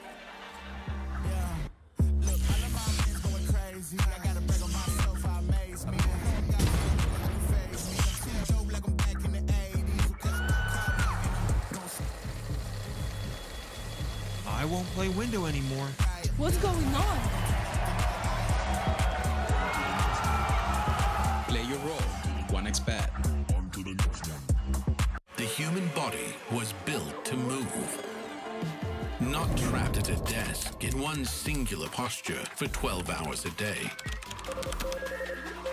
It's time your chair evolved. This is Secret Lab Titan Evo. Ergonomically engineered for you, gamers, hybrid workers, artists, backing your every move.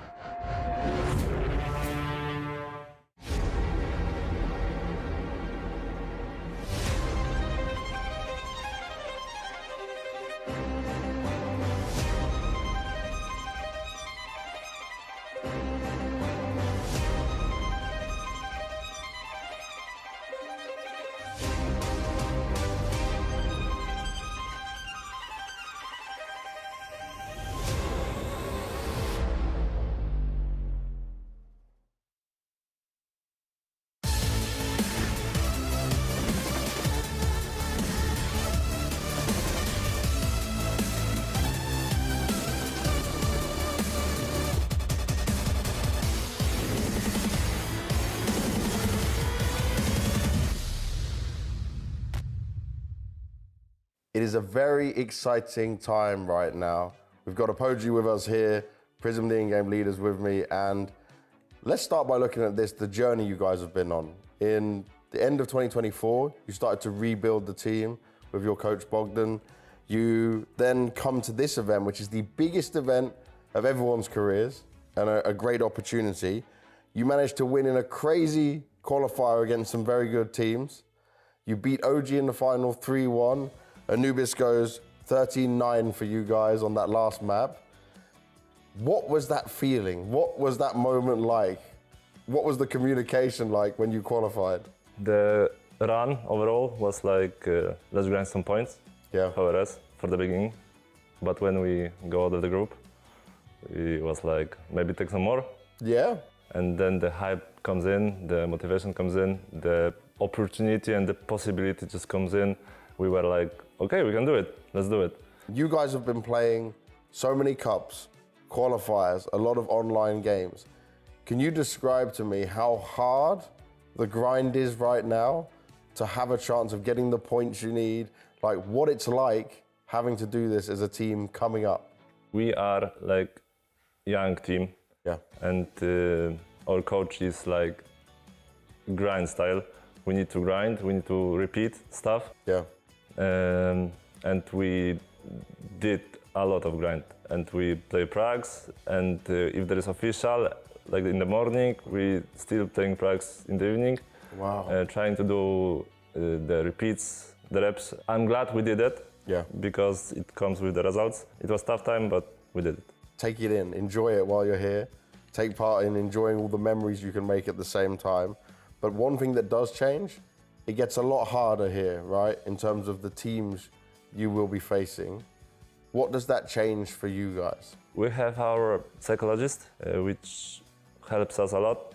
And we all are talking about the point we're aiming for. Mm-hmm. We already achieved the point we were aiming for. Yeah. And now it's like, take as much experience as we can.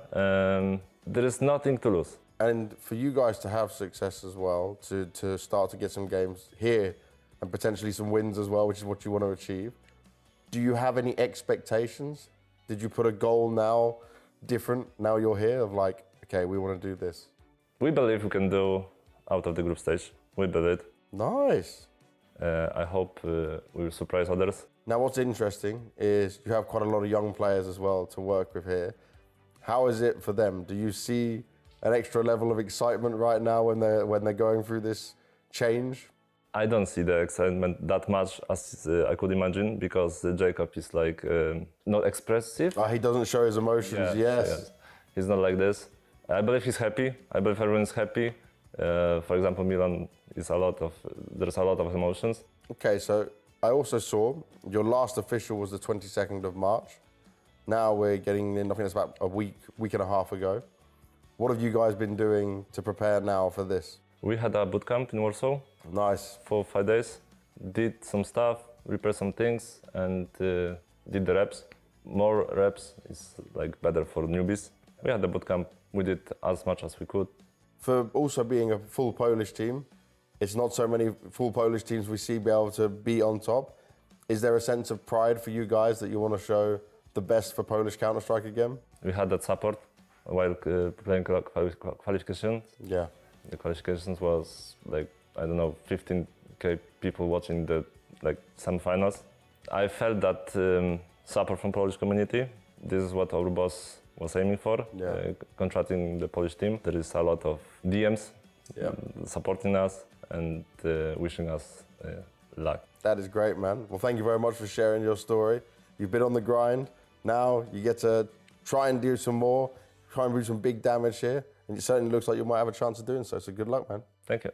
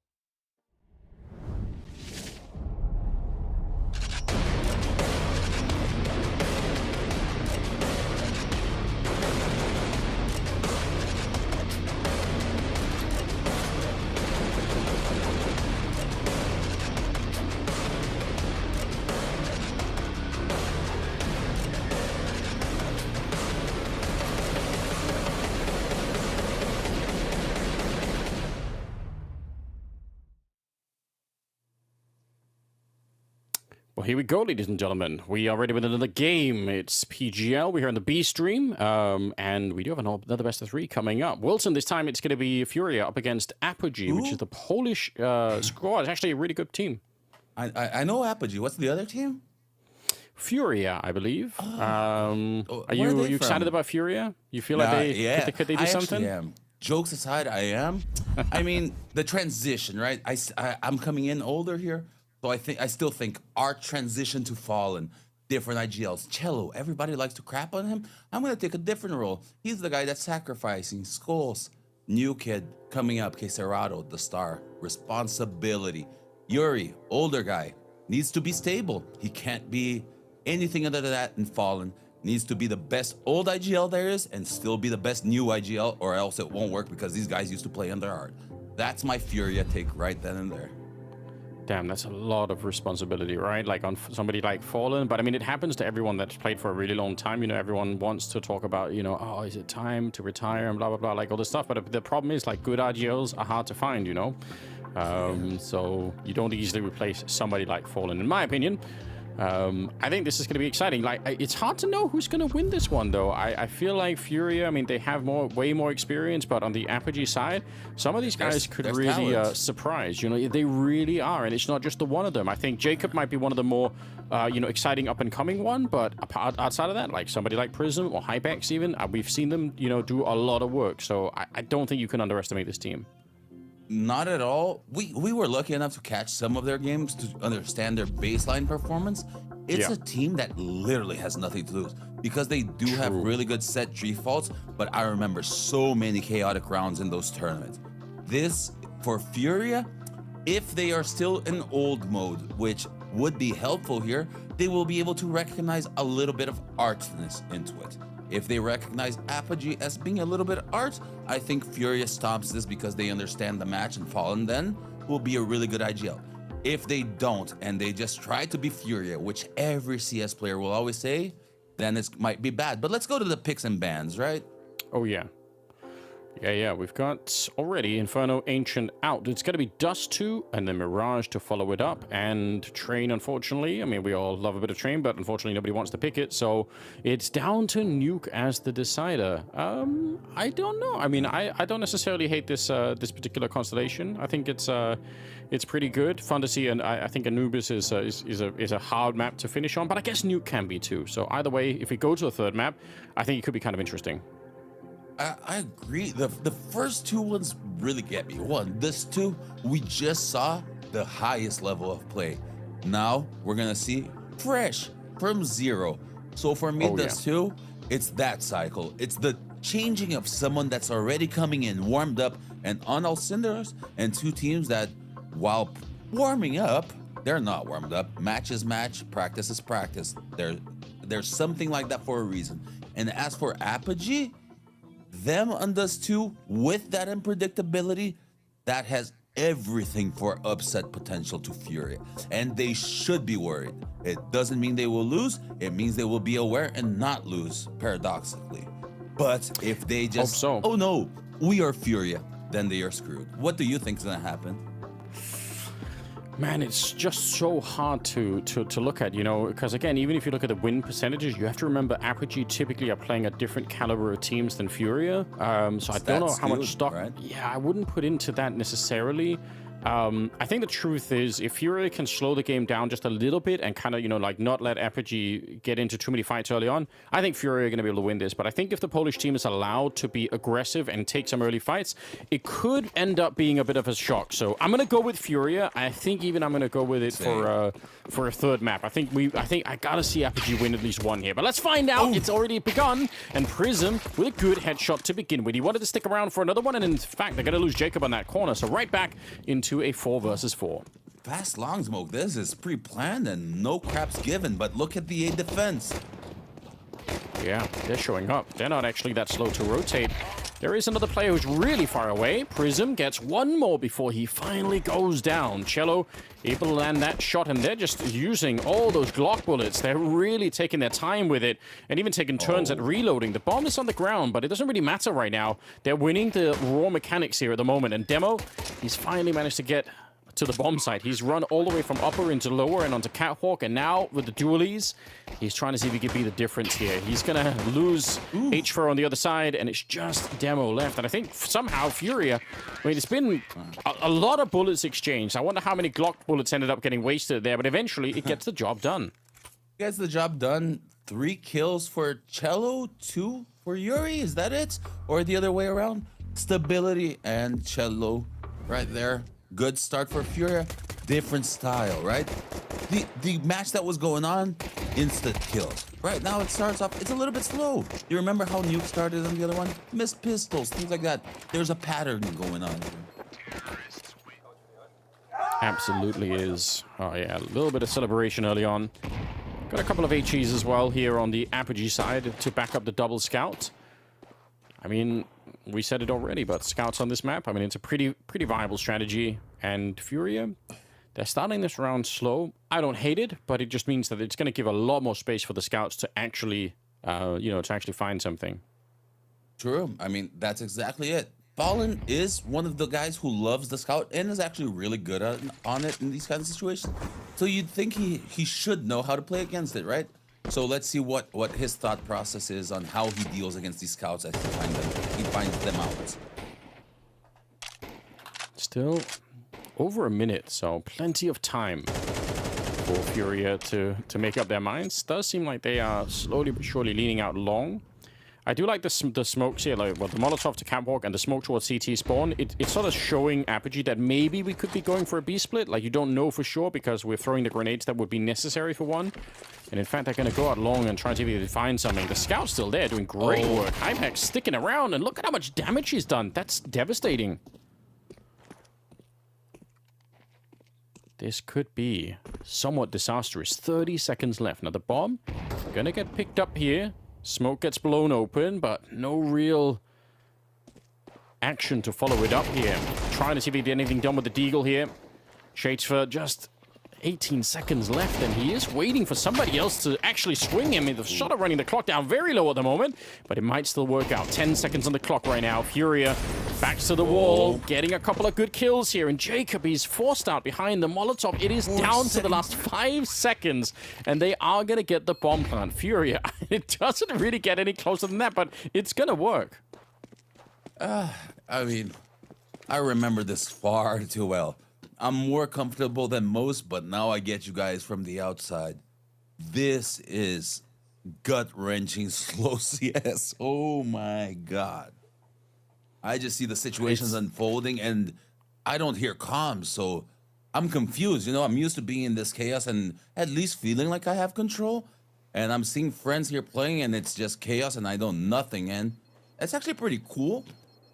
But I will say, Apogee, I do not like the way they started this match. I know it's early and it's trying to predict something that still hasn't happened, but the way they've played so far tells me they respect Furia. And that's not a good respect. It's the I fear some of these players' histories, which paradoxically is that. If it's history, it's past, right? But my read from this is that.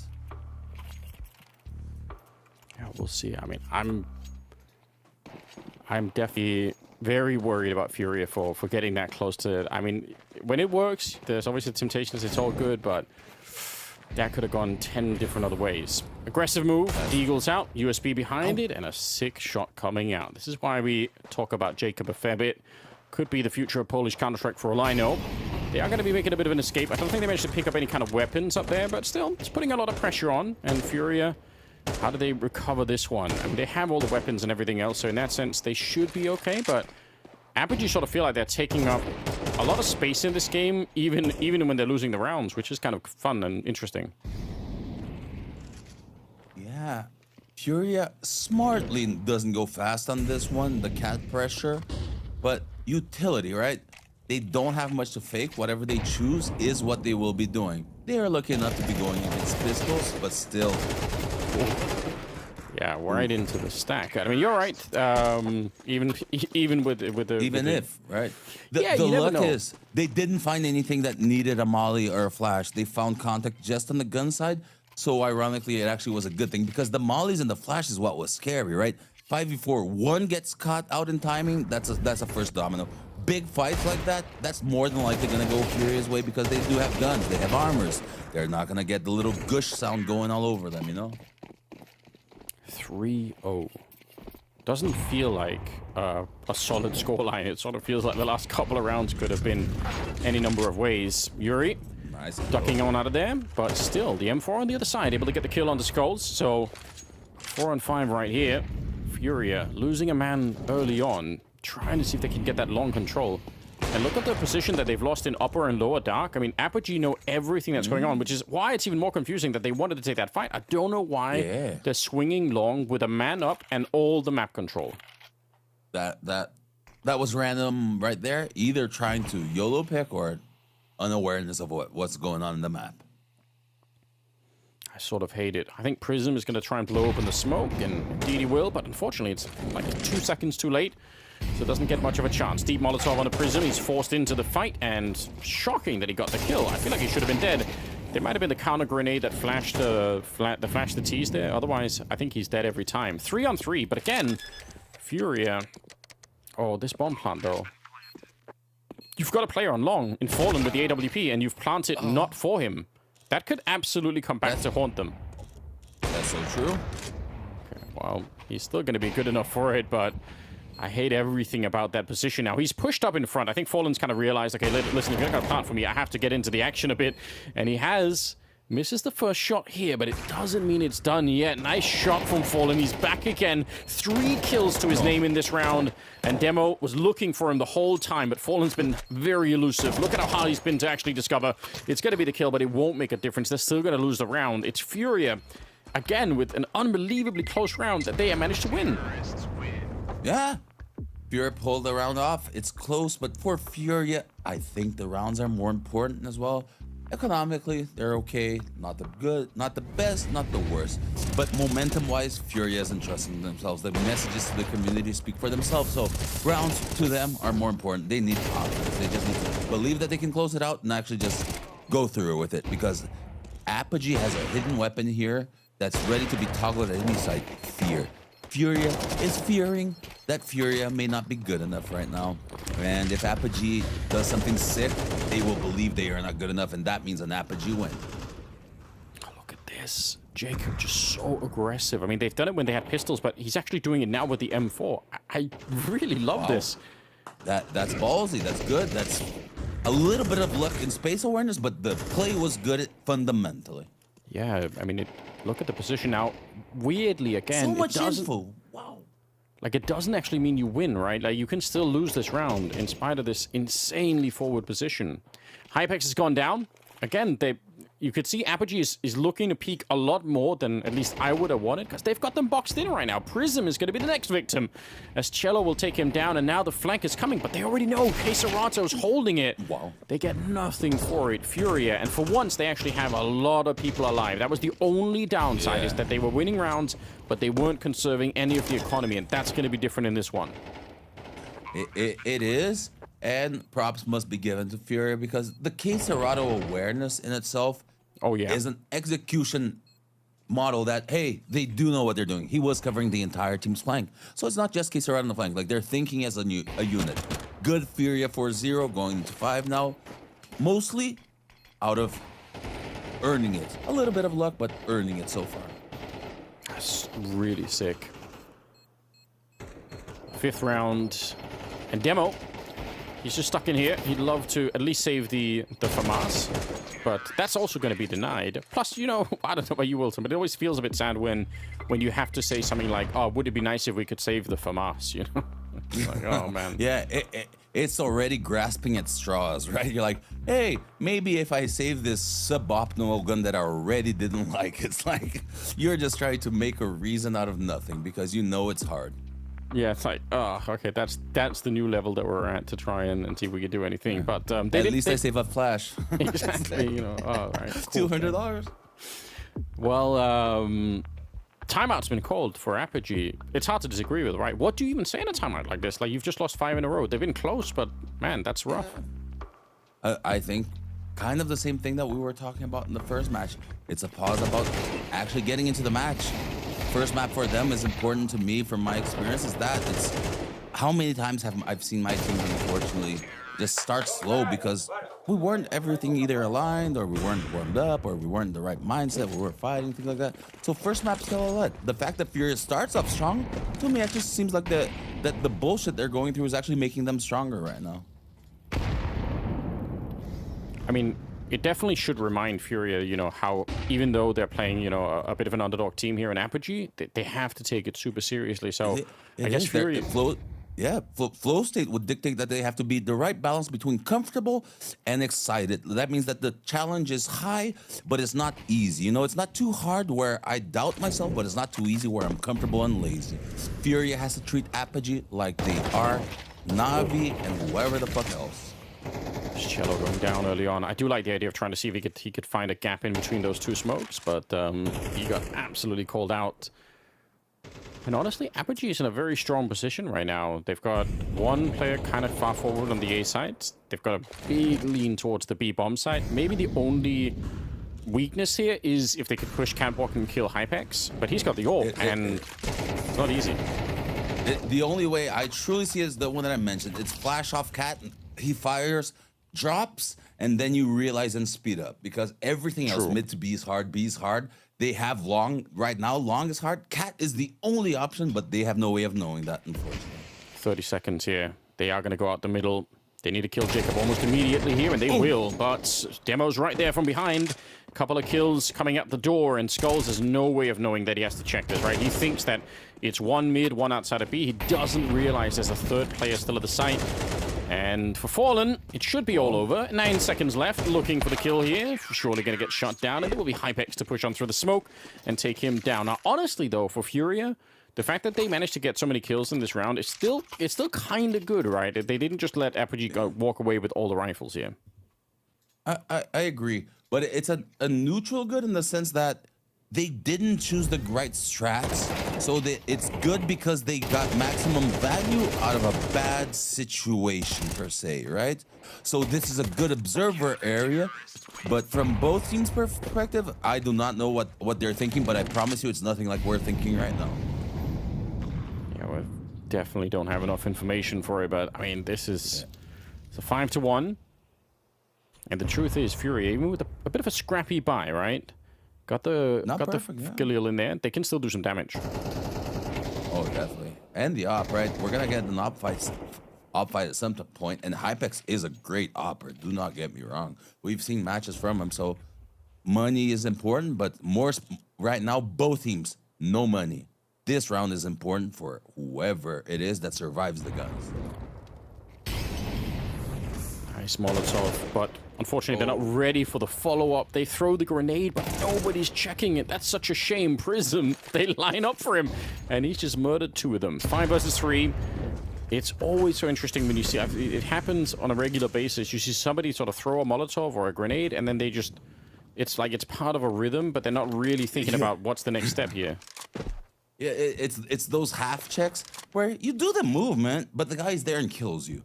And don't you just feel bad because you just did the movement, but you didn't do what you were supposed to do, which is actually just check that?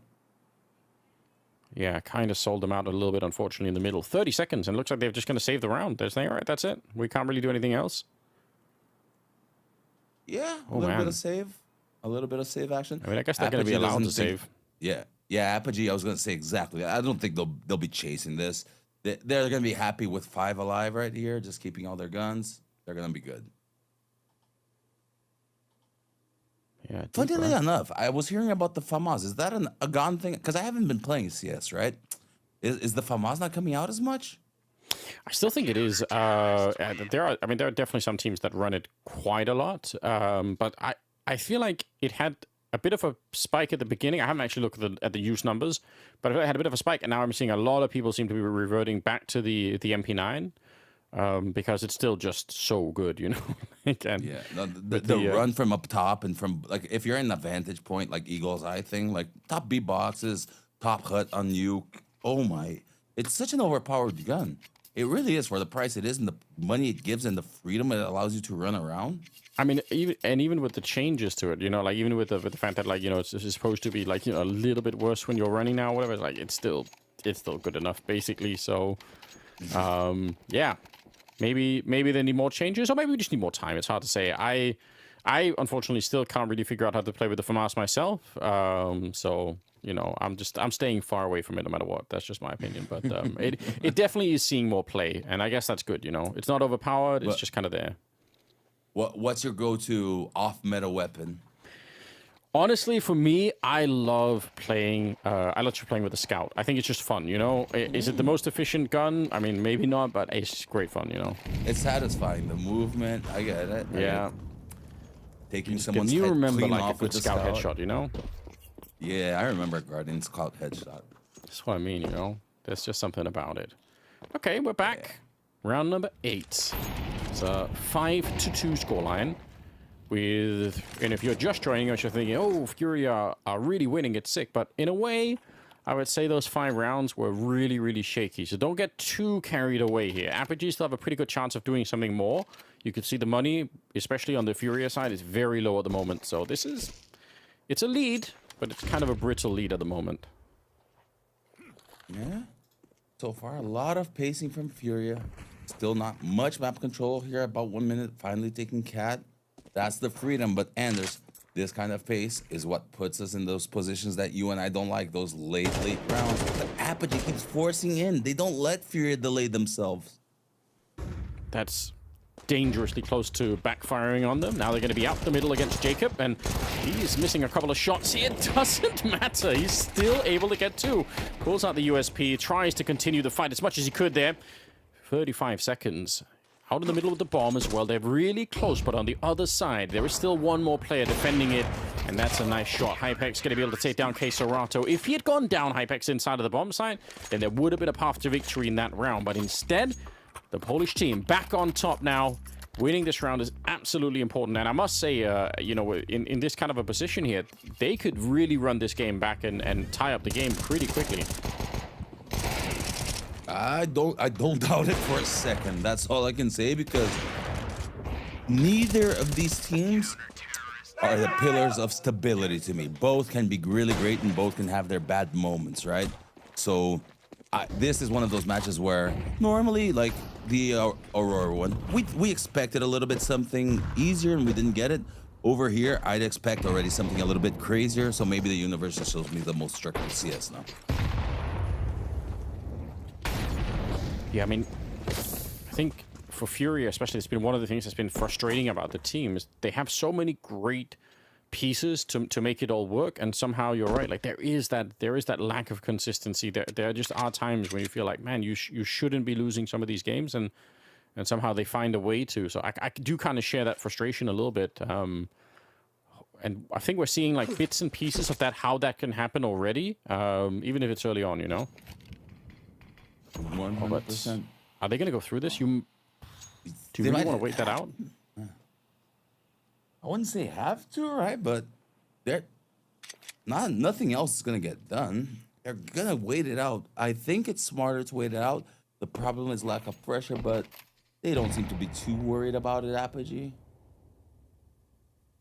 Well, look at this. Where did they throw the smoke? They had one smoke there on the Furia side. Did they? Okay, it's been picked up by Fallen now, so they're going to try and throw it in there, presumably either for the window or the door, and hope they get the entry kill that they're looking for. So it's for the door, but again, the crossfire here is pretty good, and they don't have a lot of weapons either on the Furia side, so don't expect them to be able to win it. Jacob showing a little bit of what he could do. Again, I'm kind of, you know, I'm a bit of a fan of this guy. I think he is, you know, I don't want to say under the radar, because there are a lot of people that have been talking about him for a while, but, you know, maybe at a tier 1 level. I doubt that many people necessarily have heard too much about him. This is your chance to, you know, to pick it up early. Yeah, I hadn't, and I remember my first cast with you where I saw it. Yeah, there are some moments there. So if you haven't seen it, check it out. Player not looking for opportunity, has a team, but maybe something that's flying under the radar, just as Anders mentioned. Yeah, one of those coming stars. You don't know what the limit is, but you know, it's not bad. Hypex goes down. It's just Fallen with the Galil. Again, I appreciate whenever CTs try and do something that's a little bit out of the ordinary on a map like Dust 2. I hate the default where you're just playing back in towards A or B, so I like it, but it always feels, you know, feels unsatisfying when you don't do more than Hypex did there. Yeah, Dust 2. There's so many plays on this map where you think you're gonna get more than one, more than two, more than three, and then you have a case of Aurora looking back, or that player just flicks back for no reason, you know? Dust 2 is a flank map. That's what makes it cool.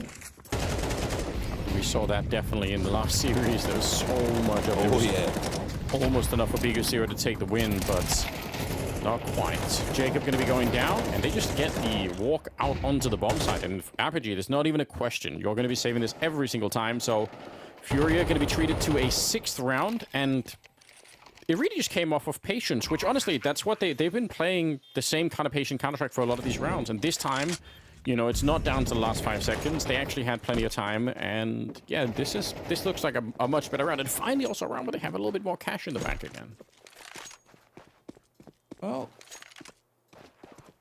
not much to say in the round. It's already over, right? So, Furia slowly going, but the match is back and forth right now. No one is taking any leads. No one is stepping out from the pack other than maybe a Fallen and early a Cello, but he's slowly falling back into his place, right? Jacob, the guy on, I guess, everyone's mind for Apogee alongside, for me, Hypex. I do like the opping there. I think that's a pretty cool way. And Demho, one guy that's not going to be mentioned, but do you remember some of his ancient aggressions? Someone that knows the roles and takes like possibilities. So I like that. I like that we have players that have personality on this team. So for Furia, it all ties back again. If Apogee can believe in themselves and make Furia not, it sounds simplistic, but it's not. It really is a giant mind game. Blade yelling, players pointing at each other. This all affects each other. You have to play the game smartly, right? Like, if you know Furia might get tilted, why wouldn't you try to tilt them? Doesn't that seem like a good strategy? I think they must have been close a couple of times already, just from how scary some of the early rounds were. But I mean, Furia really seem to be very settled in on this very much slower style. They have an identity. You can see a little bit of Fallen, and you can see a little bit of them in this, right? Like you see, okay, correction, a lot of Fallen, but you see their style and flair on it.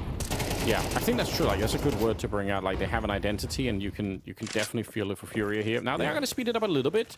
Outlaw might be the reaction to the push down catwalk. Hypex. Nice shot once again. It's going to be Fallen to get taken down this time. 4 versus 3, and they're very in a very awkward position here, Furia. The bomb dropped. They have to pick it up and try and see if they can actually make their way onto the side. And the Molotov, it didn't spread into the corner. Now, they look like they are aware that Prism could still be there, but the fact that the grenade didn't quite get him is just a bit annoying. Now, they'll get the job done. The flashbang, I don't know how, but it didn't go deep enough, or maybe it was too shallow. Regardless, it's now back in the hands of Furia here. 3 versus 3. What a shot right through. I don't even think he saw that. I don't know how that happened. Skulls and Yuri, 2 versus 3 to try and hold on to this round. If they can win it, they're going to do a lot of emotional damage here to Apogee. They look like they want to try and see if they go on for this retake rather quickly. It's a good kill for Skulls to begin with, and Yuri, he's 1 pixel away from failing that one onto Hypex. He's going to get the job done, and they'll clean up the round. Furia, what a 3v3 to win. All right. Last round, I think, of the half. How close for our map 1? How close do we get for the first half of the map 1, I guess, is the actual question, right? Because trend setting here, Furia started strong, Apogee got a little, Furia comes back.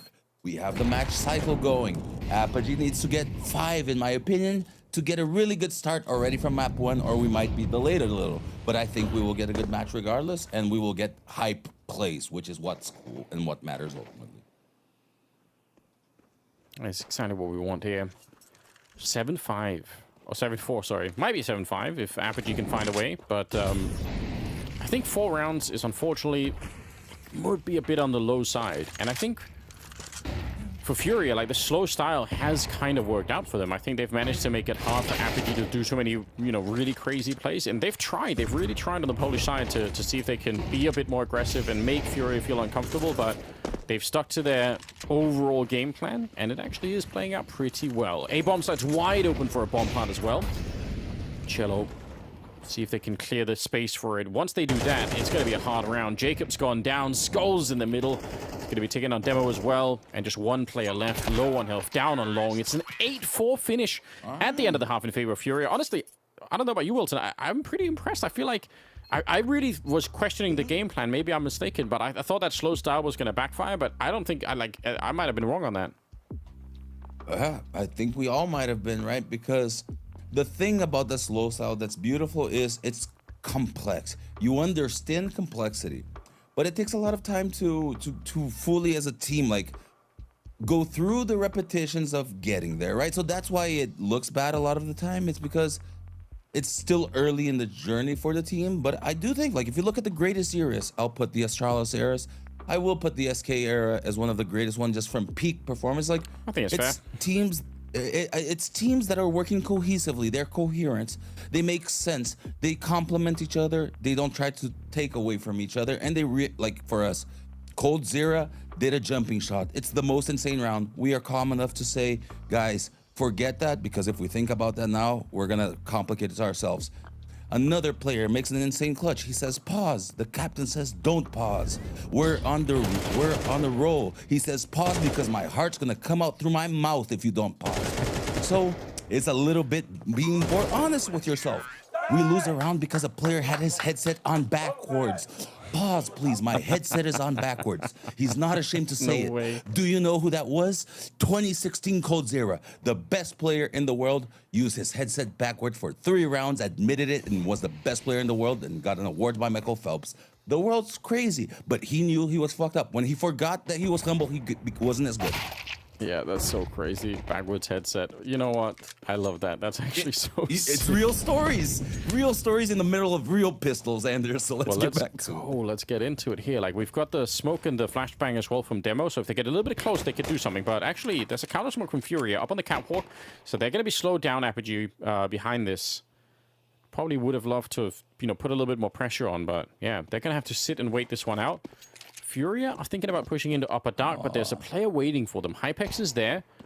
Could do something. He's got the P250 as well. So actually, he was really stationed to win that fight against anyone pushing. Didn't really work out. Wow. Furia are trying to get the information, and look at the push out long. Cello, low on health. He gets down by Prism, who was spotting it the whole time. I love the idea from Cello, but he might have put his team in a rough position. Quesorado getting dropped low as well, and now they're on the B bomb side. Hypex trying to get the shot, and he will. The P250, it is designed for those kind of fights. It's just such a great equalizer between the USB and the Glock, and somehow we're back into a 2 versus 2 now.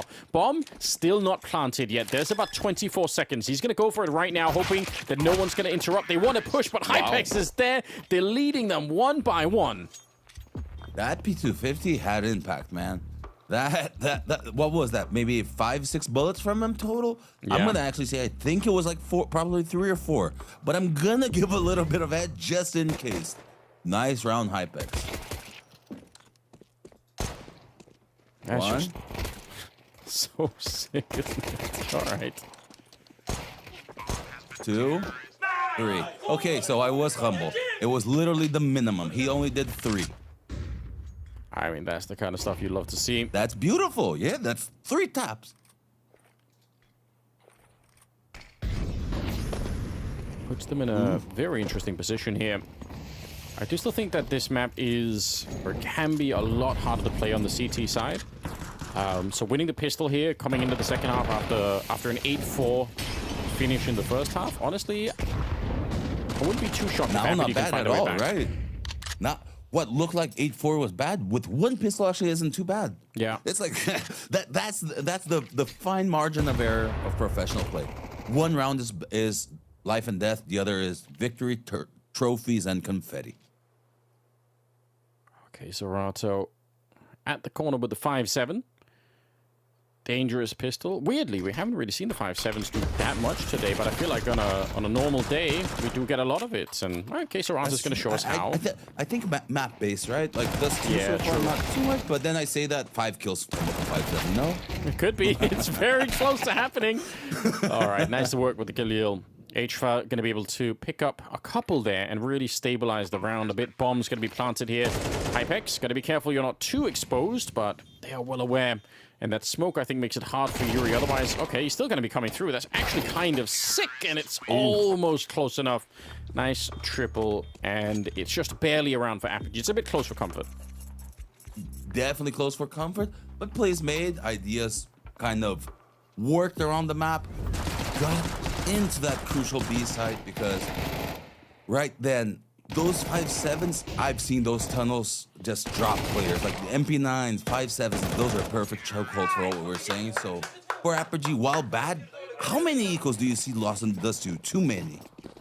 Yeah, I think for some reason it's something that the pro scene's been going through for a while where I think towards the end of CSGO... It's harder to play against anti-ecos. How? Yeah. Like, how is it? How is it harder for us to play against pistols? But we know it from the inside and we don't know how to solve it. That's just weird. Yeah, because at the end of Go, right, I feel like there were so many fewer rounds that were lost to those kind of plays. But then into CS2, it's like it's picked up again for some reason. It's very interesting. It is small little details that change the entire context of the play or even the match. You know. I mean, maybe part of it's also just like the switch from MR15 to MR12, meaning that teams are just so much more aggressively trying to make those rounds work because they really matter Plus so donk, much. right? The donk effect, everyone learned that you have to swing a little bit. You have to be pretty good with the wide swings. Yeah, that's true. Oh, Cello gets his head ducked down. Okay, he's going to come back for it. He's doing so much damage. That's not far from being at least a double. That could have been a double, potentially a triple, but good awareness. Like, shoot, fall down, know the guy's coming back up. It's not only about the kill, it's about how it played out. Great smoke. So that's supposed to drop down, but I don't know. So I know exactly he wants to build like a really tall smoke that can. The one that they can't break, right? And you can't boost over. Exactly. Yeah, it's the boost over they're worried about, but for some reason it's really hard to land him on the wall. It can be done, definitely, but yeah, you see it fall like that a lot when people try.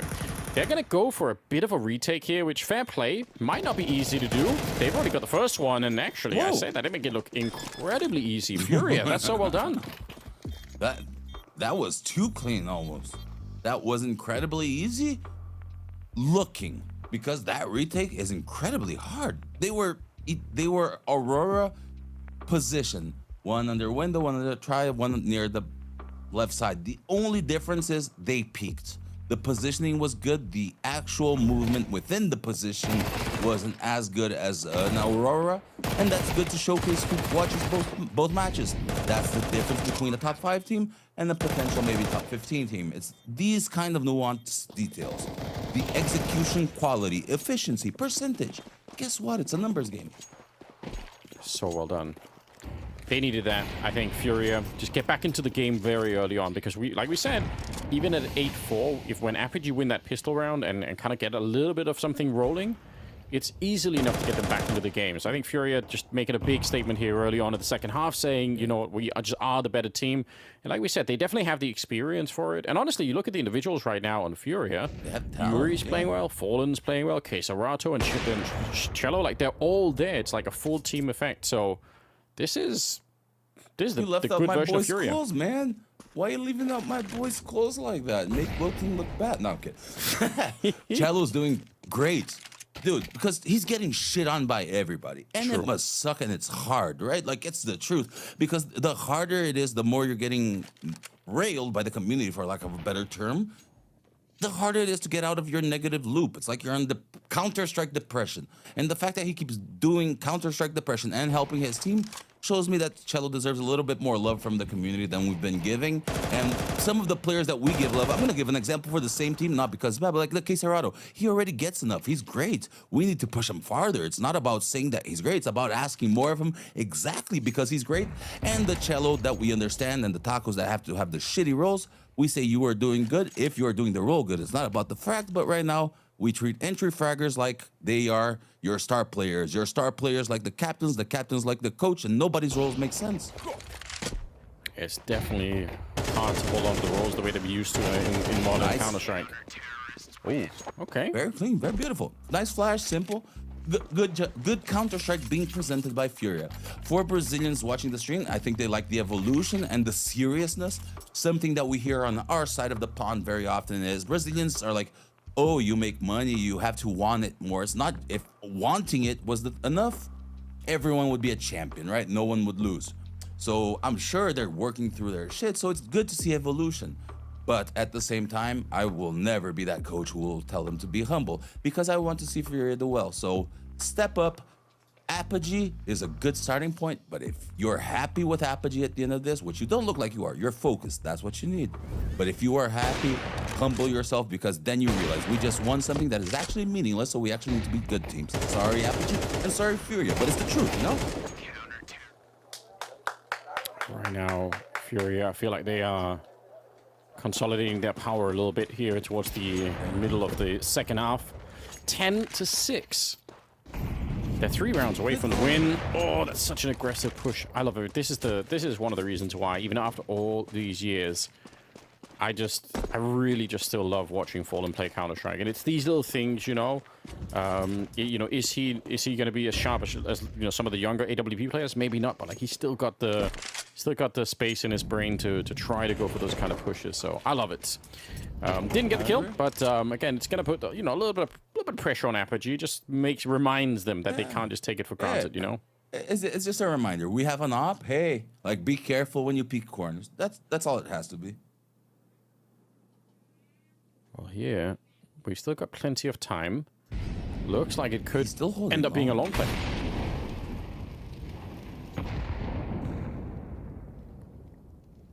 Very thought out, very methodical. Look, up on both sides, not much progression going on, but both teams committed. Furia made a choice to stay 3A. They're not moving towards mid. That's an Apogee made a choice to go A. Fallen could have got taken down, but again, clock's running low. Queserato holding the smoke, and he gets the bomb delivered. He actually finds the headshot through. What a triple that is. Furia, ice cold in this one, and even more importantly, Wilton, they save all the money. They have everybody alive at the end. Yeah, I mean, and talking about Queserato, that's why we want to ask more of him, because look how good that was. Okay, a little bit of luck in the third one. Was he jumping down without the X-ray? We don't know. That's insane. Look, ooh, passion. Interesting. Furia seems like a motivated team. I like that. I wonder what could motivate Apogee from there, and because I want to see them get in this game. I want us to start getting that good level Counter-Strike from them as well, as we have seen before. Great grenades in the middle. I really think the game plan for Furia here, really on both sides, it's been about slowing down Apogee, which I think generally when you're the better and more experienced team, that's kind of what you want to do. Like a lot of these younger players, they are, if you scrap with them, if you just go for fights, they're going to be able to swing back. I mean, the talent when it comes to the mechanics is insane. So don't give them that potential opportunity. Play slow, make them sweat, make it annoying to have to find fights, and maybe they crumble. It feels like that's what's happening to Apogee a little bit right now. So Fury up to 12. My God, this is pretty good.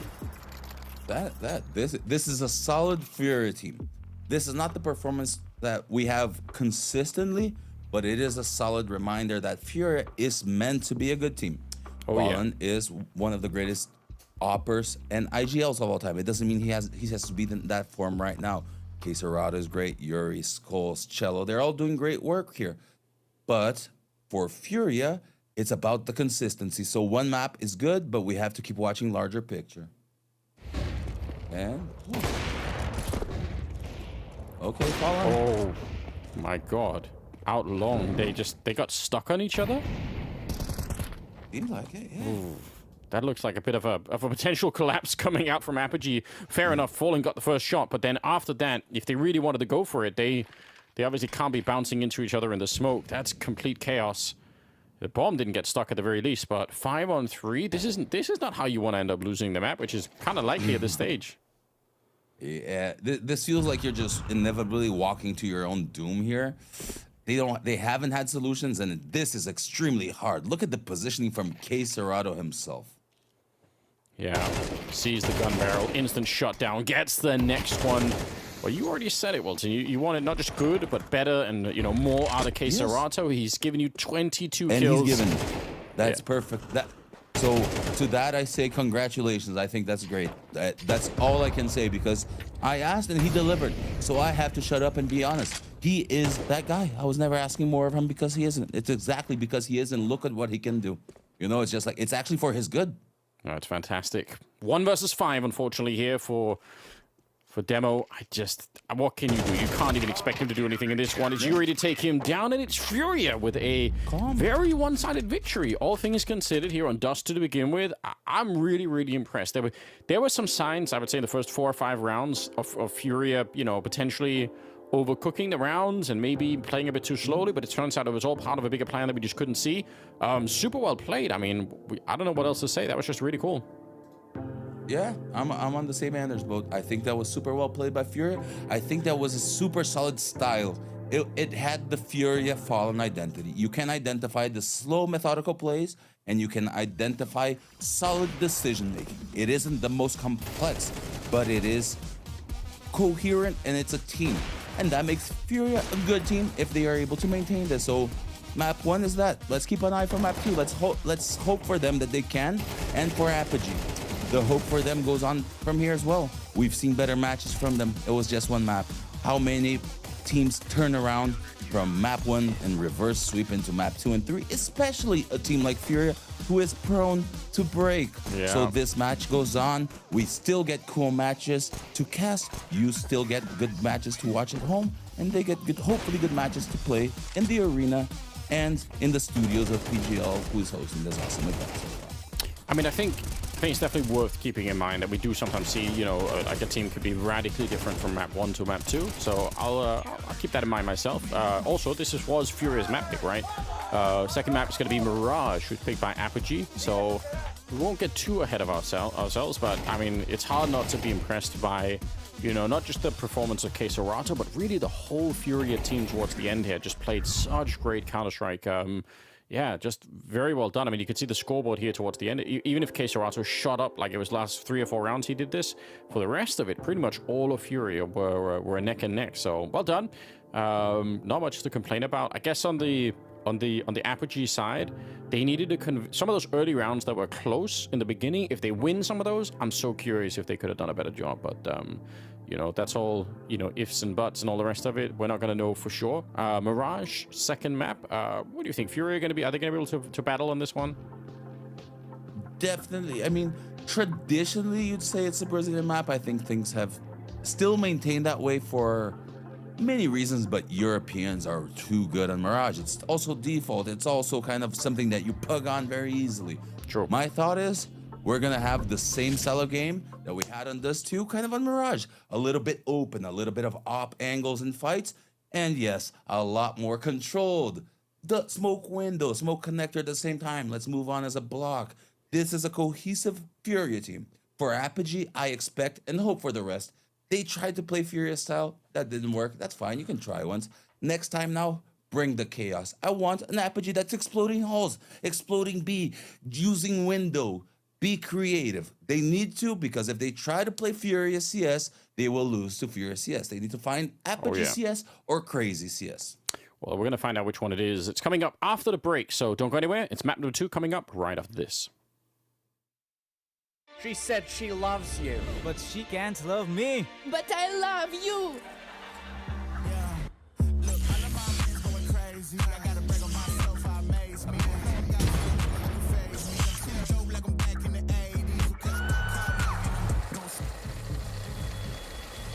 I won't play window anymore. What's going on? Play your role. 1xBet. On to the next one.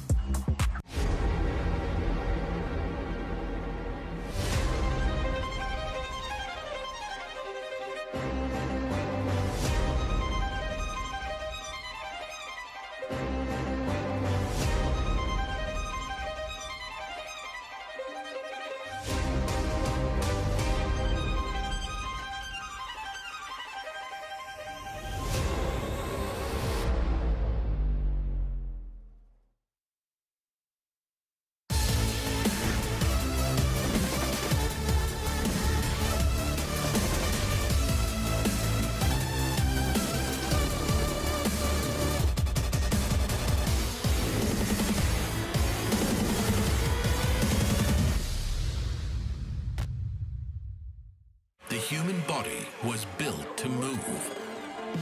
Not trapped at a desk in one singular posture for 12 hours a day. It's time your chair evolved. This is Secret Lab Titan Evo. Ergonomically engineered for you, gamers, hybrid workers, artists, backing your every move. Furia are coming into PGL Bucharest with a lot on their minds and on their shoulders, and I've got Fallen with me here.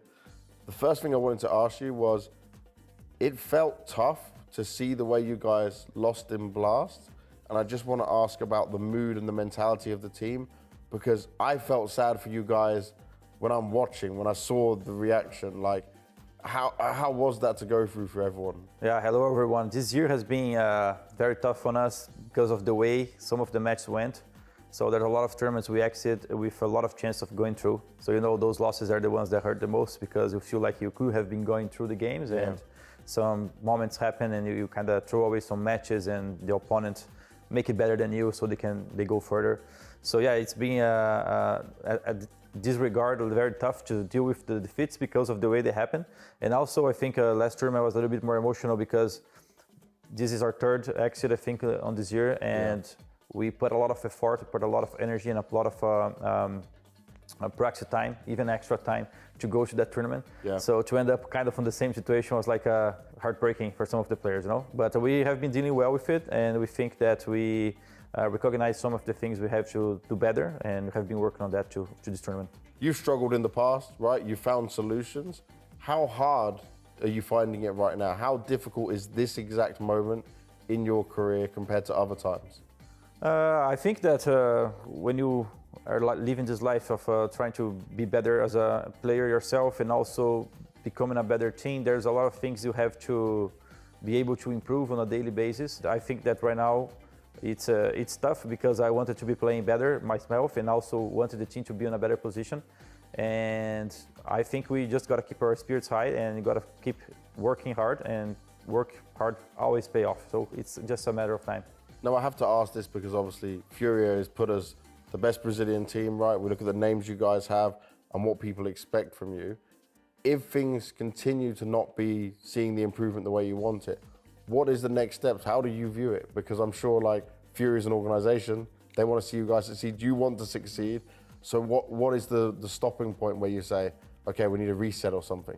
If we cannot upraise our level in the recent future, there might be some changes, and I think that's natural for any team. Any team is looking to become better, and if a team is not showing sign of progress, changes are natural. So I feel like this pressure is always on everyone. You know, like when you join a team, you know you have a certain time frame to make things work, and it's natural. So I don't have a specific point when things can change or not. All my focus is on doing the best work I can with the pieces I have, and I feel like our team can and should be doing much better than it is, and that's why sometimes it really annoys me, because I feel like we have the potential. So we're gonna try to find it here at this PGL tournament.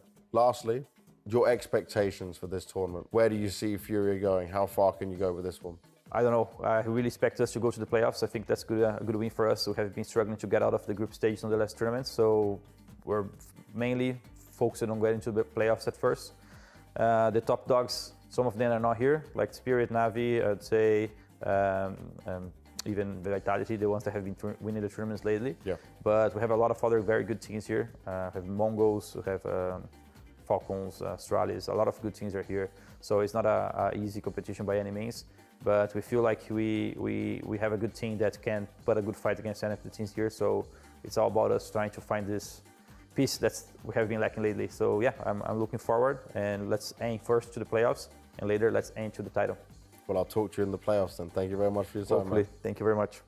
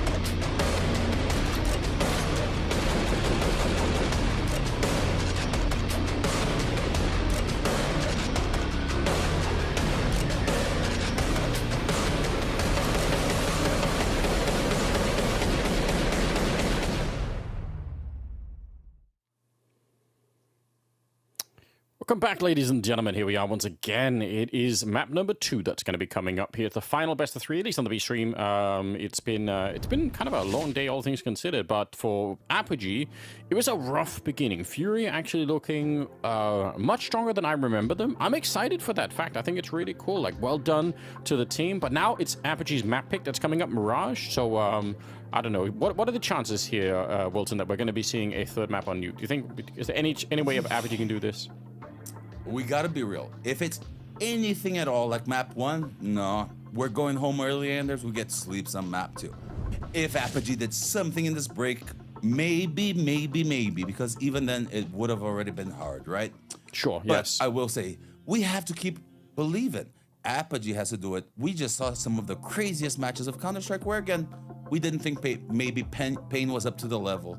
They started getting into it, map 2. Let's hope history repeats itself. If not, give us some good Counter-Strike because we can't control crap, Anders, so might as well just hope for it. And if it's not good, we'll make it fun regardless.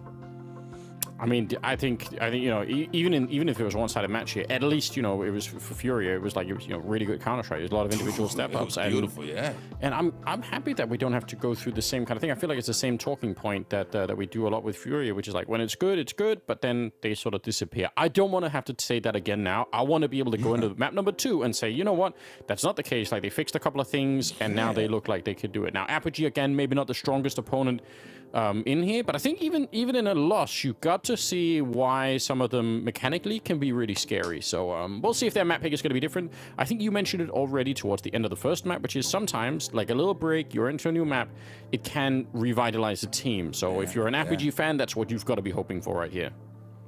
Yeah, it definitely is. They just need to do the hippie approach. Take a step back, breathe, reflect a sec, you know? Because it's not about anything that happened in that match. Sometimes, like, how many times do we have bad matches of Counter-Strike? It happens, reset, go, and now's the perfect time for them to show it. Pistol round is live. Yeah, no delay. And it's going to be straightforward, except for maybe the fact that there's 2 Molotovs instead of 2 smokes. So just 1 smoke that's going to be landing towards that CT spawn position, and then they're going to try and see if they can burn out all the rest. Oh, actually, it's for connector instead. I was wrong. They smoked that off, and they want to be pushing in towards the jungle behind the Molotov. I love this idea. You've used the Molotov to get close with the Glocks, and they're going to try and hunt it down. But my God, Jacob! What has he done? 2 stunning headshots to get rid of it. That's a nice idea for Furia, but it's backfired on them. And now the retake is coming in, and it's going to be hard for the Brazilian squad to hold on to this one. Jacob, he's finally going to be going down there. Quesarata to fall next. It's a 2 versus 4, and they're already on that defuse. It's going to be a quick retake coming in. Apogee, that's so sick. That's really good. I mean, first 2 kills by Jacob. Congratulations. Start off strong. You were the name that he's the name that you first mentioned to me. Oh, and yeah. He is the one that stood out. Look at that. Nice. So, Apogee start. It's just 1 round. We can't overhype it, but it's the first round. And that's the most crucial one. It's the one that they had. Yeah, so well done. I mean, again, like we talked about, you know, shaking off the loss on the first one. You got to get in here and get that first round, I think, under your belt. So, definitely round agree. by Furia? No, just Tech 9s, but a lot of utility. Definitely the exec coming out. Which one? A seems like the normal. Maybe a split. B pop. Many things can happen in this round. It should be based on information and not a pre-call. But let's just watch it unfold. I'm not going to try to predict it. Right now, they are definitely leaning towards that A side, like you said at the beginning. So, wouldn't be too surprised. They're going to go up into the palace, swap out a couple of grenades, I think, given over to Skulls there. Still got so much time left. And be fake smokes and then go away, or just go away? I mean, it's all still in play right now. But remember, I mean, on Dust 2, this was the game plan for Furia too. It was slow. It was not giving Apogee a lot of really early fights. And honestly, that plan worked so well that I don't want to make the same mistake of questioning it this time. So let's just see if it's going to be working. A close first contact here is going to be HFA. He's right on the other side. And he has a smoke already in hand, so he's going to be able to try and fall back and just drop it. Now, because of the time, they can't wait for the smoke. Like, if he drops it, they have to run through. And the question is... He's dropping. Yeah, like... He's dropping it, look. They have to go, right? There's only 10 seconds. If they wait for the smoke, there's only going to be, like, maybe a little bit more than 10 seconds left. So I don't think it's a choice here. Yeah, you can see it. They know the clock. Nicely done, but not quite good enough with the MP9. The rest of them are getting kills, however, and that's 19 seconds. The bomb trying to make its way there. Deep Molotov, putting on a bit of pressure on the Hypex, and somehow Furia look like they're going to be able to find a bomb plant. I don't think they're going to be able to hold the site afterwards, but that's not bad, you know. A kill on a bomb plant so far. Would have been even better if they could have found one more kill, and Keserato is going to give it to them. So, you know, it's not a perfect round, but it's something to smile about at the very least. They will still be Apogee to take it. Yeah, it's like, not good, not bad. Just move on. Take it as it is for both sides. I will say though, Apogee, good utility hold, because that smoke that you mentioned, that was crucial. He didn't use it early. Just the fact that he has it to me is important. It's not that he drops it, because the drop comes on a Furia tell. The fact that he has it and he didn't waste it shows that he knew what he was doing to me. So congratulations, Apogee. Apogee is what we wanted to see, isn't it? A good start, smart CS. Yeah, build it, one round at a time here. You know, don't try to do anything too crazy. Just get into it, and I think so far so good. We'll be, okay, behind that bomb plant. It's another buy coming out, Furia. That's kind of interesting. Fallen is the Galil master, I will say that. Okay. Let's see if he could live up to that. I'd be excited if they can make this work. The flashbang is amazing to begin with. Look at how close they're getting, but H4 actually doing a very fine job. He's clicking away. It's very controlled spray. He might have just saved the round there because the flashbangs were super deadly, but somehow he's managed to keep his cool and bring them into a 2 versus 4. Super correct. The bomb's getting planted. No chance. Just a spam. What impresses me is, one, this round is probably done first, right? Let's cover our bases. There we go. He's down Yuri 2-1. But what impressed me about Apogee right now is exactly that. Their actual team play at this level has shown well. The smoke, 1 round, 1 detail. The perfect flashes in front of default and timing, and the fact that it's not that the flashes are there, it's that the player who threw them was aware of the timing to be there, right? So Apogee, to me, looking like a good Mirage team. Potential map 3. Very early, but just off a preliminary, they look coherent playing this map. They look like they know what they're doing. Yeah, I mean, I think that's important to, you know, it is the small things, right? You can get a sense of how team plays even early on. Hypex going to be getting that first one. And a lot of speed here. Furia, I mean, they are really putting a lot of money into the early rounds. And honestly, I don't know if they're getting quite enough for it. That will actually connect with Fallen, but he just still sticks it and gets the bomb planted. And somehow, again, the pressure is on. If Furia win this one, then I mean, it's going to be so sick for them, but if they lose it, again, it's so much money that's just sort of not necessarily thrown away, but not getting the result that you're looking for either. Retake coming in here in the 2 versus 2, and so much on the line for Apogee. They need to hold on to this one. Fallen going to be going down. Skulls burning as he tries to get out and stop the bomb. Defuse not going to be happening. Demo will take him down. It's another close round. It's another bomb plant, and they just keep going, Fury. And I mean, and now they're going to have the loss bonus, so now they definitely should buy. Yeah, I think that's the thread that they have to be going with, because Apogee is playing better. Right now, in Wilton View, they are playing like the better team, but the economy control, the round succession, these plants, it's exactly as you're saying. Apogee is playing better, but they have one tipping point. All it takes is one going wrong, the economy goes down, and everything can flip very fast. Damn, so close, and it really putting pressure on that A-bomb side early. Yeah, there you go. I want to see you sell it. There we go. See, get into the game. That's what we want. Yeah, they are. 4 in a row. Hypex again. Ooh. He got the opening in the previous one. This time it's in the middle against Yuri, and Demo. He's been bored at the B bomb site, which is kind of the traditional B anchor experience that you're just kind of bored for a long time, and then suddenly when something happens, it's all on you. He does see the shadow on Cello, but it doesn't make a difference. He still ends up going down. A bit frustrating, I'm sure, to Demo, because he knew that someone was going to be peeking him there. Nice smokes, nice grenades down, and in Furia, very, very quick, but it's going to work here. And Apogee, honestly, I don't know if it's worth going for it. They don't have necessarily that much money in the bank. I feel like this is a risk, but it looks like they've already made up their minds. They want to take a peek into the bomb site. So here we go. If they can find a kill, maybe it's on. It's a lot of damage already. Furia dropping very low behind this. I'm surprised the Polish team are actually going this hard for it, but yeah, I think now when that loss, they're gonna start to fall back. I wonder if Furia can escape though. Oh, Fallen. Okay. Oh, Fallen. I mean, that's going to go a long way. He did. He did. Fair enough. They did. along with 3 other people or 2 other people. Hey, I've seen one of these rounds recently on Reddit, but it was 5. Wasn't that Astralis? Yeah, I actually was it. I can't remember. It was somebody. I don't. I think it was. I think it was all 5 trying to hide like near ladder room, and all like 4 or 5 died. Or was to it the bomb. Vitality or something? But either way, I agree. Like you or know. maybe Vitality. Maybe Vitality. You're right. I don't want to put anyone on the spot. Yeah, but funny regardless. Yeah, it's funny. Come on. That's the sort of stuff we live for. 4-1. Furia.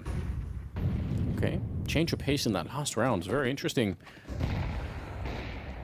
Apogee. Not that much money in the bank necessarily. Same is true for Furia. It's a very questionable beginning here. Cello going to get traded out in the middle. And still fighting for that mid-control of Furia. Coming up out of the underpass. And Fallen is very nearly dead.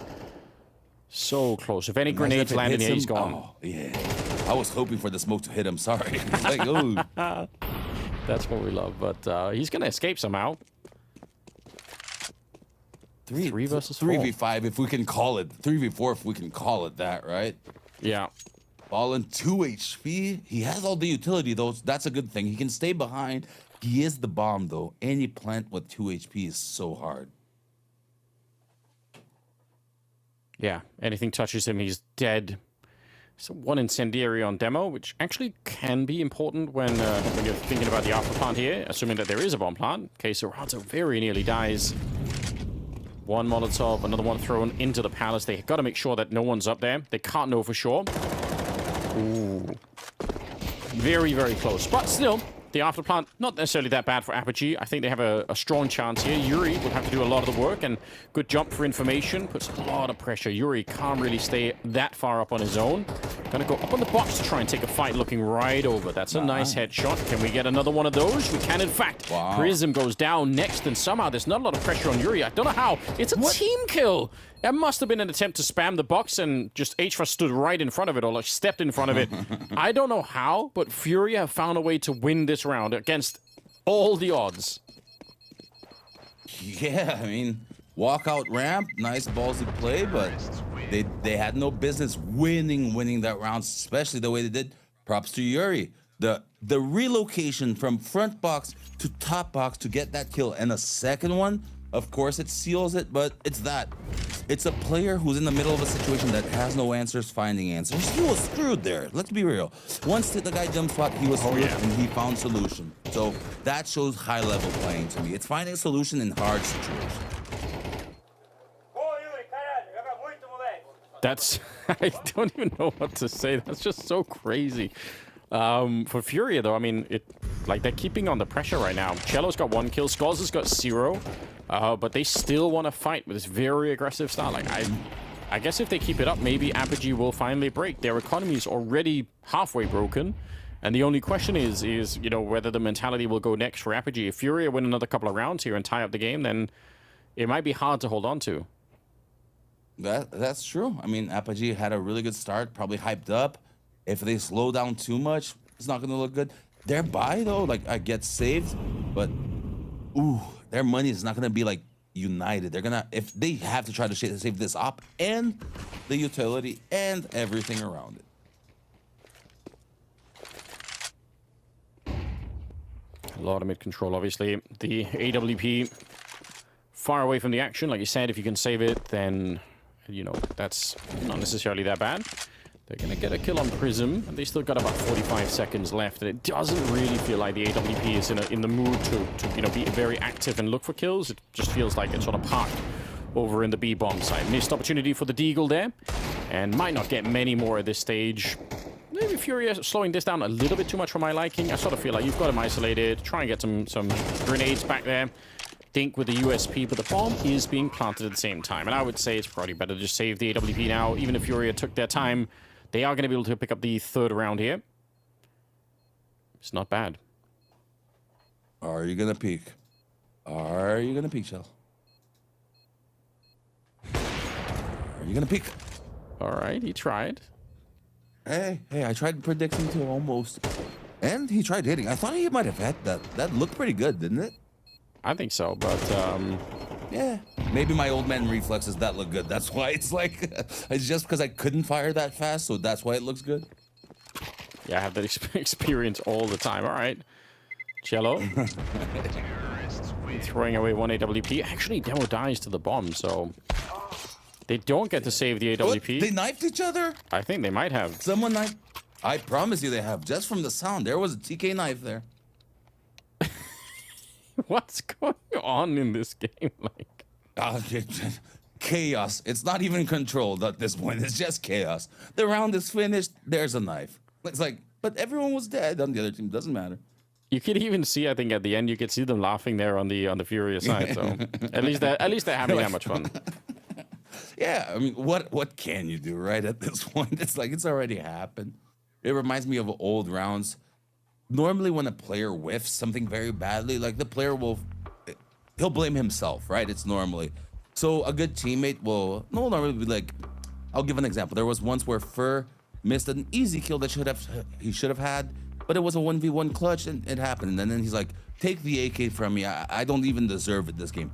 If you let your players stay on that mentality, that's horrible. So it's like you get cold zero, no, you take my AK, shut the fuck up, like play with this things like that. And then you have a coach sleeping. What kind of a message are you sending? That I don't know. I don't know. I'm gonna choose to interpret that as him being in the send mode, but you're right. Like it does look a bit questionable. You're like, all right, he's just chilled out. Like I am so excited by this match that we are losing that I'm sleeping. He's catching up on a little bit. He's like, all right. It's like, no, it's a technical pause. It's a humble way of making a joke because people from the outside don't get how annoying tech pauses are from the inside of the system. Let's call it. We're on TeamSpeak and we can't talk. If I look at someone, I get reprimanded. I feel like a toddler with a little hat on the corner, like, the dunce hat. It's like, you stay in the corner, don't talk to anyone until I allow you to move.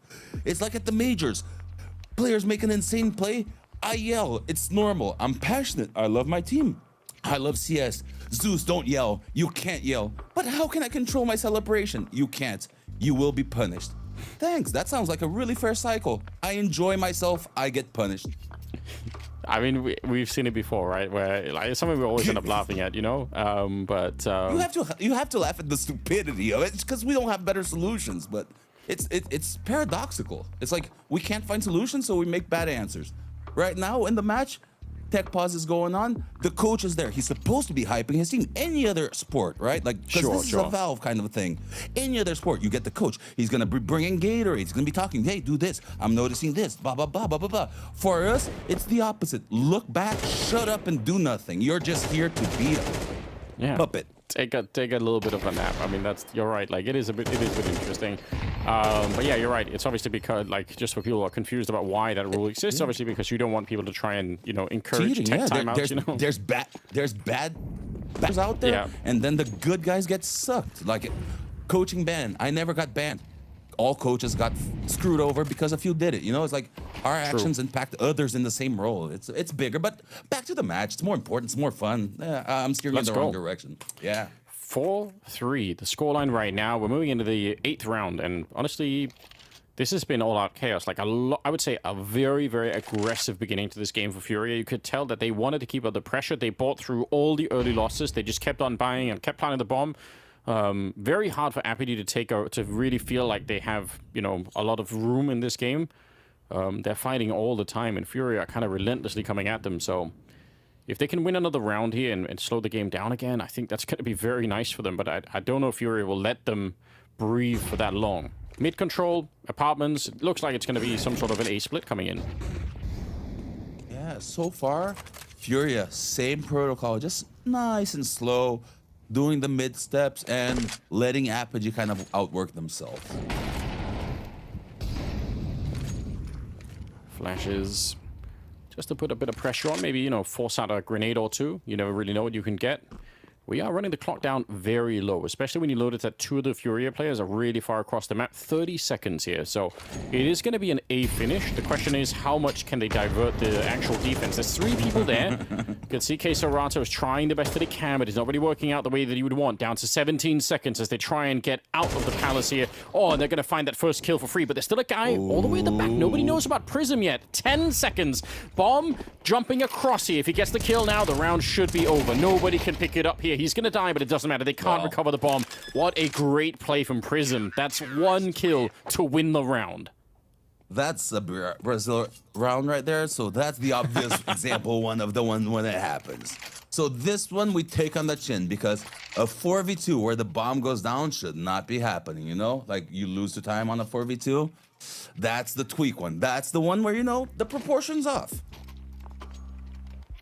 Oh, man. Okay, well, I like that you said it. Bit of a Brazil round. You just have to live with it. You just have to go, you know, roll with the punches. It is what it is. That was a little bit Brazil of us. It happens.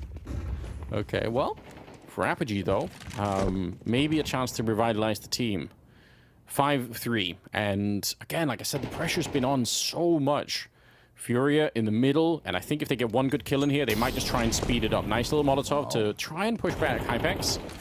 They're going to be putting some pressure on Jacob. We'll see if he can survive this one. He's crouching back, and he does get the kill, but he cannot escape. So still actually worth it. Nice shot for Fallen. Very nice, 4v4. Mid control for Furia here, advantage position. However, they need to finish. They still have 3 smokes, so they have avenues to finish, but they have no clear avenues to finish. The sites are split. Well, how does Fallen think about the decision making? First off, a nice little freeze. Let's see if Apogee doesn't screw themselves over. Apogee looks better, and so the round just has to unfold itself because no one threw themselves at the kills, which is already more than so many teams do. How many would have panicked there and just fought?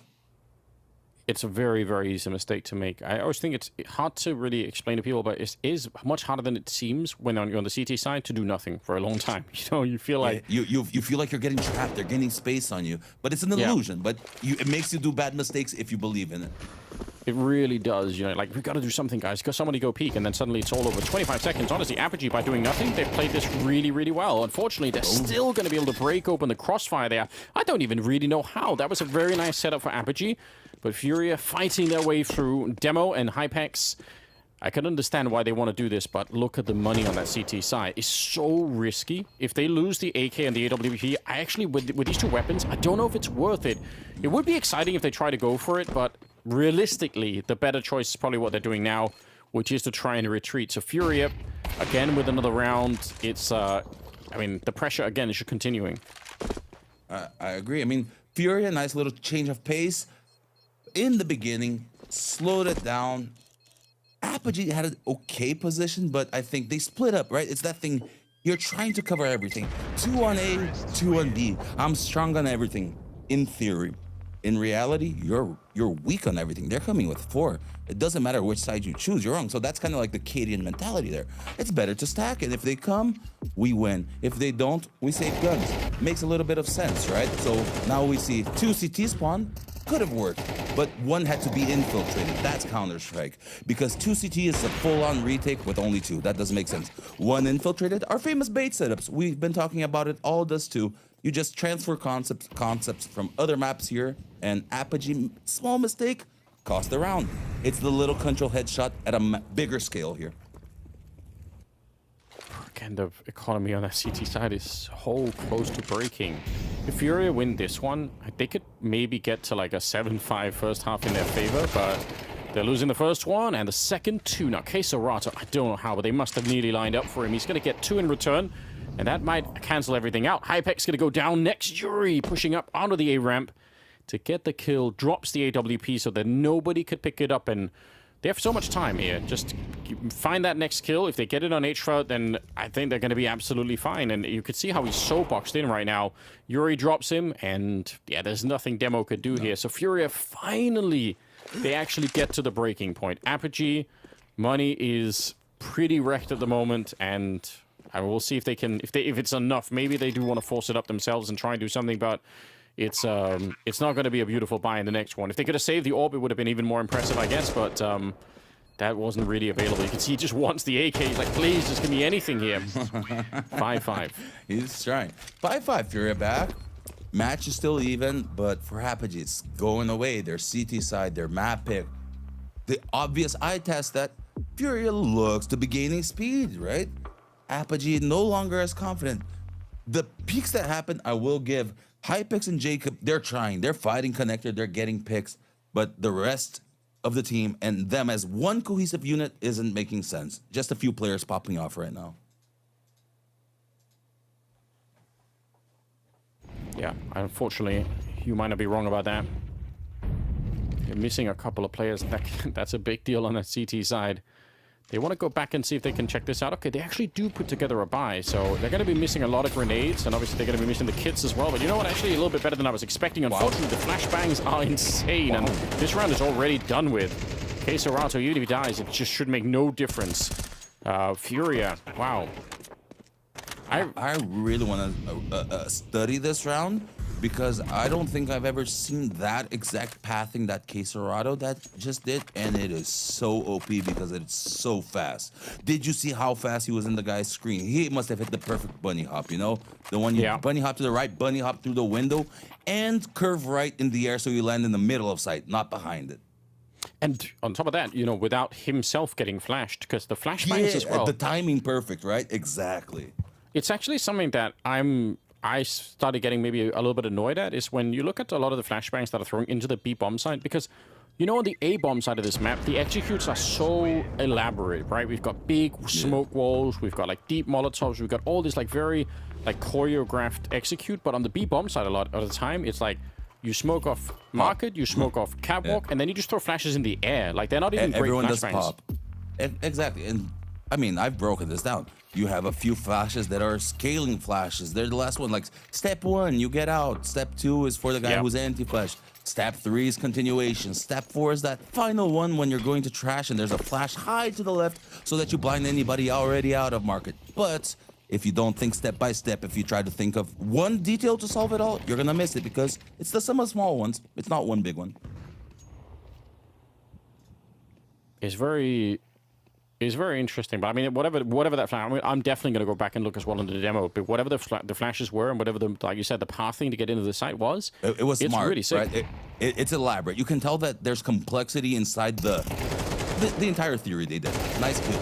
Oh my god. Okay, well, Cello getting a couple for free might have overcooked it a little bit, but at the same time, he just wants to create the space for his teammates. And you know what? Even if he dies there, he gets the info that someone is towards that CT spawn position. Fallen will set up the kill onto Jacob, and Demo and Hypex pushed away. He'd love to be there to stop the bomb pump, but it's not going to be allowed. So Furia, like I said, there was a chance that they could get to the 7-5 scoreline. It's looking very likely at the moment here.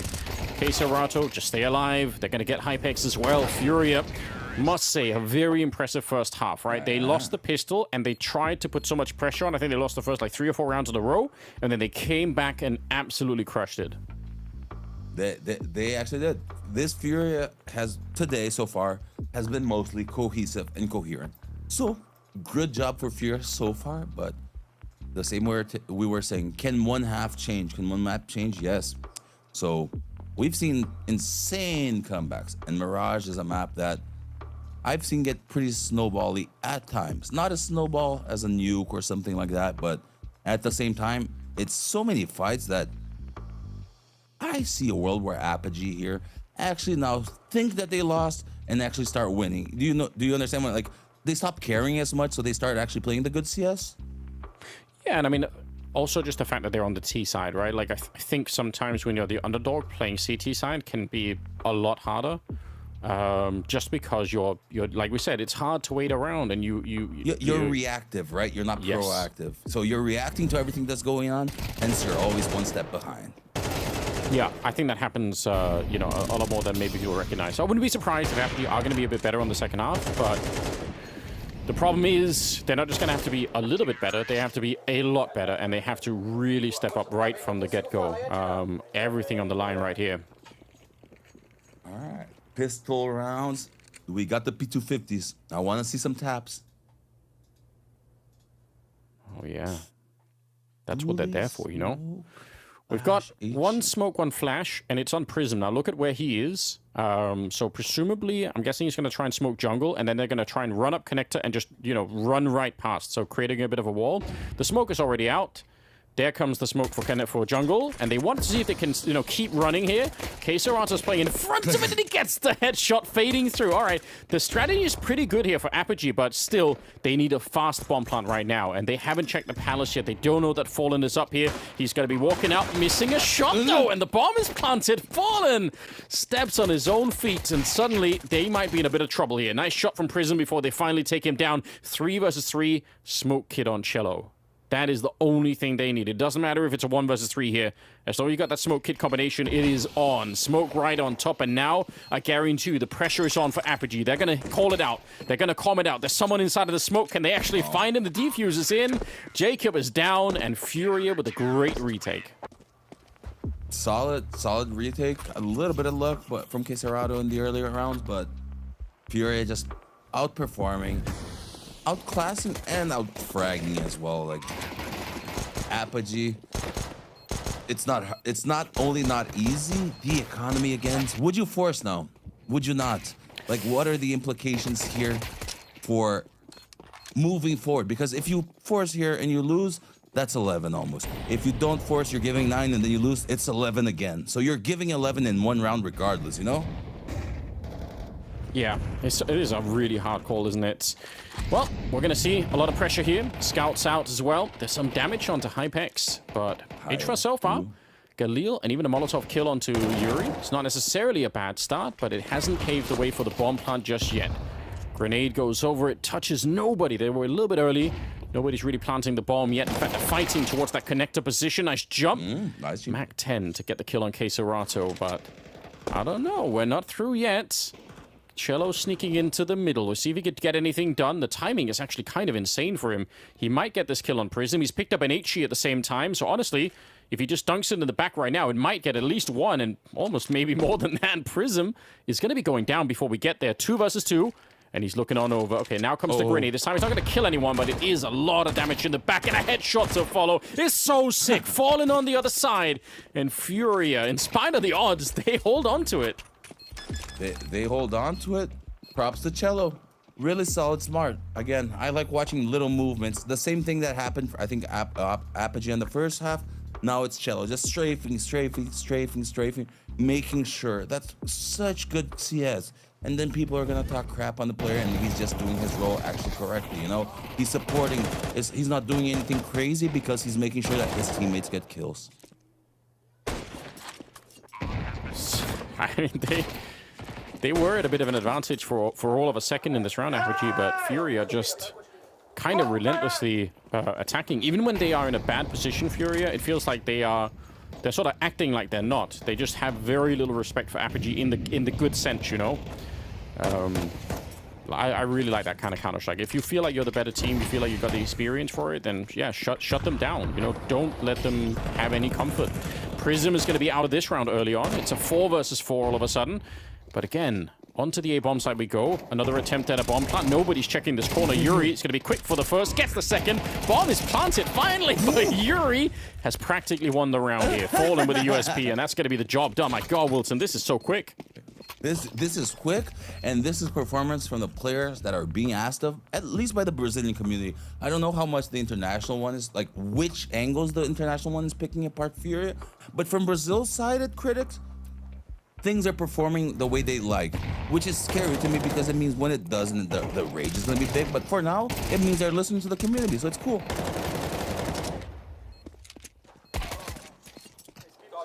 Really nice. Really, Yuri, come on. Yuri was solid as rock.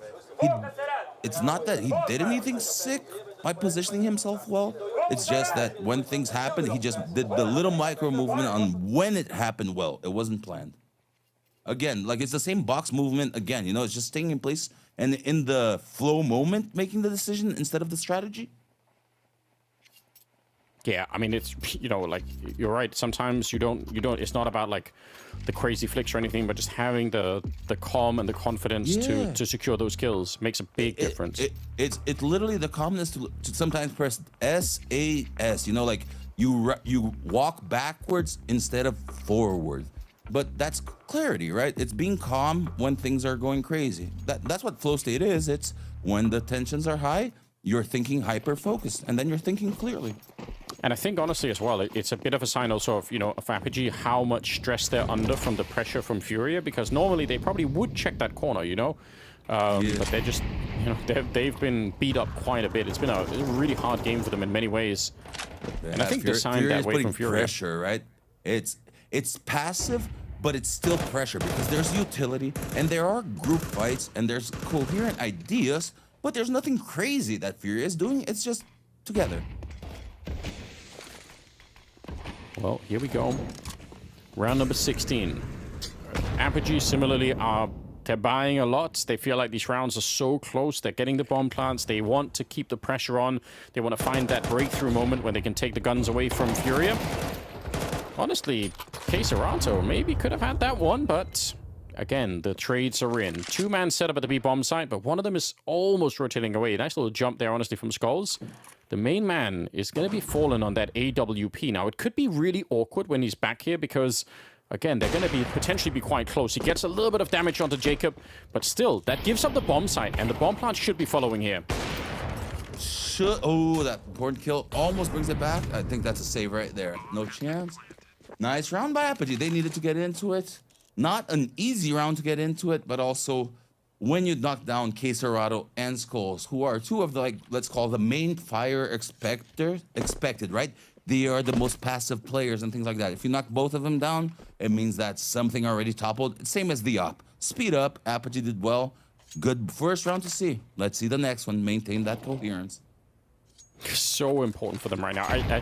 It felt like this game was sort of spiraling or tumbling out of their hands, and they just very fast, right? It looks like somehow we can realize that the speed at which it was going, it kind of like reset or stabilized at least, right? And now this round, if they stabilize it more, nice. They crystallized it. They understood their comp.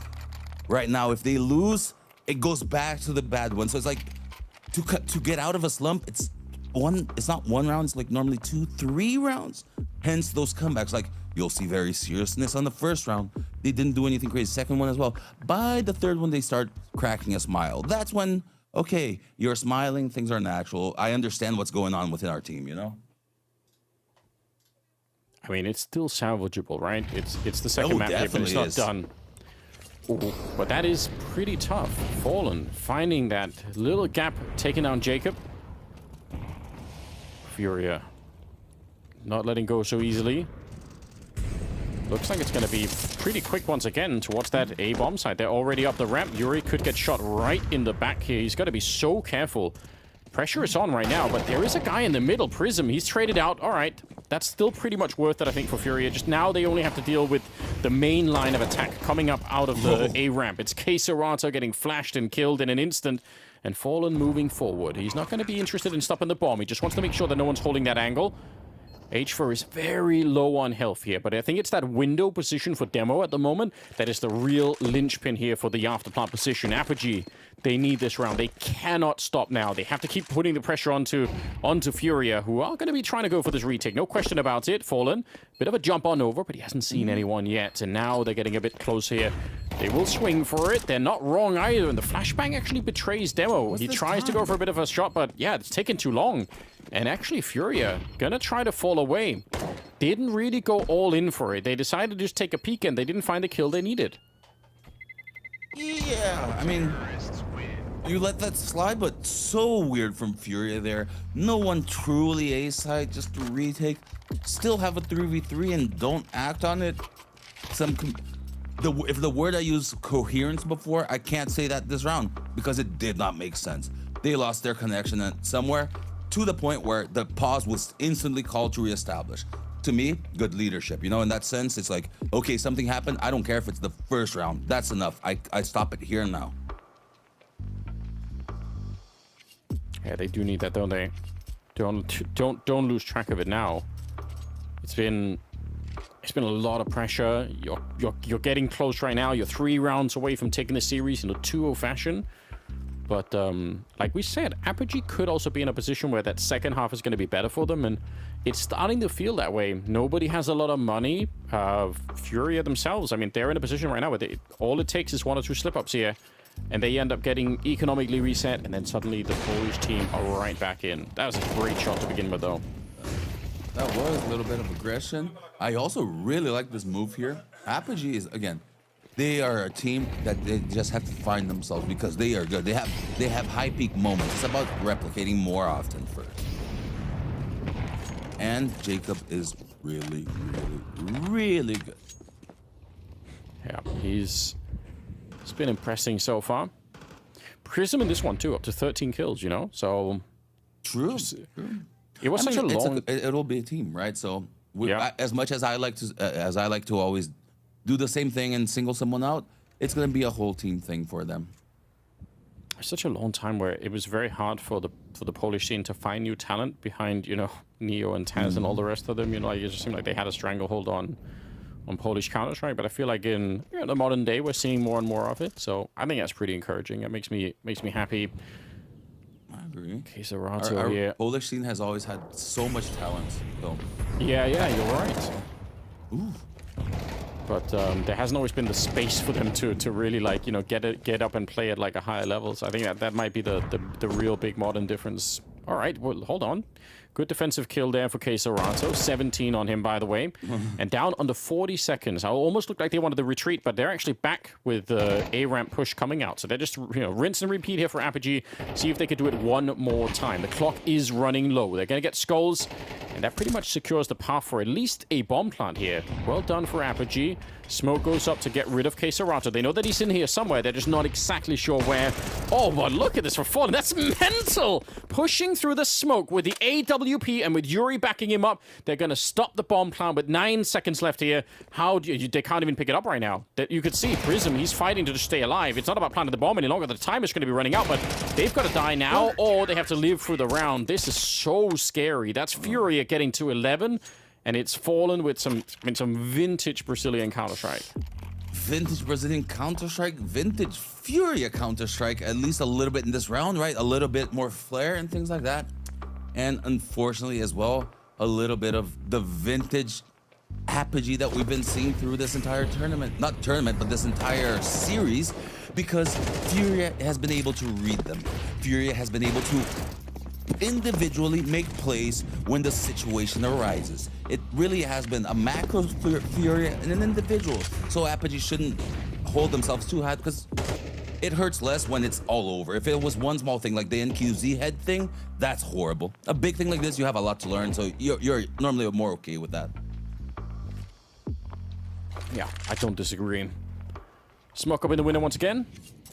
Just recommitting that one. Losing Yuri early on.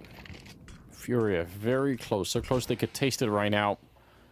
But honestly, I don't know. Like, there's something about Apogee, the way that they're playing some of these rounds. I feel like every single round, it's down to the wire.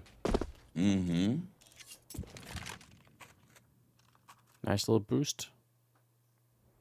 Just looking up, Furia. I mean, look at the stack they've got going on to the B-bomb side. What do we think about that?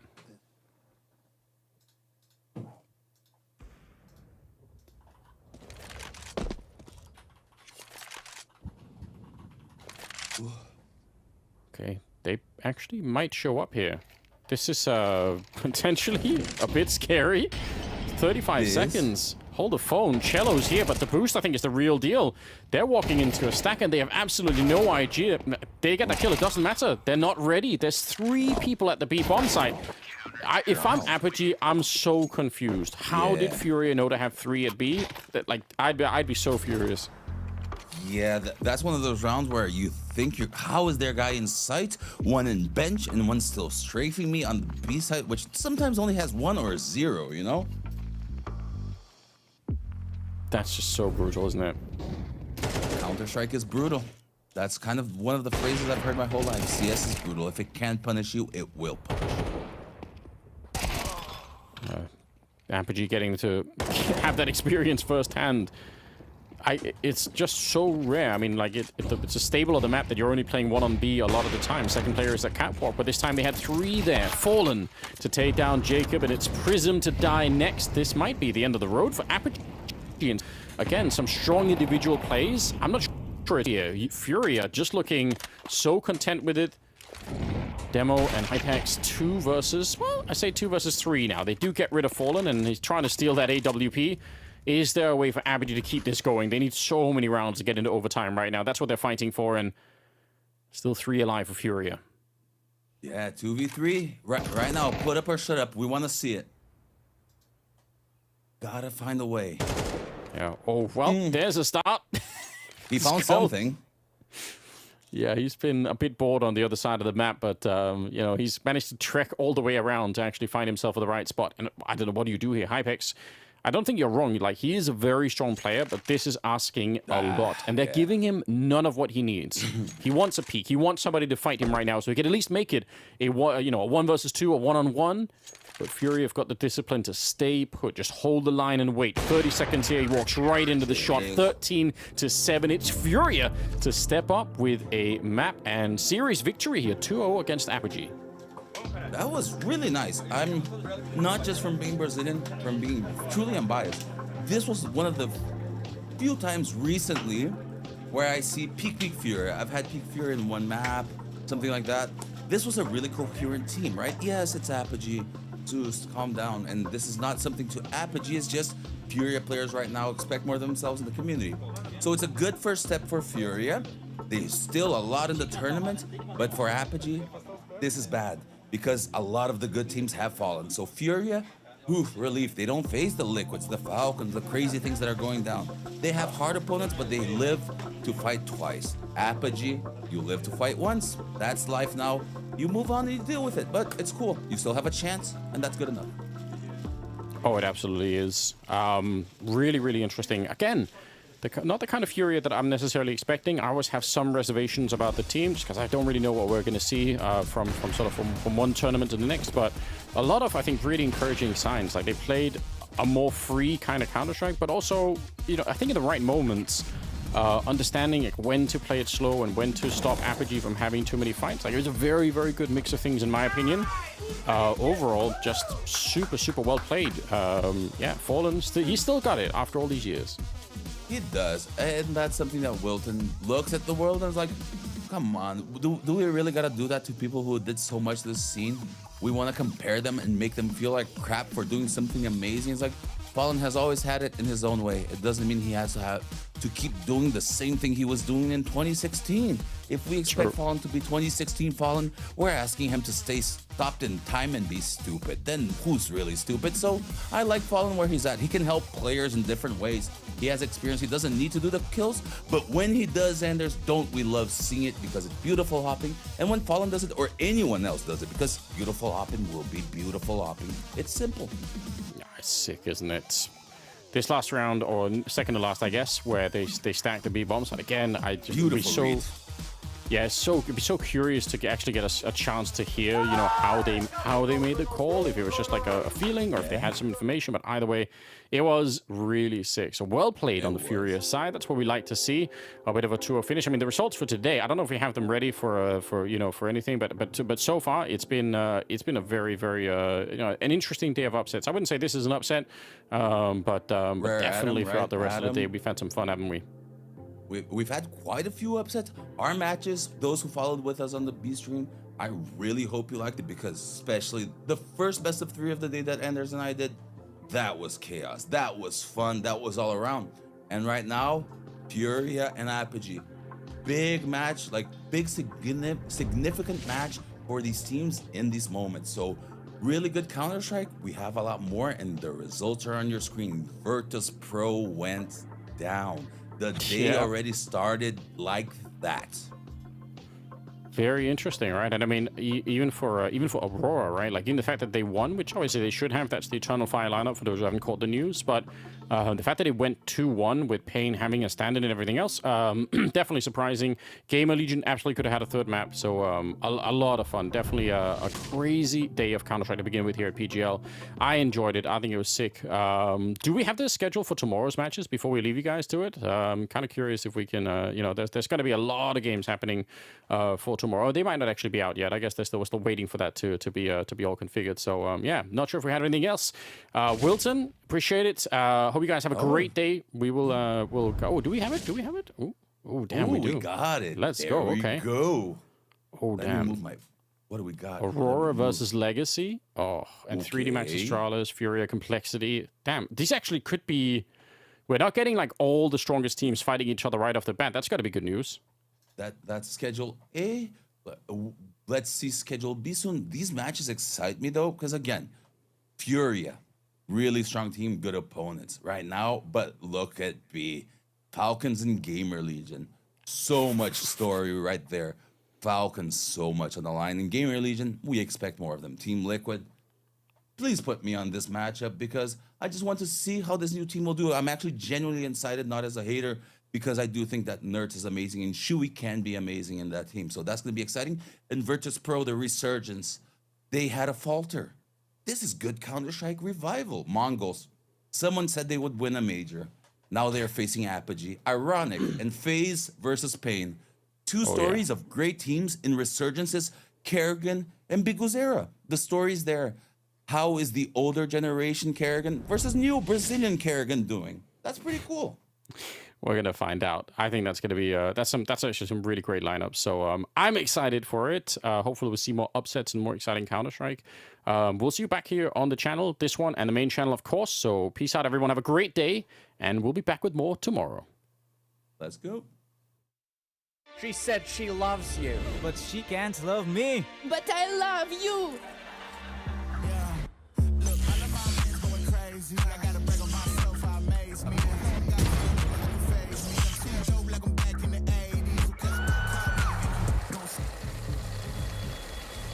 I won't play window anymore. What's going on? Play your role. 1xBet. On to the next one.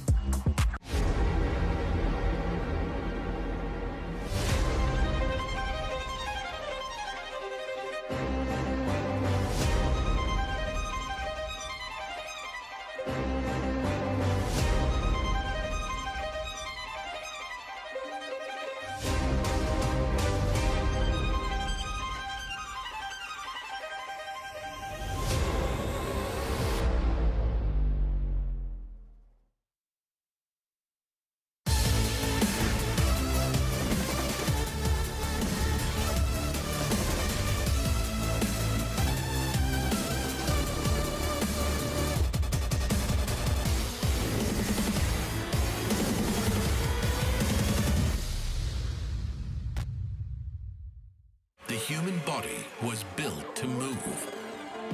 Not trapped at a desk in one singular posture for 12 hours a day. It's time your chair evolved. This is Secret Lab Titan Evo. Ergonomically engineered for you, gamers, hybrid workers, artists, backing your every move. She said she loves you, but she can't love me. But I love you.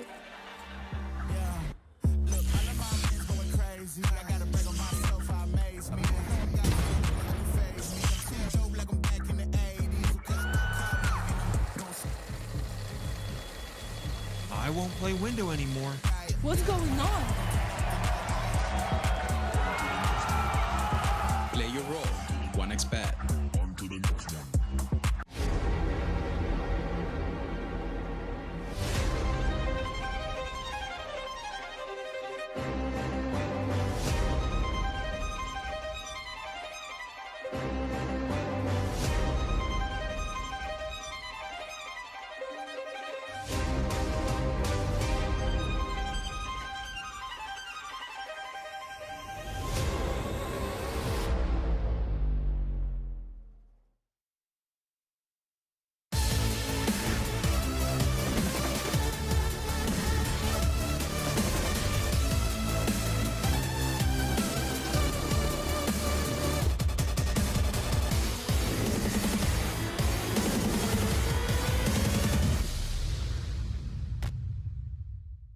The human body was built to move.